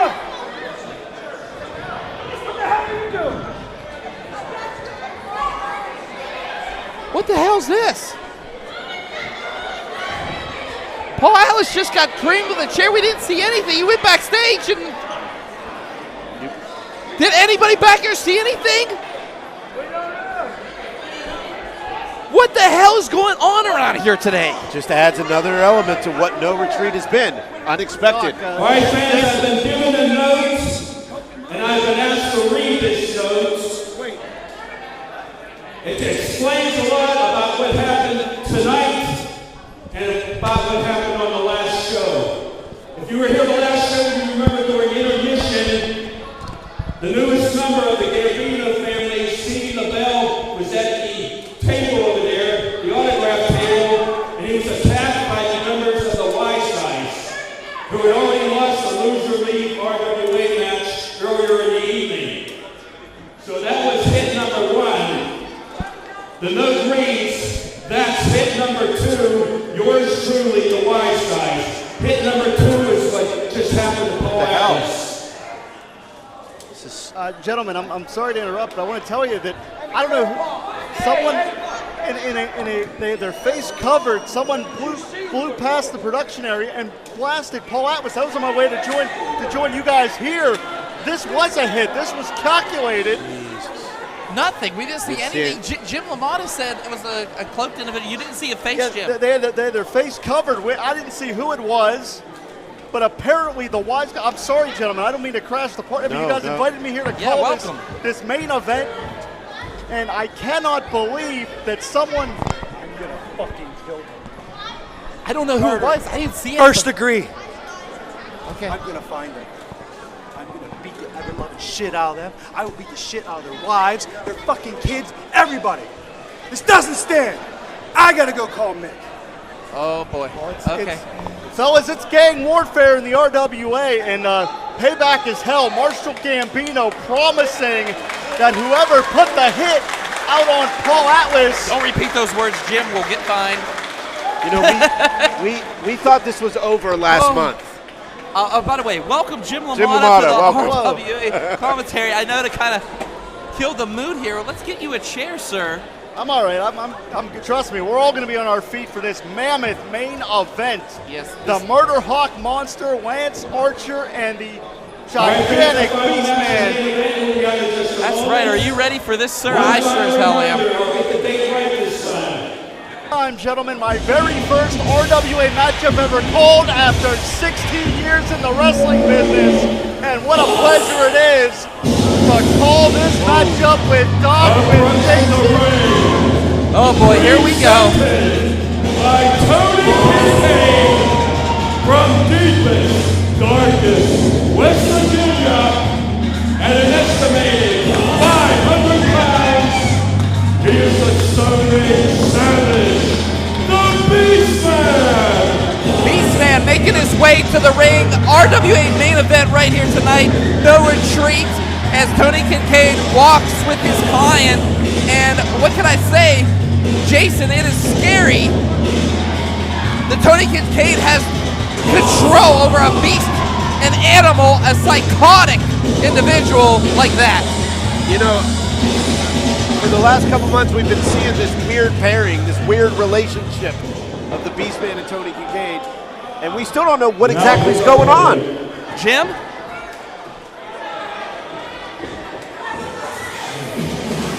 You know what? I'm just going to let this play through. Yes. Gentlemen, for 25 years, Lance Archer has been in the conversation. The Notorious Norm from Herman, Texas, at 264 pounds, AEW superstar, the Murder Hawk Monster, Lance Archer. As a young man, we saw Lance Archer in TNA rings. He then evolved to WWE rings. He found himself on the other side of the world in New Japan rings, a three-time IWGP Heavyweight Tag Team Champion with Davey Boy Smith Jr., a two-time GHC, that's Pro Wrestling Noah Tag Team Champion. The Murder Hawk Monster is an international star, and of course now we see him on TNT and TBS for AEW. But gentlemen, tonight the Murder Hawk Monster is in the RWA in West Pennsylvania. Well, Jimmy, I love you with all my heart, but you stole every effing word out of my mouth. Same here, Jim. Jesus. Come on, man. Did you get into my notebook earlier or what? You're not going to be allowed to do this again. But anyways, Jim LaMotta filling in everybody here at RWA. And all I'm going to say is this. Not only do we see a legend in that ring when it comes to Lance Archer, we got a legend here on commentary too, but here we go! No, I am not, but I'll tell you what. Lance Archer was also the IWGP US Champion, and he fought a lot of bruisers over in Japan during that reign, but I don't know if even the New Japan rings had something as out of control as the Beastman. The Beastman and Lance Archer going ahead and going shoulder blocks here. And he didn't even, but neither of them budge. Jason, oh my goodness. I never thought I would be seeing this in RWA. I am so glad that I am. You want to know how maniacal Lance Archer is? Yes. He was once a protege of the legendary Minoru Suzuki during his time in the Suzuki-Gun faction. Wow. Oh, wait a minute, though. No budge on that one. Sorry to cut you off, Jim, but no budge on that one. And now, again, here comes the Murder Hawk. Oh, my goodness, another clothesline. It just did not matter. He's not budging the Beastman, and that's unlikely for Archer, and no! Did they reinforce these ropes before the match? God, I hope so. I hope they reinforced the whole damn building at this point. And oh my goodness, here we go. Clothesline after clothesline. Neither of these Gigantors are just moving. Big forearm, though, by Archer, and returned right back by Beastman. My God. This is a no disqualification match. I was going to say earlier, Lance Archer's got to keep his head on a swivel, but no, Notorious Norm is out here with the Murder Hawk.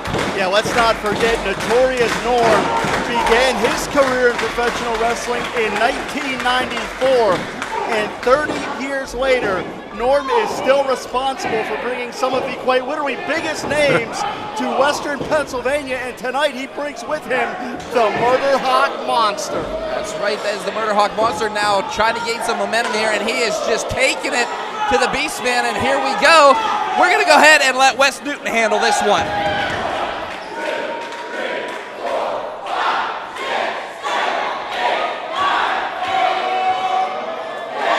Oh my goodness, now Beastman doesn't understand counting too well, but that was definitely 10 as Lance Archer now, oh boy, setting up for it. Everybody dies. Could this be where we see Beastman?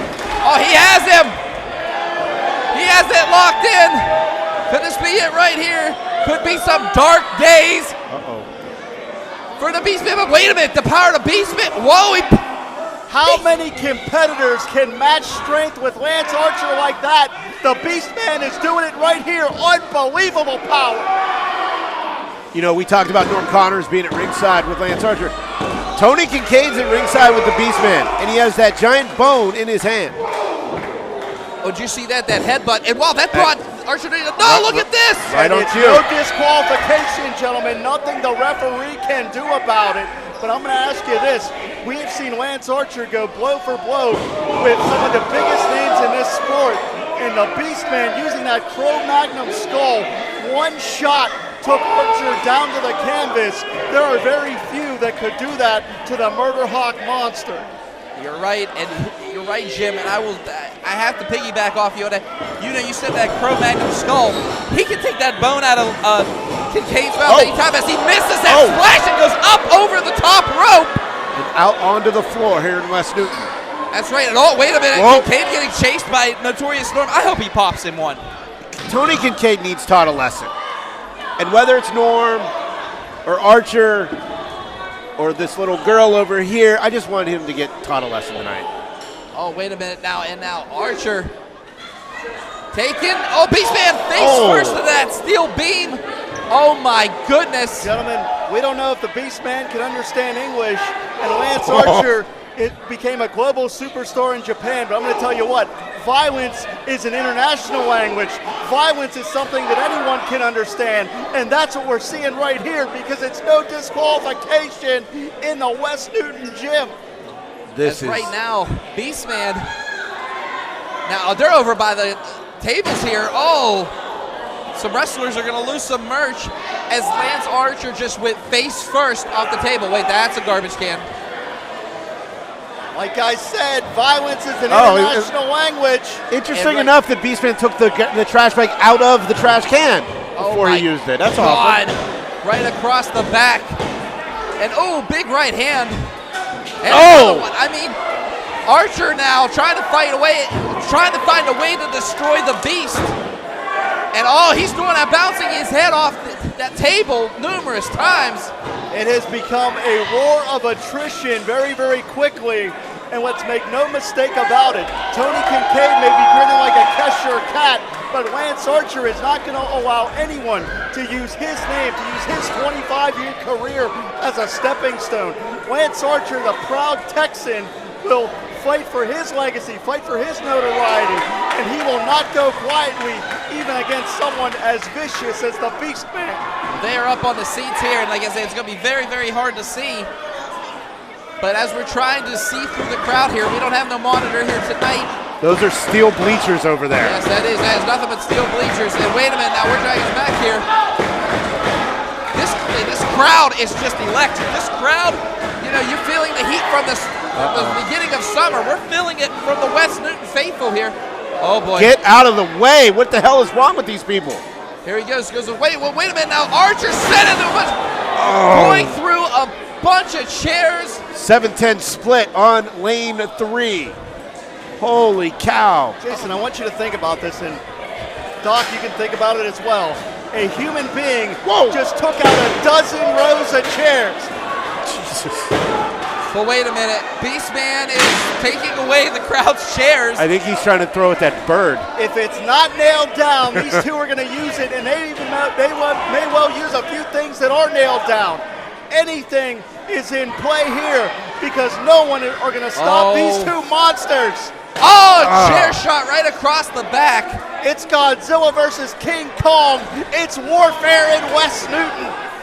Yes, War of the Monsters. Who is going to be the king of the monsters? That is the question, because we are seeing it live here tonight. Get out of the way. And people better move, because here we go, and misses him. Big forearm right under the jaw. The hundreds and hundreds of fans who have jam-packed this gym on a muggy May night are sent scattering by this violence, by this action. And, oh my God, I felt that from here. What a chop from the Murder Hawk monster, but it didn't affect Beastman at all. I thought it was face first off the steps. What is this? That kid needs to shut the hell up and stay out of Beastman's way. Rips his sign and hands it to him. Oh, wait a minute now. Archer trying to get wait. He got multiple chops in. Then look, that's unacceptable. Fans should never hit the wrestlers. That kid needs to be thrown out. I think this just turned into the biggest handicap match of all time. It's the Beastman versus Lance Archer and all of West Newton. We need to get West Newton Police on the vine here. Jim, you've seen how rowdy this crowd can be. You've seen the tape before you came here. You've seen it before, and we are seeing this is just chaos at its finest. Lance Archer, though, brought in by Notorious Norm, not for Beastman though, for J-Rocc. J-Rocc getting out of this by tricking Tony Kincaid into agreeing to his client. J-Rocc paid Tony Kincaid a hefty sum of cash to try to get rid of the Notorious Norm. Oh, wait a minute now. Look out. This is about to get really, really ugly right now. Here comes the Beastman. Oh my God! He hit a fan. He just took out a fan. That'll be a lawsuit. Not in West Newton, it won't be. I hope Derek has a good lawyer, because what we just witnessed. I think the gavel is on retainer, but we will go there. What the hell? Murder Hawk now. One way or another, there may be some casualties before we go off the air here tonight. In the words of Jonathan Davis of Korn, there are dead bodies everywhere, and we are seeing that here because when it comes to Lance Archer, everybody dies. And right now, we might be seeing the future. You're damn right. Gentlemen, I've been in this business 16 years. I've seen a hell of a lot of things, but this is one of the wildest, damnedest fights even I've ever seen. That's right. As right now, Archer has Beastman in that corner of that chair. Here he comes to charge it, and those are the rims. Here comes Archer again. Back elbow. The Murder Hawk Monsters running wild here in West Newton. Just a barrage of pain. Unbelievable agility from the Murder Hawk Monster. Flying body press.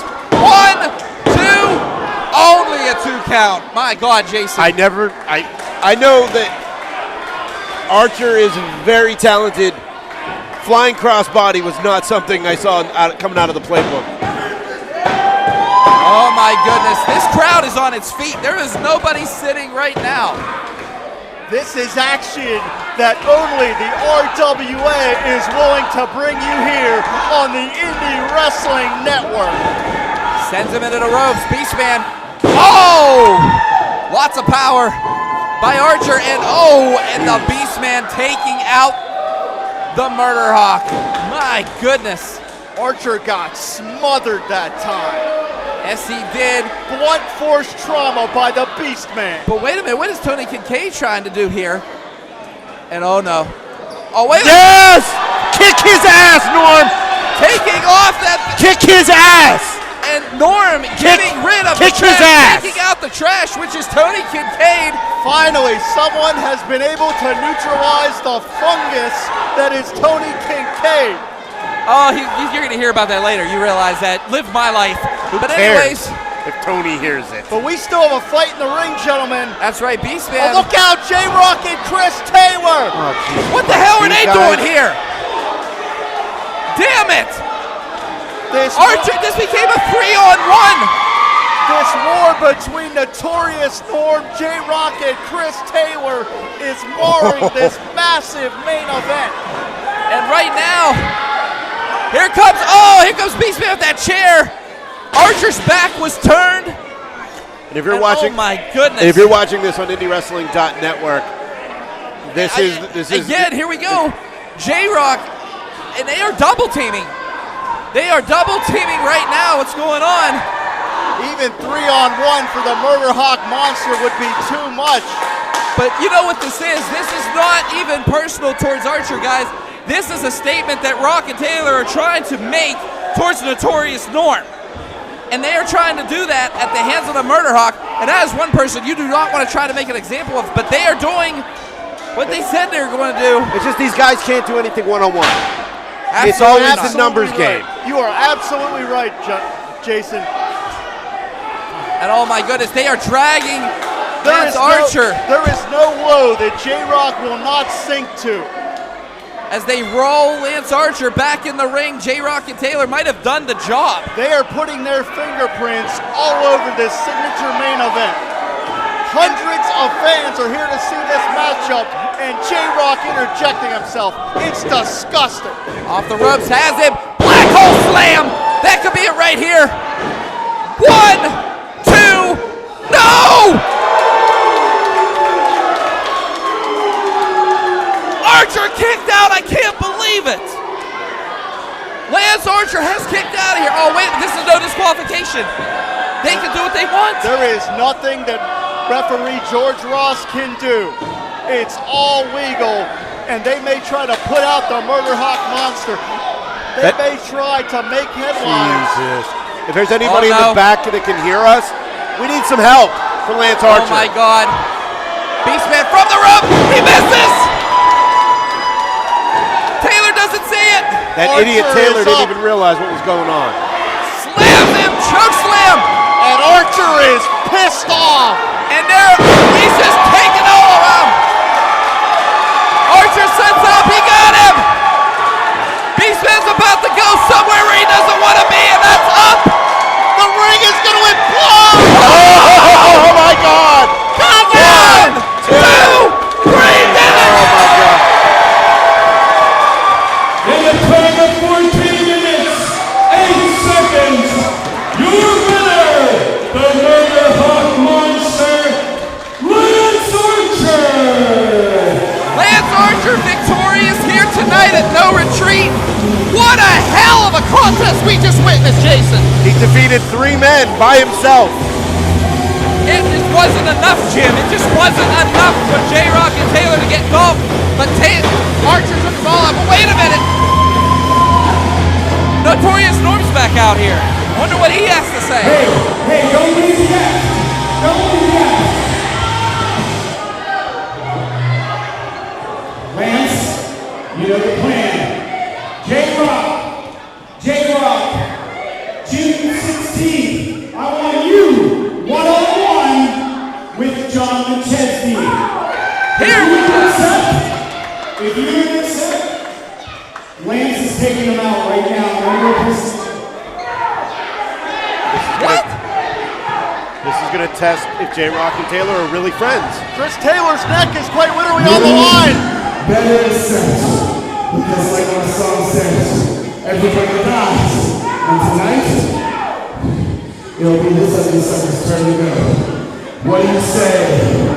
Yay or nay? I'm kind of hungry today, so I can kill it. J-Rocc going to accept? One-on-one, that's all I ask.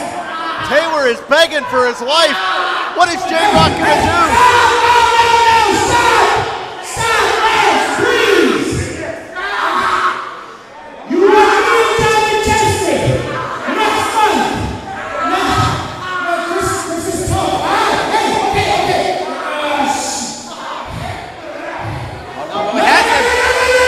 Okay. Okay. You got your man. Tell him to stop. Tell him to stop. Come on, tell him to stop. I hope he does it anyway. Taylor's in so much trouble. I think you should do it anyway.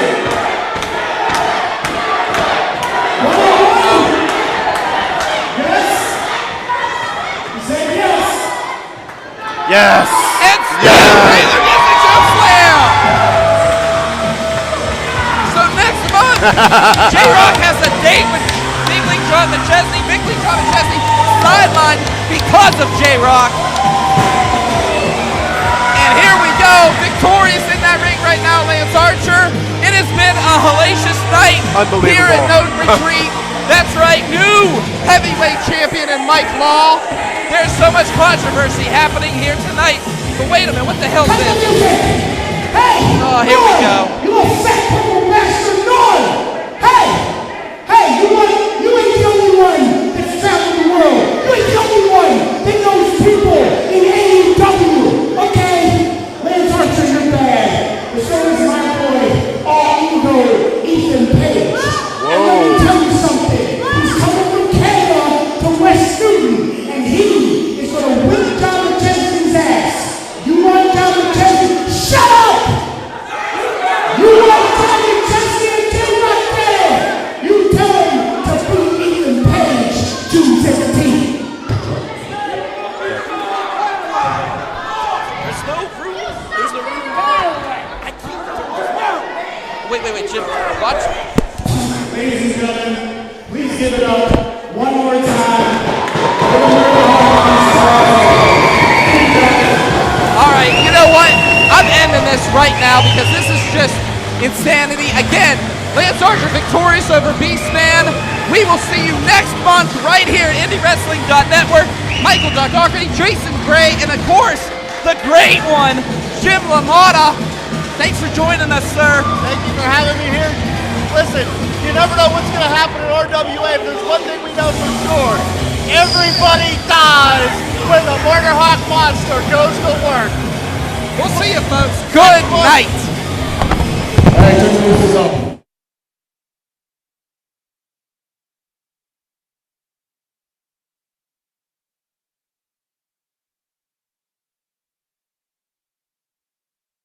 Sidekick Media Services. We are your sidekick in business for social media, video production, and more. Find out more at sidekickmediaservices.com. Well, hello, friends. I'm your pal in the mainstream media. And I'm the Riz. And you know, Riz, it takes years of strenuous, dedicated training before you're worthy to step inside a professional wrestling ring. But it takes even more time to develop complex, highly astute opinions about professional wrestling. Am I right? That is correct. And you know where we can find that? Yes. On the Wrestling Mayhem. That's right.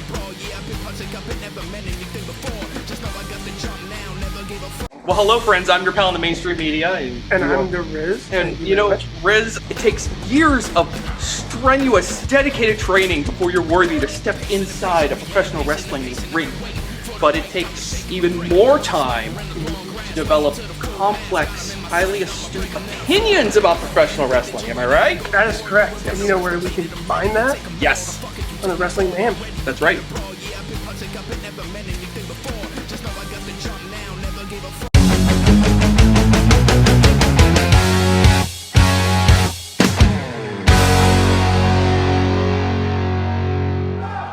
ladies and gentlemen, and welcome to RWA Fall Free For All. I am Tony Kincaid, accompanied by Jason Gray, and of course, you can see right there Michael Doherty making his way to the ring, and we are opening tonight's show with a very huge contract signing, Jason. A lot of implications on a story that's been happening for most of 2024. What's going on, everybody? All right, we got a contract signing here, so I'm going to go ahead and introduce the first participant, the one, the only, HL Supreme. As you said, a lot of implications for the last year. Of course, this has stemmed from a very long, very brutal, and very personal issue between HL Supreme and the man who holds the Super Hentai name, formerly known as Preston Everest, but legally known as Super Hentai. You know, what's crazy is the fact that it started off as a business situation, a business decision, which has now turned physical. Yeah, almost obsessive. Yes, HL Supreme wants Super Hentai IP back, and you know, we've got this contract signing, and the match hopefully will be happening soon. Now here's a question I got for you, Jason. In your mind, who is more obsessive in this situation? I'll capitulate that both men have become obsessed with this situation. Who is more obsessed, Super Hentai or HL Supreme? I think it's HL Supreme. HL, Interesting. If you wouldn't mind having a seat, I have your contract right here.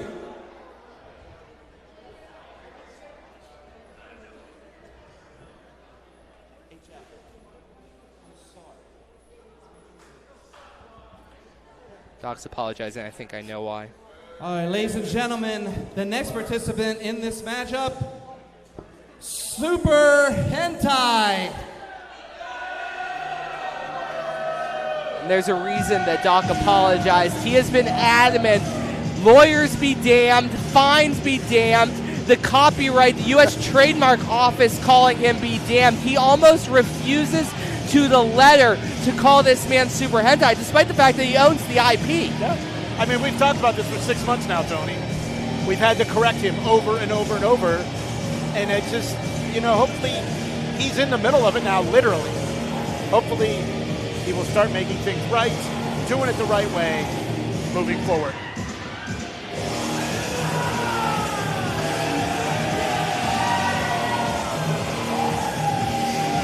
There is the man known as Super Hentai, formerly known as Preston Everest, the peak performer. And Jason, I understand where Doc is coming from. He has known HL Supreme for a very long time, since the foundation of RWA. He has known this man. But you gotta just roll with the punches. In a way, it's kind of like when people get married. Yeah. And they change their last name, but you still refer to them by their maiden name. I know it's a reach. Just work with It's me a here. slight reach, but I get the point. It's almost insulting when Yes. you do it. Yep.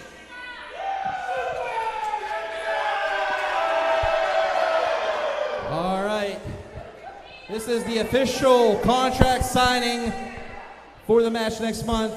Of course, HL Supreme and Preston Everest, also known as Super Hentai, signing this contract will state this.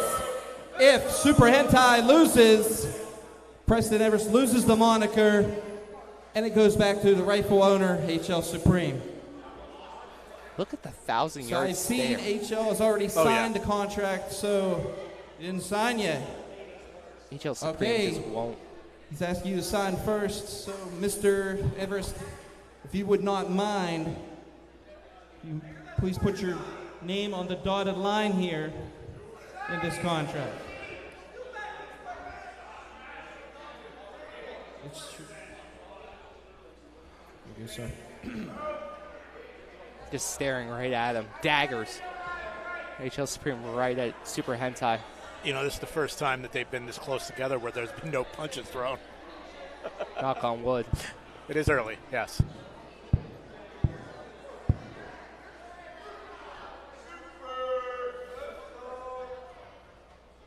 Super Hentai says,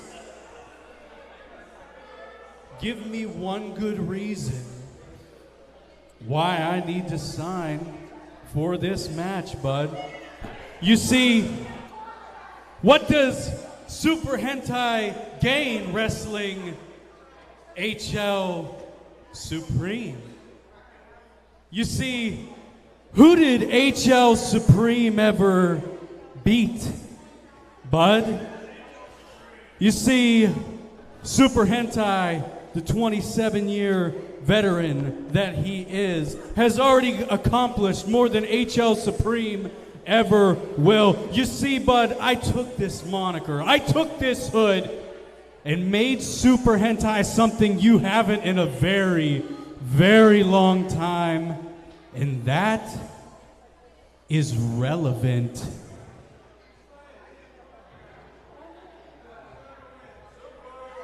You see, last month, I laid you out, left you breathless in the middle of this ring, made this chain mine, made this ring mine, made these people mine.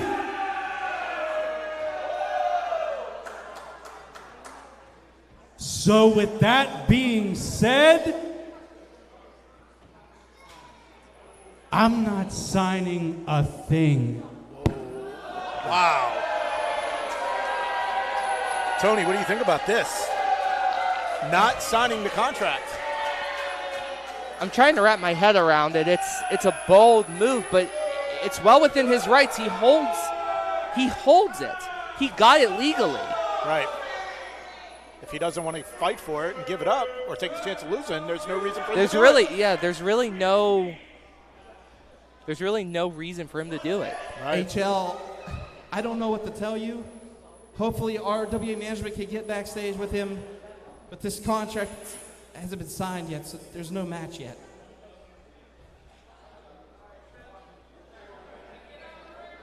And I hope Supreme does not attack Doc. No, I'm sorry. That look in his eyes, it's focused on one man. You might not be able to see Super Hentai, but he's looking right through this curtain. Oh, yeah. If he had heat-seeking vision, the whole building would be on fire. That's the fury of HL Supreme. I don't think this is done. I do not think this is done. No.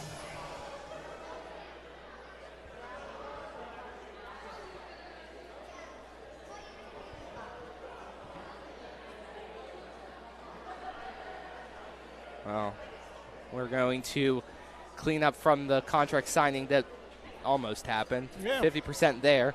And move on to our first match, which will be televised free on the Indie Wrestling Network, IndieWrestling.us, our YouTube channel.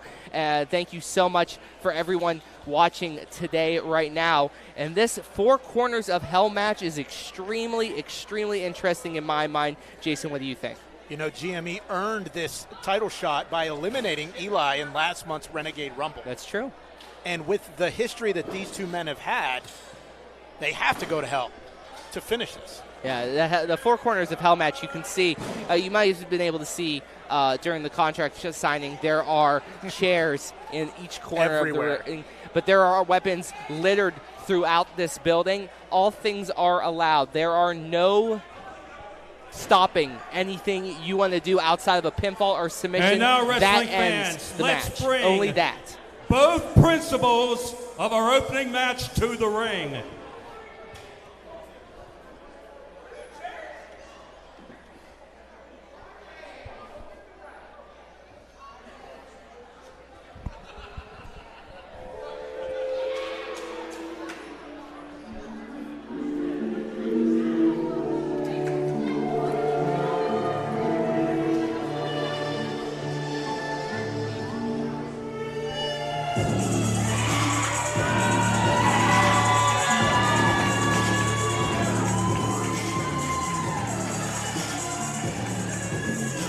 As we welcome Doc back to the table, GME making his way to the ring, and we were talking about it earlier. This is all because GME successfully eliminated Eli in the Renegade Rumble last month, giving him this title opportunity. But because it's been so personal, guys, it had to be settled only one way, the RWA way, with some violence involved in this form of this Four Corners of Hell match.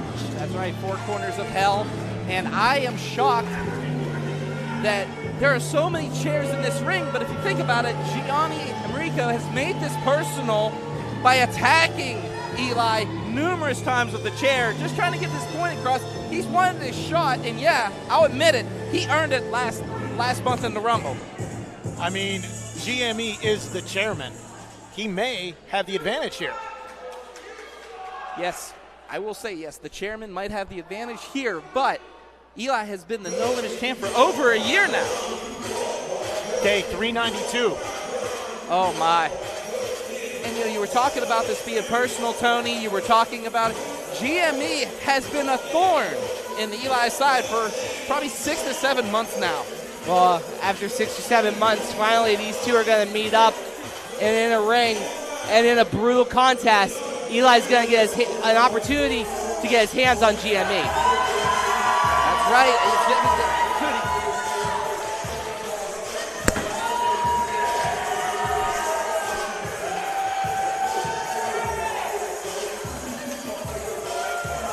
All right, Eli making his way to the ring. He is fired up. You can see the intensity. You can see the look on this man's face. I talked to him earlier. Having trouble sleeping though. He has been having these visions, and I'm actually kind of worried about him. But today he has probably one of the roughest customers in RWA and GME, the Italian strongman himself, Giani Enrio. You know, this year he's GME is 5-3 in RWA in 2024, and he has a win over Eli back in Spring Fling by disqualification. That's right, disqualification win, but still, a win is a win. A win is a win, and it matters. Wins and losses matter in RWA. GME won this by throwing out And Eli. now, wrestling fans, this event will have no time limit. Standard rules will not apply. The bout can end in pin or submission only. This will be the very first in RWA history, a 4 corners of hell match.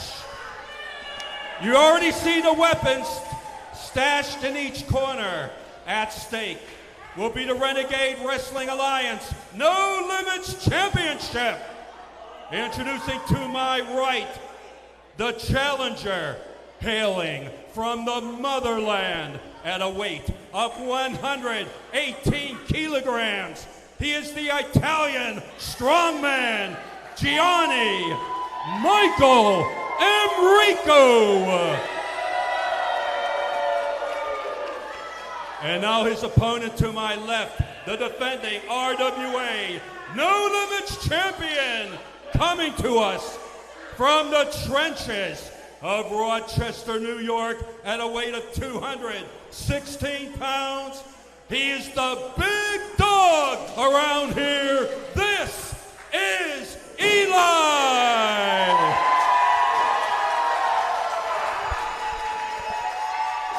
The fans seem firmly in Eli's corner. And Eli seems fired up. And it's interesting, the two dichotomies of the two men as they were announced by Hank Hudson. One extremely focused. You mentioned Eli couldn't sleep. And, of course, GME with his usual cockiness as the bell rings. And we're now underway. That's right. We are on the way in this 4 corners of hell match. And if you could just see, earlier trying to get through into the ring was a little bit. Both of them going for a chair early. Oh, here we go. Duel of the Fates. Welcome to West Newton. Oh, he misses a chair shot. Oh, right across the back of Emery. GME's in trouble now. Eli has been waiting for this. He has been salivating this revenge. And Emricko in a lot of trouble. A kick to the ribs. Oh, and our first plate of chops served here tonight at Free For All. And my goodness, this match right now is being displayed all over social media. This match you're getting for free, folks. A 4 corners of hell match. Can't beat that. Oh, wait, it stops him. Face first off the chair, and Eli, boy, did he smack that chair hard. Yeah, GME finding that opportunity, get as much distance as he possibly could while Eli was chasing him, ate the chop, and now has the upper hand by reversing whatever Eli was trying to do, but commentators curse Eli throwing the chop right back to try to get back on the offense. Emricko in trouble now, going, face first off that steel beam, and Eli, a man possessed, has that chair, lines him up right into the sternum, and wow, damn. Good God. It's all legal. It's all legal. Yeah, anything goes here tonight for this No Limits matchup. The title up for grabs. Eli, the champion, the challenger, GME, and GME, poke to the eyes. Man, did he just rake across the eyes of Eli. I mean, the poke to the eyes, he had to get distance, guys. It's all legal. He has to get distance any way, shape, or form, and now going back on the offense. And there's no give between that chair and Eli. And now GME has him up in a beauty suplex. And, I kind of hurt GME, too. Well, he took a bunch of chair shots to the back. Of course it hurt. You know, Ref Karen has her work cut out for her tonight in her second show here at RWA. She's just there to count, or, she's there to just get the winner. That's right, just to watch. No disqualifications. Yeah, no disqualifications whatsoever. You're right, Jason Gray, as GME trying to take advantage of the champion. But wait, the champion now fighting back. Couple right hands, Wilded. He slug him on that one. And chops for everybody, but no. Knee lift, and GME, again, taking away the momentum, something he's very good at, Tony. I mean, he has to be. He has to get. You've always talked about how when Eli gets a momentum going, he is hard to stop. That train just doesn't stop. So you don't let it get off. You don't let it start. Absolutely not. And, these two have been at it for how many months? They practically know each other through and through. And, what a DDT by Emricko. And now GME in control. He should be trying to cover him right now, but no. He likes to argue with this crowd at West Newton.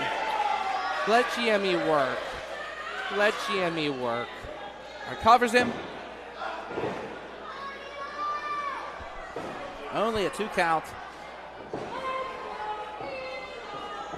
And GME now hitting the gut with that chair. And this is just GME in his element, as the chairman you alluded to earlier, wielding that piece of steel with vicious accuracy.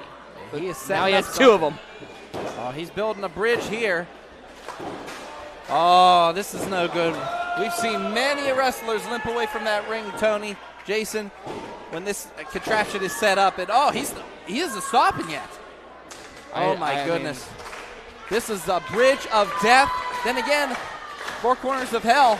You're going to have that. This crowd getting behind Eli. Big right hand by GME. But, no. Eli trying to fight back here, and he is stuck in that corner. And now Giani Enrio has him. Big right hand. Again, this is for the No Limits Championship here at RWA.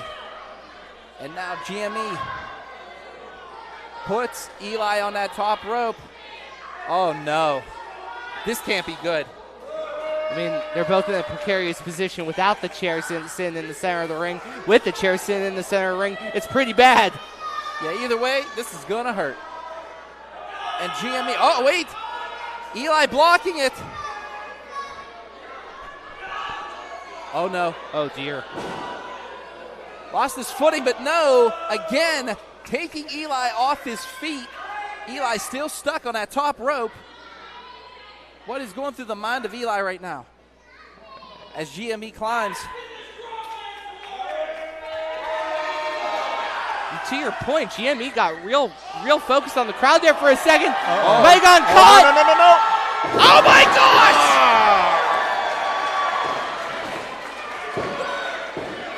Only a 2 count. Wow. Wow. Yeah, no, that's the right reaction, Jason. Wow. A power bomb through 4 chairs, and GME might not know that he's in West Newton, but he's throwing up the forget about it a little bit. He's still trying to be GME, but Eli has complete momentum right now. Tree kept the rolling. Boy, did he deliver that one. That could be it right here. Eli. Oh, he says he's finished. Let's see if he can do it. He has to finish him here. Wait, Gianni has a chair. Oh! It took too long. Eli took too long to make the move. Gianni has him up. The Sicilian strongman. Drives him! Could that be it? No, just a 2 count. Look at the expression on GME's face right now. He can't believe it. You know, earlier today, the Power 10 rankings came out. Eli is ranked 1. GME is ranked 8th. So if GME picks up this win tonight, he has to move into Eli's spot, right? I mean, anything is possible when it comes to the House of Renegades, and especially RWA management. You know, they're definitely watching this closely. What is that? What is that? We haven't. Is that the hat of? Is that Eli's top hat? Yes, that is. What's with everybody stealing people's stuff around here? Eli has the top hat, or I'm sorry, excuse me. GME has Eli's top hat. He used to wear that to the ring as the Shadow Man. Wait a minute, is he trying to put it on him? What is with the hat? Clothesline! Lariat style right there.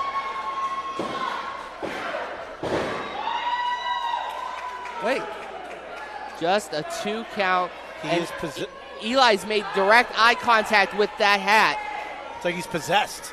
Was it not a 2 count? Did he kick out, or did Eli release? He released the pin. He released the pin. Referee Karen was coming down for the 3. The fans are chanting for the hat. What is this?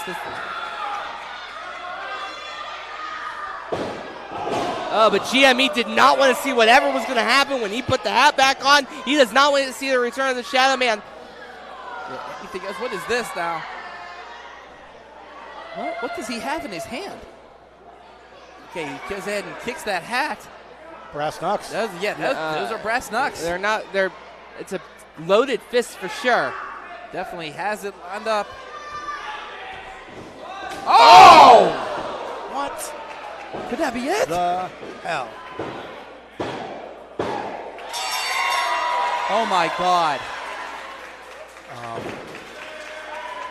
We have a new champion. In a time of 8 minutes, 52 seconds, your winner in the brand new RWA No Limits champion, the Italian strongman, Gianni Enrio. Give him the title. The chairman, the Italian strongman, GME, now holds RWA gold. GME, your new No Limits champion. And guys, he didn't just play a physical game here. He played the mind game, pulling that hat out from Eli's Shadow Man days. What possessed Eli to jump off that pin? I can't figure it out. It's something about the hat. There was a video that RWA put up on their socials today where you mentioned earlier he's having problems sleeping. That's right. I don't know. Something must have snapped or clicked, but again, give it up for the new ace. That's right, the chairman of RWA now has gold. Your new RWA No Limits champion. And we Gianni, Michael, Emricko. We are now going to go head over to IndieWrestling.us. That's right. You can see the rest of this show on here. My God, if fall free-for-alls like this, it's going to be amazing. Switch on over, folks. We'll see you then.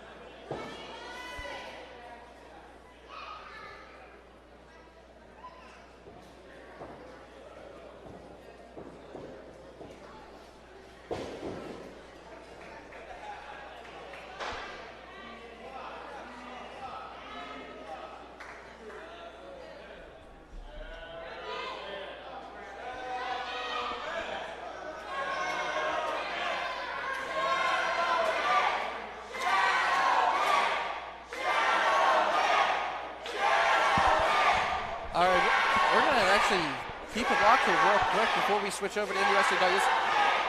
You can hear the crowd screaming Shadow Man and the hat.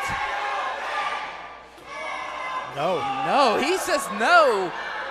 Sometimes people don't want to go back to the past.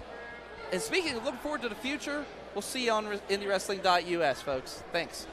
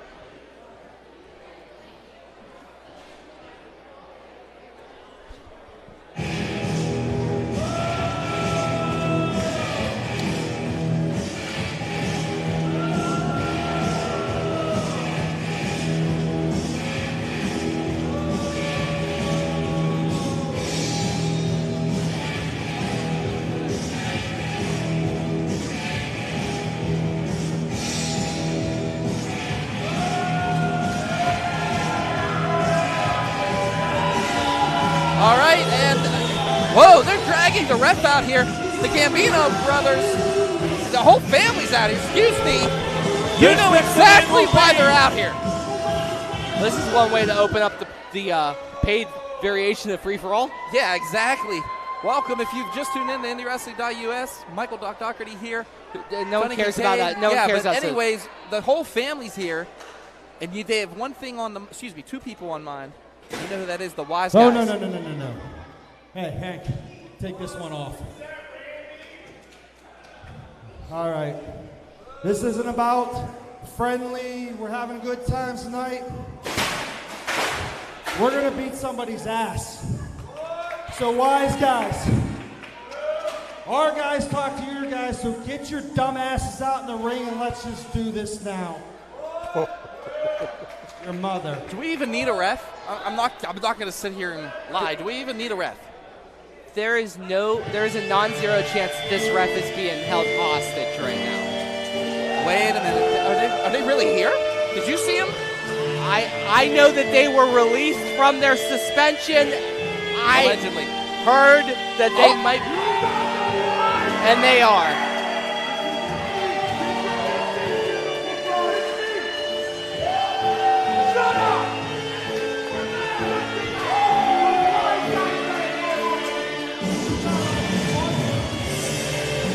You know, we haven't seen these guys since April when the Gambinos beat them in a loser leaves RWA match. But in the time that has happened since, it seems like monthly the family and the Gambinos have been getting attacked month after month after month. For them to encourage Derek to lift this suspension of the wise guys. And here we are tonight in anything that could be called as a turf war. Yeah, I mean, turf war is an apropos term here. Gino and Tommy, I told he's now Tommy Harrison. Tommy Irish never existed. Don't ask about him. He's in the mosh somewhere. Don't ask. Here it's Hamilton. Shush, Hamilton. Whatever. Hamilton, allegedly. These two may not have been physically in the building, but their presence has been felt since they were told to leave.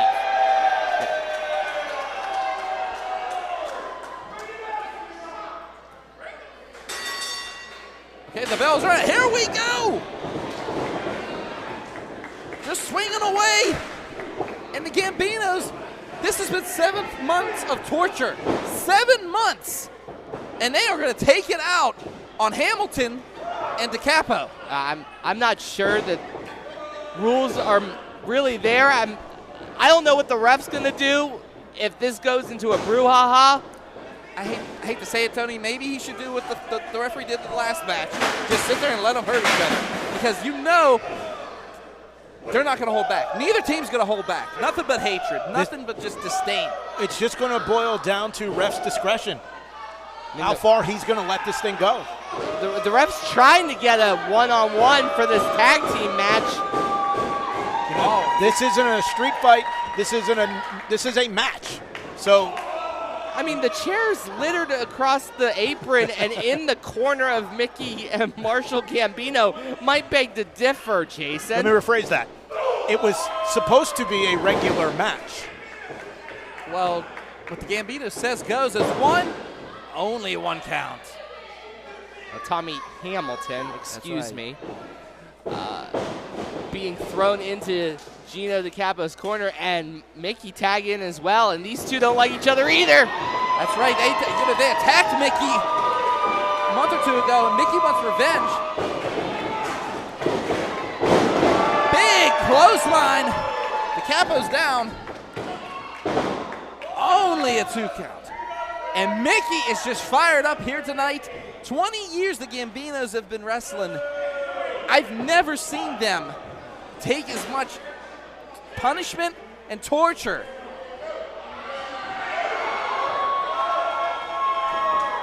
And oh my goodness. This thing is broken down real quick. It didn't take long. That's right, the attack on Mick, it started the hits left and right. I'm glad MED's safe. Uncle Paulie got attacked. Everybody has been a victim to the wise guys that the Gambinos have been involved with. Oh my goodness. Jesus. Okay, now I was going to say you might be calling it a little bit premature, that it might have fallen a little bit in the realm of out of control and badass crazy. That was badass crazy. Yeah, this broke Well, down. I mean, I don't know what the ref can do here. There's too many men, too many people in this war for one man to try to keep the peace. Oh! We've been worrying about the damage it's done to these men. We got to make sure that the fans do not get hurt. It's West Noon. They'll throw back. I've seen Marshall do that on a time or two. Yeah. Allegedly. We got Marshall and DiCapo in the bleachers now. And then Hamilton and Mickey. Wait a minute. Was that Stevie LaBelle? Oh, wait. Yep. Disqualification because Stevie got involved? This broke down way quicker than I thought it would, but oh! And the referee has lost complete control. RWA security has lost complete control. We're gonna have to get the police involved again. Sorry, Marshall. But wait, speaking of the bull, here he comes. Big clothesline. Just takes Hamilton out. Well, let's not involve the police too soon because these guys are big, strong men. And okay, we might need the SWAT team. I don't know. Forget the police. Just call CERT. Yeah. And, as Marshall was beating up on Hamilton, Uncle Paulie just got jumped by Gino DiCapo in the corner. Forget CERT. Forget CERT, the National Guard. Anyone got their number? What about SWAT team? Something. My God, chaos is just ensued here, West Noon. But then again, welcome to RWA, folks.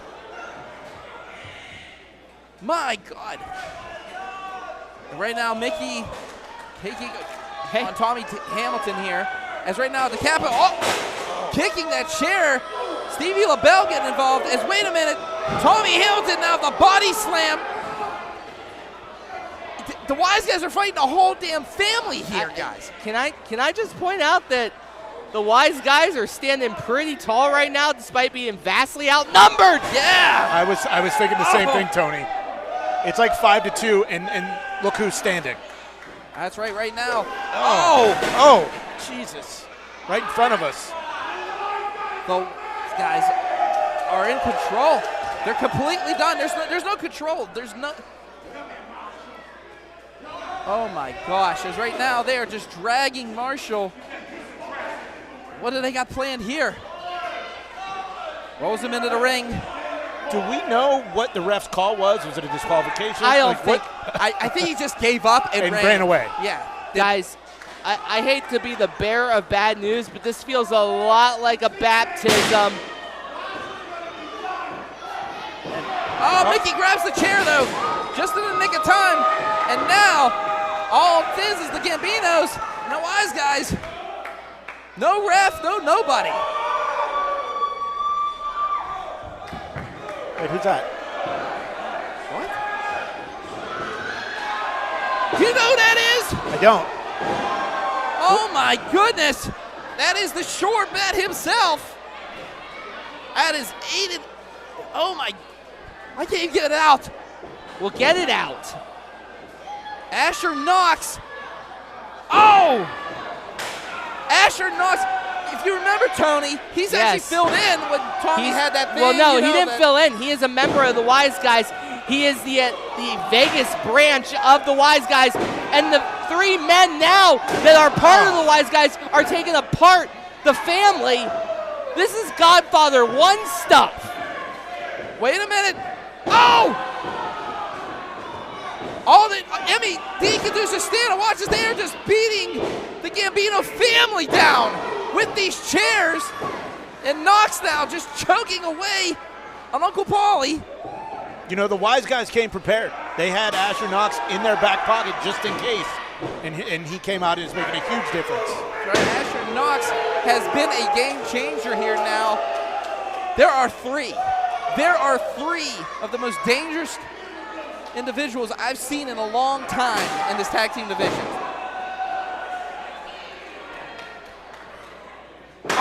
Oh, geez, Stevie the Bell's back. Oh, right to the face, and Marshall watching his empire, his family crumble with the exclamation point on Mickey's back, where this all started. 20 years, and they are destroying it piece by piece with those chairs. Each swing, each choke. Oh, wait a minute. Now they're looking at Now they're looking at Emmy. No. She's the only one left. Makes sense. This is a female. No, absolutely not. Wait, she's not. She's stepping right up to both of them. She's not afraid. What's Emmy D? She ain't afraid of anybody. Wait, he got her. Oh. Wait. They're throwing her in the ring? Knox has that chair and he's just smiling. Oh, come on now. This can't happen. Somebody, where's our security? Where's anybody?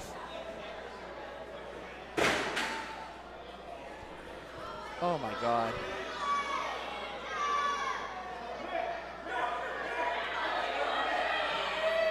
Oh, wait, hey.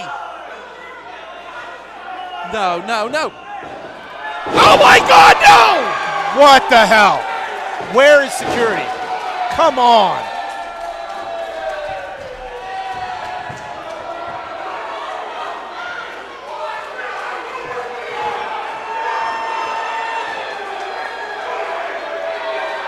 Ladies and gentlemen,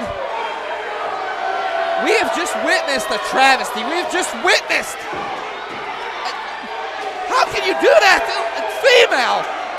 They literally just 3G'd a female. There's just chaos everywhere. Yeah, forget it. Like, the fans are being held back by security. Oh my God, yes. This is a takeover. The Wise Guys have executed their plan to perfection to take over from the Gambinos. Forget the execution of the plan to take over from the Gambinos. They decide, forget the takeover, we'll just execute them.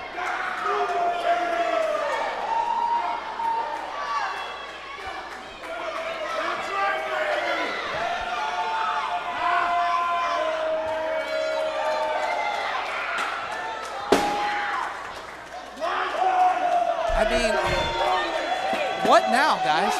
They just took out MED. They've taken out every member. I don't know what else is there. Listen. Wes Newton belongs to the freaking Wise Guys! She definitely can stick up for herself around here. Absolutely. She's an Italian woman. Of course she can stick up for herself, but just too many. The official verdict after 3 minutes, 2 seconds, bell to bell. Referee John Tiger rules this bout no contest.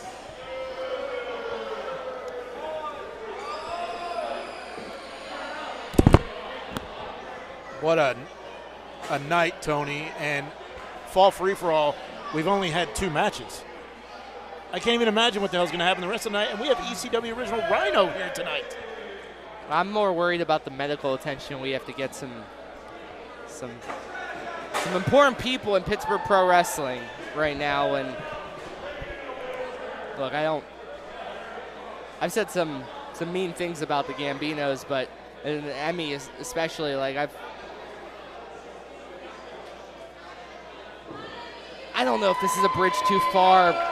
Someone else is going to have to say it, but it feels like if this isn't a bridge too far, this is about as close to the detour zone as you can get. Yeah, I mean, Emmy showed that she's not afraid, but when you've got 3 grown men against 1 woman or 1 man, 3-on-1's always going to win. It's always going to get the advantage. And unfortunately now, we have no idea what's going to happen with the Gambinos. I mean, Steve LaBelle can barely stand. Yeah. Marshall is over the way. We got Uncle Paul being helped up the ramp by security. Mickey sitting ringside with an official. The cleanup for this is going to be crazy, and the retribution down the road, God, I don't even know what that's going to turn into in this place. Yeah, the fallout. They might fight all over West Newton. I don't know what the fallout's going to look like. I really don't want to know. I'll be honest, I don't want to know. So I think we got everybody to the Marshals. I think everybody's to the back for the Gambinos, and when we get medical information, we will pass that along to you moving forward throughout tonight's free-for-all. Let's try to pivot as it's hard to pivot, but we are going to try. Ladies and gentlemen, once again, we're going to throw it over to Doc.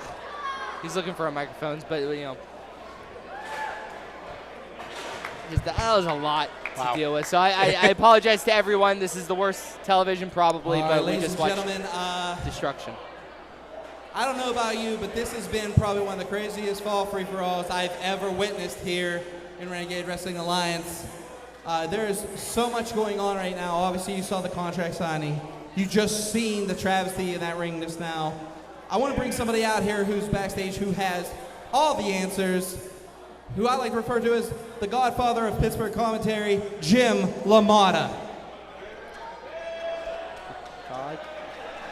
So Jim, I just want to take like 2 minutes just to discuss with you. Have you talked to the Rev, and do you know what's going on with him? West Newton, I know it's been a very chaotic evening. It's been just as chaotic in the locker room. The Rev Ron Hunt, I saw him plead with the physicians here to be cleared for the main event tonight. However, it's still undecided, it's unresolved, and we may not know if the Rev Ron Hunt is able to compete tonight until the bell for the main event. And number 2, you saw what I had to deal with earlier with the contract signing. Any word on Preston Everest, a.k.a. Super Hentai? Is he going to give in and sign the contract? That's another big story back in the locker room. And I hate to be crass here with our West Newton audience, but quite frankly, Preston Everest, a.k.a. Super Hentai, has been a first-class asshole dealing with him with these negotiations. He's put everything on the table, all these demands, but from what I've heard, Dr. Feelbad may meet those demands just to allow HL Supreme to get his hands on Preston Everest, a.k.a. Super Hentai. All right, thank you, Jim. West Newton, we will keep you updated. Thanks again.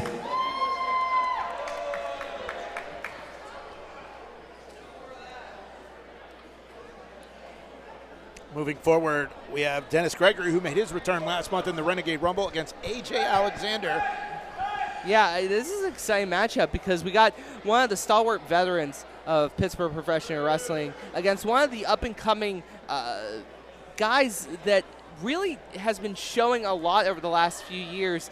Recently came back from his excursion in Japan. And now, wrestling fans, RWA Fall Free-For-All keeps on rolling. This next spot, 1 fall, 15-minute time limit.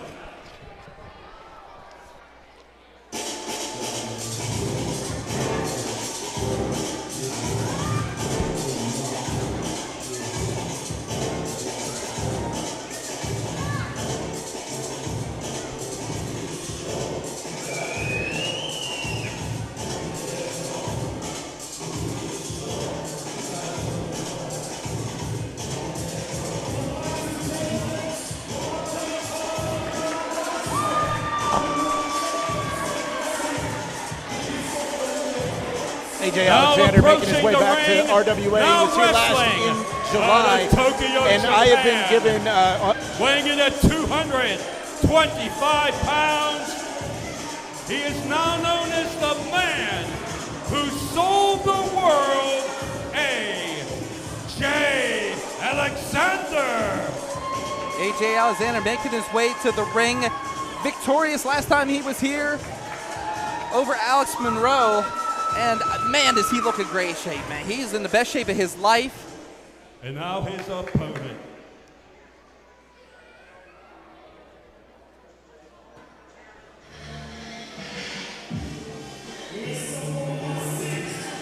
It's interesting to see A.J. Alexander with his newfound confidence, but he is biting off one of the big dogs in Pittsburgh Pro Wrestling tonight in the form of a returning the singles competition War Machine, Dennis Gregory.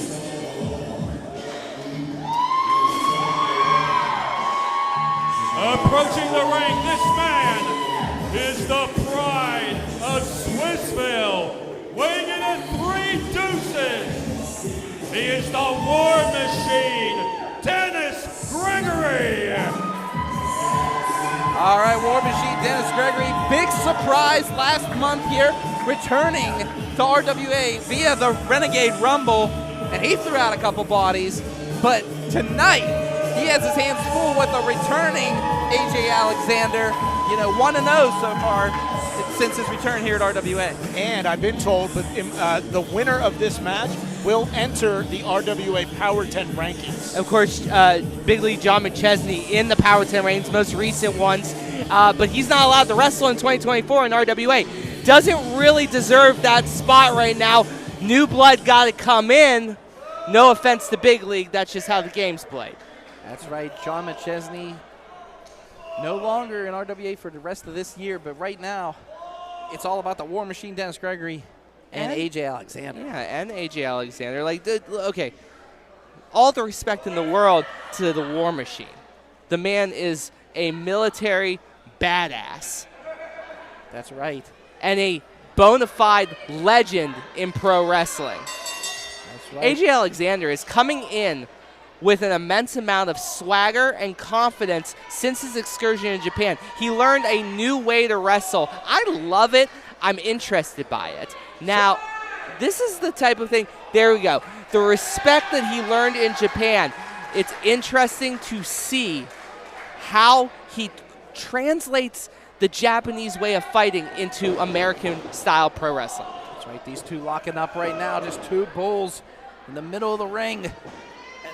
Actually, power for power. These two kind of evened up here, and Gregory now has him in the opposite corner, breaks away. Clean break. Clean break. Excellent sportsmanship by Gregory right there. Doc, this is my first time seeing A.J. Alexander. What can you tell me about this guy? Trained out of Japan, by Tajiri. While he was in Japan, he was such a prized student of Tajiri, he actually got the main event in front of like 2,500 people. Wow. So, also teamed up with Thomas Billington, Dynamite Kid 2. Okay. So that's a big feature for him. And A.J. Alexander, I feel like as right now he is just pulling the neck of Dennis Gregory, doing whatever he can. Hammerlock applied, though, by the War Machine. A.J. Alexander is he's going one way and one way only, and that's up in this business. Okay, he's showing that right now. Another important thing that Doc conveniently forgot about is that A.J. Alexander is also a former or current associate of Rev Ron Hunt through the Apex. And until he gets the stink of Rev Ron Hunt off of him, the Apex off of it. Rev has been shut up. No one cares about Rev. As Dennis Gregory takes down cover one, and Dennis Gregory now controlling the leg.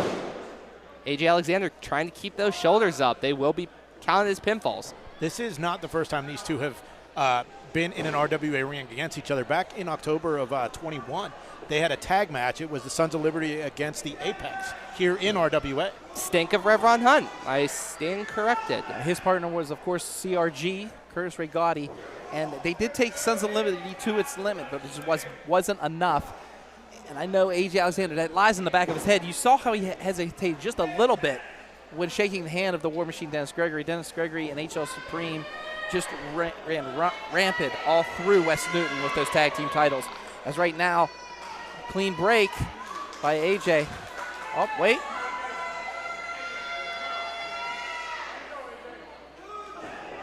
I think he was going for a chop. I think Dennis Gregory has seen, and Tony, me and you've witnessed, those chops to AJ Alexander, you don't get up from him. No, he has one of the most vicious chops in the game right now. Dennis Gregory is also a veteran, knows how to manipulate your joints, knows how to manipulate your brain, knows how to make you second-guess your career choices. That's why he's the War Machine. He just doesn't stop. No, he doesn't, but AJ Alexander now trying to get out of it. But Dennis Gregory had a lock on him there for a second, but wait, AJ turning the tables here. Has that leg of Dennis Gregory. That's a tall tree to chop down right there. He did. He is working that leg, working that knee. And those knees have been through, I'd say, at least 30 years of war in that wrestling ring. As right now, he is just taking it to the War Machine, and War Machine now using that size 14, just rubbing it on the face of AJ Alexander. And these guys are just having a back-and-forth match. As you gotta notice that AJ Alexander had that hold, and War Machine Dennis Gregory used the full 5 count for that break. Not kick to the midsection. Again, there's a lot of wear and tear when it comes to Dennis Gregory as he just goes ahead with that knee lift. Oh, reverse Russian leg sweep, float over. Just a 2 count, but kept control of the arm. To your point, you are correct. This man is still in active service through the military, so the man fights for our country and fights in the ring at the same time. All the respect in the world to Dennis Gregory on that stand. We talk about wear and tear. We also have from the the military background too. So yeah, Dennis Gregory has seen it all. Yes, I said that. As AJ Alexander now controlling that arm and trying to twist it. Yeah, he is trying to rip that shoulder blade right out of the socket. And AJ Alexander learned a lot of joint manipulation. He learned a lot of stretches while he was in Japan under Tajiri. And now AJ Alexander, he has that front face lock locked in though. And Gregory has him, rolls out of it. And my God, these two, just as a classic chess match. Yeah, but he didn't roll out of it. Dennis Gregory is still controlling the head. Now let's go. Only delivered Whoa, boy. AJ Alexander right up to his feet. And go up and over, lands on the apron. Go right to the solar plexus. AJ trying to line him up no. Oh, corkscrew through the ropes. That's a lot of pressure on that knee. I could be a torn meniscus right there. I don't think I've ever seen AJ Alexander really go towards using leverage dragging screws in the second rope before. No, I didn't. Wait a minute. Oh, right off the apron. It's going to work on Gregory's right knee, leg, all parts involved. Jesus. Yeah, I mean his whole every joint in his lower body just got targeted in the matter of 30 seconds. Less? Yeah, I mean, AJ Alexander just kind of showing a different, more aggression, more assertive, and he's stomping away. He's definitely more confident for sure. Let's comment down on the parlays. He knows that there's an opportunity at the Power 10 if he wins this match. You want to rise your stock. You want to raise your portfolio. Beating Dennis Gregory is a big way to do that. Yes, that would definitely be something on the resume right there, as right now. I do got to stress this, though, as he's paintbrushing. He's paintbrushing Dennis Gregory over and over again. I like the confidence. I like the aggression. I'm bothered by the fact that he's not attacking more. There, I like that chop. I like that chop. That is a destructive force, but he should be targeting bits and pieces and getting on War Machine. The longer you let War Machine go, the longer his motor gets to keep chugging along. This man doesn't quit, to my point. And returning the favor is Dennis Gregory and ripping that shoulder maybe right out of its socket of AJ Alexander. That could have been avoided. Damn it. As Dennis Gregory now targets the left arm of AJ Alexander. And here comes the veteranship. Oh, no. Oh, he is just punching away on those ribs. He just opened him up. He's just taking away the air. He's taking away everything from Alexander. Just right there, there's punches to the ribs and now just working on that hurt shoulder. My God. Yeah, this is what I mentioned earlier. As Dennis Gregory was targeting the same body part, but look, why is AJ targeting the knees? Dennis Gregory would be going after the arm.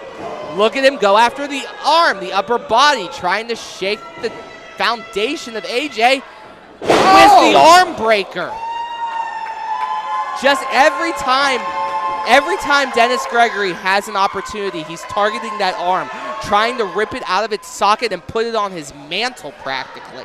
I mean, he fell back. All that weight, Tony, all that weight just, that shoulder is just, it has to be barely hanging there at this point.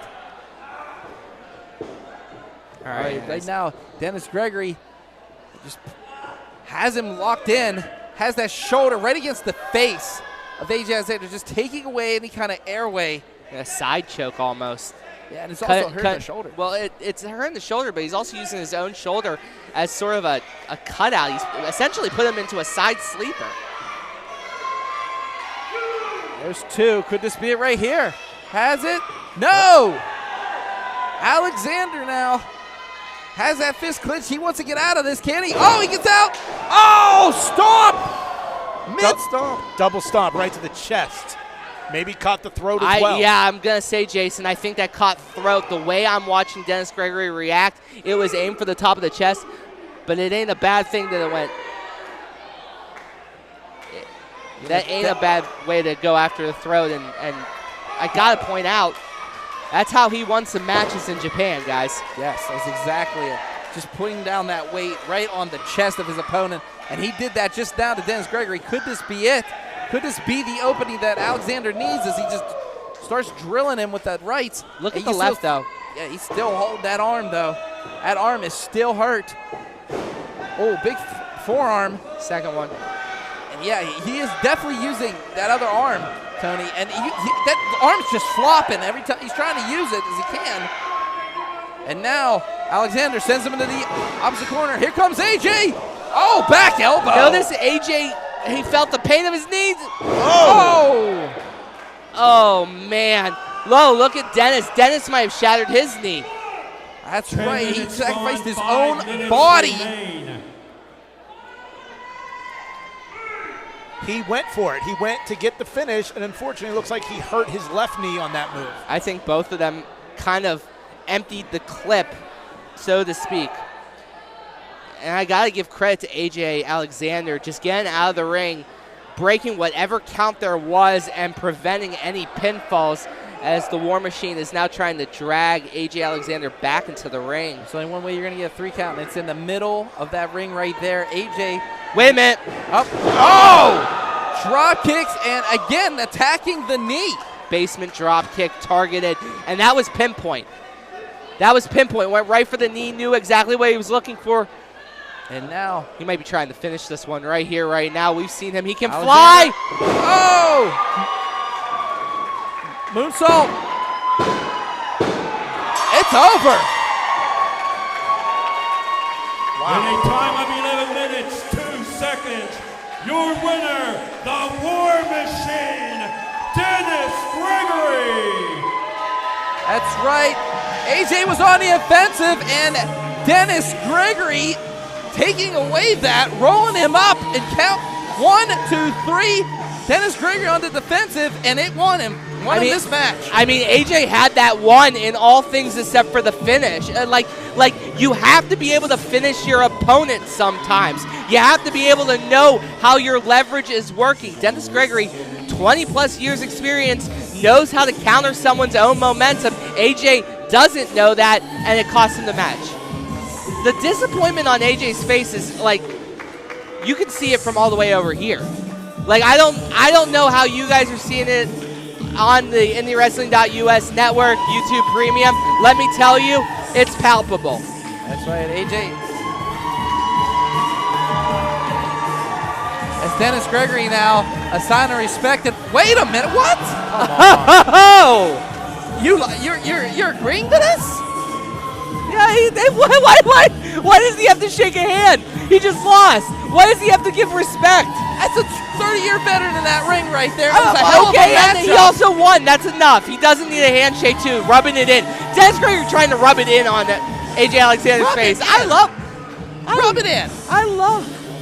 Are you? I'm not okay with it because it's been sportsmanship the whole time, and then yeah. I mean, as we talked about earlier, the winner will be in next month's Power 10 rankings. That's John right. McChesney will be out. It looks like Dennis Gregory will be in the rankings.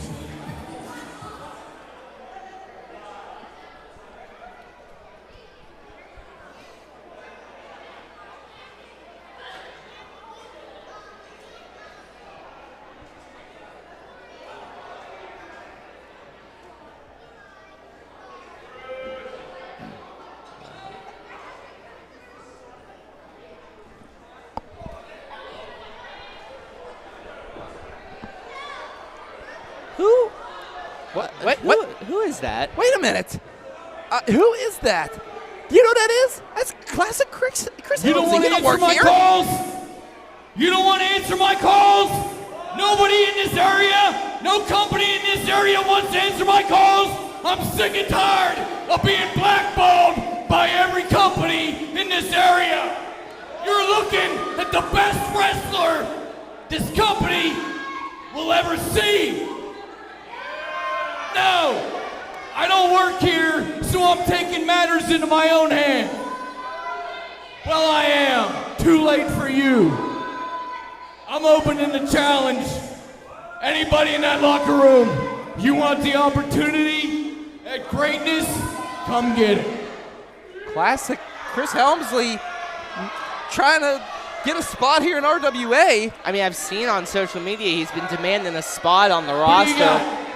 So Come on, bring him out. I guess the Bring way you do anybody that. out. What do you got He back doesn't there? even work here. He doesn't even work here. He shouldn't even be in that ring right now. Security should be ripping him out of there. Oh, wait. No way. Yeah, it is. I think it is. I think it is too. Ava Brooks. Ava Brooks is here. She's answering the call. Helmsley. Asking you shall receive. Last month, Ava Brooks made her debut in the Renegade Rumble. Second woman ever in it, and the first woman with an elimination in the Renegade Rumble. She eliminated Timothy Titan. That's right. Okay, yes, Ava Brooks did an amazing job in the Renegade Rumble, excuse me. Kind of different from having a singles match. She might be biting off a little more than she can chew here. Really? She's a hungry rookie. All right, Hank, make it official. All right, wrestling fans, this will be an impromptu open challenge match. 1 fall, 15-minute time limit. Introducing to my left, the man who made the challenge, hailing from a town much better than yours, at a weight of 225 pounds, he is classic Chris Helmsley. And now to my right, answering the open challenge from Pittsburgh, Pennsylvania, Ava Brooks. All right, both of you need to stop clapping and be professional for once in your lives, for the love of God. I know you and I, Doc, have watched Ava Brooks come up. This is match 3. She's going to get clobbered. All right. Strong training in the stronghold as we speak. Ava Brooks as she locks up with classic Chris Helmsley. And Helmsley has her in the corner. And I mean, I hope Ava's ready. I mean, Chris Helmsley been in this business for a long, long time. He's also known to play mind games. And like I said, this is Ava's 3rd match, Tony, like you were saying earlier. As they lock up right now, we've already seen, I know this is a little bit crass, guys, but we've already seen one woman get taken out tonight. Are you serious? Come on, Tony. Oh. Jesus Christ. Come on. Oh! Brooks coming back. Couple rights off the ropes. Wait! Takes him! 1, 2, 3! She did it! Ava did it! No! Yes, what a great night. In a time of 55 seconds, your winner, Ava Brooks. I called BS. That was obviously a quick count from a woman referee for a woman wrestler. Oh, stop it, Tony. You know, it's great. We have women here that aren't afraid to stick up for themselves. Congratulations to Ava Brooks getting her first singles win here in RWA. And Ref Karen for being on the take.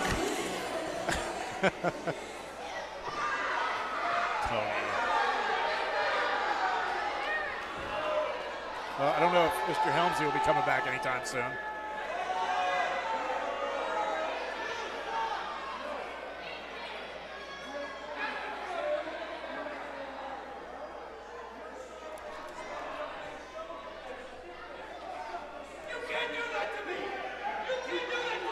Okay.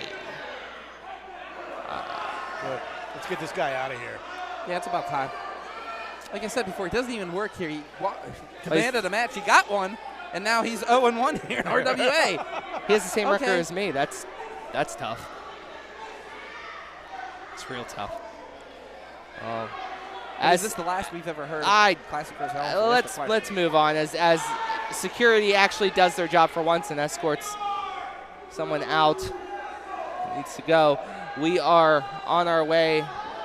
That's right, a matchup I have been waiting for. That's right, exactly. ECW legend Rhino taking on J-Rocc. And now this is not the first time these guys have met. These guys have fought all over the Ohio, Pittsburgh area. Well, it's not just our Ohio, Pittsburgh. It's Michigan. It's Detroit versus Cleveland.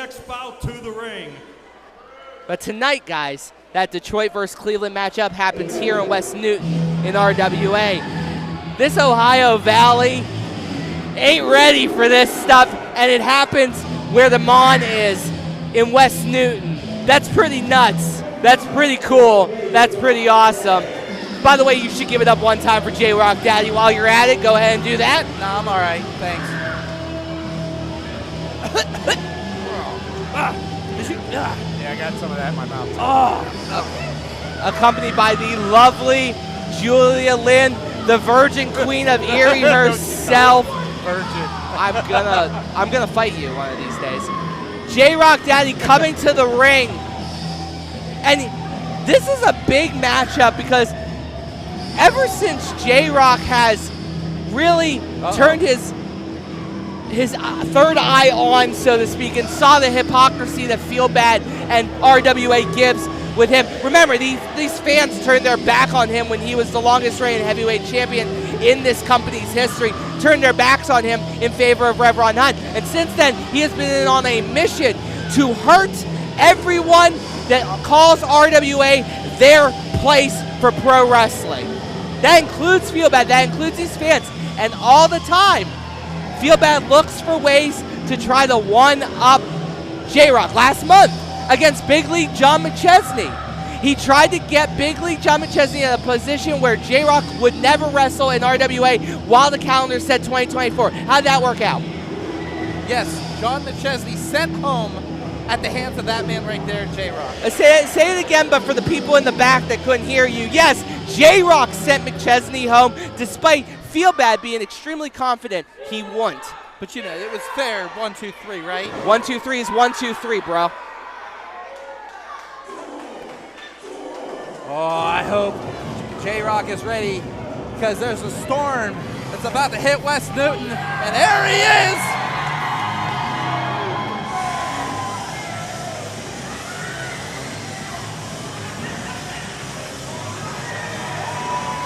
ECW legend, WWE legend, wrestling legend, Rhino. That's right. But also, forget all of that stuff.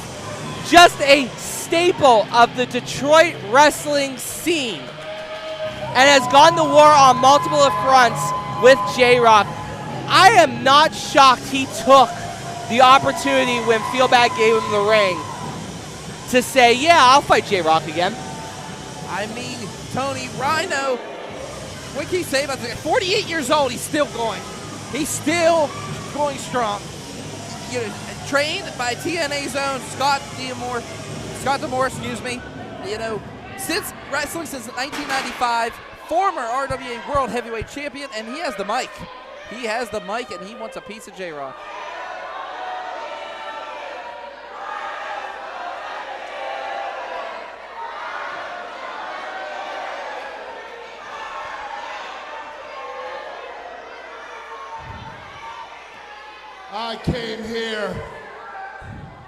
I came here because you got something over on Norm Connors and you made him leave. Toots, you got a secret on him? Well, guess what? Nobody can tell a secret if I rip them in half with a gore.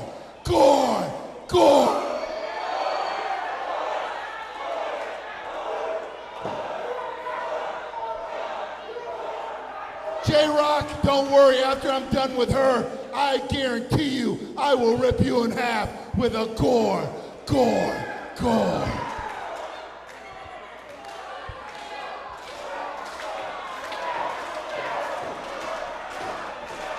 This special attraction contest scheduled for one fall, 20-minute time limit. Introducing to my right at ringside, accompanied by Julia Lynn. She represents from the west side of Cleveland at 235 pounds. Give it up one time for J-Rocc Daddy. And to my left, his opponent out of Detroit, Michigan at 295 pounds. He is the man beast and the original ECW legend, Rhino!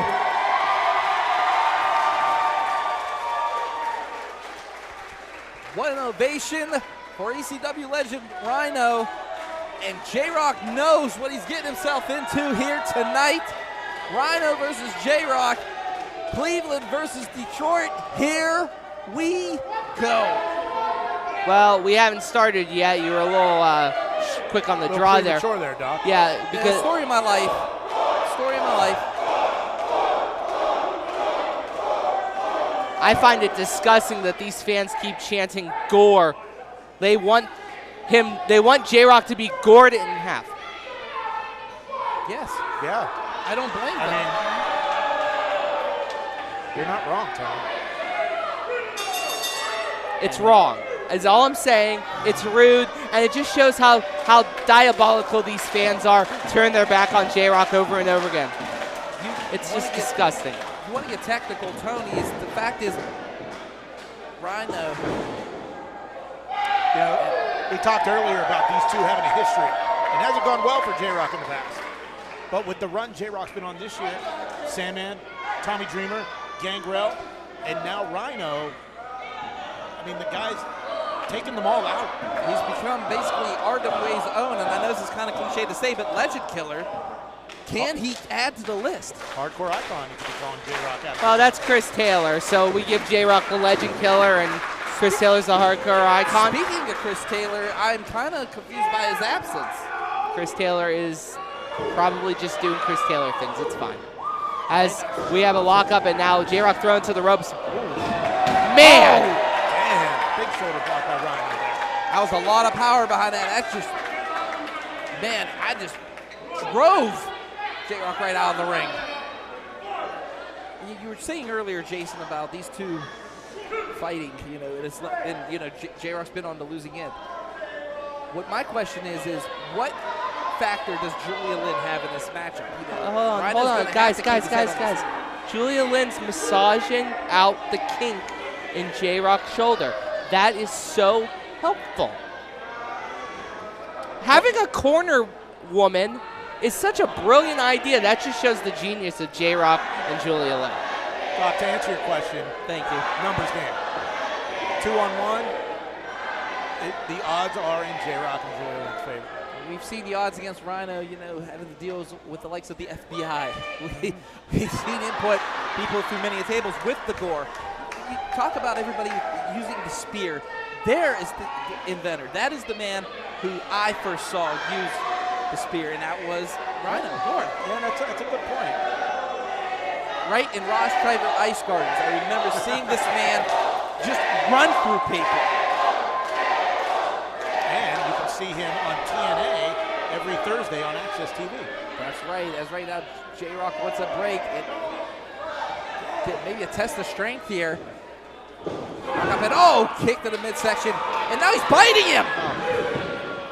Taking a page out of Gory's book, you could say, with that bite.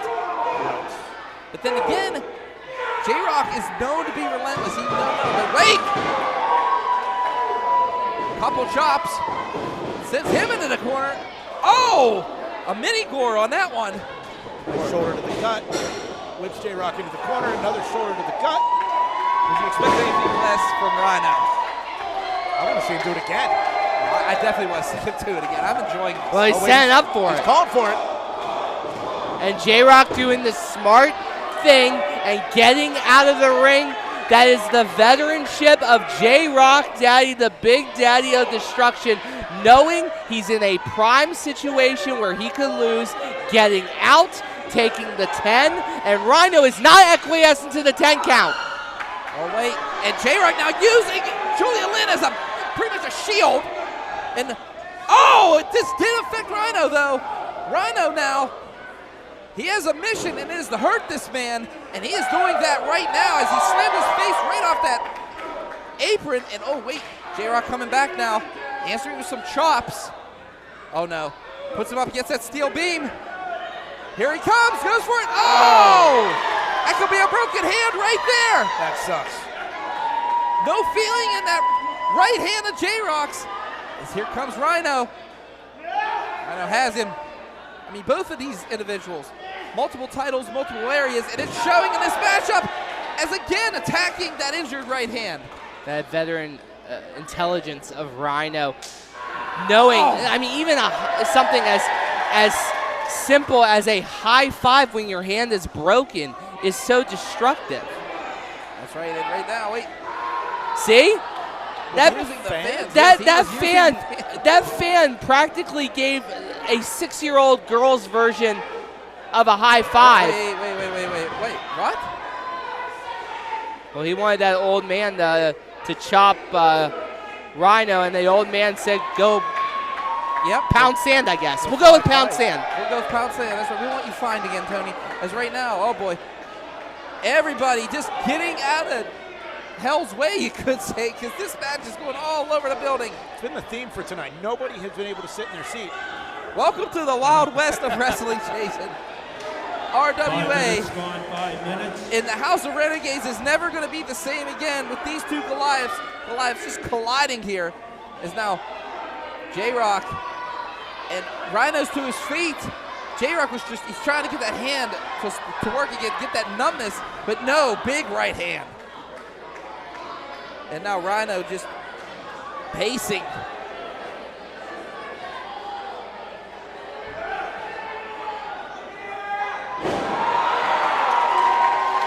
How long is the ref going to wait to actually complete the 10 count?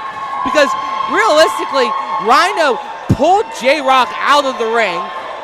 Are we just allowing ECW to say ECW rules whenever they show up? Can you hear what they're saying, Tony, about your Virgin Queen? Look at the sign, Tony. Oh yeah, violence on a woman. You love that. You have way to enjoy violence on women, Doc.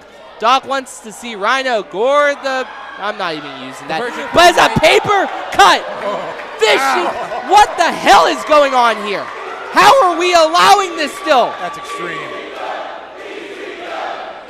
It's a paper cut. ECW, I know there's been many of people in the Ross State Rice Garden that have seen this man work. And right now we're seeing it here in West Newton, Pennsylvania. I think we're at a 77 count. Where are we at? Are you really still keeping count of this? It's up to the ref discretion. Our refs should not have discretion in this situation. That's all I'm saying. And now Rock was going for that suplex, trying to suplex him on this ramp. There's no give on this ramp, folks, whatsoever. Oh, wait a minute. Suplex! There's no give, like Doc just said on the ramp. I would also like to point out that it's covered in grip tape, which is essentially sandpaper. Yeah. So Julia Lynn just looked on in horror as right now everybody getting behind ECW legend Rhino. I'm getting an update from the back. The refs count is now at 377. Now I'm starting to question things. Like, I thought Chris Taylor was probably just chilling in the back waiting for an opportunity, but where is Chris? Because this is prime where Chris Taylor runs out, gets an advantage. Oh! If we're doing ECW rules, Chris Taylor should be coming out, right? Referee's discretion, we're doing ECW Extreme Rules. Let's do Extreme Rules. Chris, where are you at? Well, taking the advantage, of course, is the big daddy of destruction, J-Rocc, as he right now is taking a weakened Rhino. Rhino went head first to that steel beam, and now J-Rocc taking control of this matchup. And, oh, wait a minute! Julia Lynn now was trying to choke Rhino, but this she did. She didn't try. She did. Referee didn't see it, and even if he did see it, referee's discretion. Right you guys all said that was okay when Rhino was doing things that count 722. And now J-Rocc choking Rhino, has till the count of 5. And Rhino in some trouble here. This could be that first win Rock has been looking forward to, looking just for against the monster known as Rhino. Rhino's slow to get up though. And J-Rocc might have him. Oh my gosh. Big chop. And now pinpoint elbow right to the back of the neck. That's right where the spine connects, and oh my goodness. Wait a minute. Rhino's taking it, but big right, and another one. Rock's in trouble. Reversal, splash into the corner. J-Rocc has him. Float over. Has him.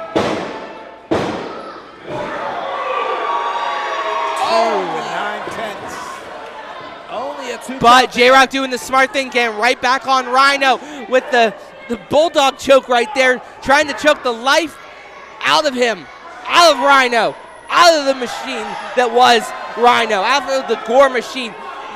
God, where is Chris Taylor? God damn.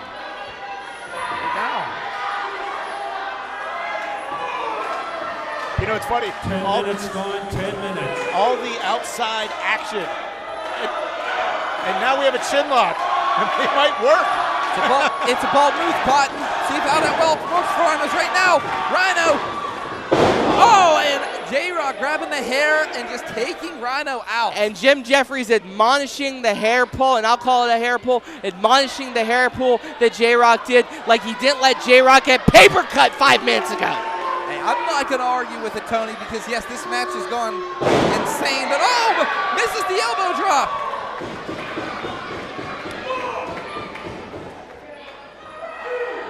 And right now, both combatants are down. Again, J-Rocc's right arm has taken so much punishment. Just the numbness of his hand. He's still working that hand, and now the elbow. Where was this count? Never mind. You know, I gotta drop it. I gotta doing drop his it. job, Tony. I gotta drop it. He wasn't. Never mind. He is now. Oh! Ref's discretion. A little bit of an uppercut there. Oh! Big clothesline by Rhino. That's right, Rhino trying to come back here. Back elbow. Has him, sends him in that corner. Here comes Rhino. Oh! Again with the solar plexus. Has him. Just a 2 count as J-Rocc still finding a way to kick out. Notice though, Rhino pinned in that right arm to make the kick out a little bit harder for J-Rocc. J-Rocc had to use a lot of energy on that one. Oh no. The crowd's calling for it. They're definitely calling for the table. Wait a minute, Rhino's looking. Does he? Oh God. There it is. Oh boy. And the ref rightly pointing out this is not a hardcore ECW match. Thank love he remembered what the stripes mean on his shirt. Does he have any control, Tony? Let me ask you that. It doesn't look like Rhino even gives a dang what the ref has to say. Has he ever given a dang what the referee has said? You've watched him in the past, just like me. In ECW, it's different. No. As J-Rocc seeing the danger on the end of that table and taking the attack to Rhino, and now driving his face into that turnbuckle and now choking him. Has till 5, Jim. And now he's just choking him, but wait. J-Rocc just taking his eyes off the prize. No, J-Rocc, no! Oh, Rhino stopping. Kicks him.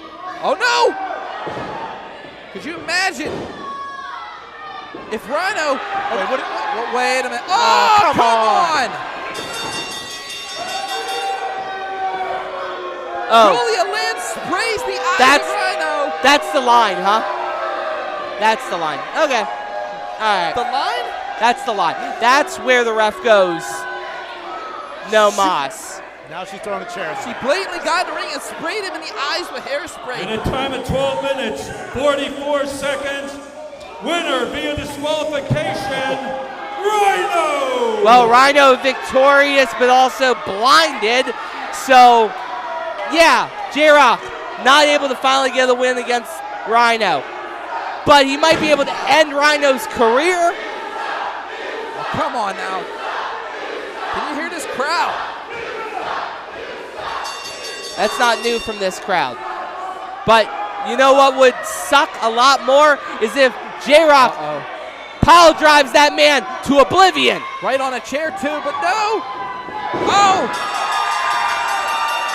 Clothesline.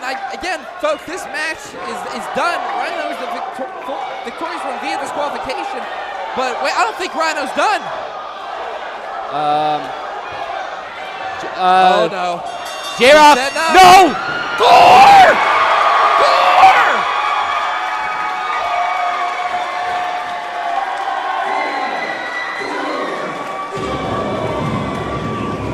Gore! Wow, it's Rhino! Driving J-Rocc through that table. Victorious tonight. Mother of God, what a matchup we saw for the ages here in West Newton. Rhino getting the revenge and putting J-Rocc right through the table.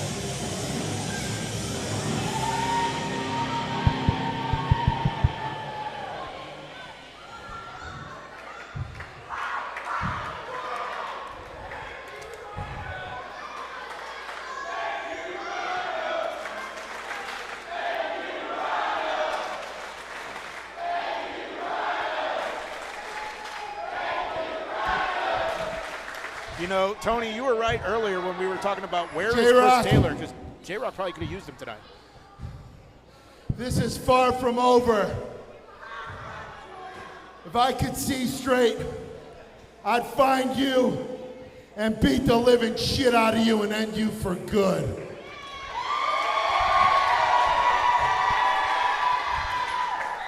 I don't know when, but I'm coming back.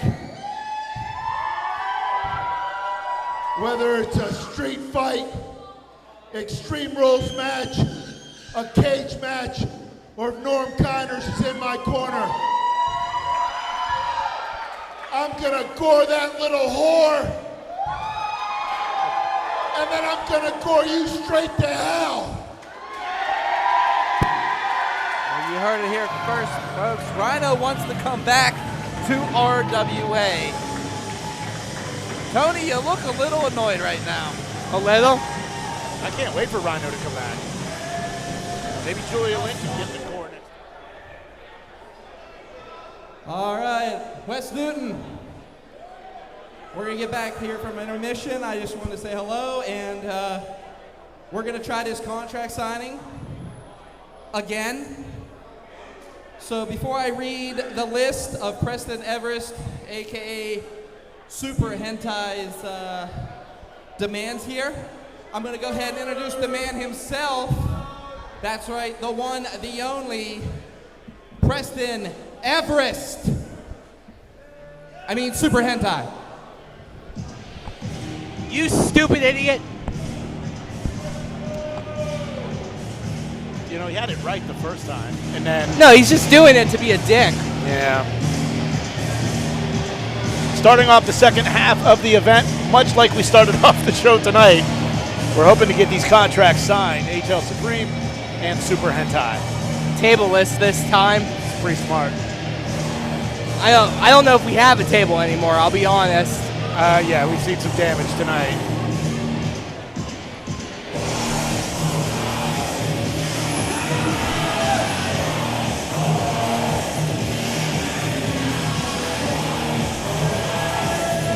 Well, that is Super Hentai, the artist formerly known as Preston Everest, the artist formerly known.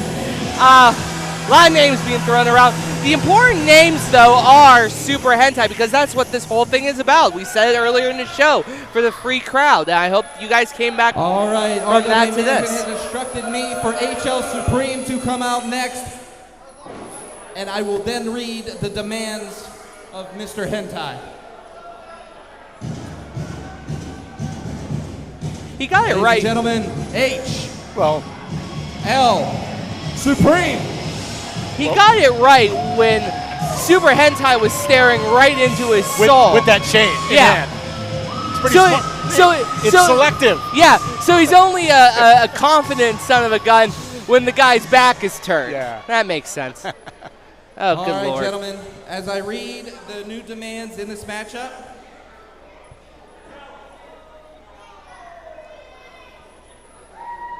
okay, the new stipulation to this matchup is this. If HL Supreme wins, he gets back the Super Hentai moniker, the mask, everything. If Preston Everest, Super Hentai. If Super Hentai, I'm sorry. If Super Hentai defeats HL Supreme, these are the list of demands. Number 1, Super Hentai will get a shot at every title here in RWA. Okay, fair.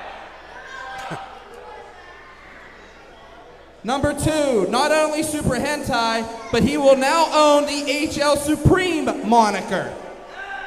Wow. And last but not least, the victorious HL Supreme must unmask in the middle of the ring and then retire. Whoa. That's big. So since you were the one with the demands, sir. Yes, sir, those are his demands. They were approved by RWA management.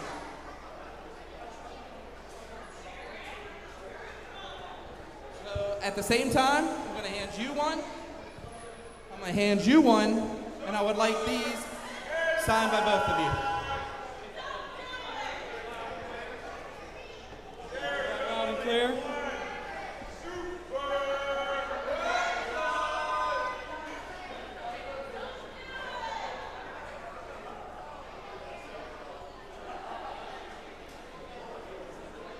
That was a long signature. Well, but it's signed. He's got multiple names. That's so true, yeah. He has to make it correct. All right, Mr. Supreme.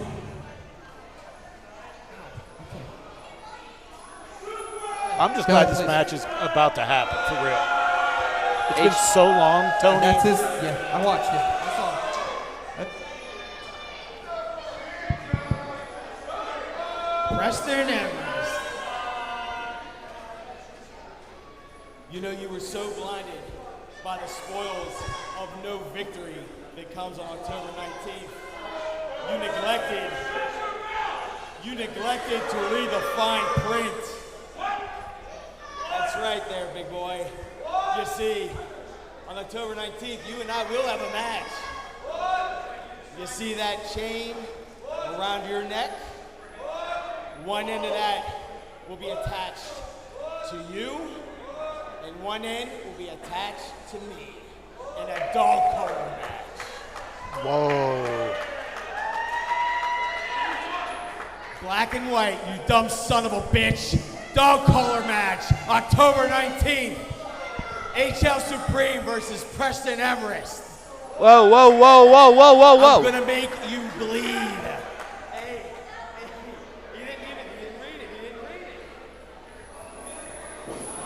Oh, whoa! Preston Everest now going, but kicked right. I'm sorry. Super Hentai is making his way out of here, but you heard the stipulation. In October, the chain that Super Hentai is wearing around will be attached to both men in a dog collar match. I mean, it looks like Hentai should have signed the first one, because it looks like Supreme did the old bait and switch, because I don't think that dog collar match was the original match. No, it was.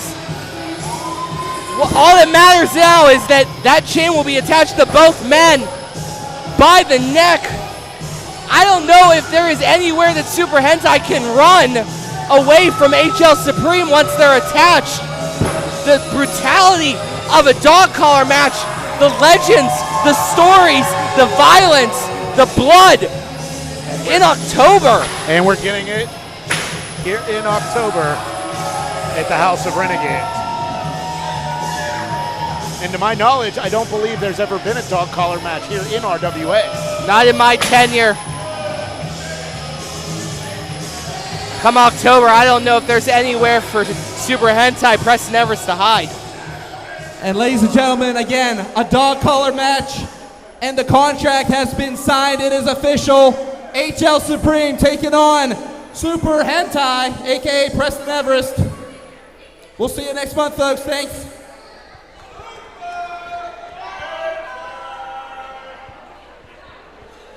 Well, we're going to pivot to our next contest for the RWA Tag Team Championships, and Warhos, who has dominated this division ever since they took those titles, now is going to face off against one of the most decorated tag teams in Pittsburgh history, probably the tier below the Gambinos in terms of success. Continues this next event.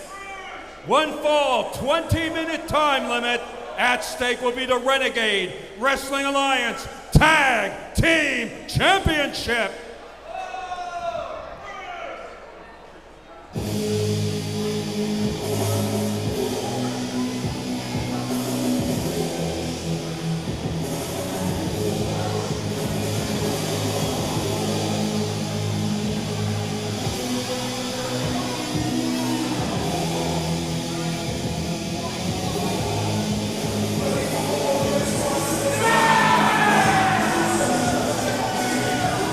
Introducing the defending RWA Tag Team Champions out of Capital City, Ohio, at a combined weight of 610 pounds. They are Pat the Bruiser and Crosshairs Kelly. They are the best in the Midwest. They are Warhos. Warhos makes their way to the ring. Jason, what day are we on? Day 315 of their tag team title reign. Almost a full year of tag team dominance. And now their opponents. Why are they being announced first? Champ's discretion? That's what I was. Champ's disrespect by RWA management.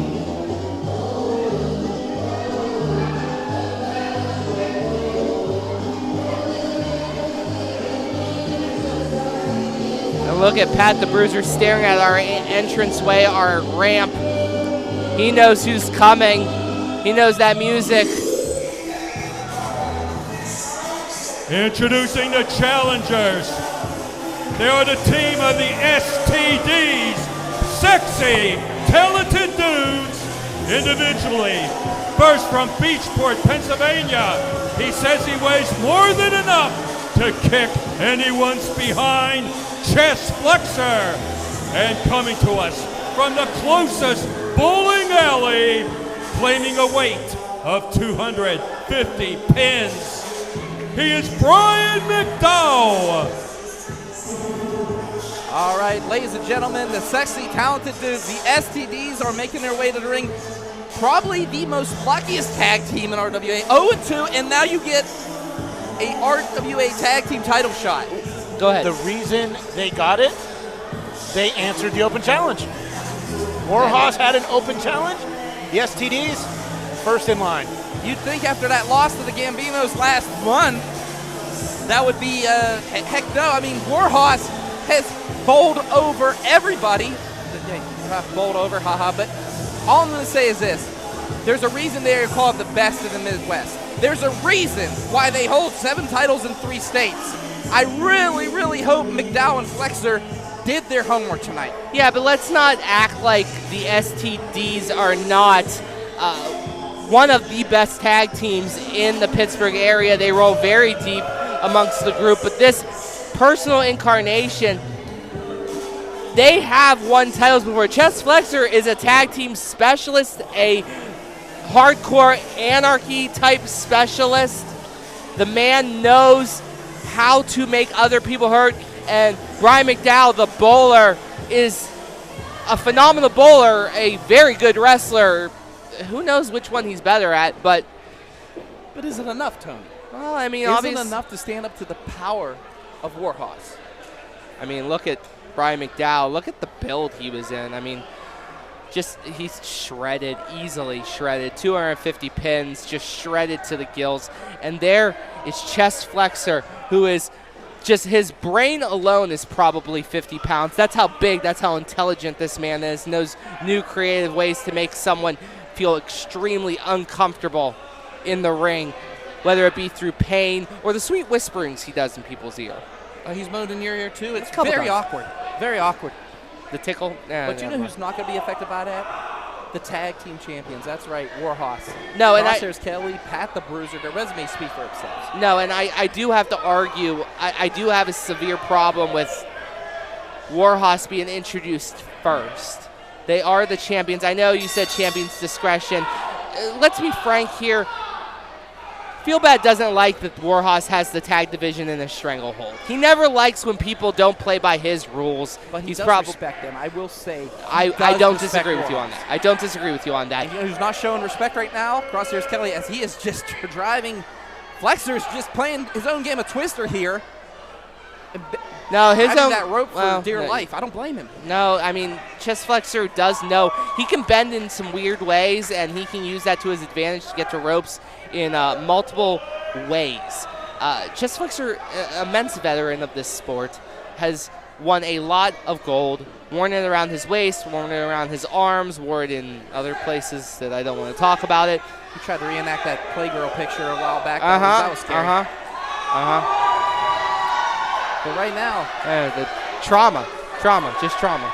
Flexer is trying to get this crowd behind him.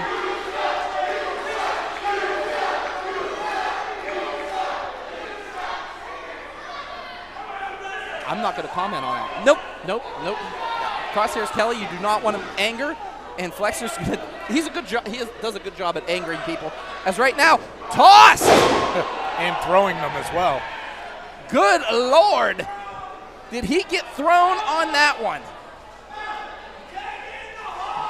My goodness, he landed so hard on his spine, and Flexer's in a lot of pain. Smart move by getting over and just getting out of that ring and out of Violence's way.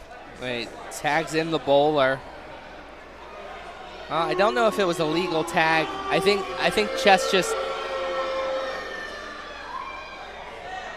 pin Brian McDowell now. What is this? So a game of chicken? Or no, is that what they call this, or what do they call this in the pool? They're one person now. Oh, well. This is how this is going to go. The referee's letting it happen. Ref's discretion. Brian McDowell, give him credit. You know, Kingpin is pretty strong there, holding up Chest Flexer. I have to say this publicly. Crosshairs down. He ran right into Flexer's knee. I think that's why. And that size 16 right into the midsection of McDowell. Takes Flexer now, throws him into the ropes. Misses that clothesline. Oh my goodness, look at the quickness of Flexer, but it is, wow. I thought he had him on that one, but no. Drop kicking a beauty, and now stuck in what you like to call the death corner, Tony. Yes, Kingpin Brian McDowell tagged in, and now just targeting. Both of them are now targeting Crosshairs Kelly and doing exactly what they need to do, using the 5 count to their full advantage. And now Brian McDowell in control. Oh, and the kingpin with a split there. That elbow. Only a 2 count. I like what McDowell's doing here. He's trying to get quick pins as quickly as possible, trying to get those tags in as quickly as possible. You know that Crosshairs Kelly, you have to keep him on the ground. You got to take away his core. You got to take away his legs, and you might as well take away the giblets too. That's right. What else can an STD do? But split happens. Causes a lot of pain there. Oh my God. And now Flexor. Another one? Yeah, he's going to add a little dose of his own. And oh man, there's one to grow on, or never grow again at this point. Crosshairs in a lot of pain now. Slow to get up. But Flexor again, and McDowell have to stay on top of these guys. He's walking funny. Oh, battering ram. And now, oh God, here comes the bruiser. Misses him. Yeah. I was gonna say. Oh wait. Oh. Both members of Warhos in opposite corner. The STDs actually causing some damage here. Flexor. Crowd's actually getting behind the STDs. This is different. Up and over and takes out the bruiser. And you know Kelly felt the effect of that one. Looks like Chest Flexor wants to get a solo job with Chest. Oh no. He slipped. Yeah, but he caught him and oh my gosh. But God, that's the most unfortunate timing for Chest Flexor ever. Slips off of McDowell's back, giving Crosshairs Kelly just enough time to catch him and spine bust him right into Kingpin. Meanwhile, Pat the Bruiser just threw Chest Flexor's face into the turnbuckle or the ring post over there as Crosshairs Kelly is tearing the bowler down. Kingpin down. That's right, McDowell now throwing that opposite corner. Tags in the Bruiser now. Kelly and the Bruiser both in here. And these two are just so dangerous when double teaming somebody. Oh! Warhos now in control. This is not what McDowell had in mind. Up and stay right with that bomb slam. Ropes. Oh, that's 450 plus. 1, 2. Just a 2 count, but you're right, 450 pounds right to the stomach, the solar plex, the abs, the core of Kingpin. And that is just a destructive force and an immovable object that Pat the Bruiser is, and a monster. Oh my God, that's, we talk about 450 plus right on the neck, right on the larynx of Brian McDowell. Chest Flexor's not helping McDowell right now. Nothing but hurting him. 5 minutes gone, 5 minutes. Oh no. Oh no, they have him. And now Crosshairs Kelly. They have him in that death corner. That corner you do not want to be in, Warhos. We've seen many come out. Not the same man in that corner, Tony. I'm talking about the Gambinos, the Golden Glovers, who they beat last month, or excuse me, 2 months ago. Warhos actually took a month off. And again, they're still your RWA Tag Team Champions. They're going through everybody, but they are mowing through the STDs right now. But is it enough? McDowell's taking a lot of punishment, but I don't know if he's getting up to that. I'm kind of speechless on this because I've never seen someone decimate Kingpin like this. They are just beating the hell out of the STDs like they're penicillin. It's insane how powerful Warhos is. And how smart tag team crafting. The referee's back's turned, and now he's choking him. He is choking Kingpin Brian McDowell, but the referee's back is turned. Chest Flexor was fighting to get in there. And I mean, when the referee's back's turned, you know Warhos, they like to take advantage of that. They beat you up. They beat you up with a purpose. They want to cause permanent injury, and that's his bowling hand. That hand right there has had how many perfect games? Well, it's now a perfect break. Oh my gosh. McDowell's hand could be destroyed forever. I mean, his bowling career could be done. His wrestling career could be done. Can we focus less on the bowling? Brian McDowell, though, fighting back, throwing those forearms, trying to get closer and closer to the chest, and Crosshairs just says no. Flexor cracked with that right hand, and it was enough to keep McDowell away. Again, a beaten McDowell right here in the corner of Warhos. And just these two Goliaths just looking at you at one time, Tony. This has to be a nightmare, not come true. Good Lord. Oh my goodness, they're going for it again. Oh! And the bowler is in trouble. And they heard that chop over at Trailside across the bridge. Yes, they did. There is an eruption in Miss Newton, and it is these two. And now, Crosshairs Kelly telling McDowell to look at him. I don't know what the STDs did. Oh, McDowell is looking to try to fight back. Credit to the man.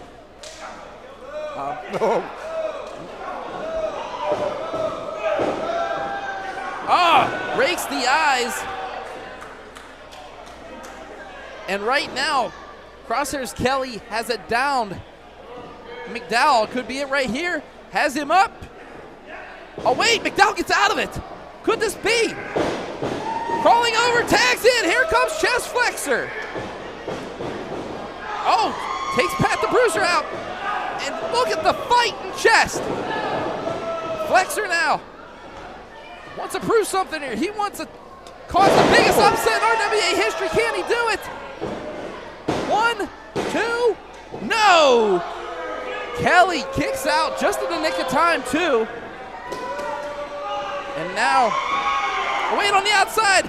Bruiser just took out the leg of McDowell. He hit his head on the back of the apron, too. Oh, big right hand by Crosshairs. Just a bear claw by Crosshairs, and now Pat the Bruiser throwing McDowell in, and this doesn't look good for our challenger. No, this looks like playtime's over. Oh no, they're stuck in the middle of the ring. What is it? Well, right now would not be the time to. Oh! Strategy. What can you say? Rolls him up. Only a 2 count. Chest flexor even grabbed the tights, and Cross 10 Kelly minutes. had no want for that, and now we got angry Warhos. And you know what happens when you anger Warhos? Hoss toss. Hoss toss. Good night. And still. In a time of 10 minutes, 24 seconds, your winners and still RWA Tag Team Champions, Warhos!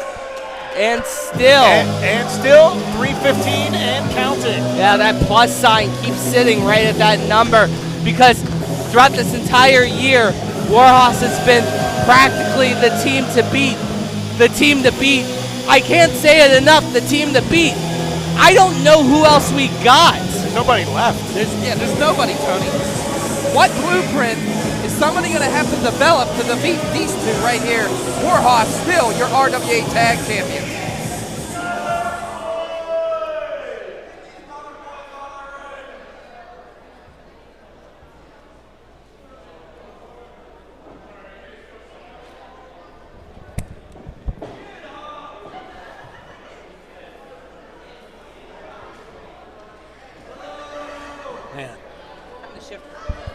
It's time to shift our focus a little bit as chest flexor and Kingpin Brian McDowell are being escorted, question mark, to the back. I'm sure they are going to reevaluate to try to get back in, to get into the win column at RWA. I mean, but look, these guys showed they got the stones, man. They accepted the open challenge to the most dominant team in RWA, that being the champs, Warhos. And they paid for it. They paid for it. Yeah. They paid for it bad. Right down the gutter. All right, well, moving on. I am looking for Doc, who has disappeared. Yeah. He tends to do that from time to time. So I am guessing. But a great free-for-all. Yeah, that was a great match as Doc now enters. Of course he does. He's everywhere. All right, ladies and gentlemen.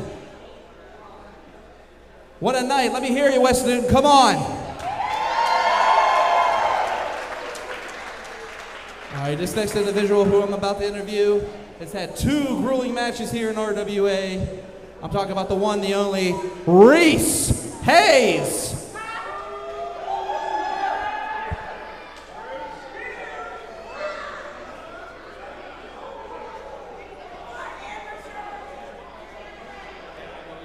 We don't have music for Reese Hayes yet. Maybe we do. I don't know. Reese, thank you for this time. I just wanted to know, and I think Wes Newton would like to know, you've had 2 really tough matches here in RWA. What does the future hold here for Reese Hayes? You know, people have always told me that I don't know when to quit. I've been knocked down. Hang on. Wait. Get out of the way. We are not going to waste interview time on a shit stain like this. We should be interviewing the people who have actually made their mark here in the Pittsburgh area, including someone who left and went across the world to Japan and tore it up over there just to come back here and have each and every one of you shit on me at every chance. AJ, what's going on, man? This is my interview time now, not yours. The only reason you all applauded me when I came back was because I came up here with Doc and I said just a couple nice things about you guys. Oh, it was you guys who made me realize my destiny was in Japan. You guys only cheered because I said nice things. Because I was the baby face after all, right?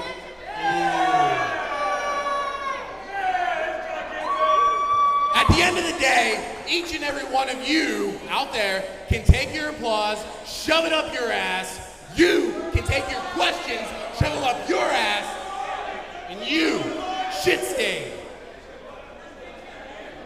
I don't really have anything to say to you except for one little thing.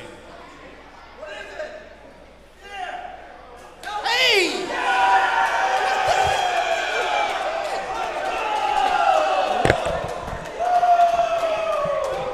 This is definitely taking a turn that we did not expect. AJ Alexander, Reese Hayes. Oh. Reese Hayes calling AJ Alexander to the ring. Are we getting a match? Shut up! Yeah, shut up!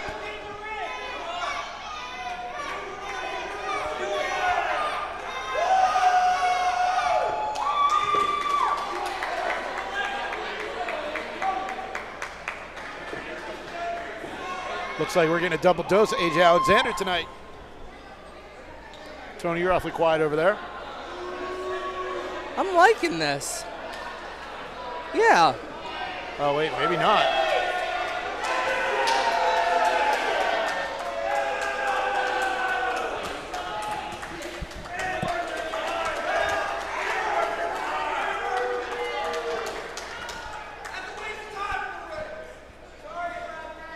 And AJ Alexander out.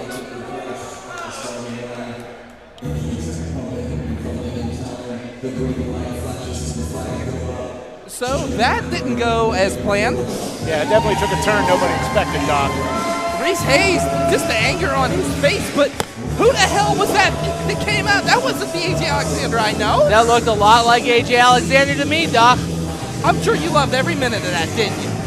I liked AJ Alexander finally looking like the AJ Alexander that I have seen flashes of. I gotta talk to some people later. Talk to some people?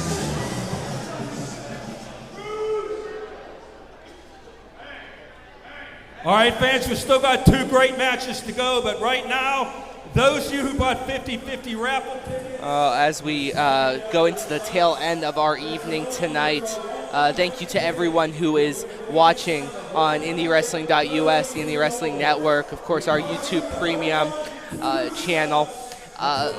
We still have our next matchup, which is Cowpoke Paul coming back to RWA during the that's twice now, the Renegade Rumble, coming back, making his return, and getting a first singles match against another returning wrestler in RWA, Dio Salvador. Dio Salvador, no stranger to RWA.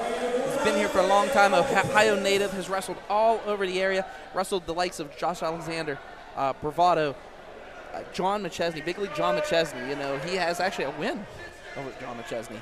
And he was here in February and lost to Gory. That's right. So his most recent appearance wasn't out. That's right.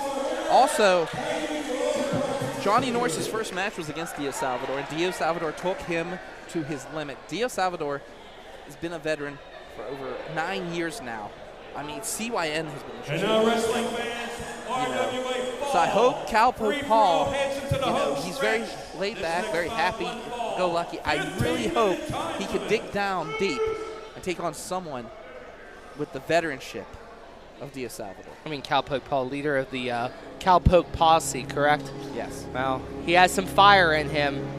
He's going to have to find a deep burning coal in that fire and get the energy from it, because Dio Salvador is not a man to trifle with. Approaching the ring, coming to us from the island of Cuba at a weight of 165 pounds, he is El Generalissimo Dio Salvador. Dio Salvador, new focus, new energy, new aura about this guy since the last time we saw him, Tony. I mean, I've heard rumblings and I've seen matches where he has now embraced his Cuban heritage and that guerrilla tactic that comes from being a Cuban. And he's turned that into a very successful style of pro wrestling. Of course, this man right here has turned whatever this is into success too. And now introducing, all the way from J-Rocc, Wyoming, weighing in at 175 pounds, he is the leader of the Cowpoke Posse, Cowpoke Paul. Yeehaw! Cowpoke Paul is back. Cowpoke Paul making his return last month at the Renegade Rumble. And man, what can I say about this gentleman is this.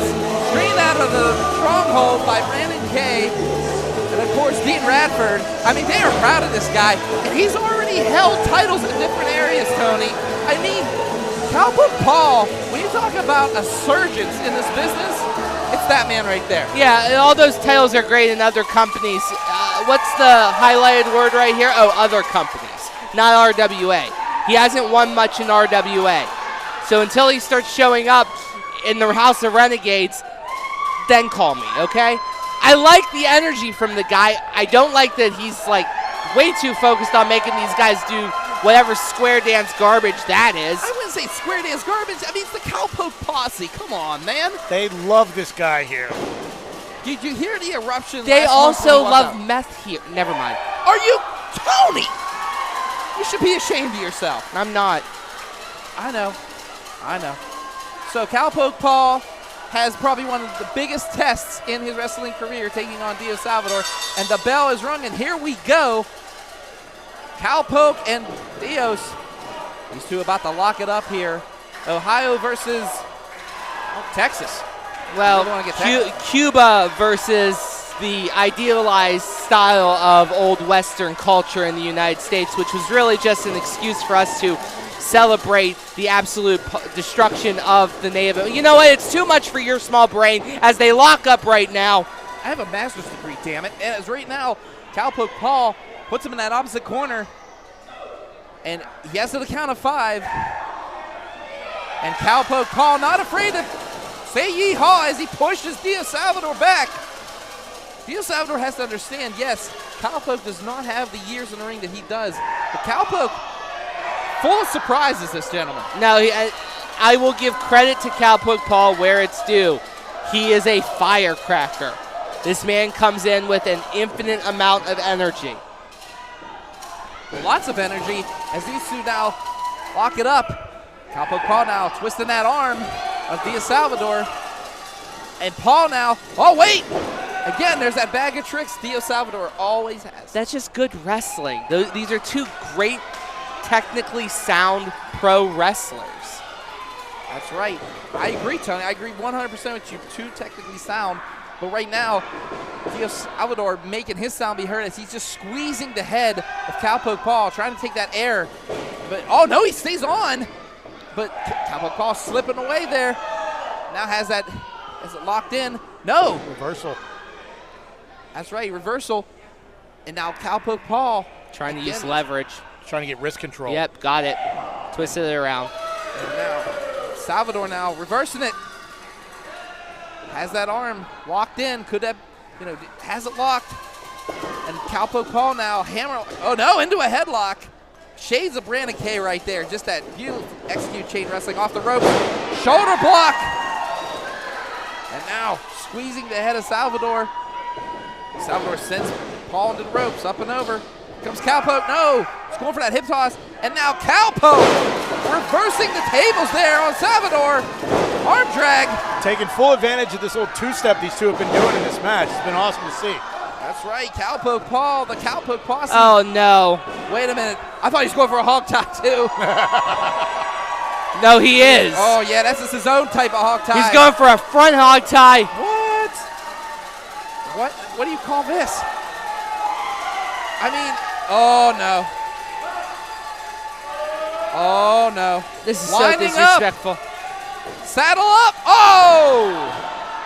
Could you call that harassment? At this point? I mean, I would call it a lot of things, and none of them are friendly. That yellow-bellied punk. Oh, stop it. I would call it an effective strike. Was going for that tornado DDT, but Salvador getting out of it. Again, technically sound and technically dangerous. And now pulls it. Oh! There was nothing technical. My goodness. No. There may not have been any technical savviness on that. But that was intelligence personified. I mean, it's veteran leadership, veteran experience at its finest. And Salvador. Choking him on that bottom rope. Salvador has to the count of 5, and Dia Salvador might have Cowpoke Paul where he wants him. Oh, leg drop in the beauty. Right on the back of the head. Oh, his neck he's feeling it. As right now, slow to get up. And here comes Salvador now.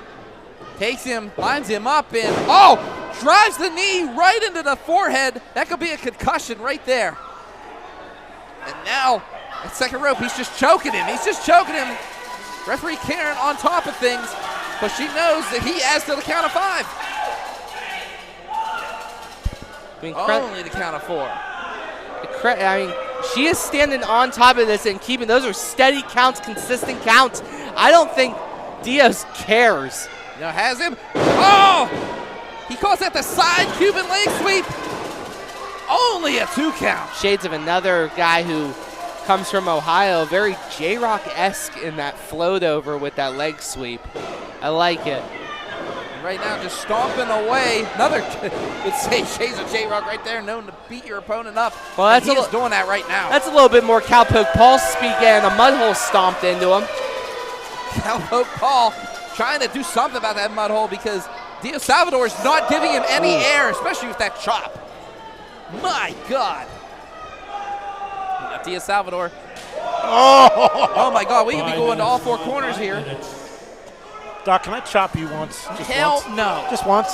No. Focus as Cowpoke Paul returns the favor. Wow, these guys are going for it, going after That's it. right, Paul has him now.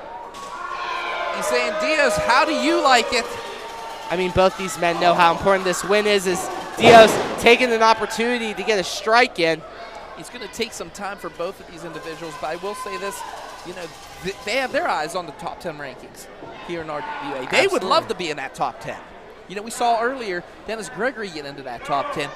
Who's to say that Cowpoke Paul or Dia Salvador couldn't sneak their way into that top 10 list? If they put on enough of an impressive showing, the sky's the limit for either of these men, but you got to get the victory. That's As right. Dia Salvador now cranking on Cowpoke's neck. But wait, Cowpoke starting to shake a little bit. Those feet starting to go. And right now, Dia Salvador pounding away.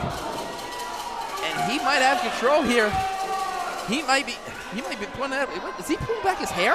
Well, when he pulls up the hair, it usually means he's looking to finish this. He's about to, has him, could be going up for a, snap suplex. Oh, he keeps a hold of him though. Calls this one the 3-5 faces a Scarface. As here he goes. Has another one. Oh, he's going for a triple. No. Instead, we're going for a German, but no, he blocks it. Cowpoke Paul blocks it, gets that reversal in. Has him up. Drives him. Could it be enough, though? Up and down, high angle body drop. Back body drop, excuse me. The way he drove him, though, Tony, I mean, straight up and straight down. Yeah, that high angle with no arc, it's just all gravity driving you into the mat. That's right, Cowpoke Paul trying to get the Cowpoke posse here in West Newton fired up. Can he feel that energy? I mean, Dia's been beating on him for a good 3 to 4 minutes. Oh, back elbow. Could this be it? Could this be what Cowpoke needs? Clothesline. And now Cowpoke Paul swings him around. Has him up. Atomic drop. Dia Salvador walking a little funny here. Has him. Oh, and now the front way atomic drop. What? Do-si-do. Where they stop? Nobody knows. Off the ropes. Oh, Bulldog. Cowpoke Paul starting to feel the energy here in West Newton. RWA highly supportive of this youngster. Can he do it? As Salvador. Oh, one way to go. Up. Oh, no. He's going for the rodeo DDT. But no, Salvador, the backcracker right there. Backcracker, that could be it. Oh, he's going up top. Tony, we've seen this before. And now Salvador making his way up. Top rope. Here he comes. No, he misses. He misses. And now Salvador. German. Or in his case, Cuban. Yeah. The Cuban suplex. Has him. 1, 2. No. Cowpoke Paul kicked out in the nick of time. Cowpoke Paul was very close to losing this match and losing any opportunity he has in the next coming months to end up in the Power 10. Oh, wait. He's going for another one, but no, he blocks him. Again, swinging that boot around the leg. Sound strategy. Has him. Goes up. Rodeo DDT. Got him. There it is. Cowpoke Paul. In a time of 9 minutes, 6 seconds, your winner, Cowpoke Paul. Cowpoke Paul victorious. And again, this crowd going nuts. The Cowpoke posse is in full effect here. Jason, you're smiling. You're happy. You like this guy. I do like this guy a lot. Yeah, that's great. Cool. Fine. And credit to Cowpoke Paul. Took advantage of a brief lapse in judgment from Dio Salvador to catch that rodeo DDT and put him out cold. And just proof that this was not his first rodeo.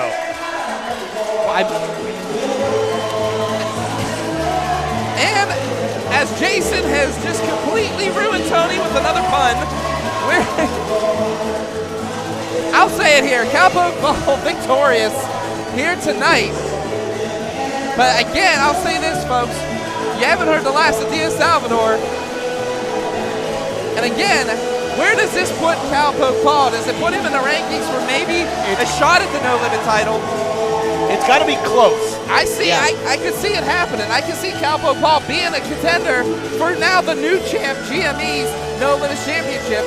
What does the future hold for this youngster? Well, I mean, only the sky's the limit, maybe no limit.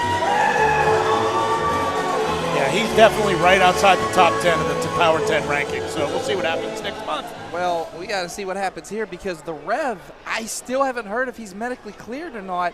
Gory might be having a handicap match against Colossal Mike Law, and this individual who I stood next to and had to look up at just to say, excuse me. I'm talking about Big Cuzzo. I was in the ring with those guys earlier. Well, briefly before Mike Law threw me out. Yes, the guy's a monster, Cuzzo. And Colossal Mike Law's not too bad himself. And all I'll say is this. Colossal Mike Law has backed up everything he has said. Yes, he's had a little bit of help here and there when it comes to Devin Devine. He is sick of the critics. He is sick of the deck being stacked against him. you know, he has. I mean, he thinks he has a valid argument. And it's nice for you to finally admit that he does have a valid argument after spending so much time calling him an unworthy champion. I heard what you said. 0-3, did not win that title properly. Well, he defended that title properly last month. Don't you always say though, Tony, you're not a real champion unless you defend the title? Did Well, you not he say did that. Well, he did that, and he defended it, and he won it, and he kept it. And then he sat there and watched the Renegade Rumble happen. And then he watched Crash Jackson win that Renegade Rumble. You saying he watched the Rumble? You're saying that he didn't get up and get involved? He watched. I remember him watching. He had some very kind words for me. Well, there's the champion right. Oh my God! Look at the size of Big Cuzzo. Again, Big Cuzzo is a student out of the Fallout Shelter. Actually, the top student in the Fallout Shelter. And Mike Law knew what he had when this man walked through those doors. Look at him. The Big Papi of professional wrestling. He's been at this since 2018, folks. And of course, we would be remiss to not mention the leader of men himself, Devin Devine. Devin Devine, I still can't respect this man for all the antics he has pulled since walking through the doors here at RWA. Yeah, you don't like anyone who thinks for themselves, do you? I'm surprised Devine's here after that chair shot he took from Gory last month. Exactly. I'm surprised he's even walking. But you know what? I'm not surprised right now. This man has held the title now for how long, Jason? 126 days. And you guys thought he wouldn't hold it for a month. I mean, his record in the beginning, Tony, you have to admit, he didn't have it. Here we go. Wait! I'm hearing the music. Did he? I guess maybe he did get cleared? Yeah, I think he did. He finally got, if he is cleared here tonight. He's not in his ring gear. He's not in his ring gear, and his hand is heavily bandaged. And he's in dress shoes. Yeah, that hand's heavily taped. I mean, that's not a man who's been cleared. Yeah, the tights aren't. Yeah. What do you say in this situation is the Rev Ron Hunt is out here. No, I'm watching Devin Devine right now. Devin Devine's talking to Mike Law, and they're both throwing up their thumbs, giving him a thumbs up. I think they feel extremely confident that Rev Ron Hunt is not going to be cleared for this matchup. Oh. That's offensive. That's offensive. I'm not even going to acknowledge that sign. That's offensive. I'm not. Because I don't can't want believe Mike we Law showed coming at that. me over it. I didn't make it, though. We used to be a family company.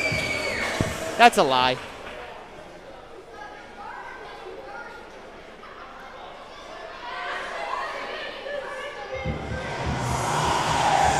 A man who is dead set on capturing what's around Mike Law's waist. It's the only title that has avoided him in this company, Tony. I'm talking about the New Age plague, Gory.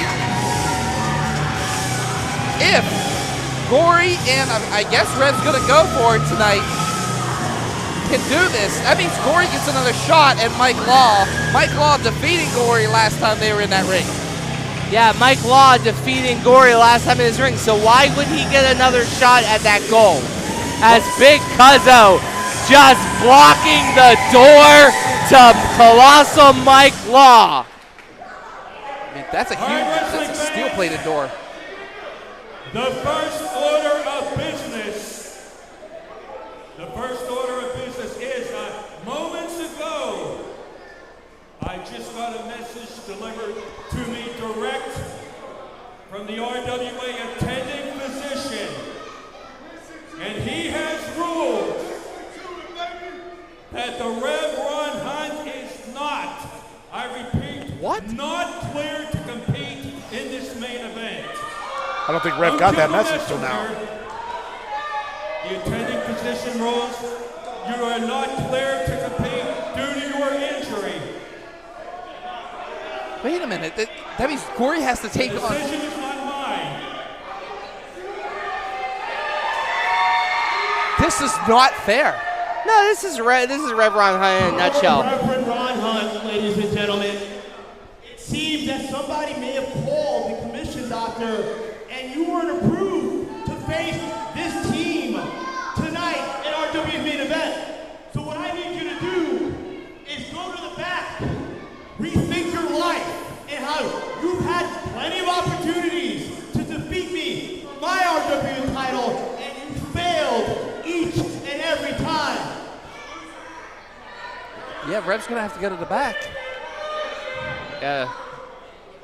He's not medically cleared.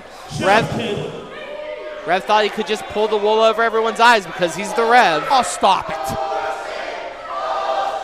He's a competitor, Tony. You know this.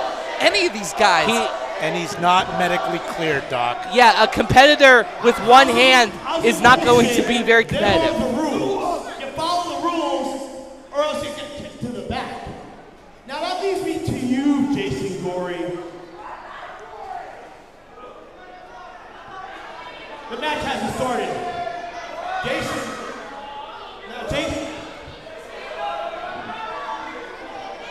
The issue we have here is the fact that this will be the last opportunity that either one of you would have to compete for the RWA Heavyweight Championship. So you have a choice.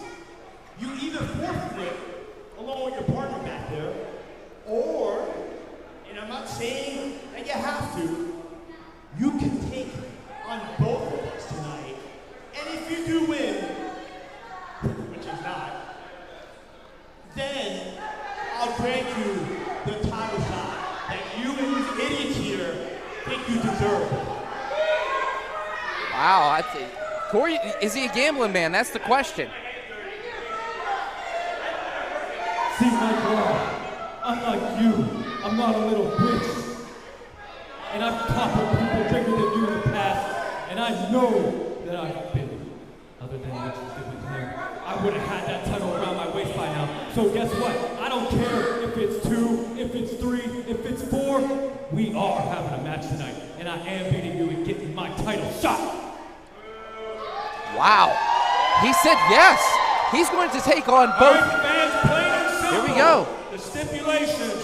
If Gory wins, he gets a title shot on October the 19th. If Gory loses, he will never get to face Mike Law as long as he is champion. Short and simple. I mean, there should be no surprise, Doc, that he accepted. Gory's a fighter. And Gory's stupid. What do you mean stupid? This is how you end careers. Introducing, accompanied by their director, King of Men, Devin Devine. He represents the current RWA Heavyweight Champion, hailing from the Avenue of the Strongest, New York. He claims a height of 6 feet 7 inches tall and a weight of 651 pounds plus an additional 20 pounds of gold. He is Colossal Mike Law. His partner from South Bronx at 300 pounds, the Big Poppy of professional wrestling, Big Ponzo.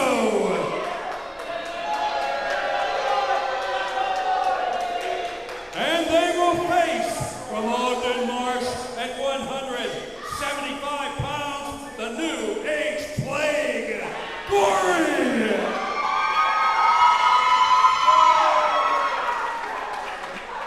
What an ovation for the challenger, Gory. And Gory, you talk about challenges, boy, does he have one ahead of him. Not just Colossal Mike Law, but of course, over 6 foot whatever in Big Cuzzo. Yeah, because this is so stupid by Gory. This is so dumb. This is how careers end.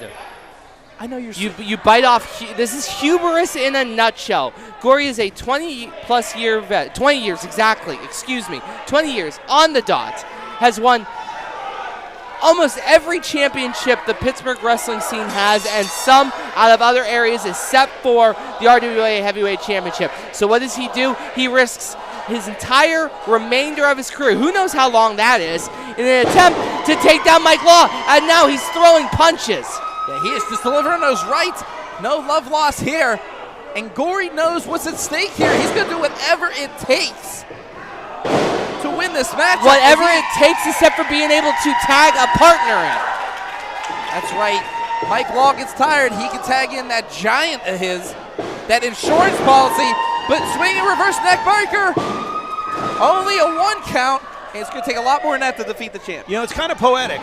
Gory was a part of a team for years, and in 2024, he really made that singles push to get the RWA heavyweight title. And now here he is in a tag match where he's by himself and is 3 seconds away from getting that title shot next month. I mean, it's not like Gory has ever left the Culmination, but he did decide to go at this alone and told the Culmination as such. And now, as Big Cuzzo is just staring down on him,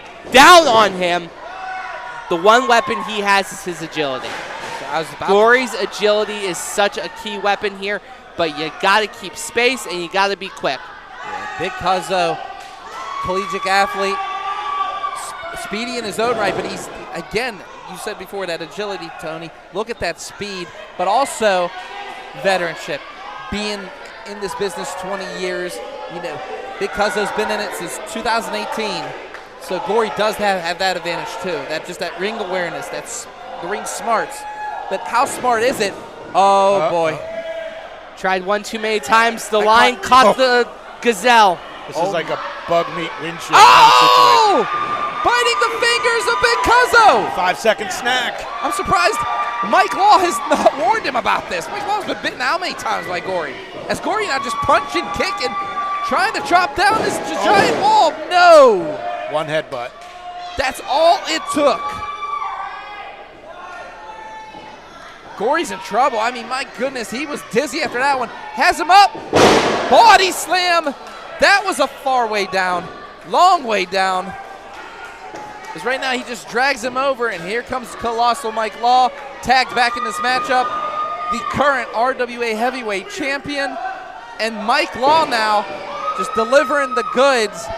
After that, I mean, Gory hasn't been the same after that headbutt. Yeah, I mean, Gory, he got his head shook. I mean, Big Cuzzo's head is big. His forehead is huge. He's a powerful man.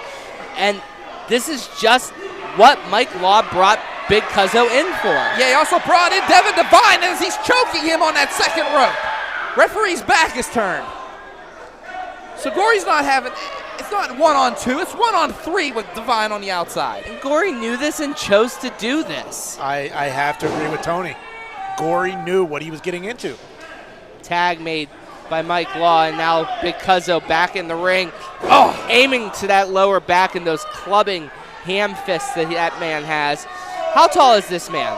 This man is over 6 foot 6'5", 300 pounds. There you go. I knew it was 6'4", 6'5", but look at that.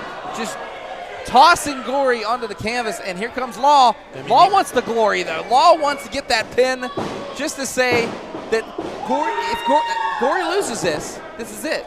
Mike Law wants to say, I pinned you. You can't come for my title anymore. Okay, that's fine and dandy, but isn't it also great tag team strategy to send the muscle, the big man, the bruiser, the killer in?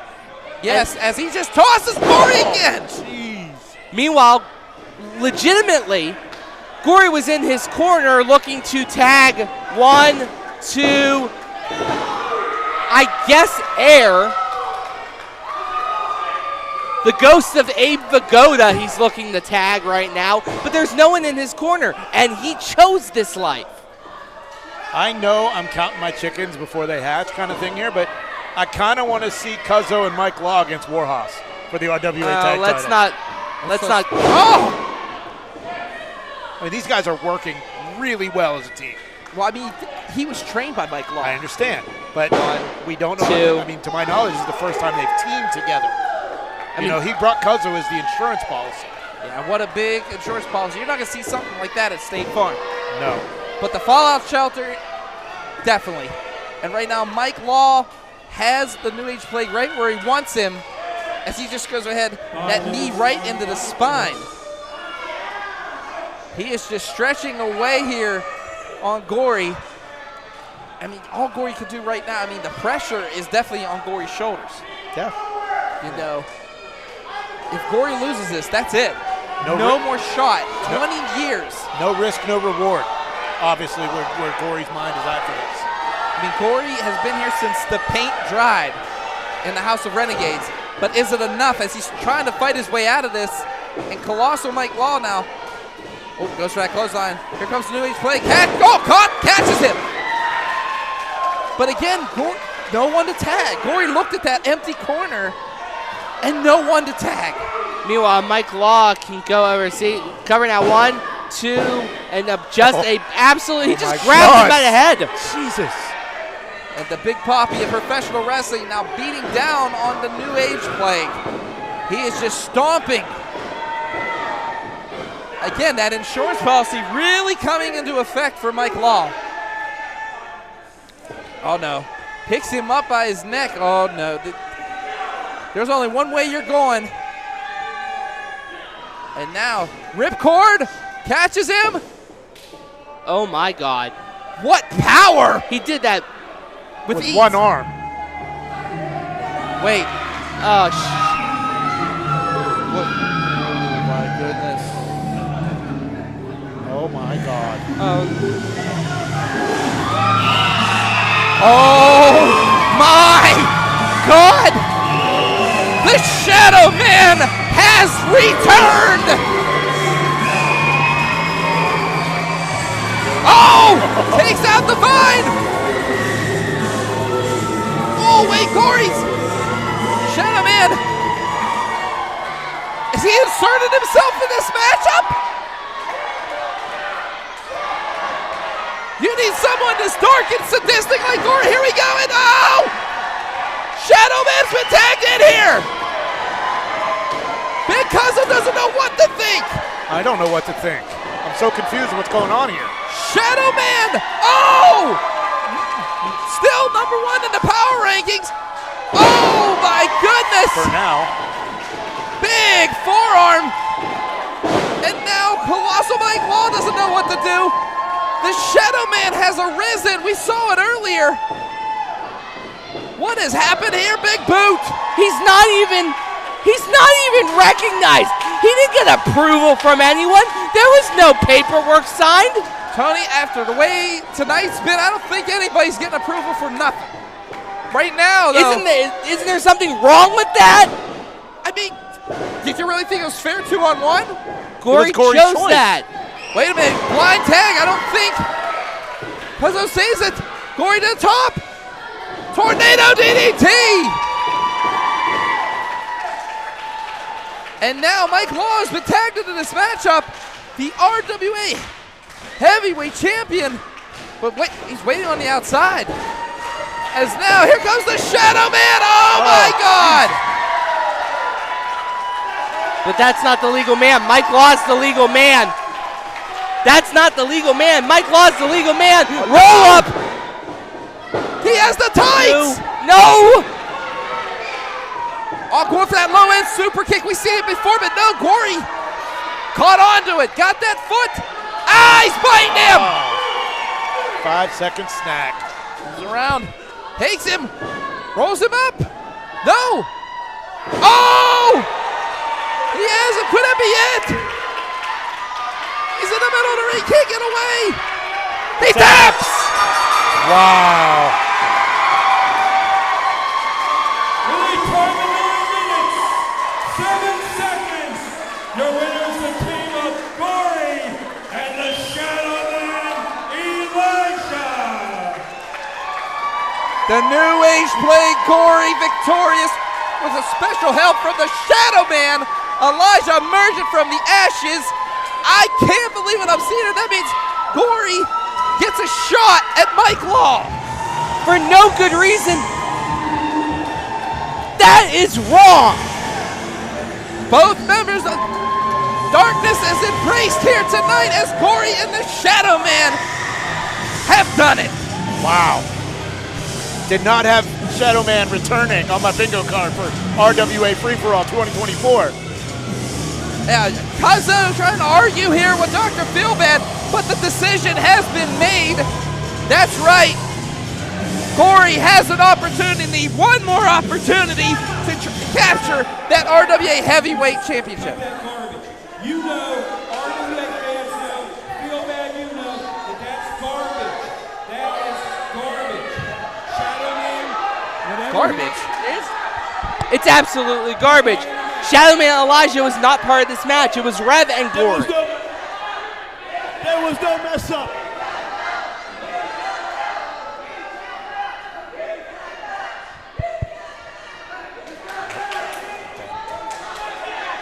There's just this confusion. I mean, what?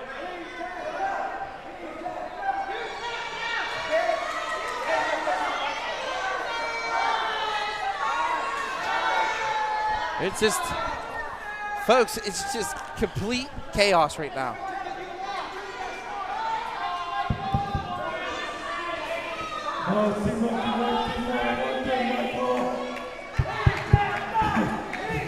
I wasn't lying with what I said last month.